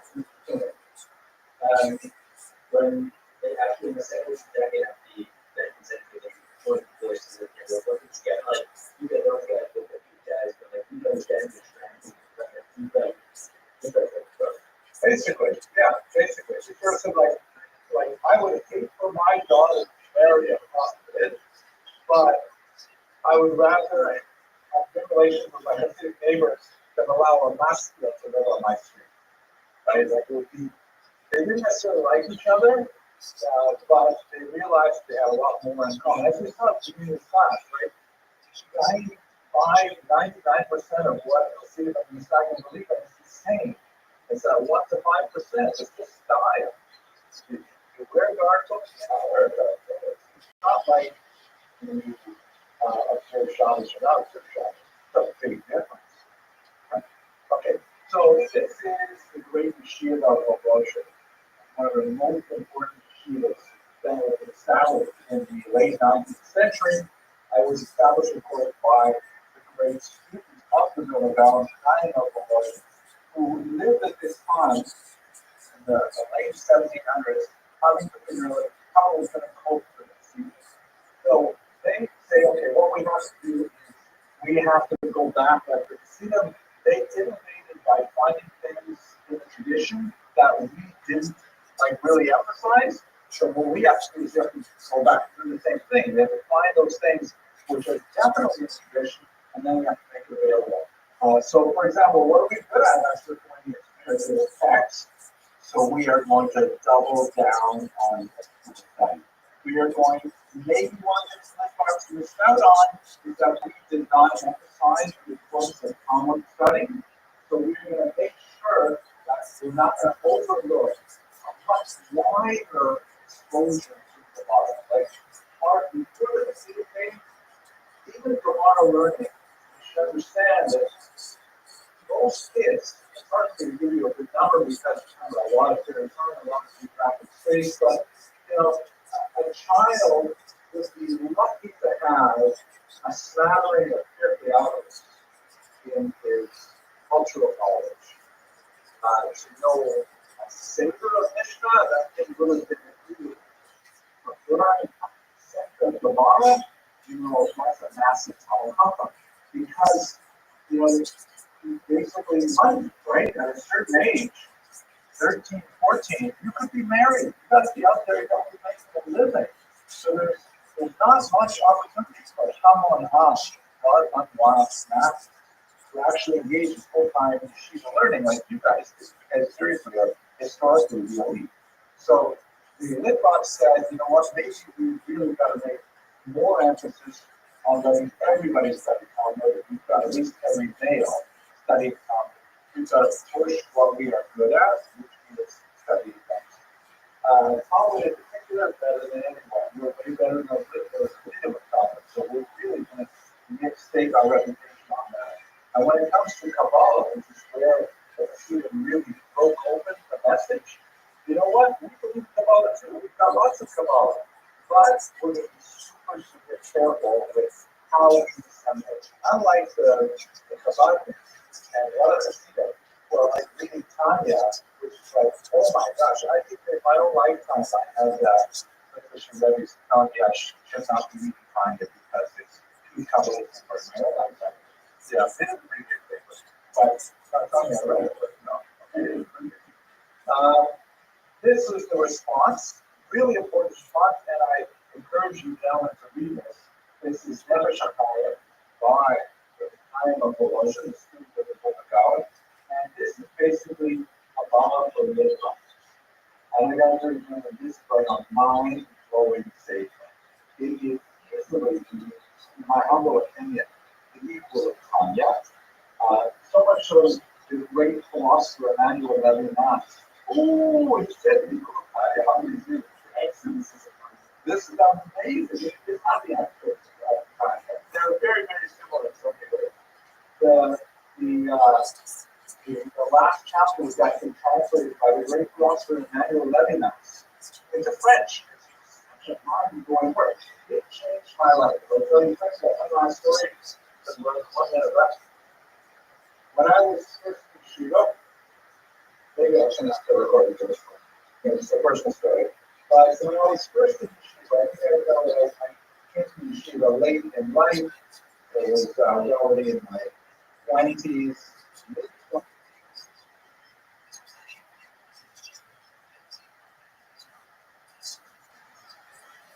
Okay, gentlemen, we're going to go into the wild 18th century now. When we left off last week, okay, we left off Monday, we were talking about the oops, I got to do the thing. So we left off here. I'm great. But you coming late. That's it. How you doing? Where we left off last week, we were actually the function the theme of the Mexican rebellion, right? And we talked a lot about the socioeconomic roots of it. She's really asking really good questions there because, when we spoke earlier about the stages of anti-Semitism and the kind of major things that go on with it, so we didn't really look at anti-Semitism as a horizontal phenomenon, meaning like, why would Jews in this country as opposed to in this country at the same time? You should realize that there are definitely regional variations between communities that are going there anti-Semitic ideas. Again, the weirdest thing about anti-Semitism, the kind of supernatural thing about it maybe, is that it seems to be a virus that anyone can catch. Like it goes and it transforms itself into, I wouldn't be surprised if there are anti-Semitic Eskimos. And there are many Jews in Finland. And when we look specifically at the 17th century and Eastern Europe, there's no question that the majority of the content of that anti-Semitism was of a socioeconomic nature, meaning that the problems that Ukrainians in particular and the Jews will face more than anything else on the relationship they had economically. That's not to say there were not also religious elements, Jews killed Christ, like that. That's not to say that the bloodline did not seep into Poland, which certainly did over the next centuries. But if we were just kind of like boil it down to its major element, the socioeconomic element is significant. And one one last caution in this regard. I think one of the challenges of studying history at an academic level, as opposed to kind of like as an identity building phenomenon, like there are some Jewish movements that will really say, let's teach Jews about the Holocaust so they will become more committed to it, right? So if that's your goal, then you're really going to emphasize certain aspects of the Holocaust that lead to the goal of making a more committed to it. But if you are interested in academic study of the phenomenon of anti-Semitism, without the ulterior goal of what it will do to the person in terms of their ideology, their philosophy, their religiosity, then you got to recognize the fact that it's not always true that Jews were completely blameless. There are elements of our behavior over the centuries which have, from time to time, occasioned a backlash, which is generally speaking are origins, the nature of the original events, but nevertheless that's part of the autopsy of history that we're engaged in. Yeah, when I want to that if we try to understand interconnected relations as objectively as possible, it's not always true that we're blameless. I don't think that I can say with great confidence there is no history that you ever been taught murdering a child and taking blood. That I can say for sure. I cannot say for sure. In fact, I would not say for sure confidently how did you kidnap me for a child? Stop the physical lane. It happened even in Brooklyn with the young child. I can't remember his name or kind of unfortunately, but that does happen. And how that sometimes gets translated into positive violence is really what we're trying to say. Interference, talking about how it's supposed to be solved. Doesn't have to be that I go because we think from it, I'm happy that I can see my work group that somehow as you as you get off one of oh, this is the perfect type well as a page. Right, when you're out for them, that is, my comments and piece of so great philosophy, not all stocks that we even talked about in one point. Instead of seeing the Jew n'existe pas, l'antisémite l'inventerait. That if the Jew did not exist, the anti-Semite wouldn't exist. Right? The anti-Semite needs some kind of construct to explain his own failure. The Jew is a great construct. And ironically, the more Jews are blamed for it, the better a construct it is, because they look and say, oh my gosh, people felt this way about the Jews 100 years ago, 200 years ago. Yeah, it must be true. Right? It's a conspiracy that builds upon itself. So you're absolutely right. I don't think that's sufficient to explain all types of anti-Semitism, but that is definitely one major psychological motive. Like what happened recently in 2007 for these pogroms, we consider they are very apparently normal human nature, not normal violent outcomes. These are horrific attacks. But there are some instances of anti-Semitism where the reactive violent reaction is sort of unfortunate and understandable responses to them. Like even Americans warrant barbarism. But violence you can sort of get a little more, whatever the BLM or ridiculous, but they're just trying to express it without barbarism and barbarism. So it's very policy. So we're definitely less barbaric and also more understandable. Yeah, to answer your question, we have to separate it a little bit, because once we talk about the state of Israel, the paradigm changes entirely, right? Because it goes from an interethnic conflict that involves a religious and distinct minority in a society, and those are certain kind of dynamics that happen when social tensions with peasants and lords and Jews are somewhere in that mix, and a modern nation state with awesome armies and with powerful friends, then becomes international relations. So maybe a good case in point would be Egypt, right? Israel fought 3 wars with Egypt, 48, 56, 1967, and then when Egypt finally was able to, in each case, Egypt lost miserably. When Egypt was finally able to bloody Israel's nose in the October War of 1973, the Yom Kippur War, at that point, there was kind of like a alignment of the Egyptian mentality, and they said, well, look at that, we can hurt the troops. And Israel is not, Israel took a horrible beating in October 1973. And that allowed Egypt to kind of say, so now we can make peace with them. Doesn't mean they were friends, doesn't mean that the level of anti-Semitism subsided, but it was not like suicidal anti-Semitism. It wasn't kind of like, we don't care if our country is destroyed as long as we can kill some more Jews. That's real crazy anti-Semitism. This is like international relations. Countries are always fighting, obviously not getting back to it. So that's normalized. It's horrible in the sense that there was a lot of people died, God forbid, in horrible wars, but it's normal. What is not normal is Hamas. Hamas is definitely You don't understand why they exist. They do feel oppressed and on economic conflict, that's real. yeah, right. And so this so you can understand that after. So yeah, I have the answer that I guess it's meditated. But responding in a more, no less violent way. Yeah, sure. Such a Oh, yeah, and you're asking me that politics, like, Jews want to be recognized for the UN session. And then you're also conflating Jewish, if you talk about Gaza, I said Hamas, but those things, they're not the same thing. Hamas, I think, is the closest thing I can imagine from all this. Maybe Nazi SS second choice, or, they're competing for that stuff. Because Hamas is just they actually, explicitly, in public statements, they think it's better for them to be martyrs in the fight against Israel than to have any degree of material prosperity and happiness. And that's just bizarre. Like that escapes my understanding why you would want to choose that. But that's taking us far off. Maybe we'll, of course, sometime know the history of Israel in the Middle East. We have done it now for the past 70 years. Let's go to the 18th century. Yes, back in time. Here we go. So,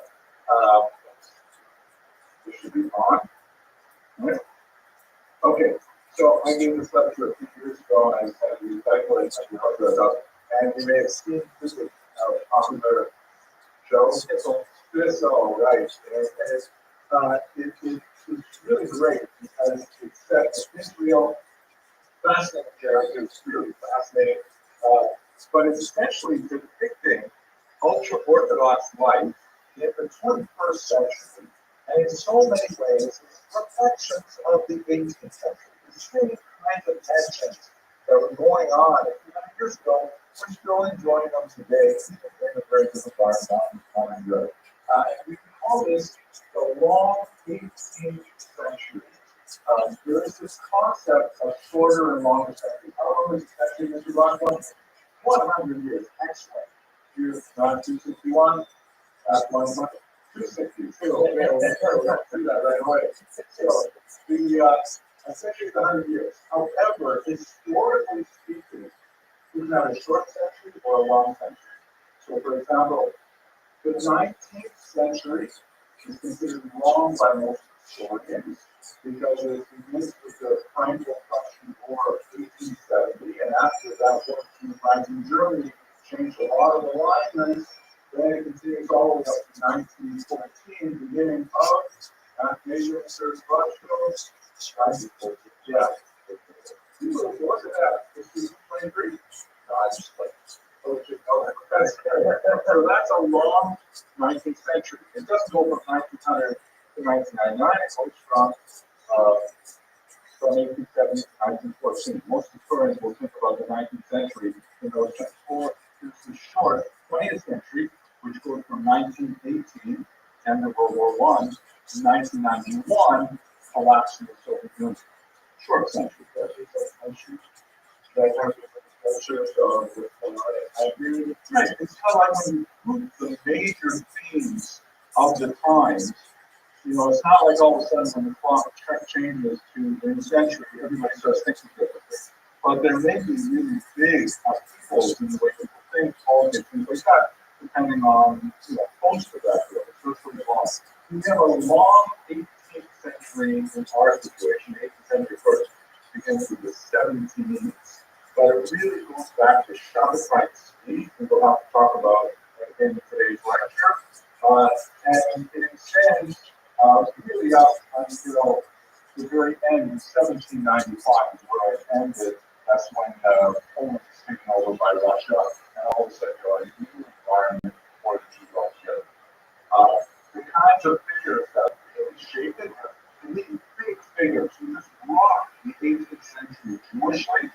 We have the Alter Rebbe, who is the founder of Chabad, very important thinker. An unusual Hasidic leader, but we'll try and talk about it a little bit today more on Monday, the entire Hasidic background. But among the Hasidim, the Alter Rebbe stands really essentially remnant of his generation. You have, probably guess who's going to be next, the Vilna Gaon, the famous Rabbi Elijah Vilna. We're not sure whether this is an accurate portrait. There are quite a few portraits going around, but this is one of them I kind of like to look at the thing because it's in the film. He is, of course, representing the reaction to the Hasidic movement born in the 18th century, and they, of course, take on the names. So this not good. They wear a thousand. The assignment for is Chabad, like to call it, right? These are, even though they are historically the predecessors, the assignment are kind of like the traditionalists, when the Hasidic movement began kind of as an intellectual spiritual rebellion, the Mishnah opposed it. So that's how the traditionalists get the name opponents. It's the name that ultimately they sort of adopted themselves, even though it was originally a term called opprobrium. They're also known, of course, as Litvaks, because they're from Lithuania, Litva, but they would call it sometimes Yeshivish. Obviously, this institution has a few Litvish groups as well, but we are definitely Chabad-friendly, Sephardi-friendly, and things like that. So these are kind of a post-movement movement that they're friends, and these guys are more Chabad. But obviously, this is good. When I think about this, I should tell you what I think is really cool. My daughters who think what they call streets Chabad. Super Chabad. She's like, they got so many Chabad in Adia. Some of this groups that they've heard, some have read in the books, but the Rebbe, right up on this particular things that are easy, that's like show up. They knew that a few things have to keep around, and they're loving it. They're great. Anyway, and my daughter's she was like a spiritual power. She was like, my gosh, she is gonna run the world. I remember, I'll tell you my story. One story, hopefully this video. She was about 8 years old. We're sitting on the sofa. And I'm talking about this on the podcast that we just read on Young People, right? One small podcast that, the books of life's going to be opened up, and there's going to be all your deeds are in there, and your signatures there. And I said to my family, she was like 8 years old, I said, and it's going to be like a video is playing of your entire life. Every single thing ever done wrong is going to be available. And my she says, everything. She runs up to the second flag. Like she was, that's so much karata. At 8 years old, any mistake she might have made, that just the idea was on the program blew her away. So that's the other thing. Third figure that rocked the 18th century, and by the way, we are just like, you have to imagine 3 asteroids landed in the Atlantic Ocean, and they're still feeling the waves of their triple tsunamis, even today in the 21st century. The first one was the Alter Rebbe, you just said Volcento, but I like to talk about the other. The second would be the Gaon, there's Rabbi Moses Mendelssohn. These three movements are still affecting us today in a very discernible way. Each paragraph again, from the need fighting this right? You know, the yeah, yes, we'll talk about it. Tax like this, well, that makes sense, right? But he's huge. All of them are not different. We'll touch on those concepts in a little bit, but these are three very important approaches. Genius and Florida, the numbers that have made massive impact on the unrecognized world and vice versa. I don't know why I do this picture lecture, but I kind of like this because it shows these things. And I also included this picture because a lot of times I watch those things, people say, hey, aren't you a Christian? So this guy here. I would say that out loud. People on the street, down the street. Anyway, I'm not sure why I included those pictures. Let's just understand this one more sort of theoretical stance. We're going to come back to these charts in a minute because the 18th century, in many ways, was the wrong 18th century was a century of rebellions, intellectual rebellions of what I mean, it's a good German word here, Weltanschauung. Remember that word, Weltanschauung. What does that mean? It's a worldview accent. How do you know that? Famous word, famous word. That's good. I'm so proud of you. That's a famous word. The capital W, Weltanschauung means way of looking at the world.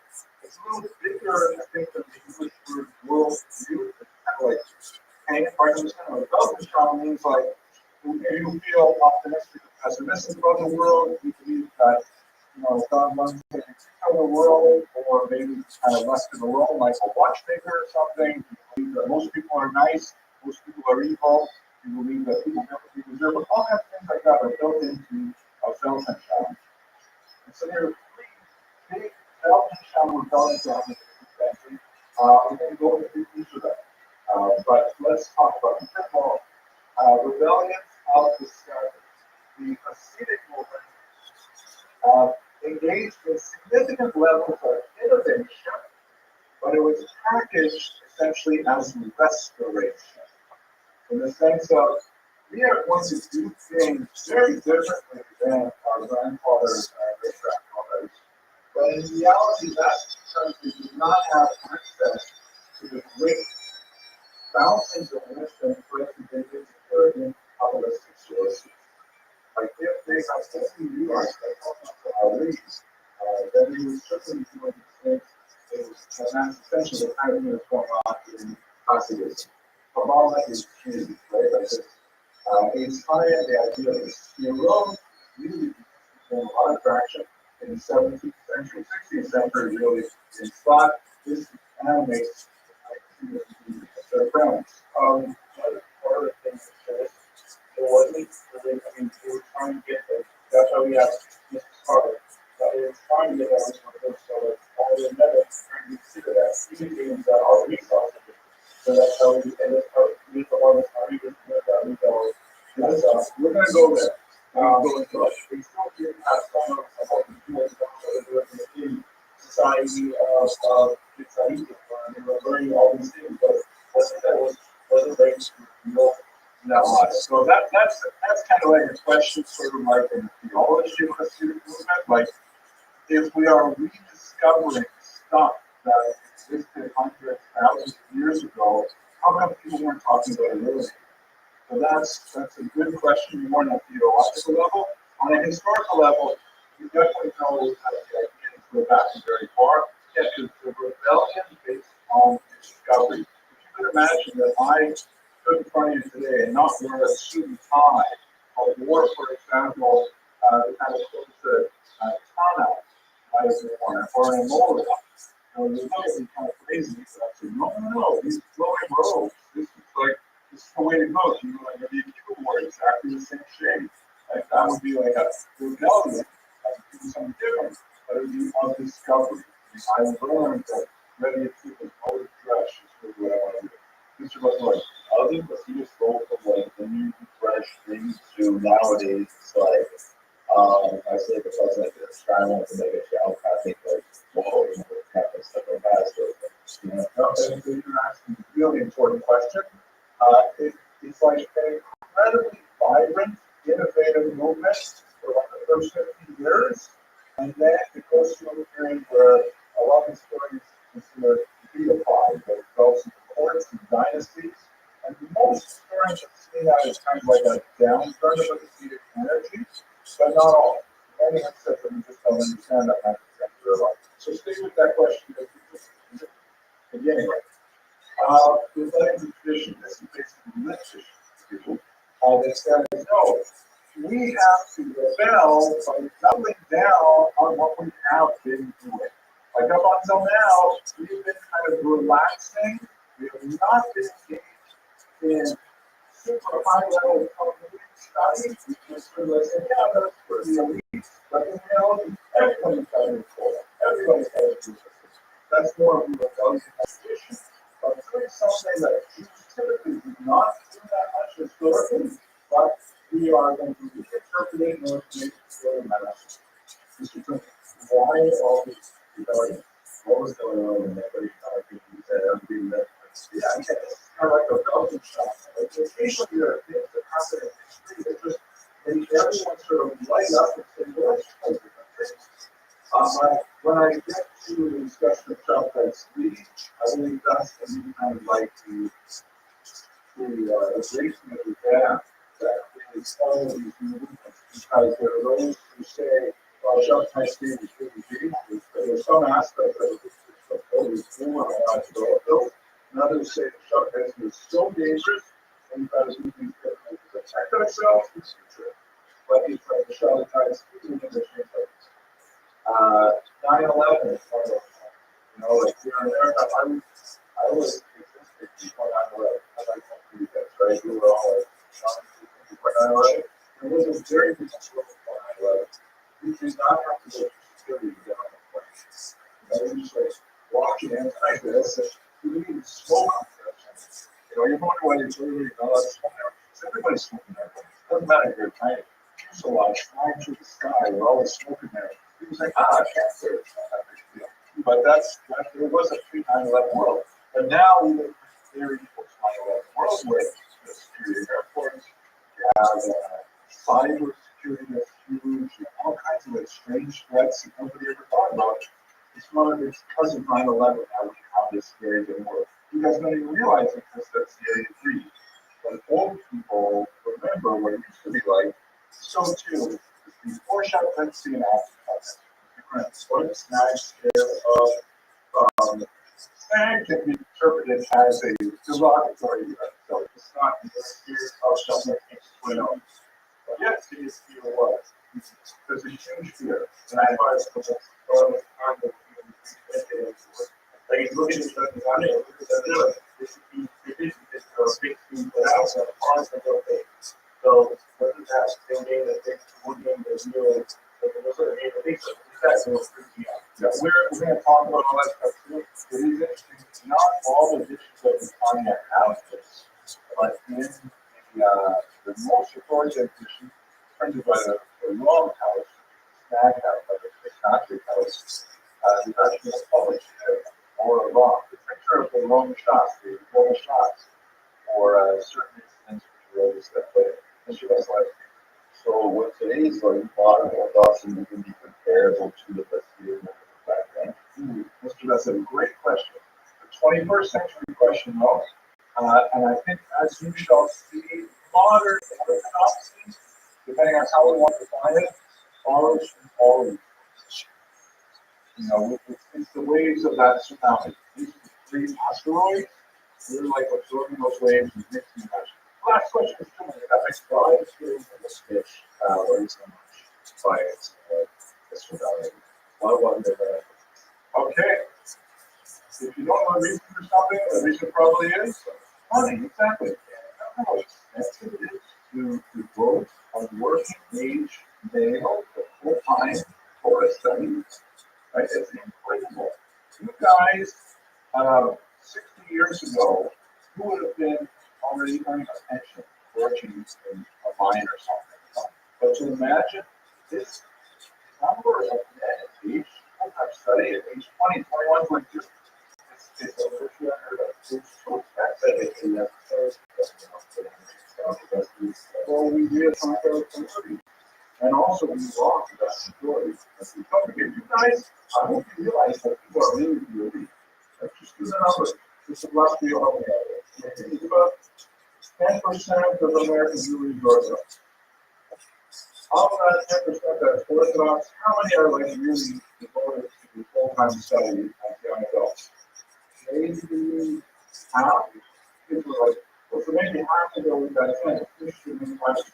Of those people who are engaged in it, you're going to go for 2 years and they got to work, right? So maybe half of a percent of the entire Jewish population in this engaged full-time study that we are. You guys are so elite. You don't know what you're the Navy SEALs of the Navy SEALs. The Navy SEALs say, look at those guys. That's you guys. Okay.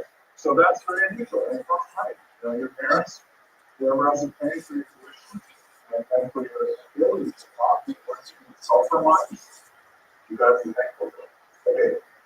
So the innovation of the rebel succession was sometimes perceived, or the innovation of the succession movement, and we shall see demonstrated, was often perceived as antinomian. What's the word? What's the name? The Greek original is nomos. You ever hear that word, nomos? Nomos means law. Antinomian means breaking the norm, like the leader of this country, for example. Breaking the norm. Not necessarily breaking the laws, but it's a thin line, right? So antinomian, the Hasidim were seen by the Messiah as being antinomian, as saying, wow, what are you guys doing? We have a short car, this is not how much government. 3 governments later, that's what people are moving, having their impression here, you know, all kinds of things like that. The greatest example of this extreme nostalgic approach was the Sam Sofer, I think, and that's fascinating exchange, where he said in the late 19th century, so I'm borrowing the later time, but riffing on the Gemara, speaking about when wheat is permissible to be consumed, he said, Hadash Asur Min HaTorah. People say the Hadash also in the Torah, but what does that mean? Translate something. Hadash Asur Min HaTorah. Okay, initial idea? Great. So the original context of Gemara, what's the original context? Right, there's new weeks that just been planted, you have to wait until after 8 hours school. I can remember before you use batteries called cutoffs, the process and batteries. That's why we bring called Rothschild, they were full fire. But he said, give that as a cloud battle. Kadash, Asur, and Torah, if it's new, it's also. Right, that's kind of like an extreme reaction. We will not trust any new things. That he doesn't do that. Literally. You just think it as a sort of rebellion of the kind of book. Okay, the last one here is the rebellion of the expansion. And where we see this, this is associated more with the skillet movement that we'll talk about probably on Monday, where we say, wait a second, our world has been too small. There are lots of things outside the world in great distinction to what some Sofer says about Asher or what are you talking about? If it's not Asher, it must be Asher. And if it's not Asher, it must be Mutter, then we should be doing it too. So the slide in the Askelim were interested in experimenting with the outside world. With, adopting all kinds of new practices and behaviors. And although this is not really fair comparison, I only want to see that we're not happy with even suggesting to think about it, that their hero is of course the Rambam. And they say, look at the Rambam, again, my students here are unfairly teaching the Rambam as the poster child for their values. But we say, the Rambam was a medical doctor. He wrote in Arabic. He was like the courts of the royalty. It was like completely involved in the outside world. So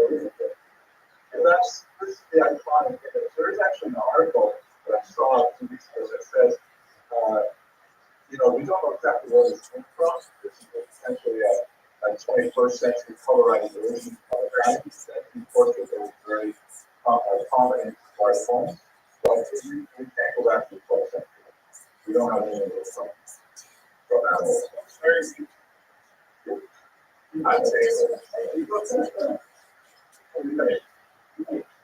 We're a servant.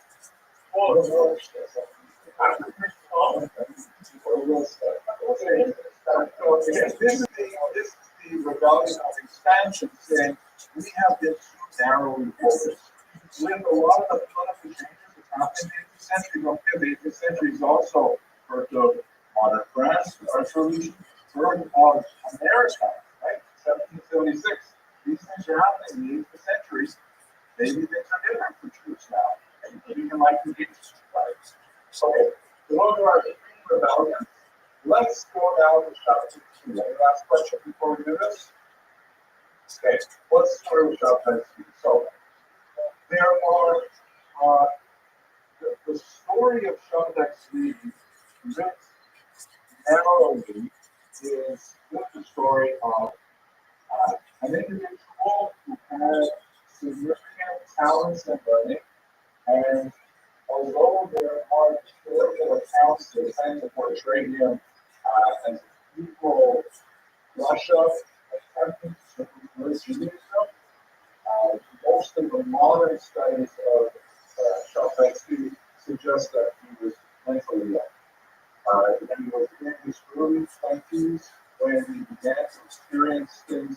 Again, we have descriptions of his followers to tell us what he was going through, and it sounds a lot like bipolar disorder, or manic depressive syndrome, or even schizophrenia, which is especially associated with young men in their early 20s. So, obviously, we can't really do psychoanalytic dissection from afar, especially over centuries, but what I can tell you is that he's going through these periods of what he calls illumination, where he experienced tremendous elation and joy and feelings of grandeur. And during the worst of these periods, that he described how he could levitate, that he could engage in physos hadera, meaning transportation over wide space of the territory, and with the encouragement of an unhappy colleague named Nathan of Gaza, he came to believe that he was in fact Mashiach. And not only that, you have to imagine this guy is tall, he's good looking, he had several marriage offers, but he wanted to remain in his studies for a long time until he started getting bonus. Later, he would get married actually 4 times, and you can't count one of those because it was a Torah school that got married to at one point. Very interesting symbol that got married to. Yes. It's a very weird kind of story. But he not only convinced himself that he's Mashiach, he convinced thousands of Jews across Europe and North Africa that he was in fact the Mashiach. And so he gathered this massive group with them, and we'll really develop the end of it. Trying to show you just correct it. All of these subjects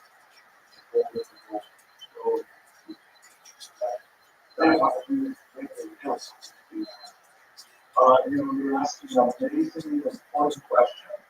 I was repeat it for the people on the field that how were people so gullible? How did they the historians point to the fact that there was a widespread depression after the Magnitsky rebellion that we discussed on Monday that ended in 1649. The trail of violence extended over the next half dozen years. And that contributed to the idea as well that the triple massacre Mashiach must be around the corner. They tie it to the growth of Kabbalistic doctrines that were emanating from Tzfat, and the idea of, wow, look at these whole new ways of understanding the world, and thinking mystically, and here's a guy who comes along, he's broken this Kabbalah. There's also the role of new technologies. Printing was really big to catch fire among Jews. Jews were circulating a lot more literature. Jews were actually seeing more artistic representations of Shoptite speech, and a lot of them took it seriously. And so they're selling their belongings, leaving Amsterdam in particular, and making their way to Israel, thinking it's going to actually work. When you say good mental health, you say that these things all leaders, or even these horrible dictators who follow us in the game, even people follow them then are not supporting First of all, I don't know if he was mentally ill. Looking at the descriptions of how he behaved, most historians believe that's probably the case. But even if you assume that, could I assume that other dictator-like home leaders, you know, narcissistic, self-serving, childish, occasionally nasty leaders, that doesn't stop them from, controlling nuclear weapons. We don't necessarily vote for people who demonstrate sanity. Why am I going on? I was being recorded. I just got my signature. I know. You're already testing it. First, you know,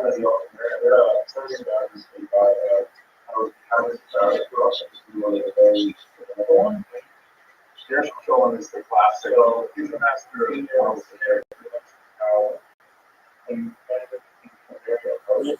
yeah. And maybe I have a picture of your no, it will take us too far. Yeah, he did a lot of changes that were designed to kind of make him look like a Nazi. Maybe at the suggestion of Nathan Gaza was definitely not a good influence for him. You gotta choose your Deborah. He married a woman who was an orphan from her. She was named Sarah, and she was not a particularly faithful partner to him. And he did this apparently.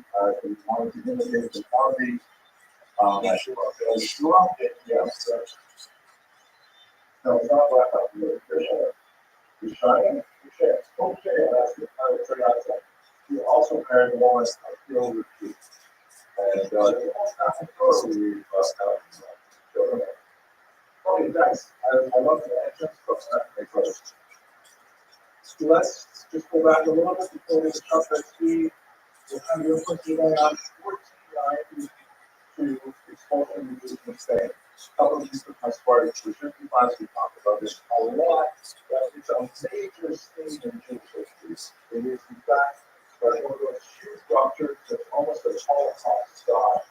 Spain was, without doubt, for 200 years, the most powerful center of the Jewish people at the time.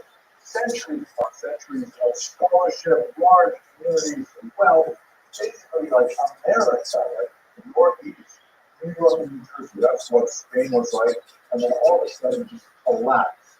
The pogroms of 1390, the forced conversions, the Inquisition, and then finally the expulsion. And all of these Jews find themselves scattered to the winds, taking their way across the Mediterranean basin, up into Europe, and Latin America passage, all trying to find a way to reconstruct themselves. And many Jews turn to mysticism, saying, how do we explain this huge rift in our experience here? It must be that something has changed dramatically, and we need to find new truths. In particular, the Jewish community of 85 who founded the Science Circle, where you have, the great publicist Rabbi, his student Elisa, hugely influential, also like Joseph Caro and Joel Nage settled there. Alshif, many others, Alphabets, Alphabet, why do people always say that? Right, correct. Why do people always do? Why do you always do what? the experience of mysticism.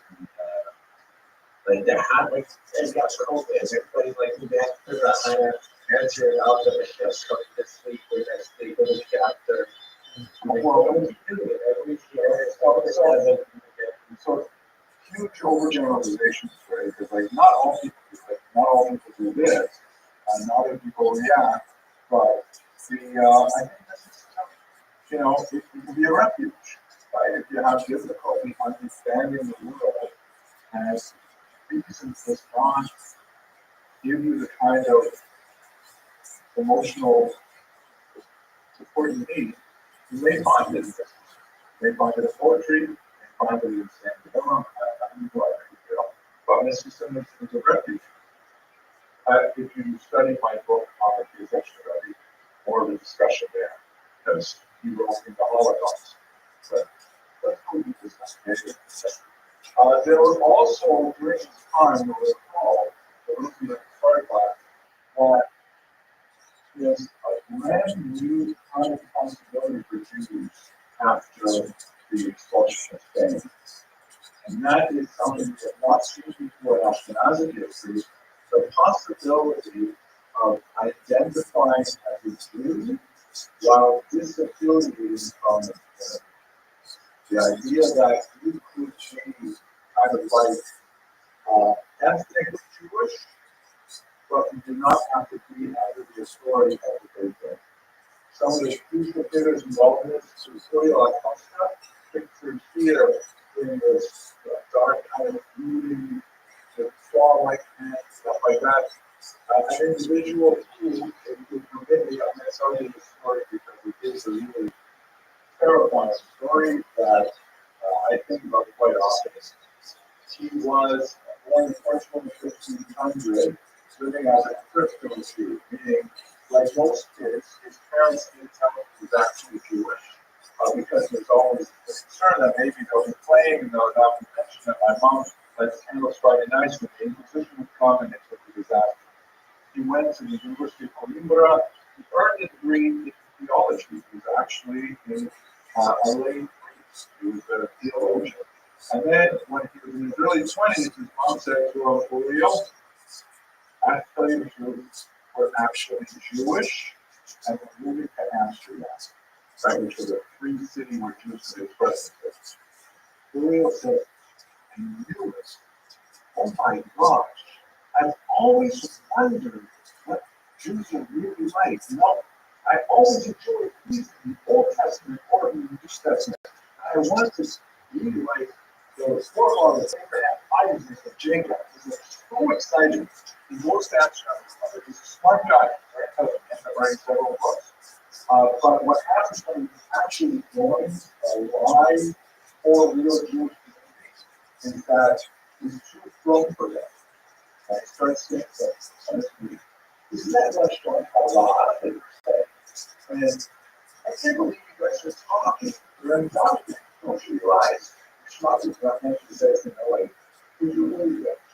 You know, I can't believe you guys are that. I really can't. You guys are very like he probably has some kind of mental illness as well. He like becomes a gaslighting and he's saying, I can't believe this. If you're Jews, I'm so happy to be among Jews and be expressing myself as a Jew. But I met this guy and he told me he's on his taxes. How is that possible? I mean, a Jew possibly. I mean, come on. He's like walking around, he's like speaking to many people, and he's like, and the day they ask you out, does not, if you don't want to rock the boat, right? They actually have a pretty good accent. The Dutch have this unusual policy called Gedogen, which is basically if you don't step out of line, you guys can do whatever you want religiously. So they actually have synagogues and things like that open in Amsterdam. When Jews are technically not allowed to live there, but they just ignore it. That's kind of like a Dutch thing. And they don't want to have this guy running around complaining about the Jewish community very loudly. So they put him in care 2 separate times. He actually tries to make it an outdoor, or moves away, same kind of problem. So then finally he goes back and he begs the Jewish community, let me back in. I promise I won't, do anything bad to you anymore. I'll stop writing books like I did. I know there was that one time when I told you guys that you convert to Judaism, but they really shouldn't because the Jewish community is like full of liars. I'm sorry about that. And so they say to him, and I think he's guilty of that. It's a really sad story. They still be fine. We've already done this twice before. The third time is going to be the last time. We require you to stand in the middle of the synagogue, with synagogue in Amsterdam, to recite our faith and a confession of all your sins in front of the entire community. Everyone's going to do that. We will flog you. They publicly went and sometimes and then they have to lie down on the front steps of the synagogue as the entire synagogue walks over the floor on their way. We tell it that we want to be among the Jews. He writes later that if I have to, I will be hate among hates, but I must be among the Jews. He feels so connected. He goes through the whole thing, walks home, takes out a notebook, and writes a 12-page suicide note. Latin is called Exemplar Humanae Vitae, the example of human life, and then choose himself. Nice. Yeah, terrible. Horrible. But his problem was including the wrong century, right? His problem was he loved the idea of Jewish ethnicity, Jewish ideas, stuff like that, but he could not handle the dichotomy of how we perceive Jews should be from reading the Old Testament as a Catholic, and how we see actual Jews who, sometimes cheat on their taxes, sometimes he couldn't handle that it was a breaking point for him. And there's definitely more going on in this country than talking about here, including the problem in mental illness. He represents a great in that community of being within a theory and under the constitution and control of it, or being completely outside. He did not want to complete the cause. He already was a Catholic. He did that. But he wants to do it. He wants to be attached to the Jewish community without the requirements of the Jewish community. So while this is an amazing portrait by Rothschild, he's portrayed as like this dark, brooding, progressive type, is pretty fair. The child on his lap, who was his younger contemporary, is Senator Baruch Spinoza, who has a lot of the same story, but not Baruch Spinoza, of course, one of the great philosophers of the 17th century who made a huge impact, a corrosive impact on religion, because he adopted a lot of the ideas of real Costa without the self-destructive behavior. And so Spinoza showing that language that he's reaching out with his hands, he's playing with flowers, he's got these curls, with bright colors, that's showing kind of intellectual evolution that he's experiencing in Christian days. Here's another example of this is when Spinoza, he went through the same thing because the Amsterdam community was having difficulty controlling these Jews who were kind of stepping outside the boundaries. They also put him in Pharaoh, a terrible waffle Pharaoh, and he basically just ignored it. Well, okay, fine, you guys can say what you want, it doesn't change how I feel about myself or how I feel about the university of the world. Here he is, just walking, lost in a book. So, and in the background, you have these portrayed as negative aspect. He's powering the president. This guy looks like he's picking up a rock to throw at him. That's what's changing big time in the 17th century. Judaism, as experienced and expressed by Jews, is suddenly seeing kind of like a different way of existing that's radically changed from what previous generations have done. And that builds on the horrible masters of honesty that we talked about, and the crisis of Shanghai speed, which we're talking about now. Okay, questions, arguments, discussions? Would you like to accept these images, or would you just like a response button that would show this guy like a different factual Jewish ideas like people trying to move up, people trying to go about their daily life, and like those guys that you are. So I don't want to use modern terms like modocs to characterize these people, but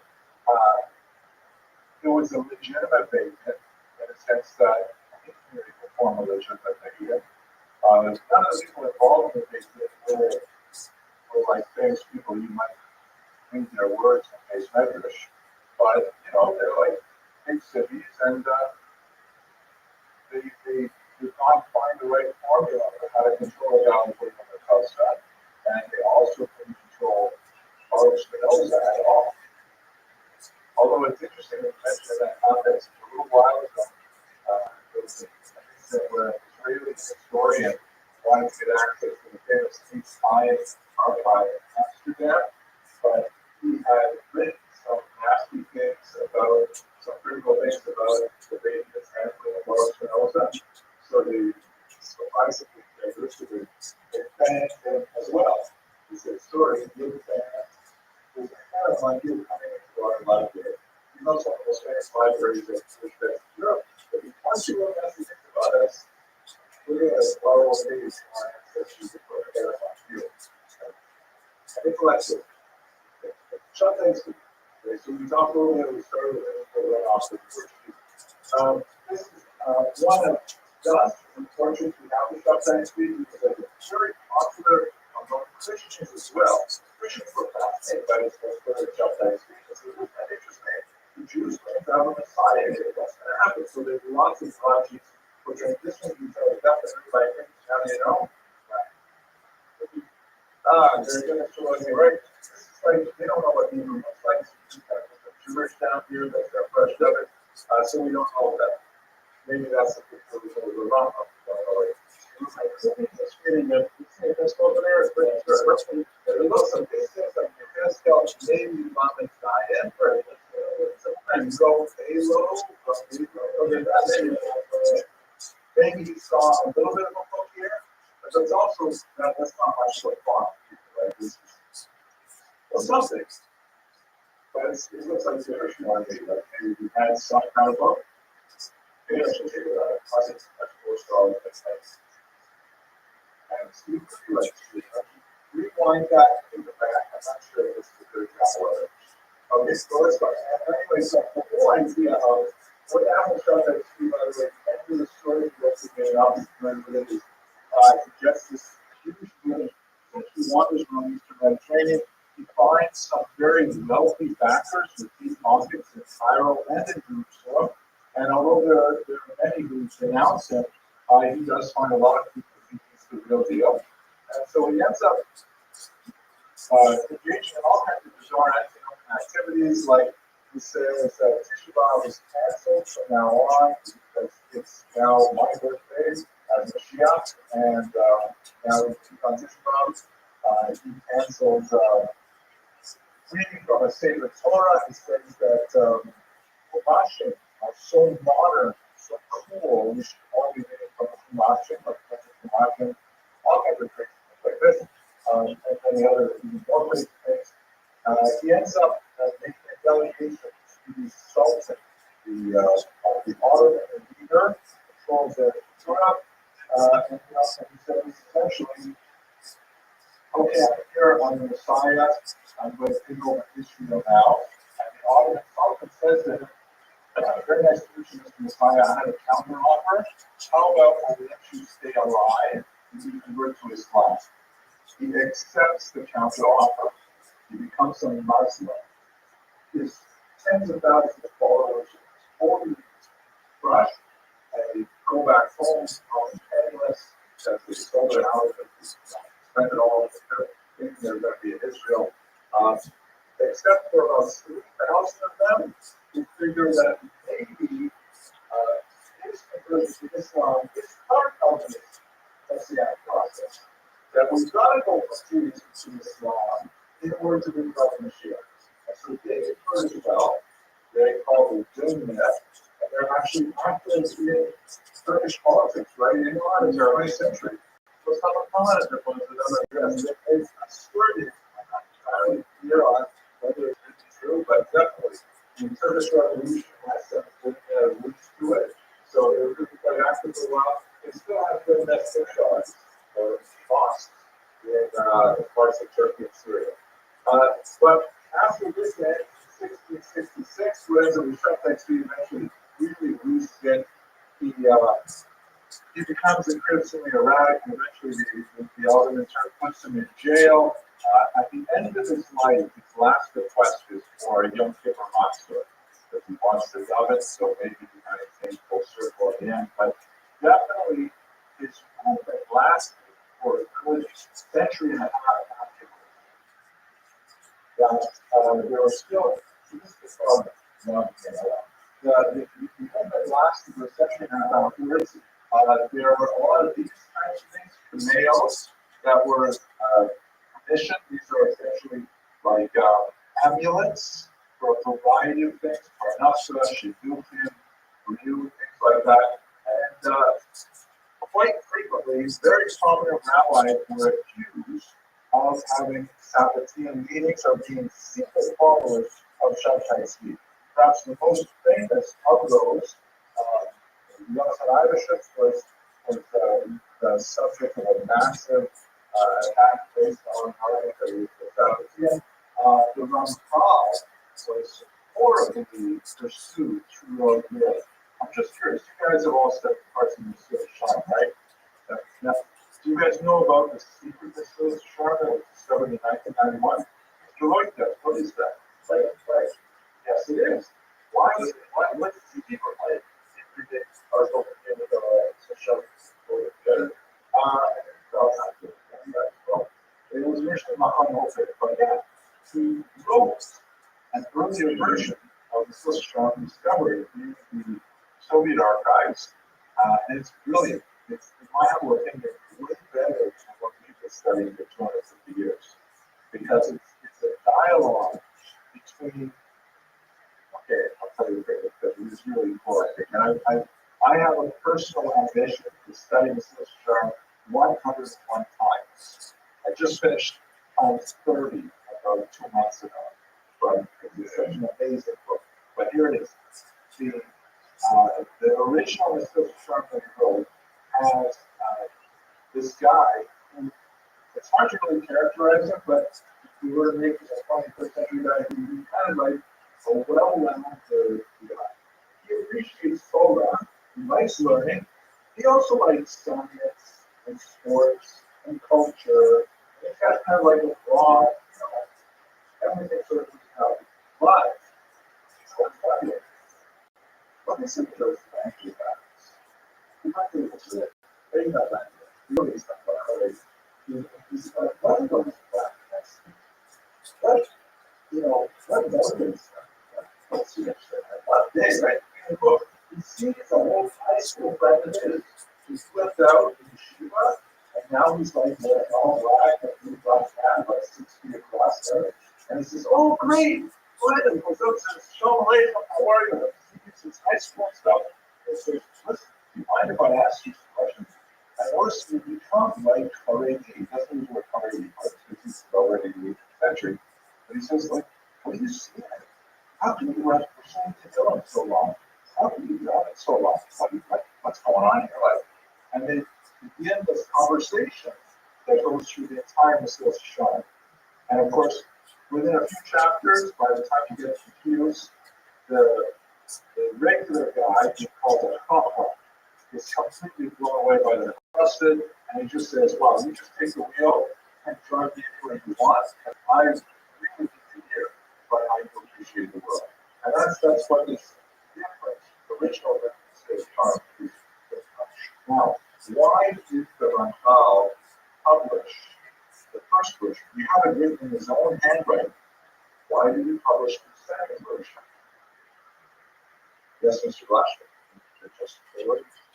I'm sorry? Justability.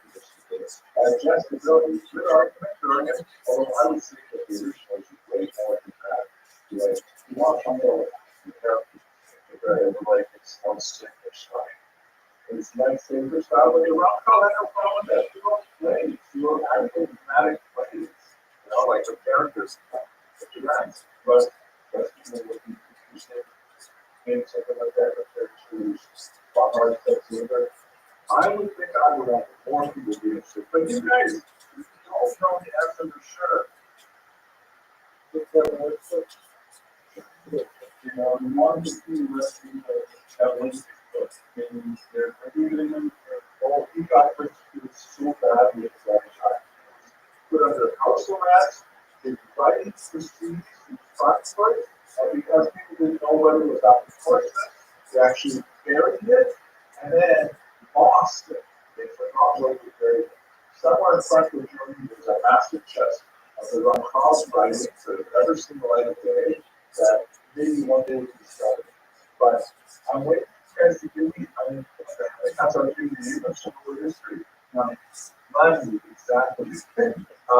David Swar wrote a PhD which he takes on this, argues that the reason he published quickly is because the publishers would not print it.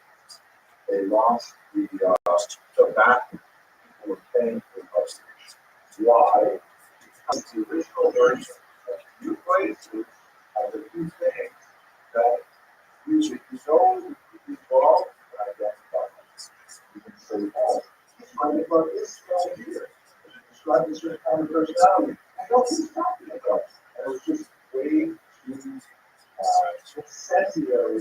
So he gave up. And his students said, no, Rabbi, this is such a great book.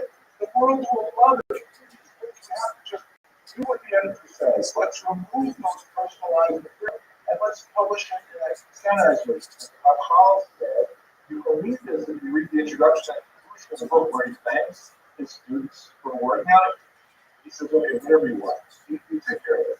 And his students edited it to the version that you guys read now. Way more sanitized, way better. But it's just a mind-blowing experience, you know. Now, why was it persecuted? That's why I put here. It was persecuted because there were individuals in Eastern Europe, including Moshe Hadid, the son of the Chacham Tzvi. The Chacham Tzvi was the number one Shabbatized Tzvi hunter of the era. Anybody who was talking his son continued it, but by the time he got to the Rothschild age, there's very, very few big scholars who was left. But Rabbi Moshe Hadid identified him and pursued him to Europe, until finally he ended up in relatively liberal city of Amsterdam, where he could be, more active. But the Seals Shari itself is an artifact of this hunt for heresy that was the remnant of the South. Okay, arguments, questions, discussions?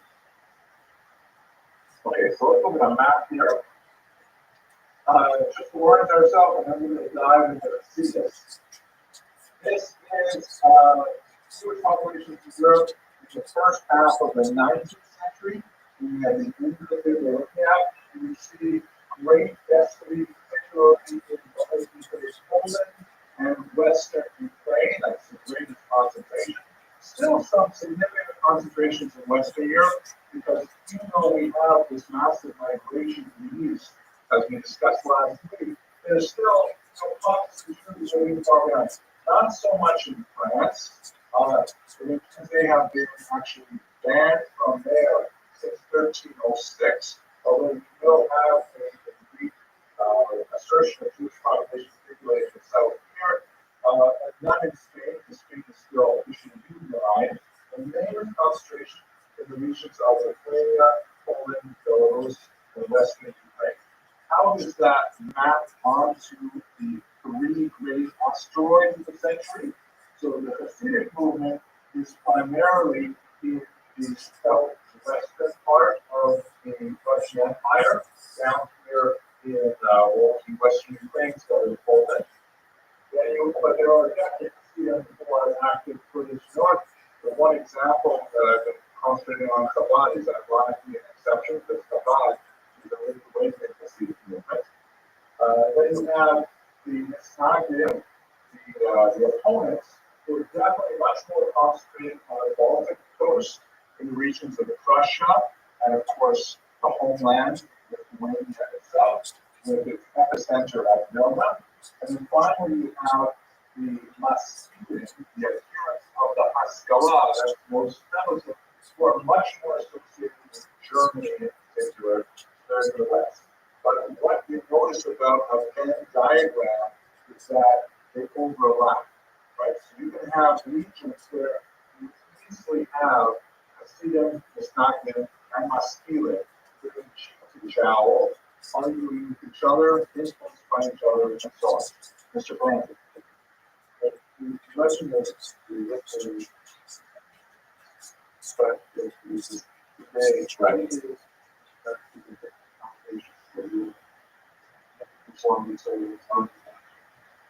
so, it's a great question. How does the denominations?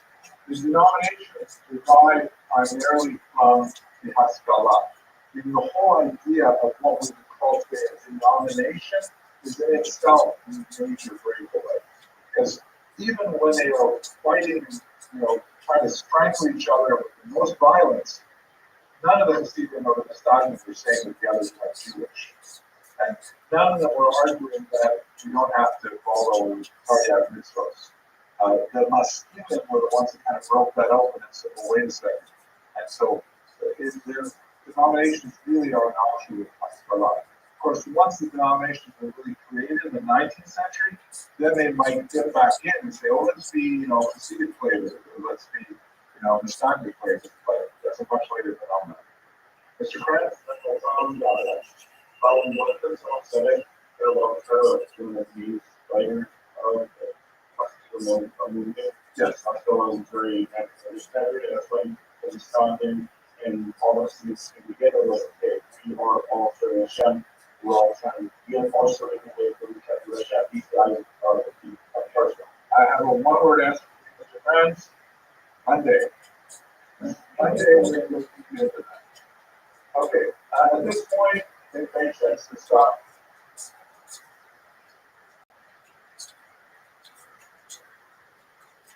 Last week, last century, we were talking about these negative structures that we put use for outside Western Europe, right? What kind of pressures? Western Europe and the here. Barbaric crusaders, right? Exactly, the massacres of Showtime 96 onward, good. But also, some Latin governments were doing governments came out, right? You've got expulsions in France from 1182, and like 5 or 6 of them through the next century and a half. And England told Manji, right? Yeah, but why are they kicking them out?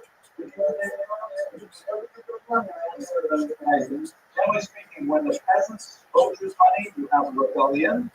When the nobles vote use money, you have an expulsion. Right? That's just because that's how they're doing it. And of course, they end up inviting them back. Right? What about some of like the really bizarre ideas that were circulating at the time that made you feel that welcome? Or is it racial? Blood libel, social separation, good. What is ritual murder? Almost. Not to use one day, it's probably kill the crackers. That was most desecrations. What's their name of the crackers? Kill the crackers. Okay, well said.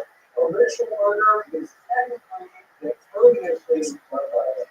The ritual murder charge is mixed in 1144 in North England is the idea that Jews must, for some bizarre reason, reenact the crucifixion, and so they ritually murder a child. That's the argument. Later, they added to that the blood aspect of it.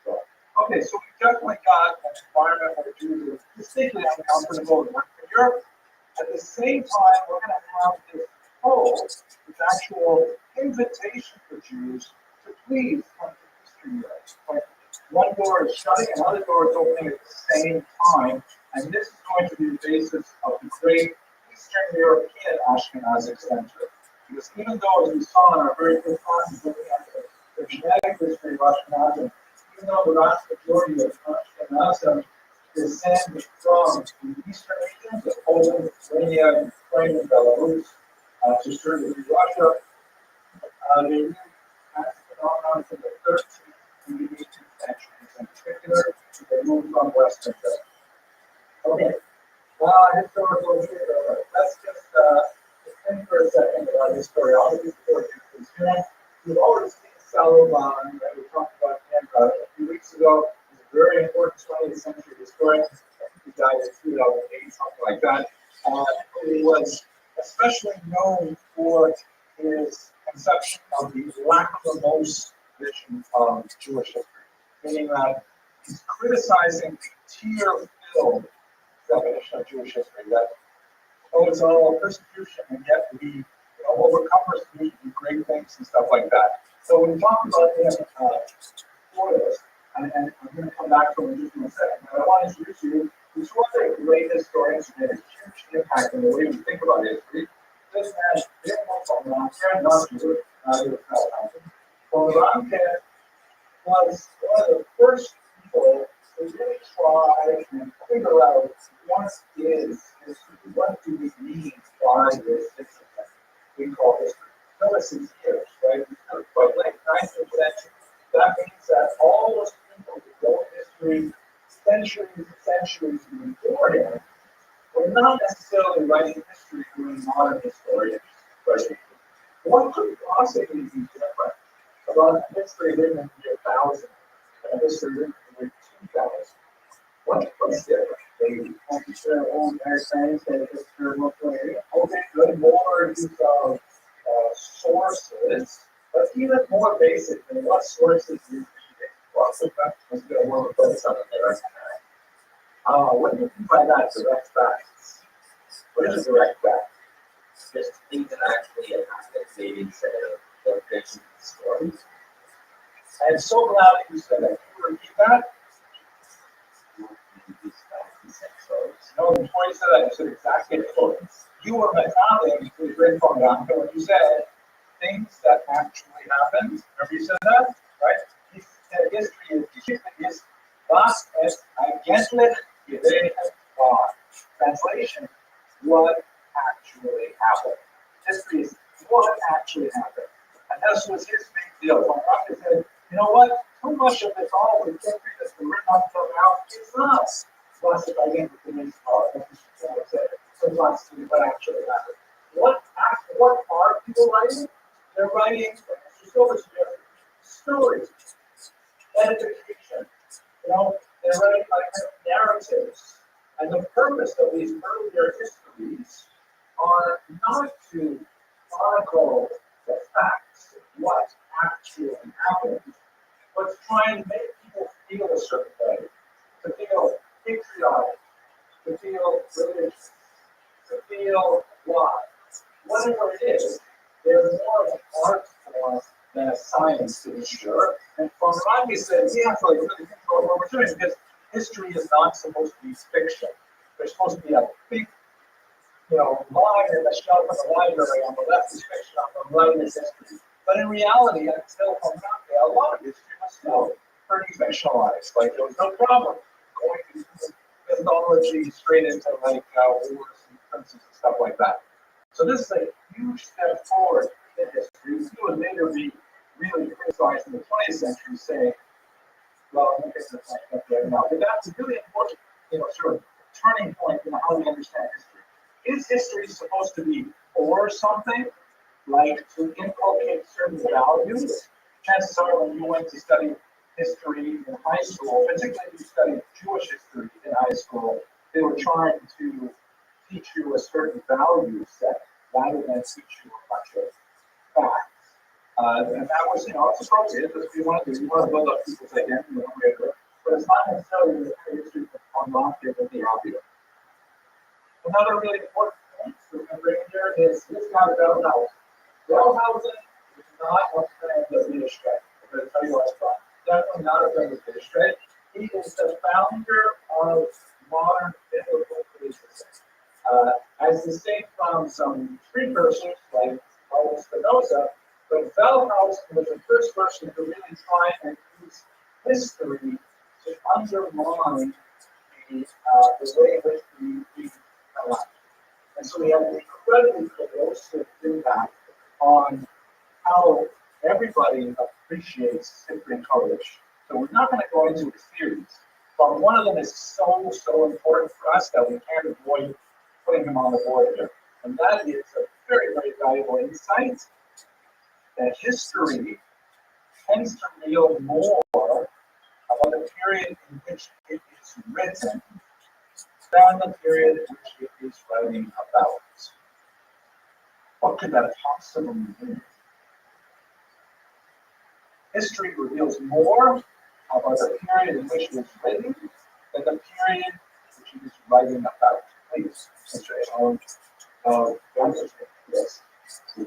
The people who are writing this here are trying to be people who living during those times, and they are kind of using impartial mix to what's going on.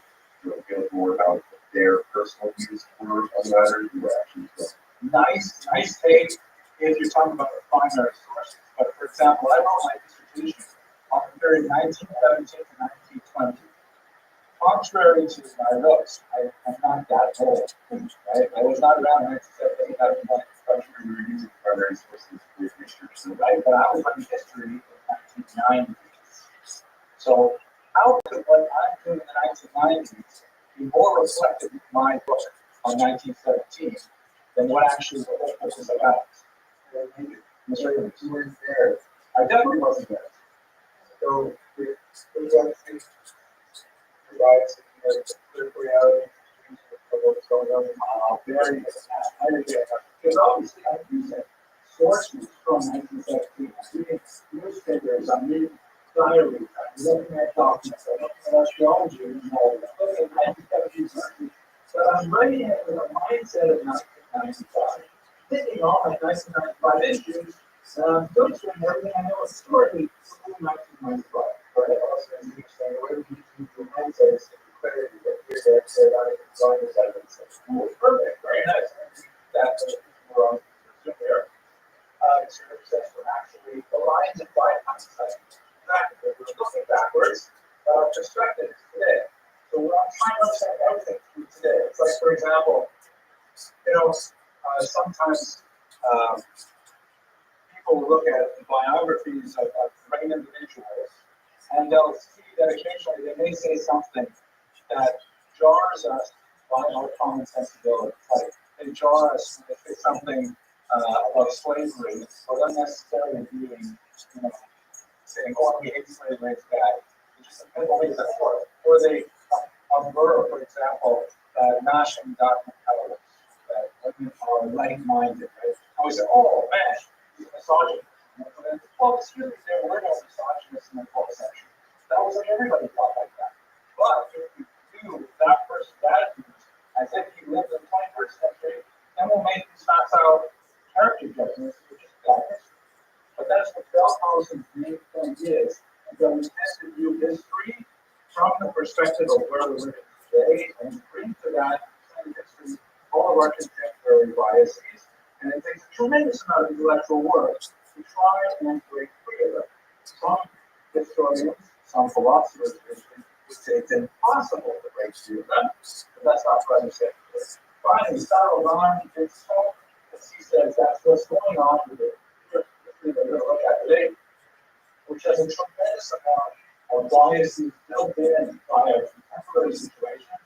We tend to look at what actually happened, but we look at a narrow slice of it, not looking at the broader picture of what actually happened, as I hope to demonstrate in the next 45 minutes. Right? For example, if you think about what's going on in Ukraine right now, and I made this part of this lecture a couple of years ago, when the war broke out in 2022. Now it's even a year ago, because we're in a strange moment with the U.S. and Ukraine and with Russia.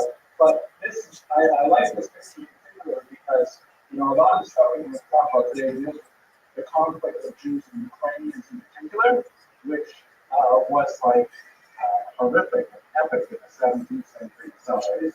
But here we are, in the 21st century, and here's a little Jewish guy flanked by these two big, weird-looking Ukrainian guys,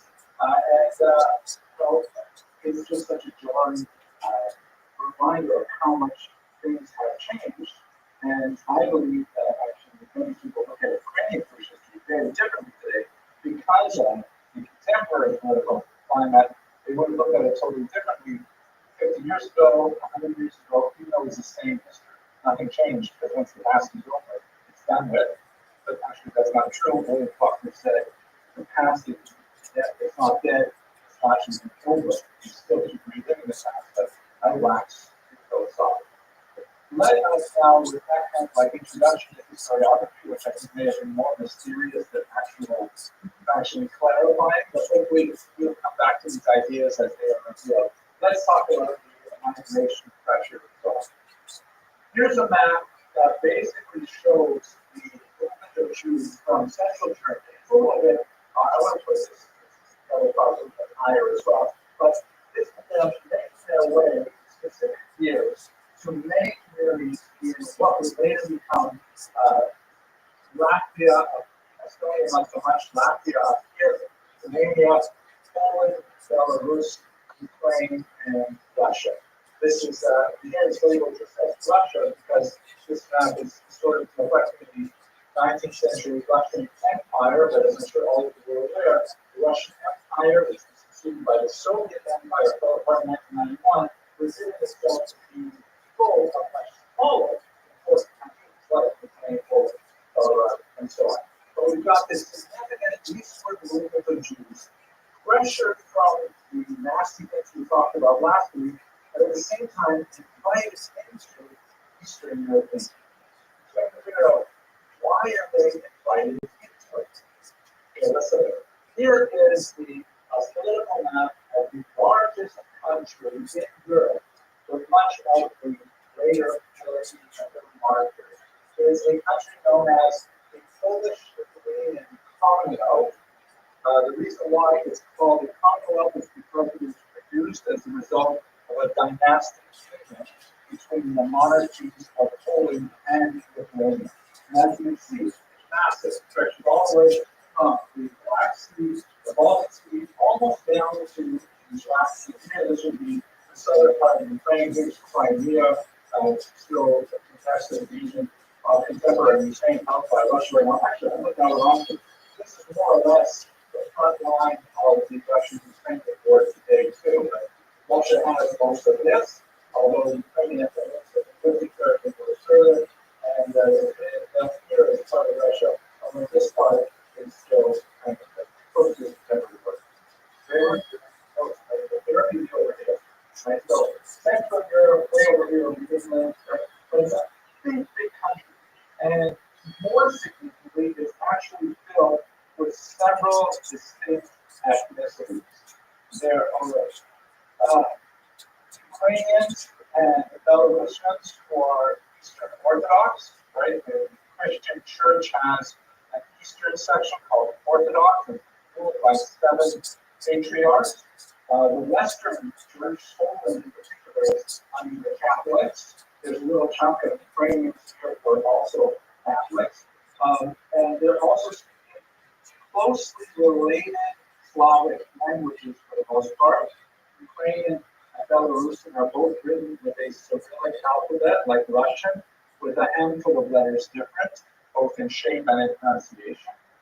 Poland is also a Slavic language, but written with the Roman alphabet, the one that's used for English. Lithuanian and Latvian, Estonian are a totally different language family altogether.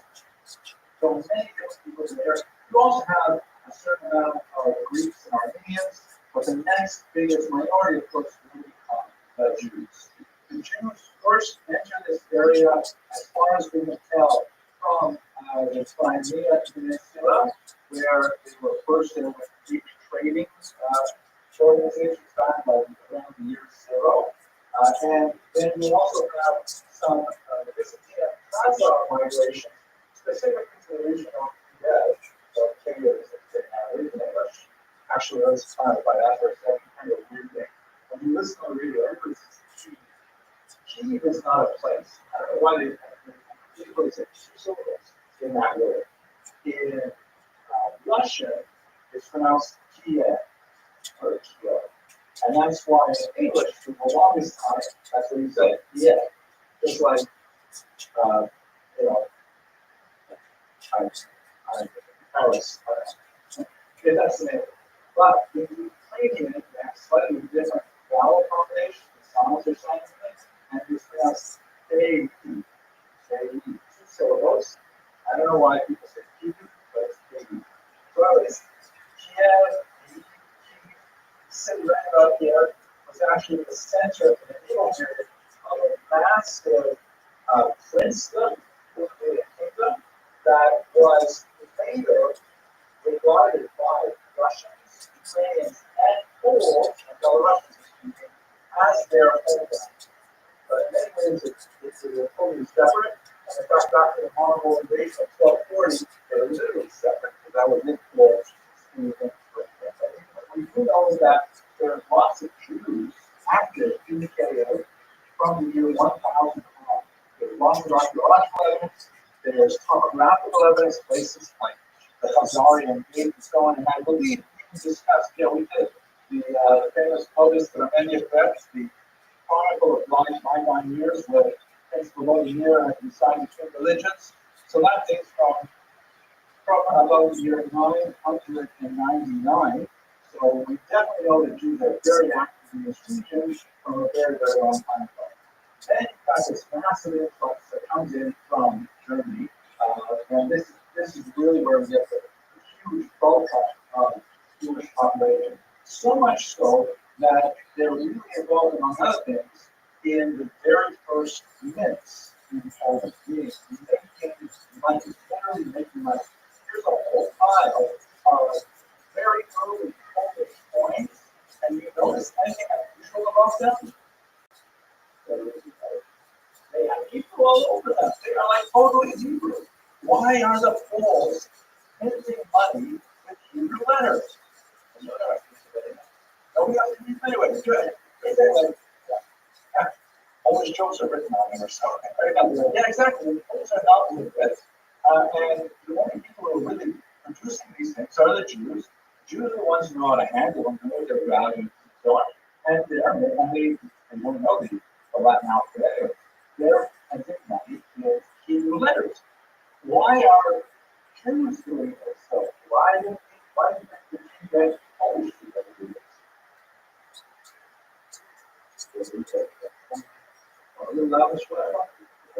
Well, yeah, but why do you want to attract them if he has Poles already in the country? Yes, they can ask that question.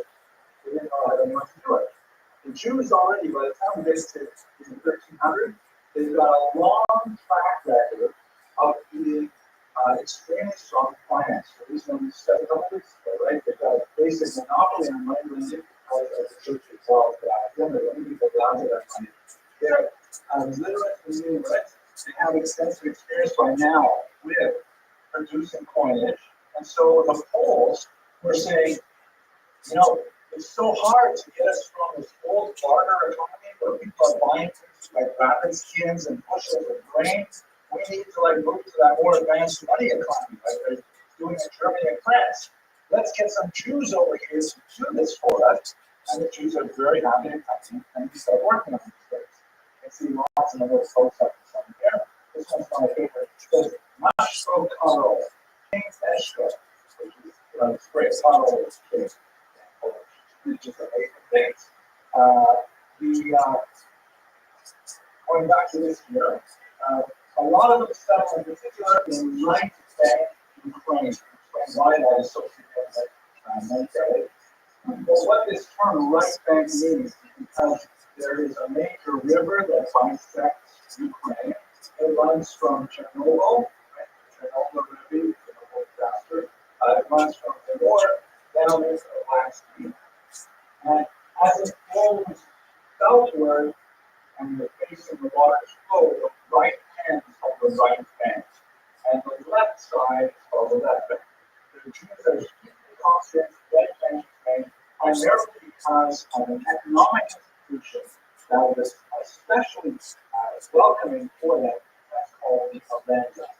So hang on to that word Avenda because they're going to something like 40,000 Jews lived there in 1648, which is an important date because it's the outbreak of the Great History Rebellion. But you look at this map here, it just gives you a sense of the tremendous scope of Jewish settlement. Each one of these place names represents a place that had Jews living there by the time you get to the 17th century. Huge spread of Jews, unlike in Shire ones and mines, we have a tiny little group concentrated in 3 places. Here, Jews are spread out. They're small numbers. They tend to be village and town based, some cities as well. Why did they put that? Because they want large people. This looks like a good question for the universal answer. Why do they prefer this setup rather than the really concentrated urban environment? Money, thank you, right? Money, that's where your payments are going. Well, why is my money in the money goes? Economic opportunity. You know, like you know, yeah, exactly. As we shall see, the kinds of economic opportunity that this environment afforded, especially good for much smaller pockets of Jews, rather than the massive concentrations where you would get with industrialization. Factories started developing new industries like department stores, things like that. That's really what we start seeing Jews really big, like Warsaw, places like that. But in these tiny little settlements, which we call shtetla in Yiddish, the word shtetl is the singular. Shtetl is a Yiddish form of the Ukrainian word is shtetl. Shtetl means village. So shtetl is like a little village. L at the end of the Yiddish word is diminutive, makes it smaller. And so shtetla is a plural of shtetl. So they're setting up all these shtetls over here is the river, so this is all right bank over here. Okay, we're going to talk about a specific environment. The invitation of Jews, you know, to come in and please do this stuff for us. The minting turned out to be fairly short versions, but the Evangel, which I'm going to describe now, is much longer. This happens to be a 19th century depiction of the Jews coming to the king, and the king saying, well, how come the Jews are getting beat up like this? And we've got to invite them here. The Jews are like, oh, who's right there saying, this guy looks rather mosaic, but some people think that I should have just on the 19th century adaptations of this. It was so good for the Jews for hundreds of years in Poland that the tradition arose that Poland, or Poland in English, was really an acronym for the Hebrew words Pol, here, in, we will rest, like Nina. Poland, here we will rest. And after all our wanderings to Western Europe and North Africa and Crusades and blood Bibles, finally here, here in Poland, and we talk about our nasty things, especially them over there. So, one of the most important things that brought them there was this thing called Magdeburg Recht. This is really important. Magdeburg is the name of a town in Germany that was one of the first to codify the rules of being a citizen of that town. Sure, citizenship was by equal rights, that concept would be but if you were an authorized resident of Magdeburg, you had certain rights that were carved up in you and your community group.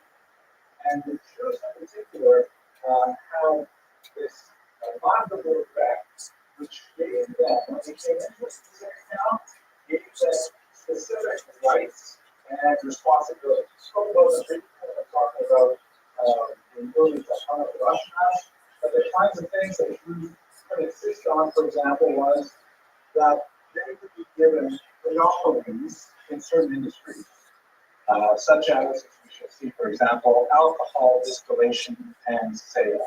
They can be allowed to be the only people allowed to sell alcohol. They can be allowed to be the only people to engage in taxation, tolls, things like taking tolls, whatever industry.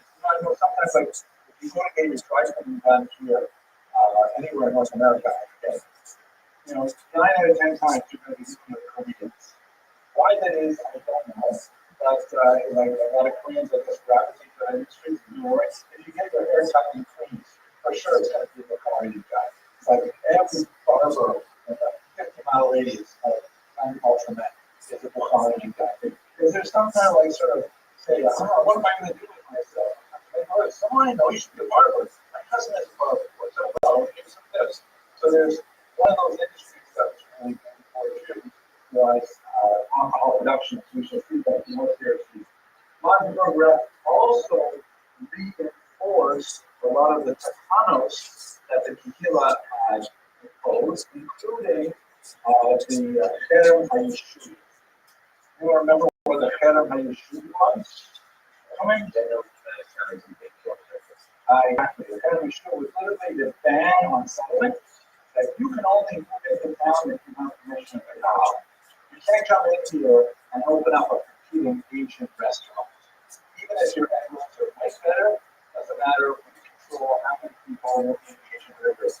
So my word rep, but finally, these are pretty modern societies. They don't have extensive bureaucracies.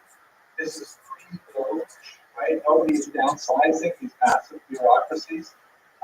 And so the government essentially hands over a lot of the self-governing tasks to the cities, and the cities will set these things up. Why would they want to give these seven rights to Jews?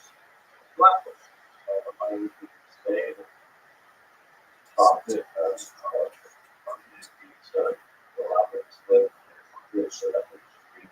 I would say not so much number one, not so much number two, but number two is fine. Your three answers you gave the first one is allowed to get rid of the third one, but I would use this sort of happily. I don't think so would be concerns. But hey, money, everybody wants that. The neighbors are once again, right? The whole idea is that the Jews are prosperous. The king can tax them. They're not the only one to tax them. The municipalities can tax them too. And so there's an open recognition that Jews are very good at making money for a lot of skills that are not widely shared in the population, like literacy and numeracy. And so let the Jews live here, give them the privileges they want to set up shop, and then we will tax them. Right? Kind of like Mahavir, why a traditional community might want to open up a gambling casino. Right? They might not like here in Queens, no gambling in Queens. Is there a gambling by the highway or something? Okay, but JFK is like yeah, so people, why would you want to have a gambling casino? You just think it's going to attract people who are maybe lots of salutary, it's going to be a lot of despair of people lose their money. So I would want to have that in your neighborhood. Money, thank you, right? Because you can tax it. Instead of vice, people are willing to pay taxes on vice instead of vice. It's actually so expensive. But you don't want to put it in the center of the residential area. You have so much pushback. So the Jews were a little bit like that. Nobody really wanted the Jews to live there. Somebody is not Christians, they don't believe like that. But you know what? It makes a lot of money. So as long as we can take it to themselves, we're happy with it. My rent was like a whole body of laws that was good for Jews. It gave them rights and protection and privileges, and it regulated the degree to which they did at the same time. See what was that? Yes. Oh, yeah, thank you. It was started named after one town in Germany, but it was copied over and over again throughout Eastern Europe. As the Jews from the East were saying, oh, you want us to move to this town? Fine, we'd like to have some Magdeburg rats. And they'll say, what are Magdeburg rats? I'll tell you. And then they would set up the same kind of thing. That's like the classic thing. So by the time we get to the 18th century, just over the density of Jewish settlement here in what would have been the edge of Pennsylvania is massive, right? Really complicated, especially in right back to Ukraine. And now, we really got to get to the lens of that whole. I'll talk about the council of ministers. Here is one of the most amazing things about this period of time, which one of the early dissertation at work on the great Jewish historian Shimon Rothschild, who was the father of historian of Eastern Europe. He lived until 1941 when he was shot dead by the Nazis.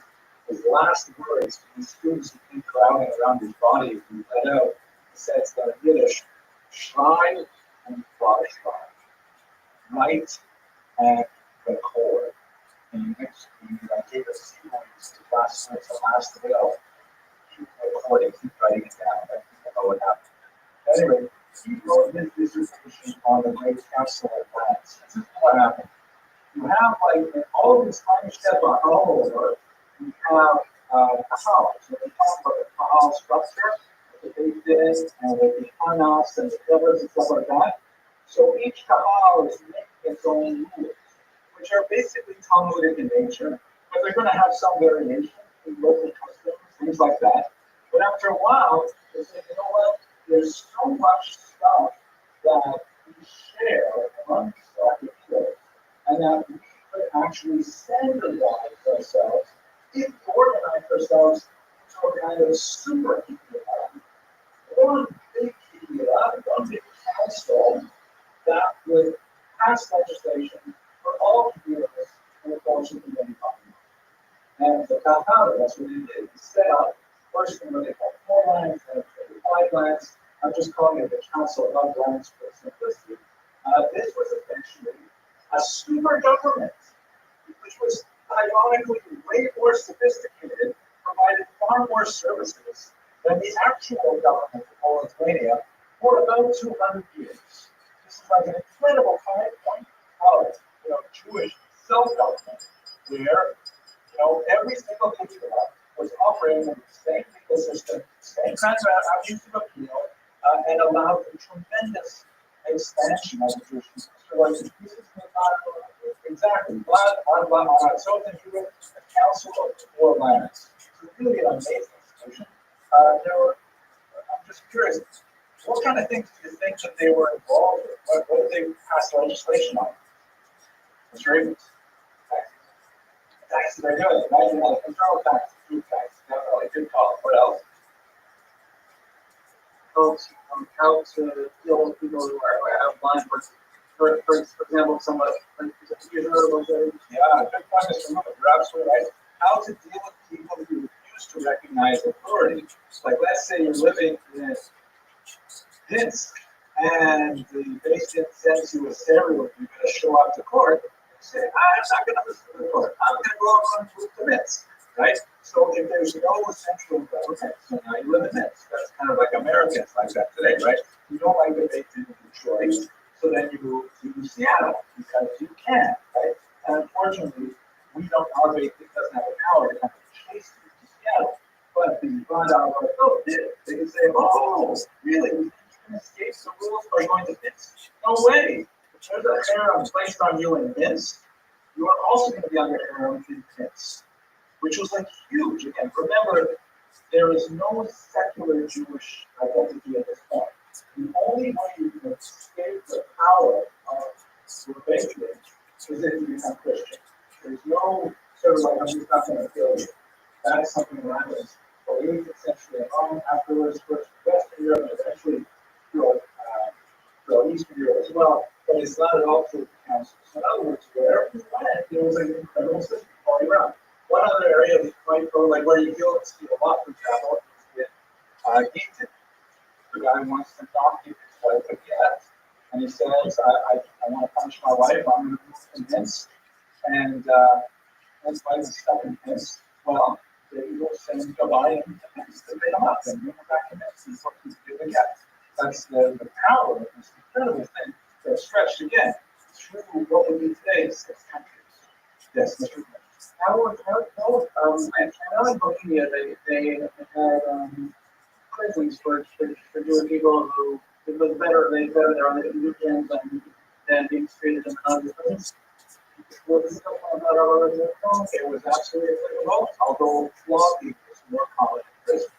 Because in prison involves this great expense, right? You've got to keep people, feed them, all kinds of things. So you flog them once and it's done. And it's a physical pain, people are afraid of it, so flogging is far more common. So you go through Eastern Europe, you find like some, flogging villages where they were actually just really flogging. Money was flogging, Okay, one other thing you might find surprising, but I guarantee you see every single day, is the innovation of the lot of source. I need to a hint. I don't know if I'm into a hint. What do you see when you first open up a book, if you do books? Close to copyright, yeah, or whatever the copyright. All right, what is Ascom? Now, what is it certified? I guess it's more like, it's like, all the very books from other authors. Like functional word, right? Yeah, right. Mr. Abrams? Credibility in what sense? Like who writes those and stuff? Right. Big rabbis. Big rabbis say, right. I I've never, a big rabbi writes, I've never had a chance to read this book, and everybody tells me that the author is a really nice guy and decides it, right? I can tell you read this book, so you guys have done it, right? But that's how we use Haskamas today. But Haskamas were invented by the God of Sos because of the new technology of printing. Because it used to be when you wrote a state there, that basically once anyone had a manuscript, they could, if they wanted to, spend the time to copy it out. It's the procedure, but copy it out. And once everything happened, this way, and the price of printed books dropped significantly, and then suddenly became a great invention that, oh my gosh, I found this manuscript here. I can just put it in space, print it off, and I'll make a million slots, which is $12. I did it, but of course, it's great. And so, and you can also do that with someone else's books. Let's say, for example, you read at the time out here in Johnson, and you're just Krakow, and it's a great book. So this is a fantastic book. You grab a copy, you quickly go back to that set, you typeset your own version of the book, you print it off, take a lot of money before you possibly ship his books out to Krakow. And it was a real problem because, it was upsetting authors, it was upsetting people who put a tremendous amount of money into the printing process in the beginning. So the God of Sos came out with Haskamos, which originally were just agreements that nobody else was allowed to publish this book for a certain number of years. So we're back to what Mr. Rubin said, copyright. That's essentially what Haskamos were at first. They did not say anything about the quality of the book or the prototype of the author. They basically said nobody else is allowed to publish this book for 5 years, 10 years, whatever it might be. And that was how that evolved into the Haskam that we have today. Ironically, the Haskam that we have today is closer to what the Catholic Church uses called the Immature, which is basically a sign that the Catholic Church says this is okay reading, which you've probably never seen in any of the books you read, but sometimes you see a Catholic church. So these are the kind of things the God of Sos did, and they continue to fulfill this function at various levels, really up until 1844, when the Kahal was finally abolished by the Russian Empire. But very, very active, really up until the late 1700s. Okay, are you interested in any questions? Yes, They were just wrote for one of the shows, you were to get and Christianity. That was a typical thing. That might be one way for them to focus on. I know it's an ongoing problem of some significance. And it's a weird thing. I think on a psychological level, it's so bizarre that you see over and over in history. Sometimes when people get divorced, it's an amazing thing. They hate each other so much that they will punish themselves in order to hurt their former spouse. Like saying, I like this guy in Israel who went to jail. In Israel, they put him in jail if he would get a gift. And he went to jail for like 20 years rather than get his wife again. And it's incredible how this happens. But that's true. The only way to really escape the mutual religion was to convert. And that worked to some, perspectives. Okay, now we got to talk about the difficult stuff. We read that. Ready? Okay, so here's the thing. Why were Jews invited so much? We talked a little bit about mentioning that just kind of cool from the other points. Far more significant aspect, something which became the backbone of the Eastern European Jewish economy, was the system known as the Rabbi. It's a Latin word which is incorporated into the Polish language, and it basically means tax farming. How does this work? If you look at the map, let me just go back to the map for a second here. If you look at the map of Eastern Europe, you have a tremendous number of noblemen of Schloss there, that are, it's not very Schloss there, but it's nice to say, that are living primarily in Poland. And they, through conquest, are dominating right now Ukraine.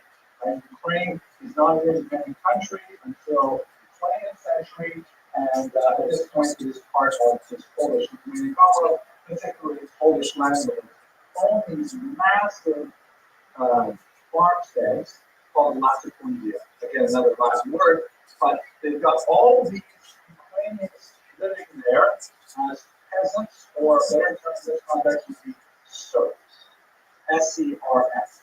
This is a version of feudalism that lasted up until the 1860s, but 1865, defining as a serfs are sort of like slaves, except they have a certain degree of freedom of movement. They may not leave the land that they were born into, like the immediate village area, and they're required to pay a tax in bullets, like a certain amount of their produce, or in wages, money, cash money, which is very large amount, or in labor. So which is basically they would have to spend 1-2 days a week farming for the labor, and the rest of the time they were for themselves. And so imagine the ethnic divide is really crucial. Poles are Catholic and Western facing. The Ukrainians are Orthodox and Eastern facing. They regard each other as aliens to each other, and the Ukrainians are dominated by the Poles.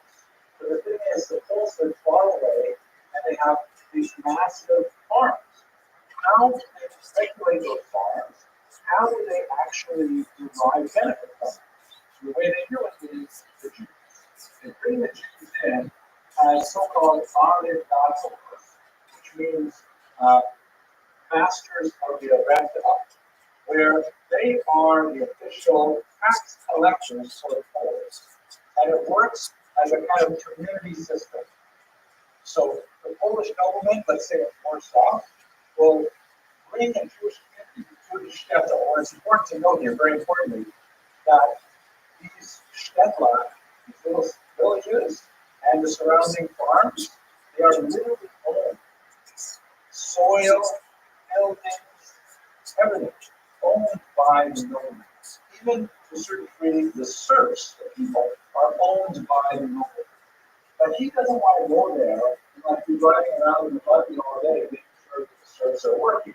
So what he does is he says to the Jewish community that's planted there, okay, you guys are my tax collectors. I want you to collect 10,000 zlotys for me next year. I want you to collect that money. And the Jews say, we will accept this contract to collect 10,000 zlotys for you. And the Roman says, fine, go ahead and do it. He does not want to get involved in the nitty-gritty of how exactly they collect it. This is not a modern or bureaucracy. There's no IRS going on here. And the Jews have to go back and they have to collect that money from the peasants. Now, two things are important. The first is who's paying the Jews? The nobleman is not paying the Jews. The Jews are paid by the amount that they collect minus the amount they have to pay to the nobleman. So in other words, if they agree at the end of the year, we're going to provide 10,000 zloty, then the nobleman says, okay, that's your contract, come back to me next first of Elul with 10,000 zloty. Jews go back, they've got to collect 12,000 zloty, and the 2,000 they collect is for the Jewish community. That becomes their mainstay of their economics. And the nobleman doesn't care how they do it, doesn't really want to get involved. So they involve all kinds of tax collecting devices, such as most commonly tax on produce. You bring in 10 bucks a week, you've got to give one to the nobleman. You trap 100 rabbits in the nobleman's forest, you've got to give over 10 of them. You want to cross the bridge over the lake, the nobleman built this bridge, you've got to pay a toll.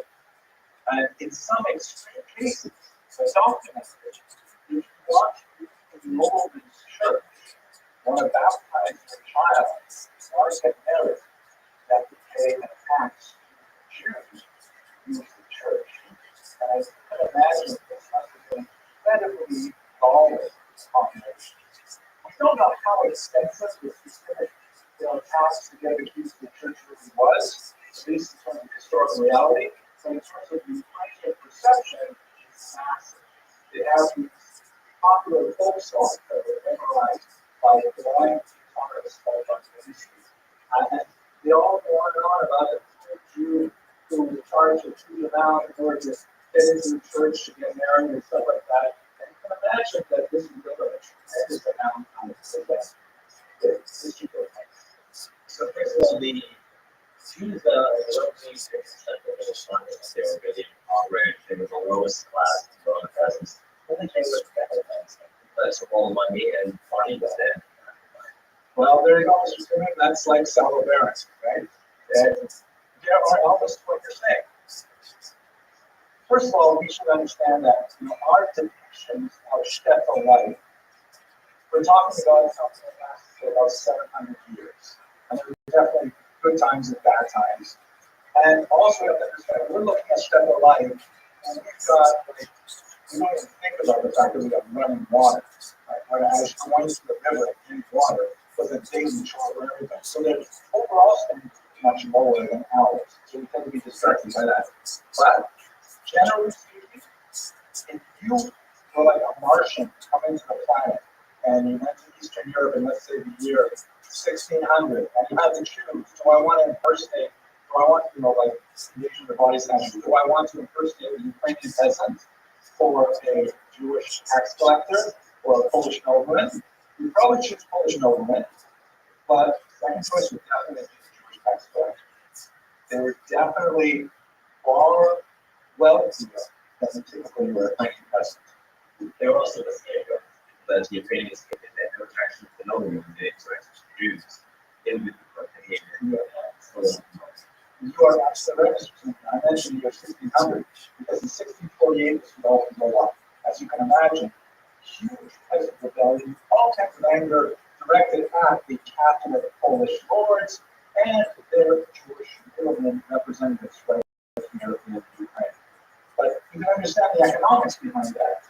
That, huge explosion of anger. And in fact, I'm not like, being really counterintuitive. I tend to have sort of like a vision, like you said, with Bauhausing. We have a vision that's sort of colored by Fiddler on the Roof, and never seen that movie together. But Fiddler on the Roof presents a certain kind of image.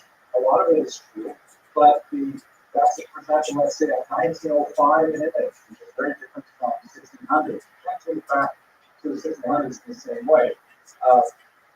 And it's a rosy picture. In the book, however, a really important story, which I recommend you read, if there's like a research test, Yemen Tula, very, very powerful book by Nathan of Hanover, a historian who records the uprising of 1648, and it features goes to town on how evil it was and how stupid it was for the Jews to get themselves in that kind of economic position. Anyone with eyes in their head could have seen that this headed for a disaster. That eventually things would go on, and they did. And that's what Jews from the 17th century really, initially self-critical about, wow, bad choices Jews made in the 17th century.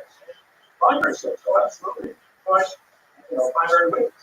Another example might be like if you look at, it's a terrible shocker, it's such a terrible challenge. If you look at the newspaper, you see that the financial scandal, like someone cheating government, someone cheating Medicare, something like that, and you see this whole please let it not be a Jewish name, and then you see a son or a bird, it's just like, But that's the same kind of thing, where unfortunately, perhaps the idea that everybody in the 1600s were black happened in the early Shabbos, it's unfortunately not true.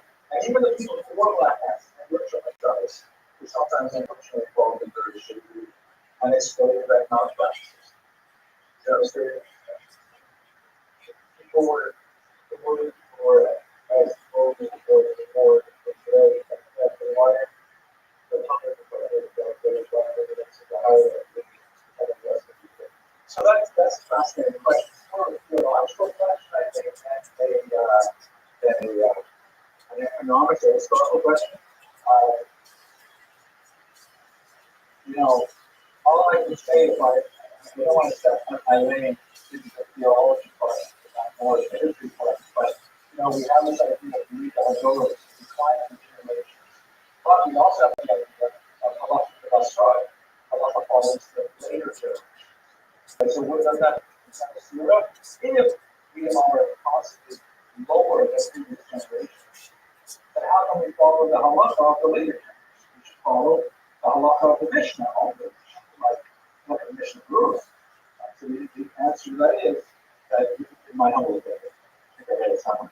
You read that don't refers to their spiritual capacity, their ability to, I don't know, empathize or to do something differently, but not their scientific intelligence, not their grasp of advanced math. Those things we follow where we are today. So we can become smarter without the time. But I think if you ask Rabbi Sachs, he'd say, of course, you can come out with just a year. But if he wants you guys to max out all of your ethics, so I don't know, you guys are asking us, I don't know. Let's talk about a couple of aspects of the window, which is very nasty. One of the aspects of it was broken knots. So, like, as you said, that's, that, it's one of our memory is really pretty boring. It's Good for not motivated. Well, I don't like the idea of more interrupting because that implies that violence is somehow justified. I wouldn't want to justify violence in the end of it, it's not even possible.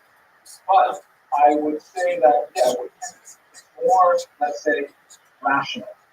Right? One of the great historians of all the Senate is a guy named Rabbi, and he writes that one of the things that characterizes real anti-Semitism, like that racist stuff we talked about last week, is that it is fundamentally chimerical in nature.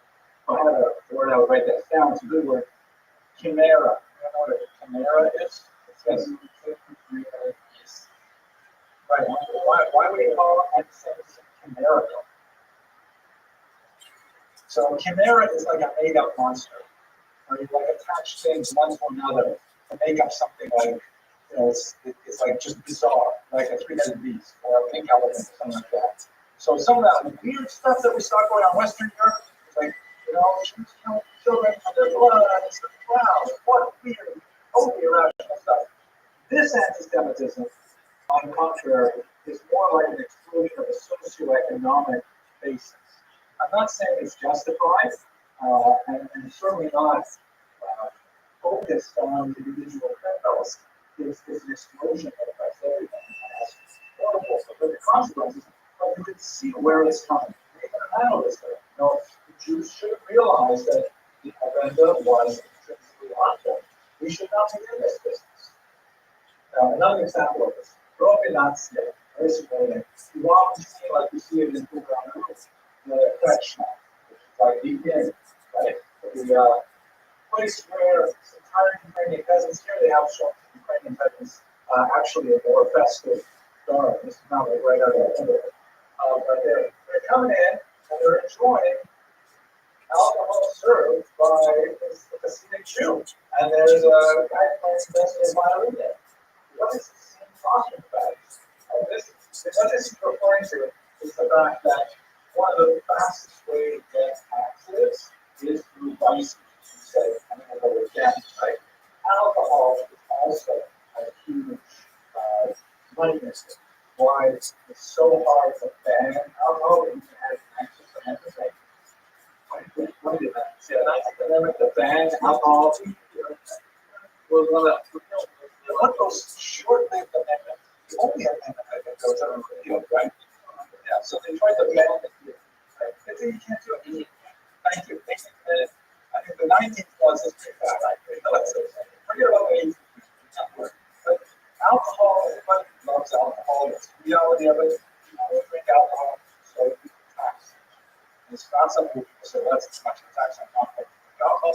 People do it. So the Jews were frequently given a thing called propanatsia, which is part of the agenda. The Jews are the only people allowed to drink alcohol. People are the only people allowed to sell it.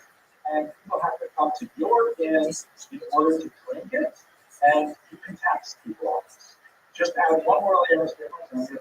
One more layer is, again, Jews are all still small, they're still small time like There's a ban on Christians engaging in money lending that disappeared by now, right? It's already not done 14th, 15th century, which goes pretty British cars still are about 10% of mine now, what banks, lead money and so on. But in this really backwards part of the whole situation, Commonwealth, the only way you can borrow tiny little amounts of money for small things like, spoons or whatever, is you go to the Jew and invest money, you borrow money. And pay a significant interest. It's the only place you get. It's not regulated. But it's just so accepted by the nobleman who's like the king and Mustanger, because he wants to make sure he gets taxed and abuse the Jews because he gets trouble with the government to do it. So Provenantia is added to the money lending in a way that Ukrainian peasants, they work hard in the fields all day, they just want to come back and have a glass of kettle or a glass of cross, they show up in the dish, they drink up food, they say to the Jewish innkeeper of the restaurant, put it on my tab. Jewish innkeeper says, no problem, here it is, one's water. And then at the end of the harvest season, the guy has all kinds of money, and he's holding all his meat, and he says, okay, I want to settle my tab, and for his laundry has a great interest, we found like 6, 7 zloty. And that's not the only value on his tab. So all of a sudden he's got like a 300 zloty bill for alcohol over here. And he said, what is this? So this was like an especially noxious form of the renda that was ultimately very, very interesting. Yeah, Mr. Finch. So they would tax them just for produce and and then they come at night and food skins. And then like what was that relationship? How did they interact with this? They couldn't make up alcohol, but like these are bad guys. Well, I think the question is backwards because there's no bad guys. There are people trying to live their lives. And they're not independent. These people are stealing our money, but how did they get out of that? Where they need that's right. They know what the numbers. So their stories. The Jews weren't stealing their money at all. This was just reality that, like, there's only two things which are inevitable, right? Death and taxes. Jews are on charge of death. But the taxes, they weren't charged. And the reality is, you have to work for the nobleman. Everybody needs to go to the nobleman. And the Jew happens to be the tax collector. It's also collected a little drip at a time. You cross this bridge, fish in this pond, whatever. That was the reality. Nobody likes taxes, but it's rare you have tax revolts, right? People maybe are grumbling more in late March when they have to pay their taxes, but we don't have that many like storming of the capitals. Maybe not say how often, right? Hang on a second. So, they basically may not have always liked them, but it was not like a wartime situation.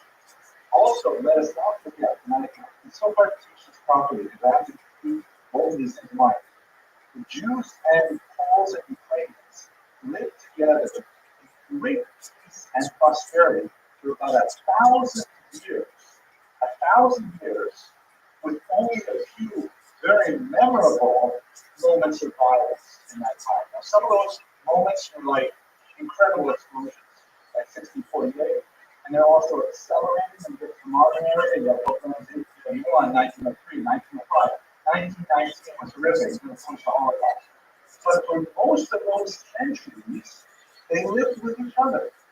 And case in point, so much of what we do in Ashkenazi Jewish culture is basically Ukrainian, Polish, Belarusian, and Russian culture.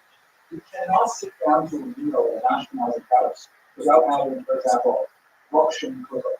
Right? What is Russian?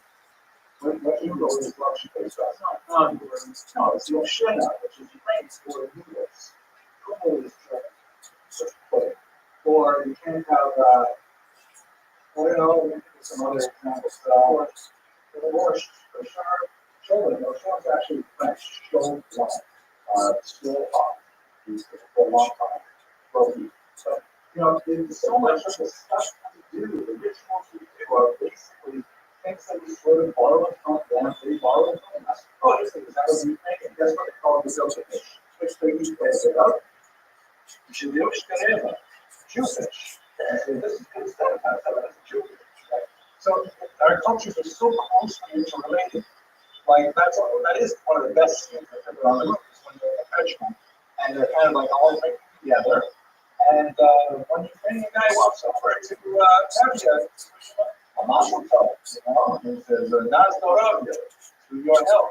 And Kevin was a little bit intimidated, but then they ended up starting dancing together, and it's like, wow, it's like, oh, and that is true. There's hostility, there's separation, but there's also a tremendous degree of cultural borrowing.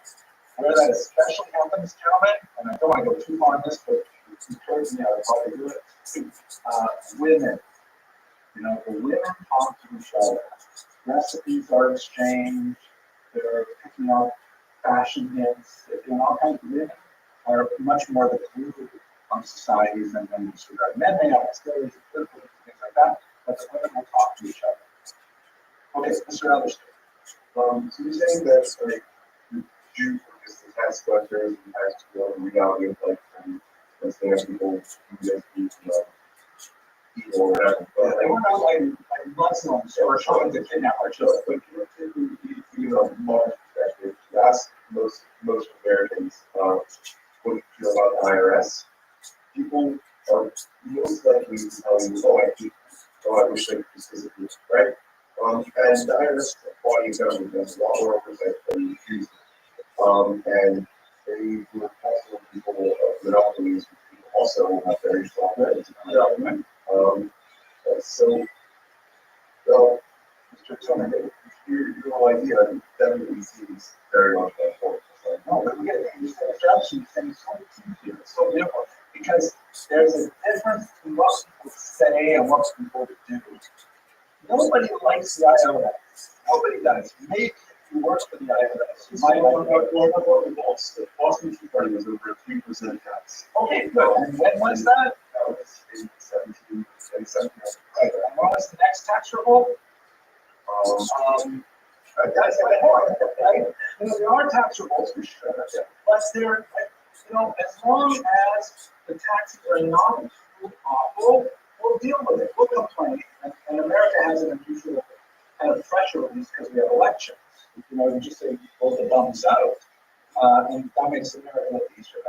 But generally speaking, taxes are just an accepted part. Nobody likes them, but everybody agrees. There have been many revolts over taxes. It's like, obviously, it's like a different situation, but in some socialist or communist countries that tried going socialist or communist and increase taxes exponentially, had revolts, sometimes relatively quickly. Yeah, I will not disagree that this does happen, but in the main, people just want to live their lives, and if the pressure is not too great, they'll just make sort of a benefit analysis, and they'll say, it's just easier to live. Pay the money, and then they'll live. And it's only when it's too much that you have the revolt. And this is one thing that I'm going to say, every year that you drank during winter. okay, so that's what you do the comment, right? That's the thing to say. Yes, it does happen. This, by the way, is a great piece of art by the fantastic video that I did, which shows the reply to the Zaporizhian, or the reply of the Zaporizhian to the Sultan. These are this list of like appreciate, especially for the piece of art. These guys are the original Cossacks, or Cossacks. And what they were people who were so upset with the system that they lost the Dutch. They fled the Ukrainians, right? They fled the settlements, and they went as far south as they could out of the reach of the Schlachta, or and they essentially set up these sort of like independent cowboy settlements where they lived close to their own schools. And they had all kinds of sort of fashion things, like this walrus mustache, this classic Cossack style.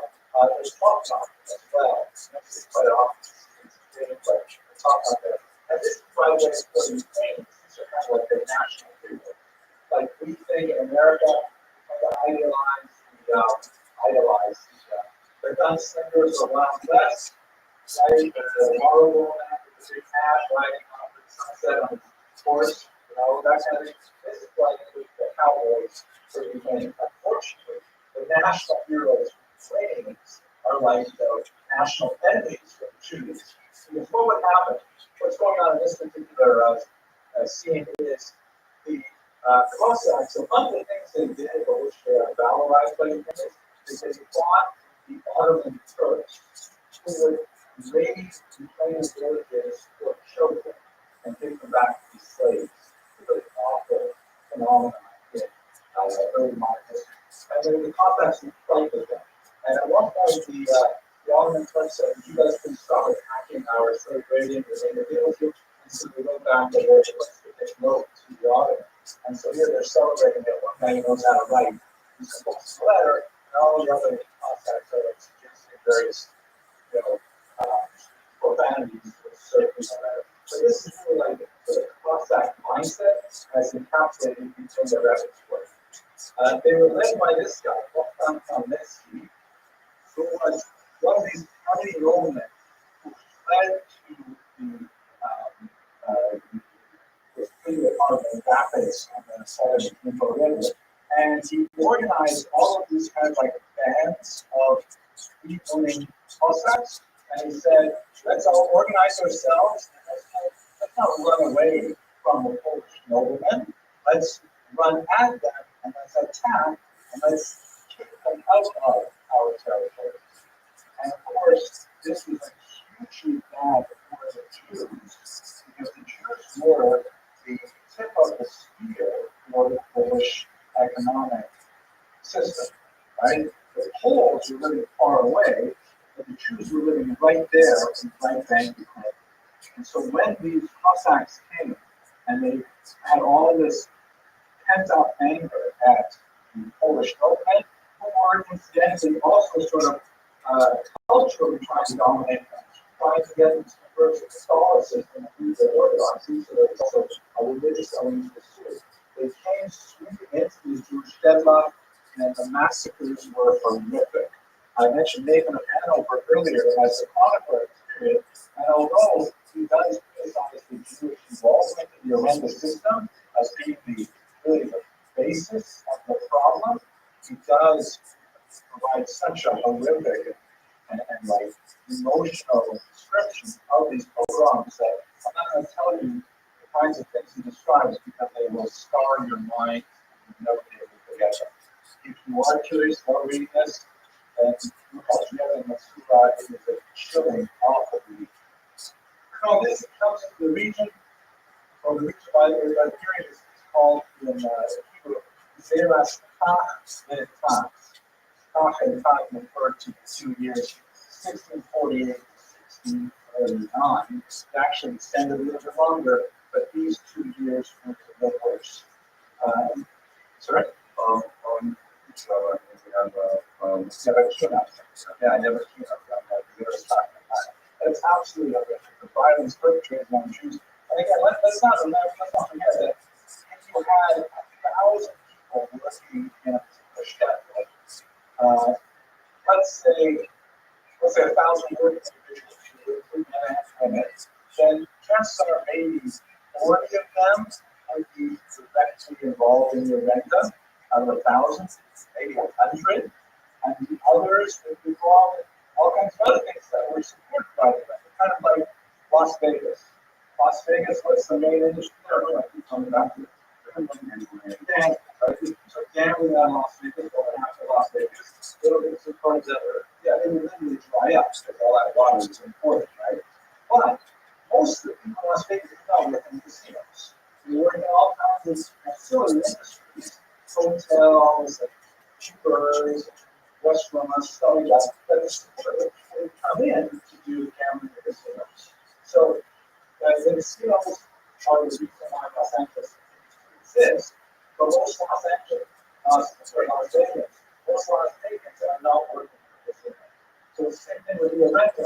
The Orlando was what really allowed the basic GDP as a backbone of the economy, but the vast majority of Jews were outside of Orlando. Silver slipping, pin slipping, and small trails, you had the occasional scholars, travelers. This is actually especially good comparison because the shoes are always metal. Casinos that are little factories. Trails and one last thing. First of all, I'm not going to repeat that. But we talked about this, this is the translation of the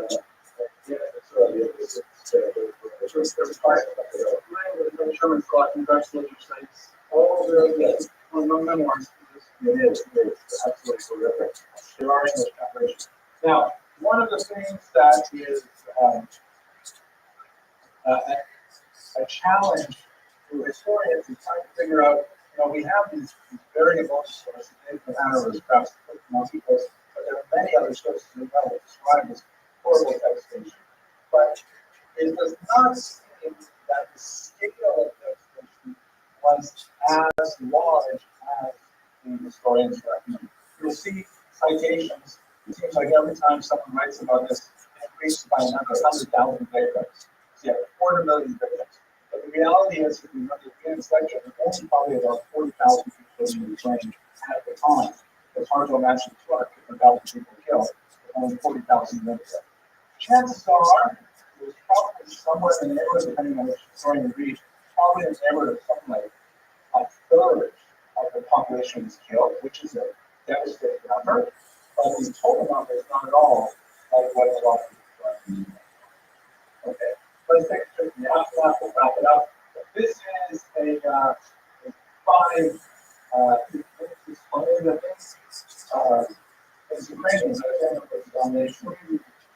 Yeah, not good yet. No, it's let's just fit in, right? So 5 paper notes, and this is on the $5 bill of Ukraine, none other than $12,000. So again, you know, we started talking about how we're learning from. For the Ukrainian state, it's the most part as a great national hero. You can endorse that. And the United States brought them all together and pushed out the Polish landlord. Also, incidentally, massacred lots of Jewish outdoors. But when Jews see this picture, they see how they see horrible selling. So, and that's both of those pictures are true. You just have to understand the lens in which they are viewed. As you turn to the last question, you may have the same history question. Yeah, we say the Native Americans look at Columbus and the person on point. So we didn't kill each other back and forth. Well, we put in our as far as the comparative martyrology, I got to do something. By the way, in Central Square, they have like this very heroic statue on this there as well. The earlier version of it actually has like a process, actually have like a struggle at the foot line. Sorry, say the last one, that's what it is. Okay, let's call that a day.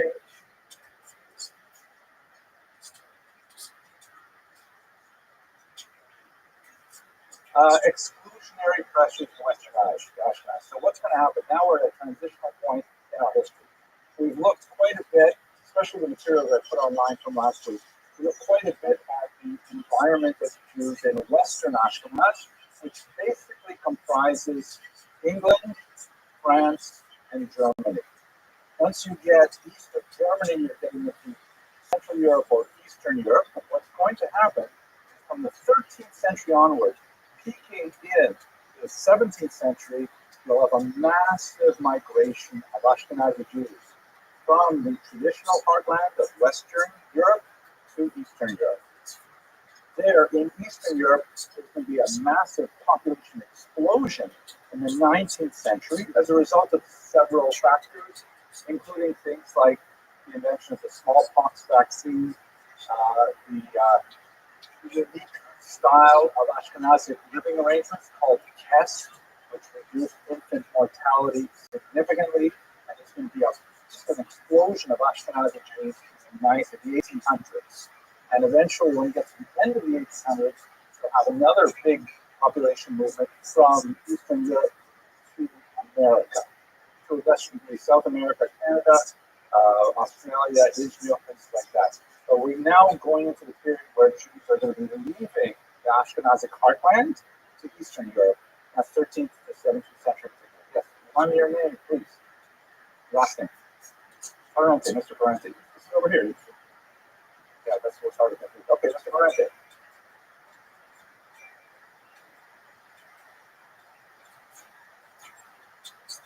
So that's a question. The question shall repeat because people who are watching the video sometimes ask me to repeat the question. Does the word Ashkenaz refer to a or a country or a region. So if you have a look at the very first lecture, we went over the terminology. It is associated with I think it's a grandson of Noah in the biblical period. I think Noah, I forget his name. Anyways, one of the grandsons, maybe great grandson. And over the Middle Ages, various regions were associated with the land of that particular individual and his descendants. For reasons that we don't totally understand, this was eventually associated with the region of the Rhineland in northern Germany, and the Jews who moved to that area were known as the Jews who moved to the land of Ashkenaz, and then they were called Ashkenazi Jews. So we have no real good reasons to associate specifically that region with the place Ashkenaz. It's kind of arbitrary in some terms. So we're now really only for people, and the Ashkenazim are only Jews now, obviously, because only Jews use that terminology. Okay, have a look at the first lecture that's online. Okay, shall we go on? Okay, so now I'm looking at the reason why Jews moved from Western Europe to Eastern Europe twofold. First, there was a push for Jews to leave that will culminate in expulsion. Really strong push that Jews felt unwelcome in Western Europe.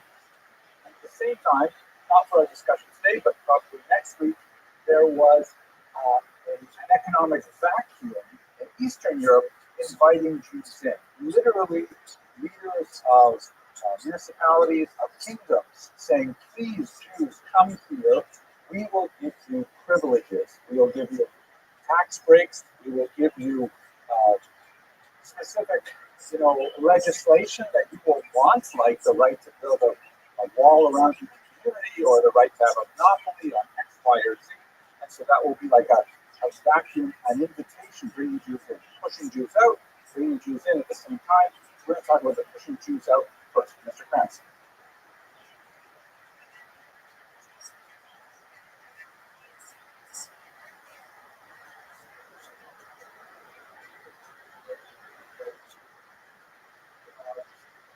Well, you're right, Mr. Krantz. The first Jews who are allowed to be full citizens, that happens in the 18th century. So we're talking about 1790 for the Jews of Bordeaux and Bayonne in southern France. We're still here like about 400 years earlier, when nobody has citizenship. There's no such thing as a citizen except maybe the king and maybe his wife. And that's basically it. Everyone else is a subject, or maybe not even his wife. Everyone is a subject of the king, right? That's feudalism. And all you can hope for is privileges that the king gives you. So we're still in that period right up until you get to the 18th century. All right, let's look at one major factor in the push for Jews out. The first is something called the Crusades. This is like a scene in history. This is one of those watershed moments. You know what the term watershed means? It's a good term. I'll tell you, actually, I grew up near the Arctic watershed. Anyone want to define that term? Mr. Silva? No. Watershed is the earth, like when rain falls, either flows toward a body of water here or a body of water there, right? It depends on the elevation of the particular spot. And, like where we are right now, we're in, I guess, probably the Atlantic watershed, where every drop of rain that falls here in New York will eventually flow towards the east into the Atlantic Ocean, right? Like in the beginning of Kohelet. So all the rivers flow to the sea, and the sea is never filled. But if we were to move a little further west in this country, we would get to a different watershed where all the water would flow into the Mississippi River and then down into the Gulf of something. Right? What do you call it? Gulf of America. There you go. So that's the Gulf of America. Or further west, we see a watershed where it flows to the Pacific Ocean. I happen to grow up near the Arctic watershed, north of the Arctic watershed, where all the water that rained, all the rain that fell where I grew up was flowing to the Arctic Ocean because it flew north. So a watershed means like up until this point, something is going this way. After this point, it's going the other way. So if you think about that term as a historical term, the Crusades are one of those watershed moments where beforehand people understand the world in such a way. Afterwards, very different. Another watershed in time would be something like 9/11. That's a huge watershed for the United States history. That was just before many of you were born, but we live in the post 9/11 era. And everything in so many ways. The Crusades are one of those moments. This is the history. This guy, Pope Urban II, 1095, he complains that the holy city of Jerusalem, which is controlled at this time by the Muslims, right? Muslims are in charge of the land of Israel at that time. They are not allowing Christian pilgrims appropriate access to the holy sites. Church of the Holy Sepulchre, various sites that Christians revere in a very significant way. And he's like really upset about it. He reaches out to Christian Orthodox, right? There are, don't forget, at this time, 1095, there are basic major kinds of Christians. There are Catholics who are ruled from Rome, the Pope in Rome, and there are Orthodox who are ruled by 7 patriarchs in the Eastern world, sometimes called Greek Orthodox, sometimes called Russian or Armenian Orthodox. It's a different form of Christianity than Catholics, but they both are Christian faiths. If you want, somebody to look at these terms, denominations, but they are 2 different, let's say, flavors of Christianity. And they have not gone along well for the last couple of hundred years. But he says to them, wow, it's just so awful that, we're hearing about Christian pilgrims not getting in to see the Church of the Holy Sepulchre. And the entire Christian world just, resonates with that message. It says, yeah, it is terrible. Pope Urban II calls for something called a crusade, based on the word cross, the crucifix, saying we should all go there, we should organize ourselves, and we should take back the land of Israel from the infidel Muslims so that Christians can safely go there to worship. Massive reaction for a whole bunch of reasons. There was a certain amount of unemployment among the knightly class, for example, and they had literally nothing to do, but this was a great excuse. They pulled it together, particularly in the region of France and Germany, and they make their way all the way across Europe to the Holy Land, and they fight the Muslims, and they take over the land of Israel. The next 200 years, there's going to be ongoing fighting with the Muslims until finally the Muslims drive them out. This is the era of the Crusader kingdoms, when Christians from Western Europe established sort of footholds in the land of Israel. I'm sure you visited places like Caesarea and Akko and all kinds of and where you'll see lots of Crusader fortresses and things. You'll also see Muslim fortifications against the Crusaders, like for example the walls around Jerusalem were built by the Muslims trying to hold off any future attack by Crusaders, and it went back and forth for a couple of hundred years. Here you see now, and by the way, because they kept on they made their way down, they took over the territory, then they got kicked out, then they made their way down again. There are multiple crusades over several hundred years with a variety of outcomes, some successful, some not. Exactly. Isn't that surprising how that happens, Mr. Hans? So how did Jews get involved in this? Especially up here, you can see the Stars of David represent very clever sort of symbolism. They represent Jewish communities. And at a certain point in 1096, in the summer of 1096 in particular, there was an especially dangerous phenomenon because a whole bunch of crusaders, and remember, this is like a mass movement where you have wealthy knights who are able to afford a horse and a caddy and all the weapons and the armor and stuff like that to finance a long trip across Europe. And then you have hoi polloi, you have the dark, unwashed masses who say, yeah, we want to do this too, we want to get involved in it, and they come along for the ride. And in particular, in the northern German region of Ashkenaz, there are a whole bunch of these individuals led by people like Peter the Hermit, who is kind of like a rabble-rousing individual, sort of like a popular preacher, kind of demagogue, and he essentially says to these crusaders, wait a second, why are we schlepping all the way to Jerusalem to fight infidels? I don't think he used the word schlep, but you get the idea. Why are we taking ourselves. Our whole point of this is that we are going to beat those unbelievers, meaning Muslims. Why are we going all the way to Jerusalem to do it? We have unbelievers, Jews, right here on our very own backyard.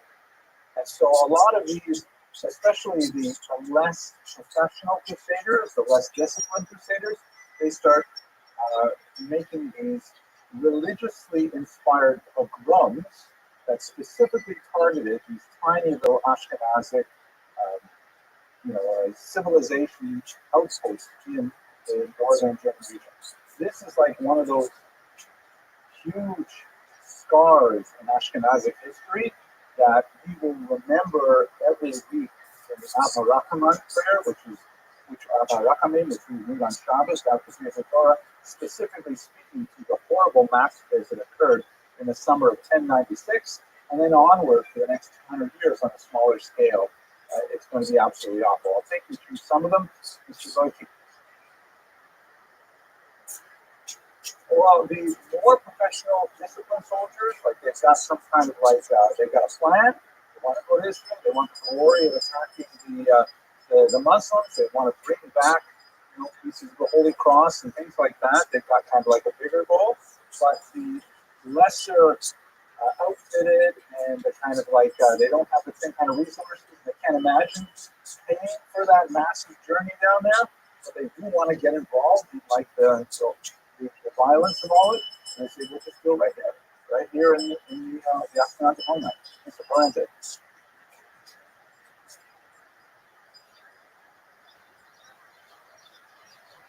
So I think that if you asked a crusader, he would say the goal was to reclaim the Holy Land. And then maybe a side benefit would be the fact that we can show those unbelievers what they're worth. And by the way, where you see this especially clearly in the Rhineland massacre is because Jews were given the option convert or die. Right? This is the option: we get baptized, which will represent a victory for Christianity if these Jews become Christians, or we get killed. So it has definitely a very strong religious root, demagogic and violent and all kinds of nasty things, but nevertheless religious at support. Right? Okay, so he says to these crusaders, why are you slipping all the way down there? Let's do this right here. Here's another image from that time. And we have a lot of chronicles, by the way. We have source material for this written by Jews, some of the really heartbreaking chronicles written by Jews, like a handful of them. And we also have Christian chronicles of the attacks on Jews as well, which largely corroborate some of the most horrific aspects of the massacre.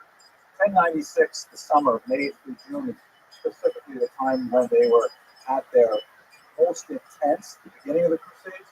There would be, as I mentioned, later Crusades that also had, violence against Jews attendant upon it. You'll recall in the lecture where we looked at Ashkenazic genetics, we saw all those Jews thrown down the well. So that was as part of the Second Crusade. There's a tremendous story about Rabbi Tam being involved in one of these crusades as well. It was absolutely horrific. The three main towns, however, that are the epicenter are called Speyer, Worms, and Mainz. They're known as the Schum communities by acronym. These are three really small but important old Ashkenazic settlements.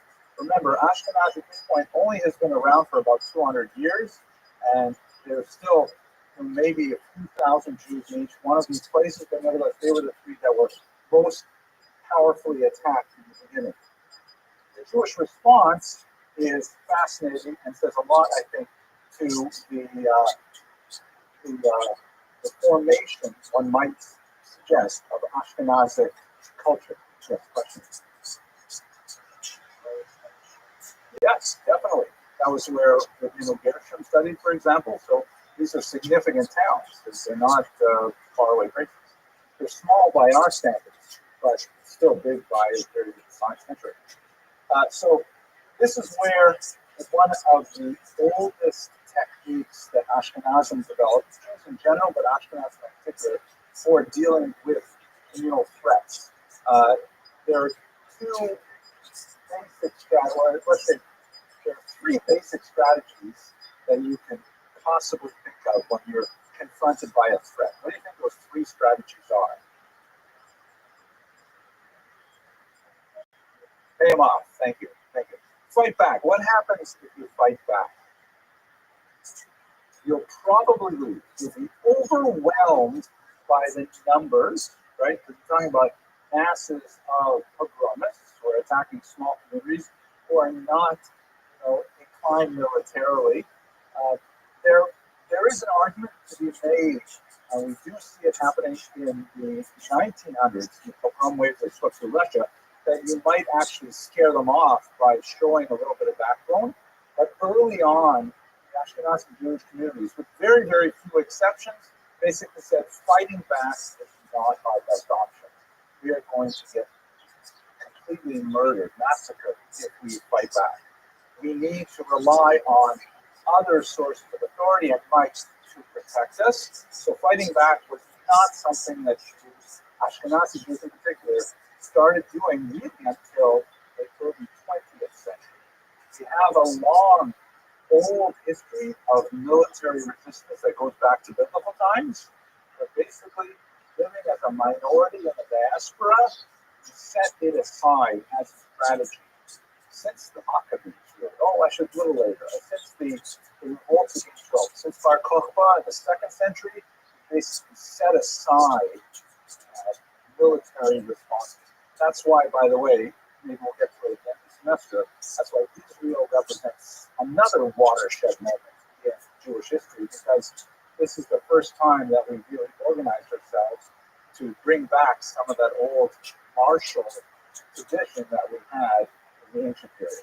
But that's not what's going to happen in the medieval period at all. The other possibilities are you run away, and yes, we have lots of flight of Jews. It's not always possible, though, We're talking about your family, talking about your children. How you're going to run away with all of them? They're going to catch up with you. It may not be a very viable option. The third option is to bribe the criminals.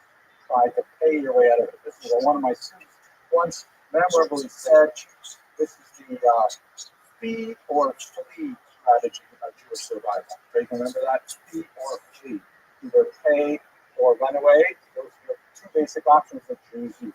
So typically, like for example, in April of that year, they were able to avoid the massacres by simply going out to the Crusaders and saying, "Hey, whoa, you don't want to attack us. We are loyal subjects of the king. Remember the service of Agi Kamarai, that stuff we talked about.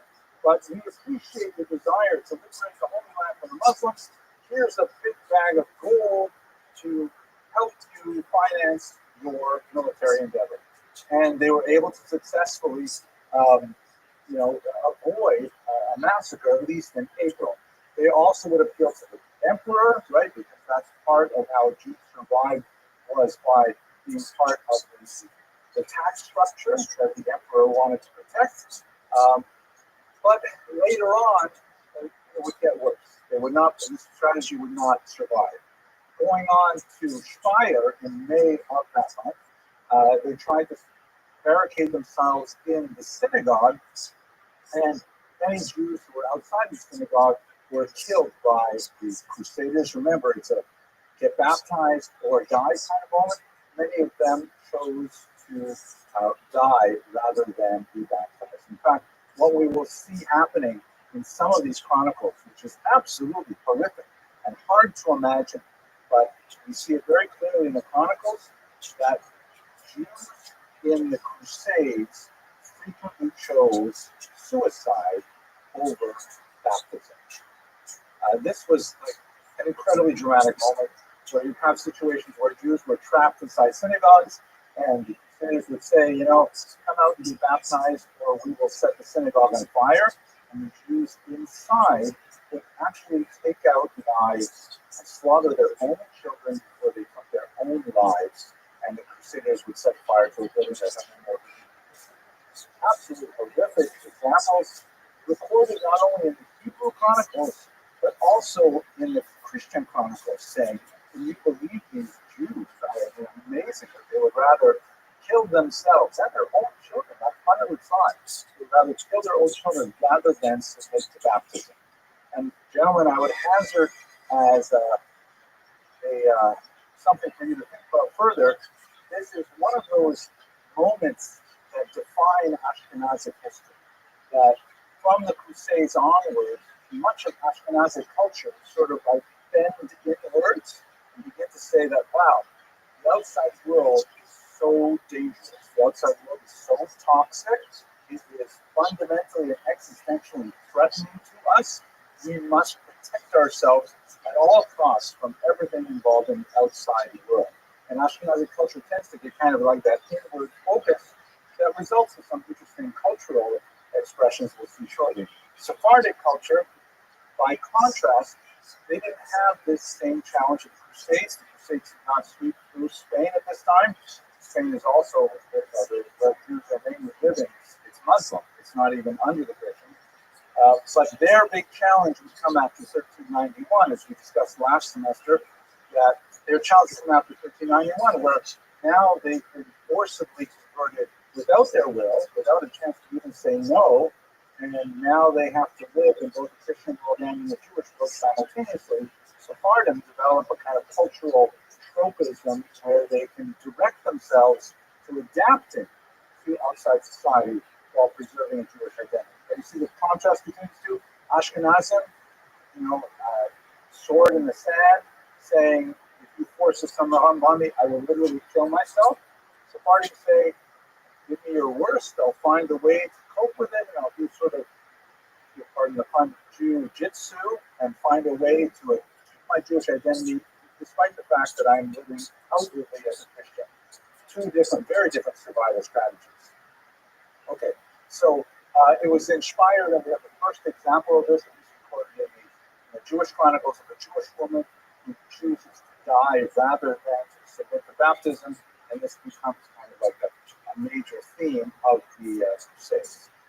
Finally, in Worms, the Jews at this time, they go to the bishop. The bishop has a big fortified castle, and they say, please protect us. The bishop says, okay, because the bishop, and one of the ironic things you see about anti-Semitism for much of this period is that the upper church wanted to have nothing to do with this. They wanted to have nothing to do with these crazy allegations of blood libel and these bizarre ideas that the Jews had to be massacred. It was actually contrary to the doctrine of the church fathers. Jews were to be somewhat persecuted, second-class citizens, in order to send a message to the Christian world that it's not good to be a Jew, but they were not to be killed. In fact, the opposite. They were supposed to be preserved so that later they could testify as to the validity of the second coming. So the bishop says, yeah, come on in, I'll take care of you guys. The Crusaders broke into the bishop's own castle and then massacred 800 people there. You have more and more examples of mass suicide among Jews happening. In minds, the bishop was willing to help, but he could not do it. There are some interesting examples of when you have a little bit of a pushback. I can't remember which town it was. Maybe it'll come up in my notes here. But one town, they actually arrested one of the worst of the rabble-rousers, and they cut off his hands, and that stopped the violence right away. But otherwise, the violence just ran over even the bishops, even the church.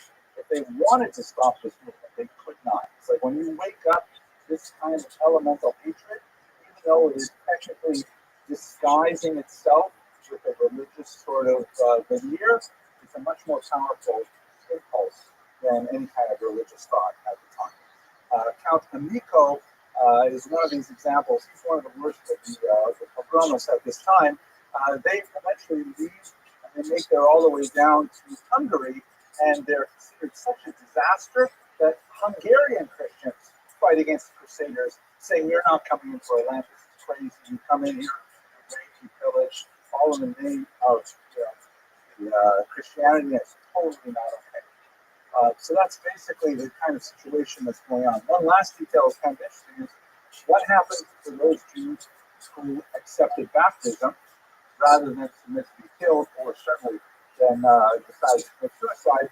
There is a significant debate in both the Christian world and in the Jewish world. What do we do with these people? I mean, Christians, as those of you who are in the Sephardic class remember well, are sort of trapped in this ideology that once a a person is baptized, even if it was done without his or her consent, they are now magically Christians. It's a sacrament, they can't take it back. So the church was kind of like, well, they're not allowed to forcibly baptize these Jews, but now that they did it, they're Christians. We have to keep them as Christians. Emperor Henry IV said, no, that's ridiculous. I'm letting them go back to their Jewish communities, and he got into trouble with the Pope over this because the Pope says, hey, who says that you're the emperor? What right do you have to say anything about Christian theology? But even on the Jewish side, there were many prominent Jews of the time, largely overruled by the Rishonim that you are familiar with. Rashi being perhaps the most important of them. He died in 1104, so the Crusades, the first Crusade was part of the last, thing that he had to deal with in his life. There were significant debates. Maybe once they're baptized, especially if they volunteer to be baptized rather than be killed, maybe now they are Christians. Maybe we should accept them back. Maybe we're only allowed to be areg al yavor, right? You can't be allowed to. You have to be forced yourself to give up your life for this. Nevertheless, the consensus developed over the course of about 100 years. It's not such an easy thing to do. The consensus developed that, yeah, we'll allow them to come back. We'll allow them to consider Jews. We'll consider this an ones, a forced situation. They were not responsible for that decision. Okay. Arguments, discussions, anything on that? It's clear as the sun at noonday.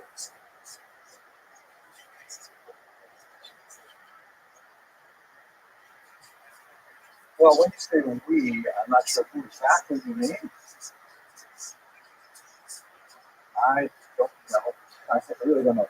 I think that the consensus of Rishonim are that, baptism has no impact on Jewish status based on the principle Yisrael Afal Pishachata Yisrael. A Jew, even though he sins, he's still a Jew. You can't remove that Jewishness from him. But I am not a posek, I'm not even a rabbi, just a regular guy. So I can't tell you for sure. That's Rosh Hashiva. Okay, so what about Jerusalem? Jerusalem, of course, deals with the Crusaders in 1099. They finally get there. There's a huge battle in Jerusalem, which is kind of like in the First Crusade, it was the peak of the crusading story and became like myth. You have guys like Richard the Lionheart who make their reputations in these huge battles for Jerusalem. Ultimately, Jews and Muslims in Jerusalem fight shoulder to shoulder against Christians, and they lose. There's going to be a massacre, and the Jews are sold to slavery and Gesundheit. And it is ironic, we should remember that right now, Muslims and Jews have loggerheads primarily over politics in the Middle East. It's been like that for the last century and a half, more or less. But prior to this, there are many points in time where Jews and Muslims were actually on the same side against Christians. Also, one more thing to point out, you should bear in mind that for much of the Middle East, if you go to the 21st century, the Middle East has not let go of this history, right? Like when America invaded Iraq, Operation Desert Storm, I think it was, right? The Iraqis referred to Americans as crusaders. They're thinking of Americans as these guys. Here are Muslims minding their own business in Jerusalem. It's not even clear how much they're really interfering with Christian pilgrims, but all of a sudden they get all of Europe comes down here in their big metal armor and their horses and stuff like that, and they make a war with us. So they regard the West as being an existential enemy. Something that's happened for the last millennium, largely because of the Crusades. Mr. Valente.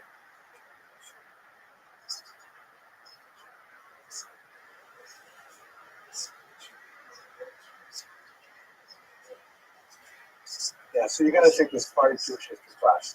That's you do have this period which they call, it's a little bit of exaggeration, about convivencia, the period of coexistence. Lasting about 200 years. About give or take 950 to 1150. Yes, exclusively expensive. Yeah, but that's it. It's an interesting period of time. Sephardic Jewish history. You think right now everybody's getting along?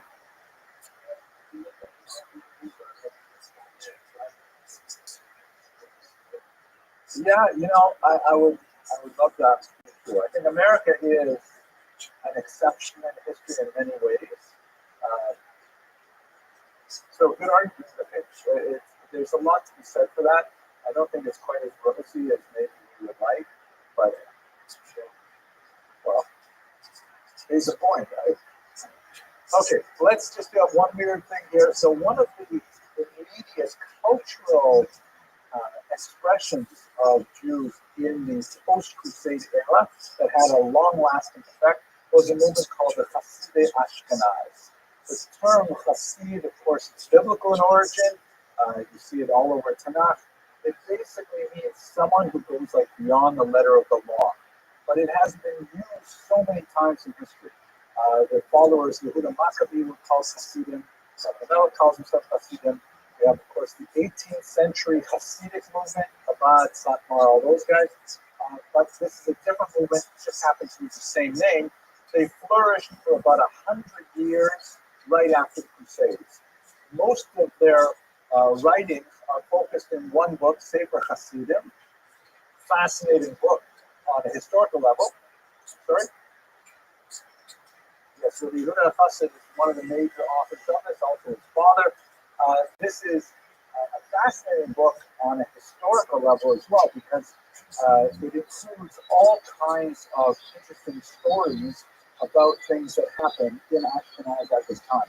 Fascinating religious work. It's basically sort of a mixture of Musar and Halacha about how you should behave, and all kinds of like stuff that didn't make it Halacha, but nevertheless kind of like advice given by the followers of this Hasidic Ashkenaz.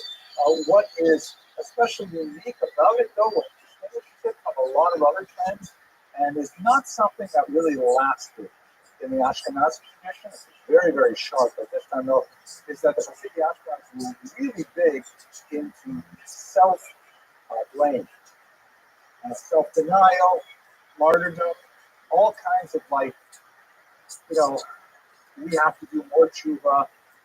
Where it's so different from much of the modern day Hasidus. When we talk about Chabad, for example, which is in all the Hasidic ones, is really much more about joy and about camaraderie and singing.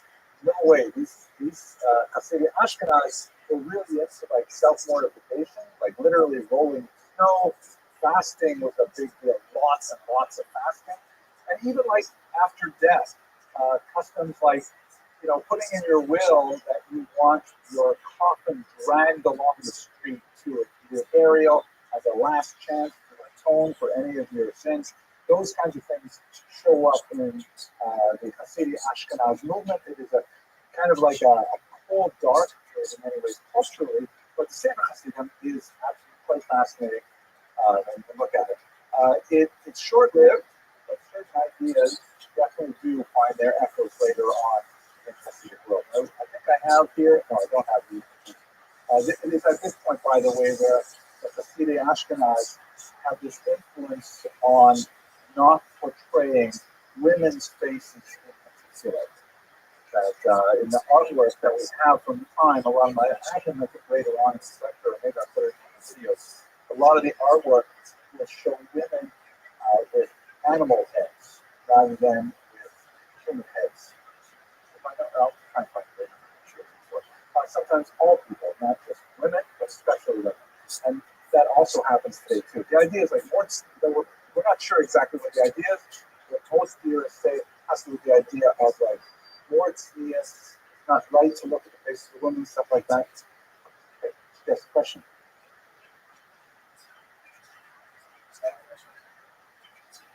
The Hasidic Ashkenaz? Well, it was kind of like an intellectual religious movement.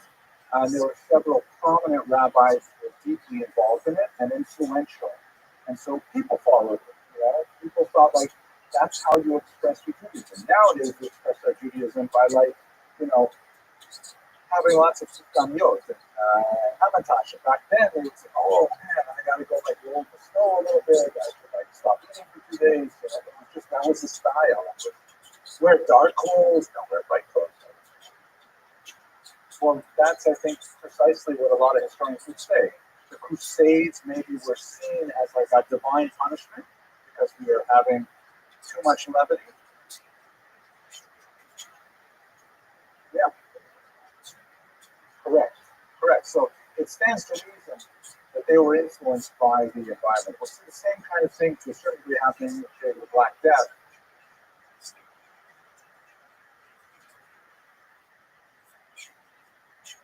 No way to know for sure. No way to know for sure. But I would think it did survive. I mean, we still have their writings, which indicated they were circulating.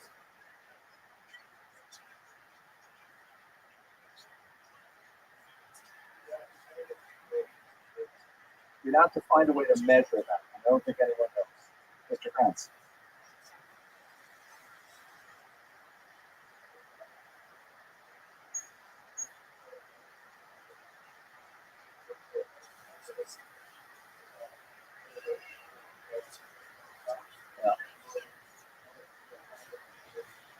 Yeah.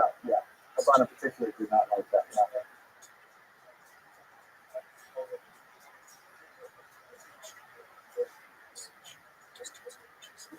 I don't know. Could be. Not sure. Okay, let's go weiter.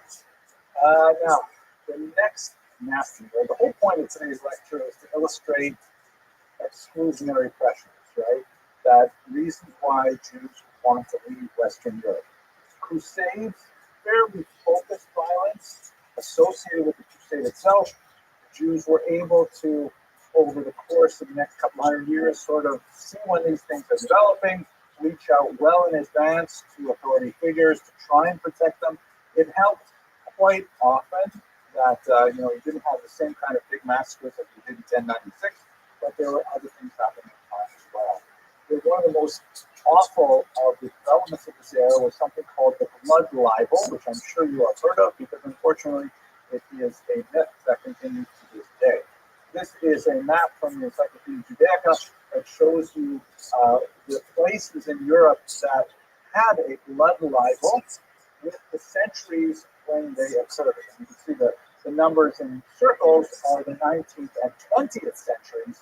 So there's definitely an ongoing persistence of this bizarre idea that started first up here in Norwich, and right here in the, actually the earliest one is in 1144. The story goes, and this is basically repeated over and over again, that the Jews need to kill, God forbid, a Christian child. There's actually two distinct charges. The first one is called ritual murder, and later it develops into what's called the blood libel. Ritual murder is this idea that, well, why would you think to kill a Christian child? Well, the reason is because, as the crazy theory goes, and for those of you who are going to be watching this in the recording, it's not true. Jews don't do this stuff. But, and the church has, by the way, said this over and over again. The popes are constantly publishing bulls saying, no, it's not true. Don't believe those crazy people who say this happens. But nevertheless, it is one of those things that is, hard to root out of the psyche once it gets in there. The charge is that Jews need to ritually murder a child in order to vicariously reenact the passion, meaning the crucifixion of the founder of Christianity. That because Jews so hate Christians, they want to do that same thing again, specifically around Passover, right? That's the season of the Passion. The term Passion refers to that whole story of the crucifixion.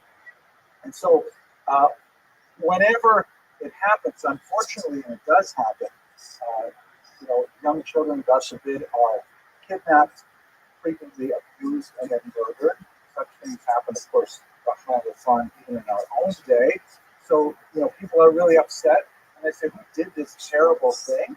And someone says, I bet it was the Jews. I heard the Jews do this. It is April after all. It must be part of their ritual murder. And the story goes out, and then what happens afterwards is sometimes there's like a mob lynching of Jews.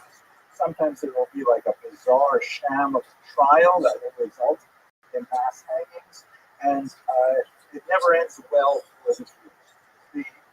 evolution of this charge of ritual murder, which really begins in 1144, and then it just goes like crazy. Everybody just catches on to this idea. It's a little bit like an urban myth.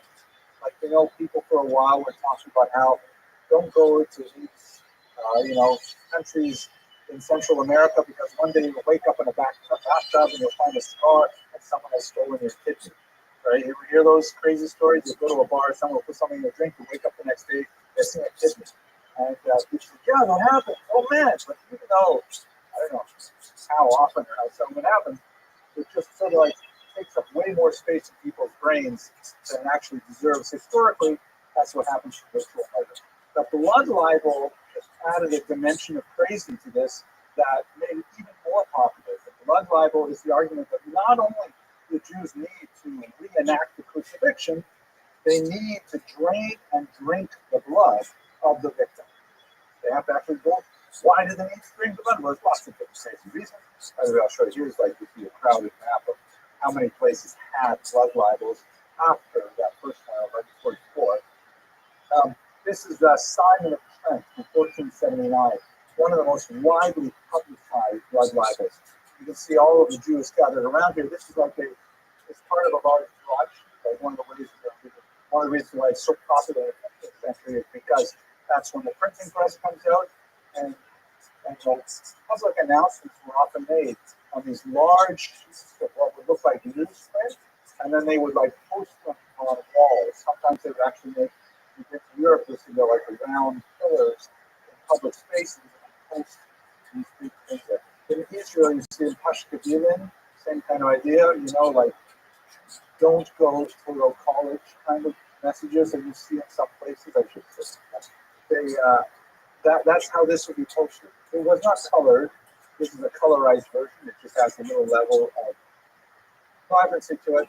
The Jews here, and they all have names because below it would be a long text in medieval German that most people could not read, but they could see the cartoonish image. They have these little ruels here, these little badges that indicate that they are Jews. From year 1215 on, Jews are required to wear some kind of distinguishing badge like this. And here is the unfortunate Simon, who is held in a cruciform position.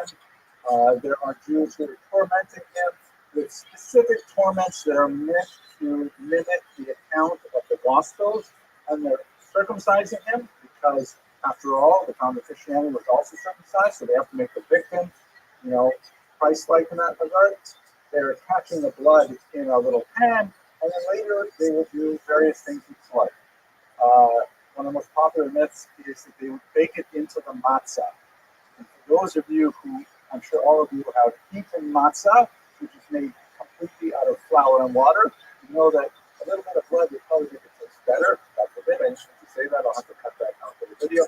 But there's no blood in matzah, obviously. There are also interesting thoughts that Jewish men are subject to menstruation. And so they lose iron every month, and they have to drink Christian blood in order to replenish the iron. Other stories that say that they are infertile, and the only way that they can reproduce is if they consume this blood, or it's an aphrodisiac. I mean, there's all kinds of absolutely bizarre stories. If you're curious about this really weird aspect of medieval history, I recommend you look at Joshua Trachtenberg's remarkable work written right during the Holocaust to try and wake people up as to how long this has been going on. It's called The Devil and the Jews. It's a very powerful work. He lists, 20 different things that people believe Jews did with this blood. And amazing examples of Christians actually trying to buy the blood so that they can use it for their purposes as well. But of course, there is no blood to be on. But this blood libel just became such a powerful peg in the minds of medieval Europe that it haunted the Jews for hundreds of years. Here's another depiction of Beatus Simon Martyr, which basically means Saint Simon the Martyr. As I mentioned earlier, the church in most cases completely decried the whole idea of the blood libel. They said it's crazy. Jews would go to the Pope and say, please, we're getting all these calumnies applied to us, and we're getting attacked, and it's not fair, it's not true, and the church would actually, be forthcoming and say, the Jews are right, it's not true, and so on. But there were some exceptions. Common Martyr was one of them. He was actually beatified by the church, which means he was one level short of becoming a saint. Quite often they would take the remains of the child who was killed by who knows whom, definitely not the Jews, and then he was buried in the wall of the church. You can go to churches today in Europe and see where they have, the remains of these children who were horribly killed, but the Jews were blamed for it. And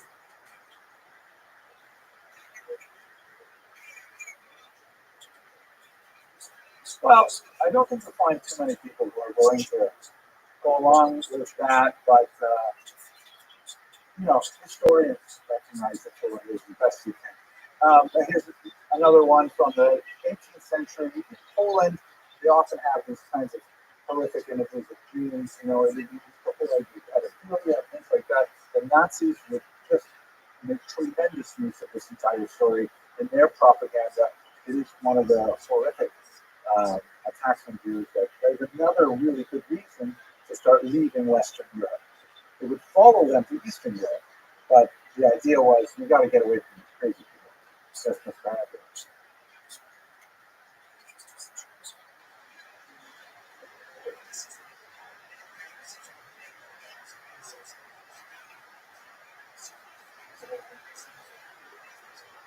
So the question is, Conte asks is, there's kind of like an iconographic standard for the ugly Jew. There's a great book by Sandra Gilman. I think it's called The Jew's Body. It might be called The Jew's Nose. I'm not sure, but Sandra Gilman is the author. And he argues that it comes from the late 19th century with the discovery of the Venus de Milo, which is a very famous Greek statue of a woman, and it was considered in the late 19th century, and it was displayed in the Louvre as like the ideal human form. And so a lot of anti-Semitic caricaturists started saying, well, if this is the ideal, the aquiline nose and the right body proportion, then the Jew must be the opposite. And that's when the kind of capitalist image for large groups, it's late 19th century. It's good argument. Okay, let's go to one last related charge, and this is next. Now, the ritual murder morphs into the blood libel, makes Jews feel very uncomfortable during this time period. And we can say much more about this. We could teach a whole semester on the blood libel, the crazy examples where, for example, you didn't even have to have a body. Like the Blois incident of 1171, where some guy thought he saw a Jew carrying a body, but nobody reported a missing child. Nobody found the body. Nevertheless, they attacked all the Jews, massacred them, over a blood libel. It was a crazy, crazy thing. Post-desecration, however, is kind of like the next step up in this entire crazy belief system, and it affected Jews very heavily. And unlike the blood libel, post-desecration tended to have the support of the church. The church actually the Catholic Church found it advantageous to even promote, to some degree, the post-desecration story because it served their own agenda at the time. So the term post refers to a little wafer that became part of Catholic religious practice. It was part of a ritual called communion, that when you were a Catholic in good standing and you had said your confession and done whatever penance was required, then you would enter into communion, which would involve the drinking of a little bit of wine and the consumption of this little cracker. It looks like a Ritz cracker kind of thing, like they have a cage. This would be like a very dramatic moment.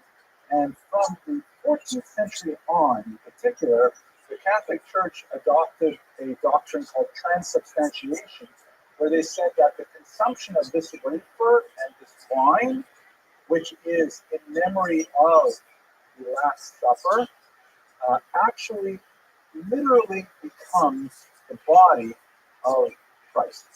That it's literally the body of Christ that you are consuming. I know that sounds a little weird. It sounds weird to me, but it's somebody else's religion, so that's what they believe. So, and that's like a very holy thing. It's actually consuming the body. So, through this doctrine of transubstantiation, where it's not a symbol, it's not like representative of, it's actually the thing itself, mamish. So, if it is the thing itself, then it stands to reason that Jews would want to torture it, right? If they are killing Christian children, as the argument goes, in order to reenact the passion, certainly they're going to do it the wafer itself, which represents Jesus literally. That's the argument. So the church, whereas they thought the blood libel was really dangerous and put it down, post-desecration actually supported the argument for transubstantiation as a doctrine, which was not an easy sell. So here's a post-desecration story that is described from the German city of Passau, it's also 14th century, and it's basically, again, written with cartoons, because most people were illiterate. You know, it does have the German text above it, kind of like a, graphic novels. And the stories are almost all the same. Here is a Christian accomplice. Typically, there will be like a renegade Christian in these stories. There's also a renegade Christian in a lot of the blood Bible stories. A renegade Christian who, helps the Jews find the child, that kind of thing. Here's a renegade Christian. Goes to the church, and you can see he's looking over his shoulder as he steals the host. So he gives the host the wafers. Sorry, that's the head. And then he goes and takes it to the Jews. You can tell they're Jews because they have the ruel on their shirt. And he accepts money for the host. The host is then brought back to the synagogue by the Jews. They got it in a little box here. And in their synagogue, they torture the host. It's either stabbing with knives, miraculously bleeds. It starts to bleed. That's again, demonstrating the miraculous properties of the host. You can see that the Christian artist has never actually been in this synagogue or hasn't looked carefully because he's trying to reproduce the Nebuchadnezzar bridge here in Hebrew, but he doesn't know how to write Hebrew, so he's trying to write gibberish up there. And then what happens is, like the police come to the door and say, hey, what's going on in here? We hear like some screaming, right? Like the host is screaming as it were. So the Jews say, quick, get rid of the evidence. They collect it up. They throw it into the furnace, and miraculously the form of a small child appears in the flames, and doves fly out of the flames to be caught by waiting angels, right? Like all these miracles are attached to it to sort of reinforce the idea of transubstantiation. All of this stuff is nourished by these Robomites. It's not true at all. The next part, unfortunately, is typically what actually happened. There's a mob, bursts into the synagogue. They arrest all the Jews. They behead them. This is also a typical Jewish act from the 5th century. They torture them over the flames. They set them on fire. The Christians later taken away for other punishments, and the synagogue is rededicated as a church. You see the body parts up here, blood libels, things like that. So host desecration, also hugely popular from the 13th century onward, because the ritual murder, the blood libel, the host desecration, it just gets crazier and crazier. This is a map that shows the spread of the post desecration. This also spreads into Spain quite heavily as well. Okay, well, that's so exhausting. Questions? Yes, Mr. Valentine.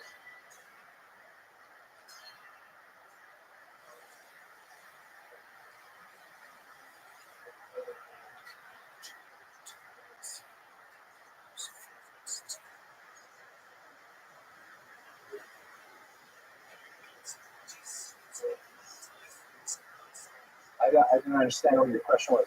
Were they spread separately from what? Oh. That's good. It would be interesting to try to correlate this stuff with witch hunts, which happens quite a bit later for the most part. I think there has been a lot of stuff written on the spread of superstition connected with mass media. Like, when it's one thing for two guys sitting in an inn telling a story, it's only a certain degree of impact you can have when it's one-to-one or one-to-a-few. But once you start like getting broadsheets, and once you start getting like won't have newspapers at this time, but once you have like more technologies of dissemination, then it just goes crazy. Like, you know, we live in the same time. We live in the era of the internet, right? Where someone can have a super crazy idea, like QAnon, right? And within weeks, all of a sudden, QAnon is like a real thing. And people start saying, oh my gosh, it's true. Who is Q anyways? You guys know what I'm talking about, by the way? What else? I'm sorry? Yes, stay away from social media. It's really unhealthy. QAnon is a bizarre, super crazy idea that involved the most weird ideas. Like, for example, it was back in 2016. It was especially huge during COVID. But it goes back to 2016. One of the weirdest aspects of it was the idea that Democrats were actually lizards from outer space. I'm not making this up. Lizards from outer space were bent on kidnapping children and committing pedophilic acts. It got so bad that, for some reason, there were people who identified a particular pizzeria in Washington, saying that this was like a QAnon belief, but this pizzeria had a basement where they were doing this, and some guy brought a gun to the pizzeria and shot it up, looking for the basement. There's no basement. Like, it just, you know, it's just a blood libel between psychologists. Sorry, and in the back,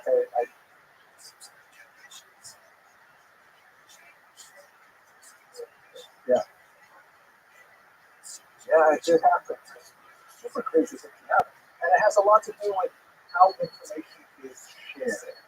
And we don't know what it means to share on the internet. Maybe you know better than I do because you're digital natives, but we don't know how to push it. Mr. Rubin.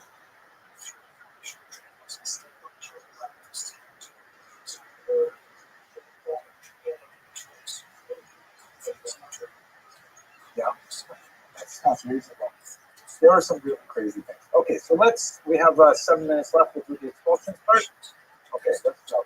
Oh, Black Death. You might not get the expulsions. But, if things couldn't get worse, you have the Black Death in the middle of the 14th century. Right? The 1340s to about 1360s, you have this terrible plague that reaches Europe, and nobody has natural immunities to it. The contemporary opinion is that it's based on a particular bacteria that's on a particular kind of flea that was on a particular kind of rat that made it from Asia on some of the boats landing probably in Italy or maybe in Sicily, and it just like carves a swath of deaths for all of Europe, with mortality rates reaching like 40-50% in some places. Horrible bleeding death with these big ulcers called bucos that would grow up in, you know, the lymph glands and things like that.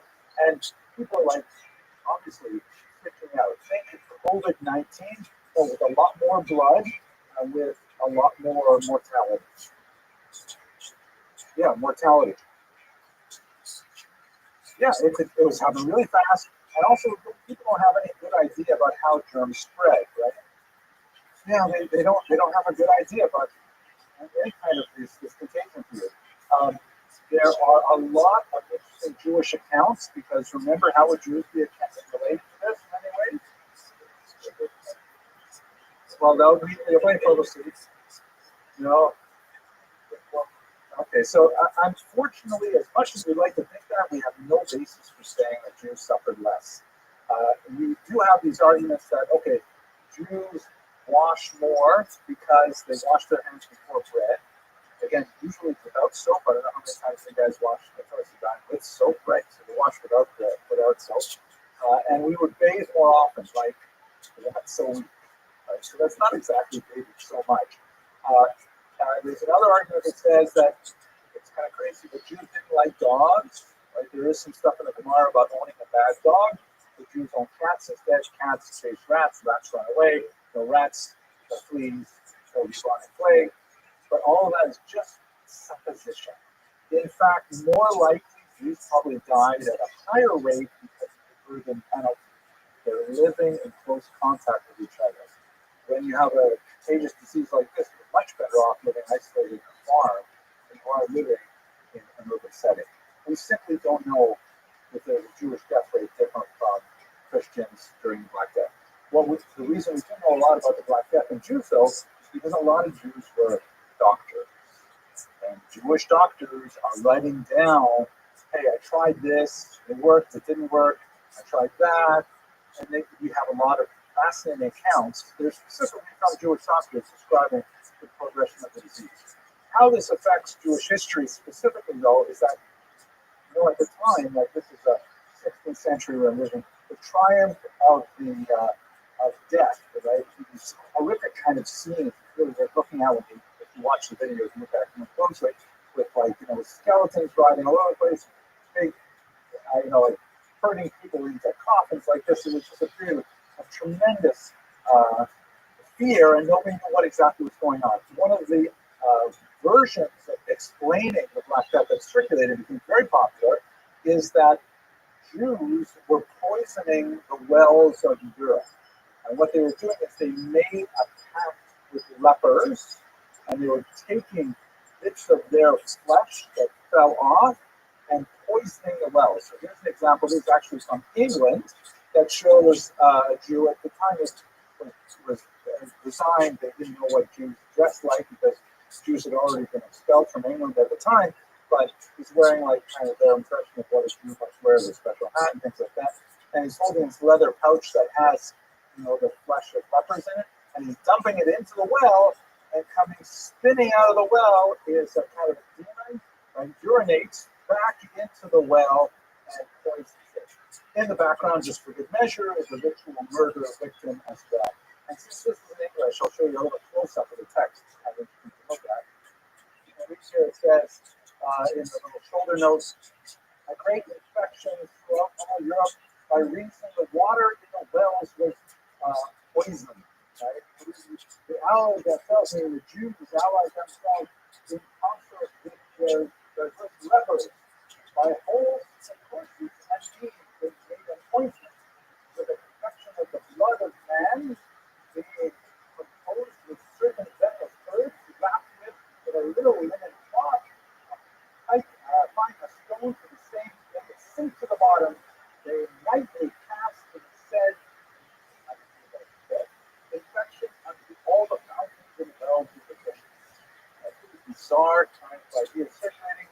All of this things together makes poetry. This is why Jews felt not welcome anymore in Western Europe. Ritual murder, blood libel, the Black Death, this is running Strasbourg in the 14th century. Lots of reasons to leave Western Europe. Again, as we will see, God willing, on Monday when we meet again, Eastern Europe was saying, hey, please, Jews, come here. You don't have a very advanced economy. You guys are great at developing economies. Please come. We'll let you settle. We'll give you all kinds of permissions and so on. And this is the time when Jews are being forced out of Europe all over the place. This is from 1182, when Jews were first expelled from France. Largely, that we talked about with the economic situation, and this is where we're going to leave it off. The most important of those expulsions, of course, will be later in 1492 from Spain, but we're still just a little bit shy of that. Okay, I'm actually going through the entire lecture. Any last minute questions before we wrap up? Thank you very much for learning.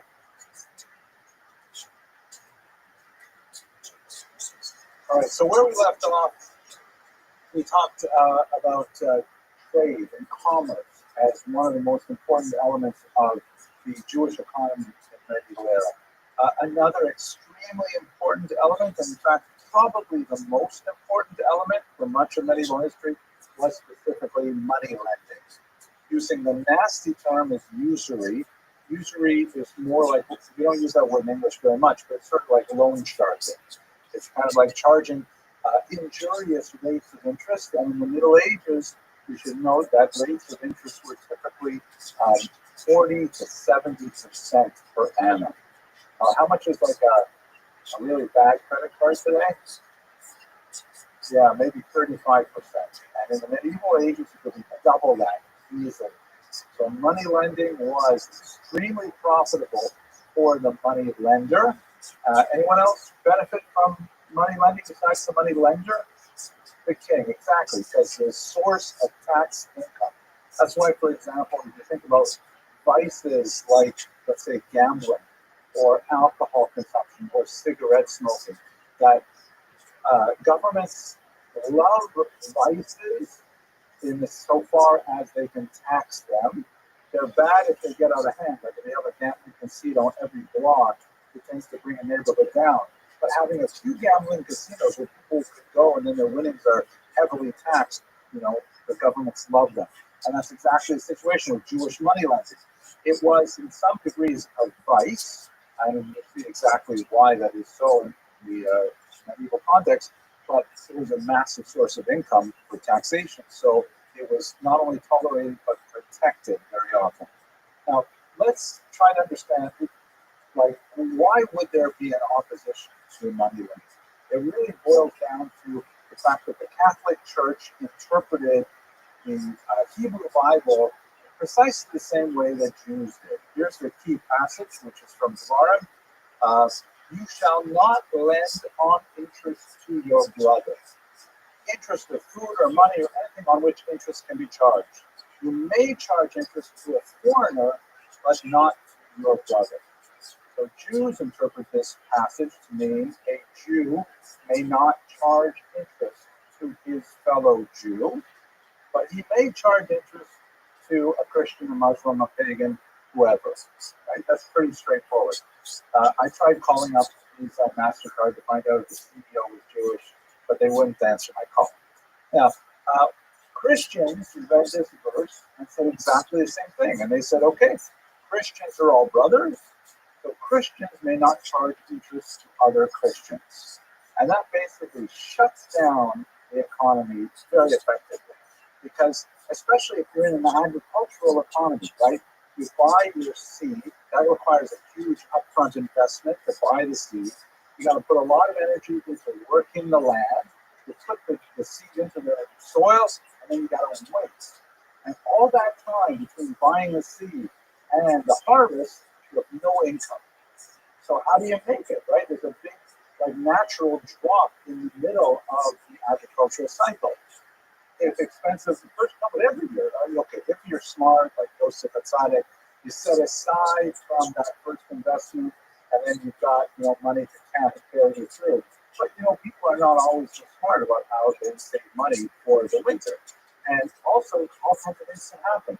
Bad things like terrible harvests or rampaging nomadic civilizations and they steal all your grain, or good things like you have a new baby, or you have a big party, or whatever it is. All kinds of things can happen, and all of a sudden you have no income whatsoever. The only way to get through it is with a short-term loan. Things like people have these payday loans with really high levels of interest, but if you live in paycheck to paycheck, and all of a sudden your car breaks down and you got to invest money in fixing it, you need money for the next paycheck. So you go to the Jew. You go to the money lender, and he'll say, no problem, happy to lend you money.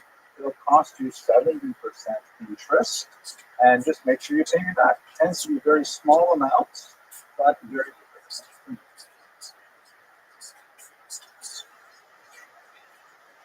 Precisely, this is where the stereotype comes from. It does not come from thin air. The big nose thing probably comes from thin air. But the idea of the Shylock, right, who was a character in Shakespeare's Merchant of Venice, who actually, if you ever read Merchant of Venice, which I recommend, it's a very powerful play, I personally don't think that particular play is actually anti-Semitic. Shylock is very, very badly treated, and when he finally has a chance to get his revenge, he loans money to, I forget the guy's name, Christian, and he says, but if you fail to pay me, what I want to charge you is not interest, but a pound of your flesh. And I'll choose a pound of your flesh as my payment. And then, of course, the guy can't pay, and then there's a whole lawsuit and stuff like that. In the end, Shylock loses, and it's a happy ever after. It's actually a comedy. But Shylock comes across, I think, when you read it, as a very human character, because he's deeply wronged by whatever his name is. Antonio, wasn't it? Antonio, here we go. So that's where you get the phrase, though, the pound of flesh, meaning that it's a usurious, extreme rate of interest. So here, but think about it economically, right? The Jews are living this very precarious kind of existence. Farming is not a good option for them because they can be kicked off their land, or they can be evicted, or they can be chased out by pogroms and things like that.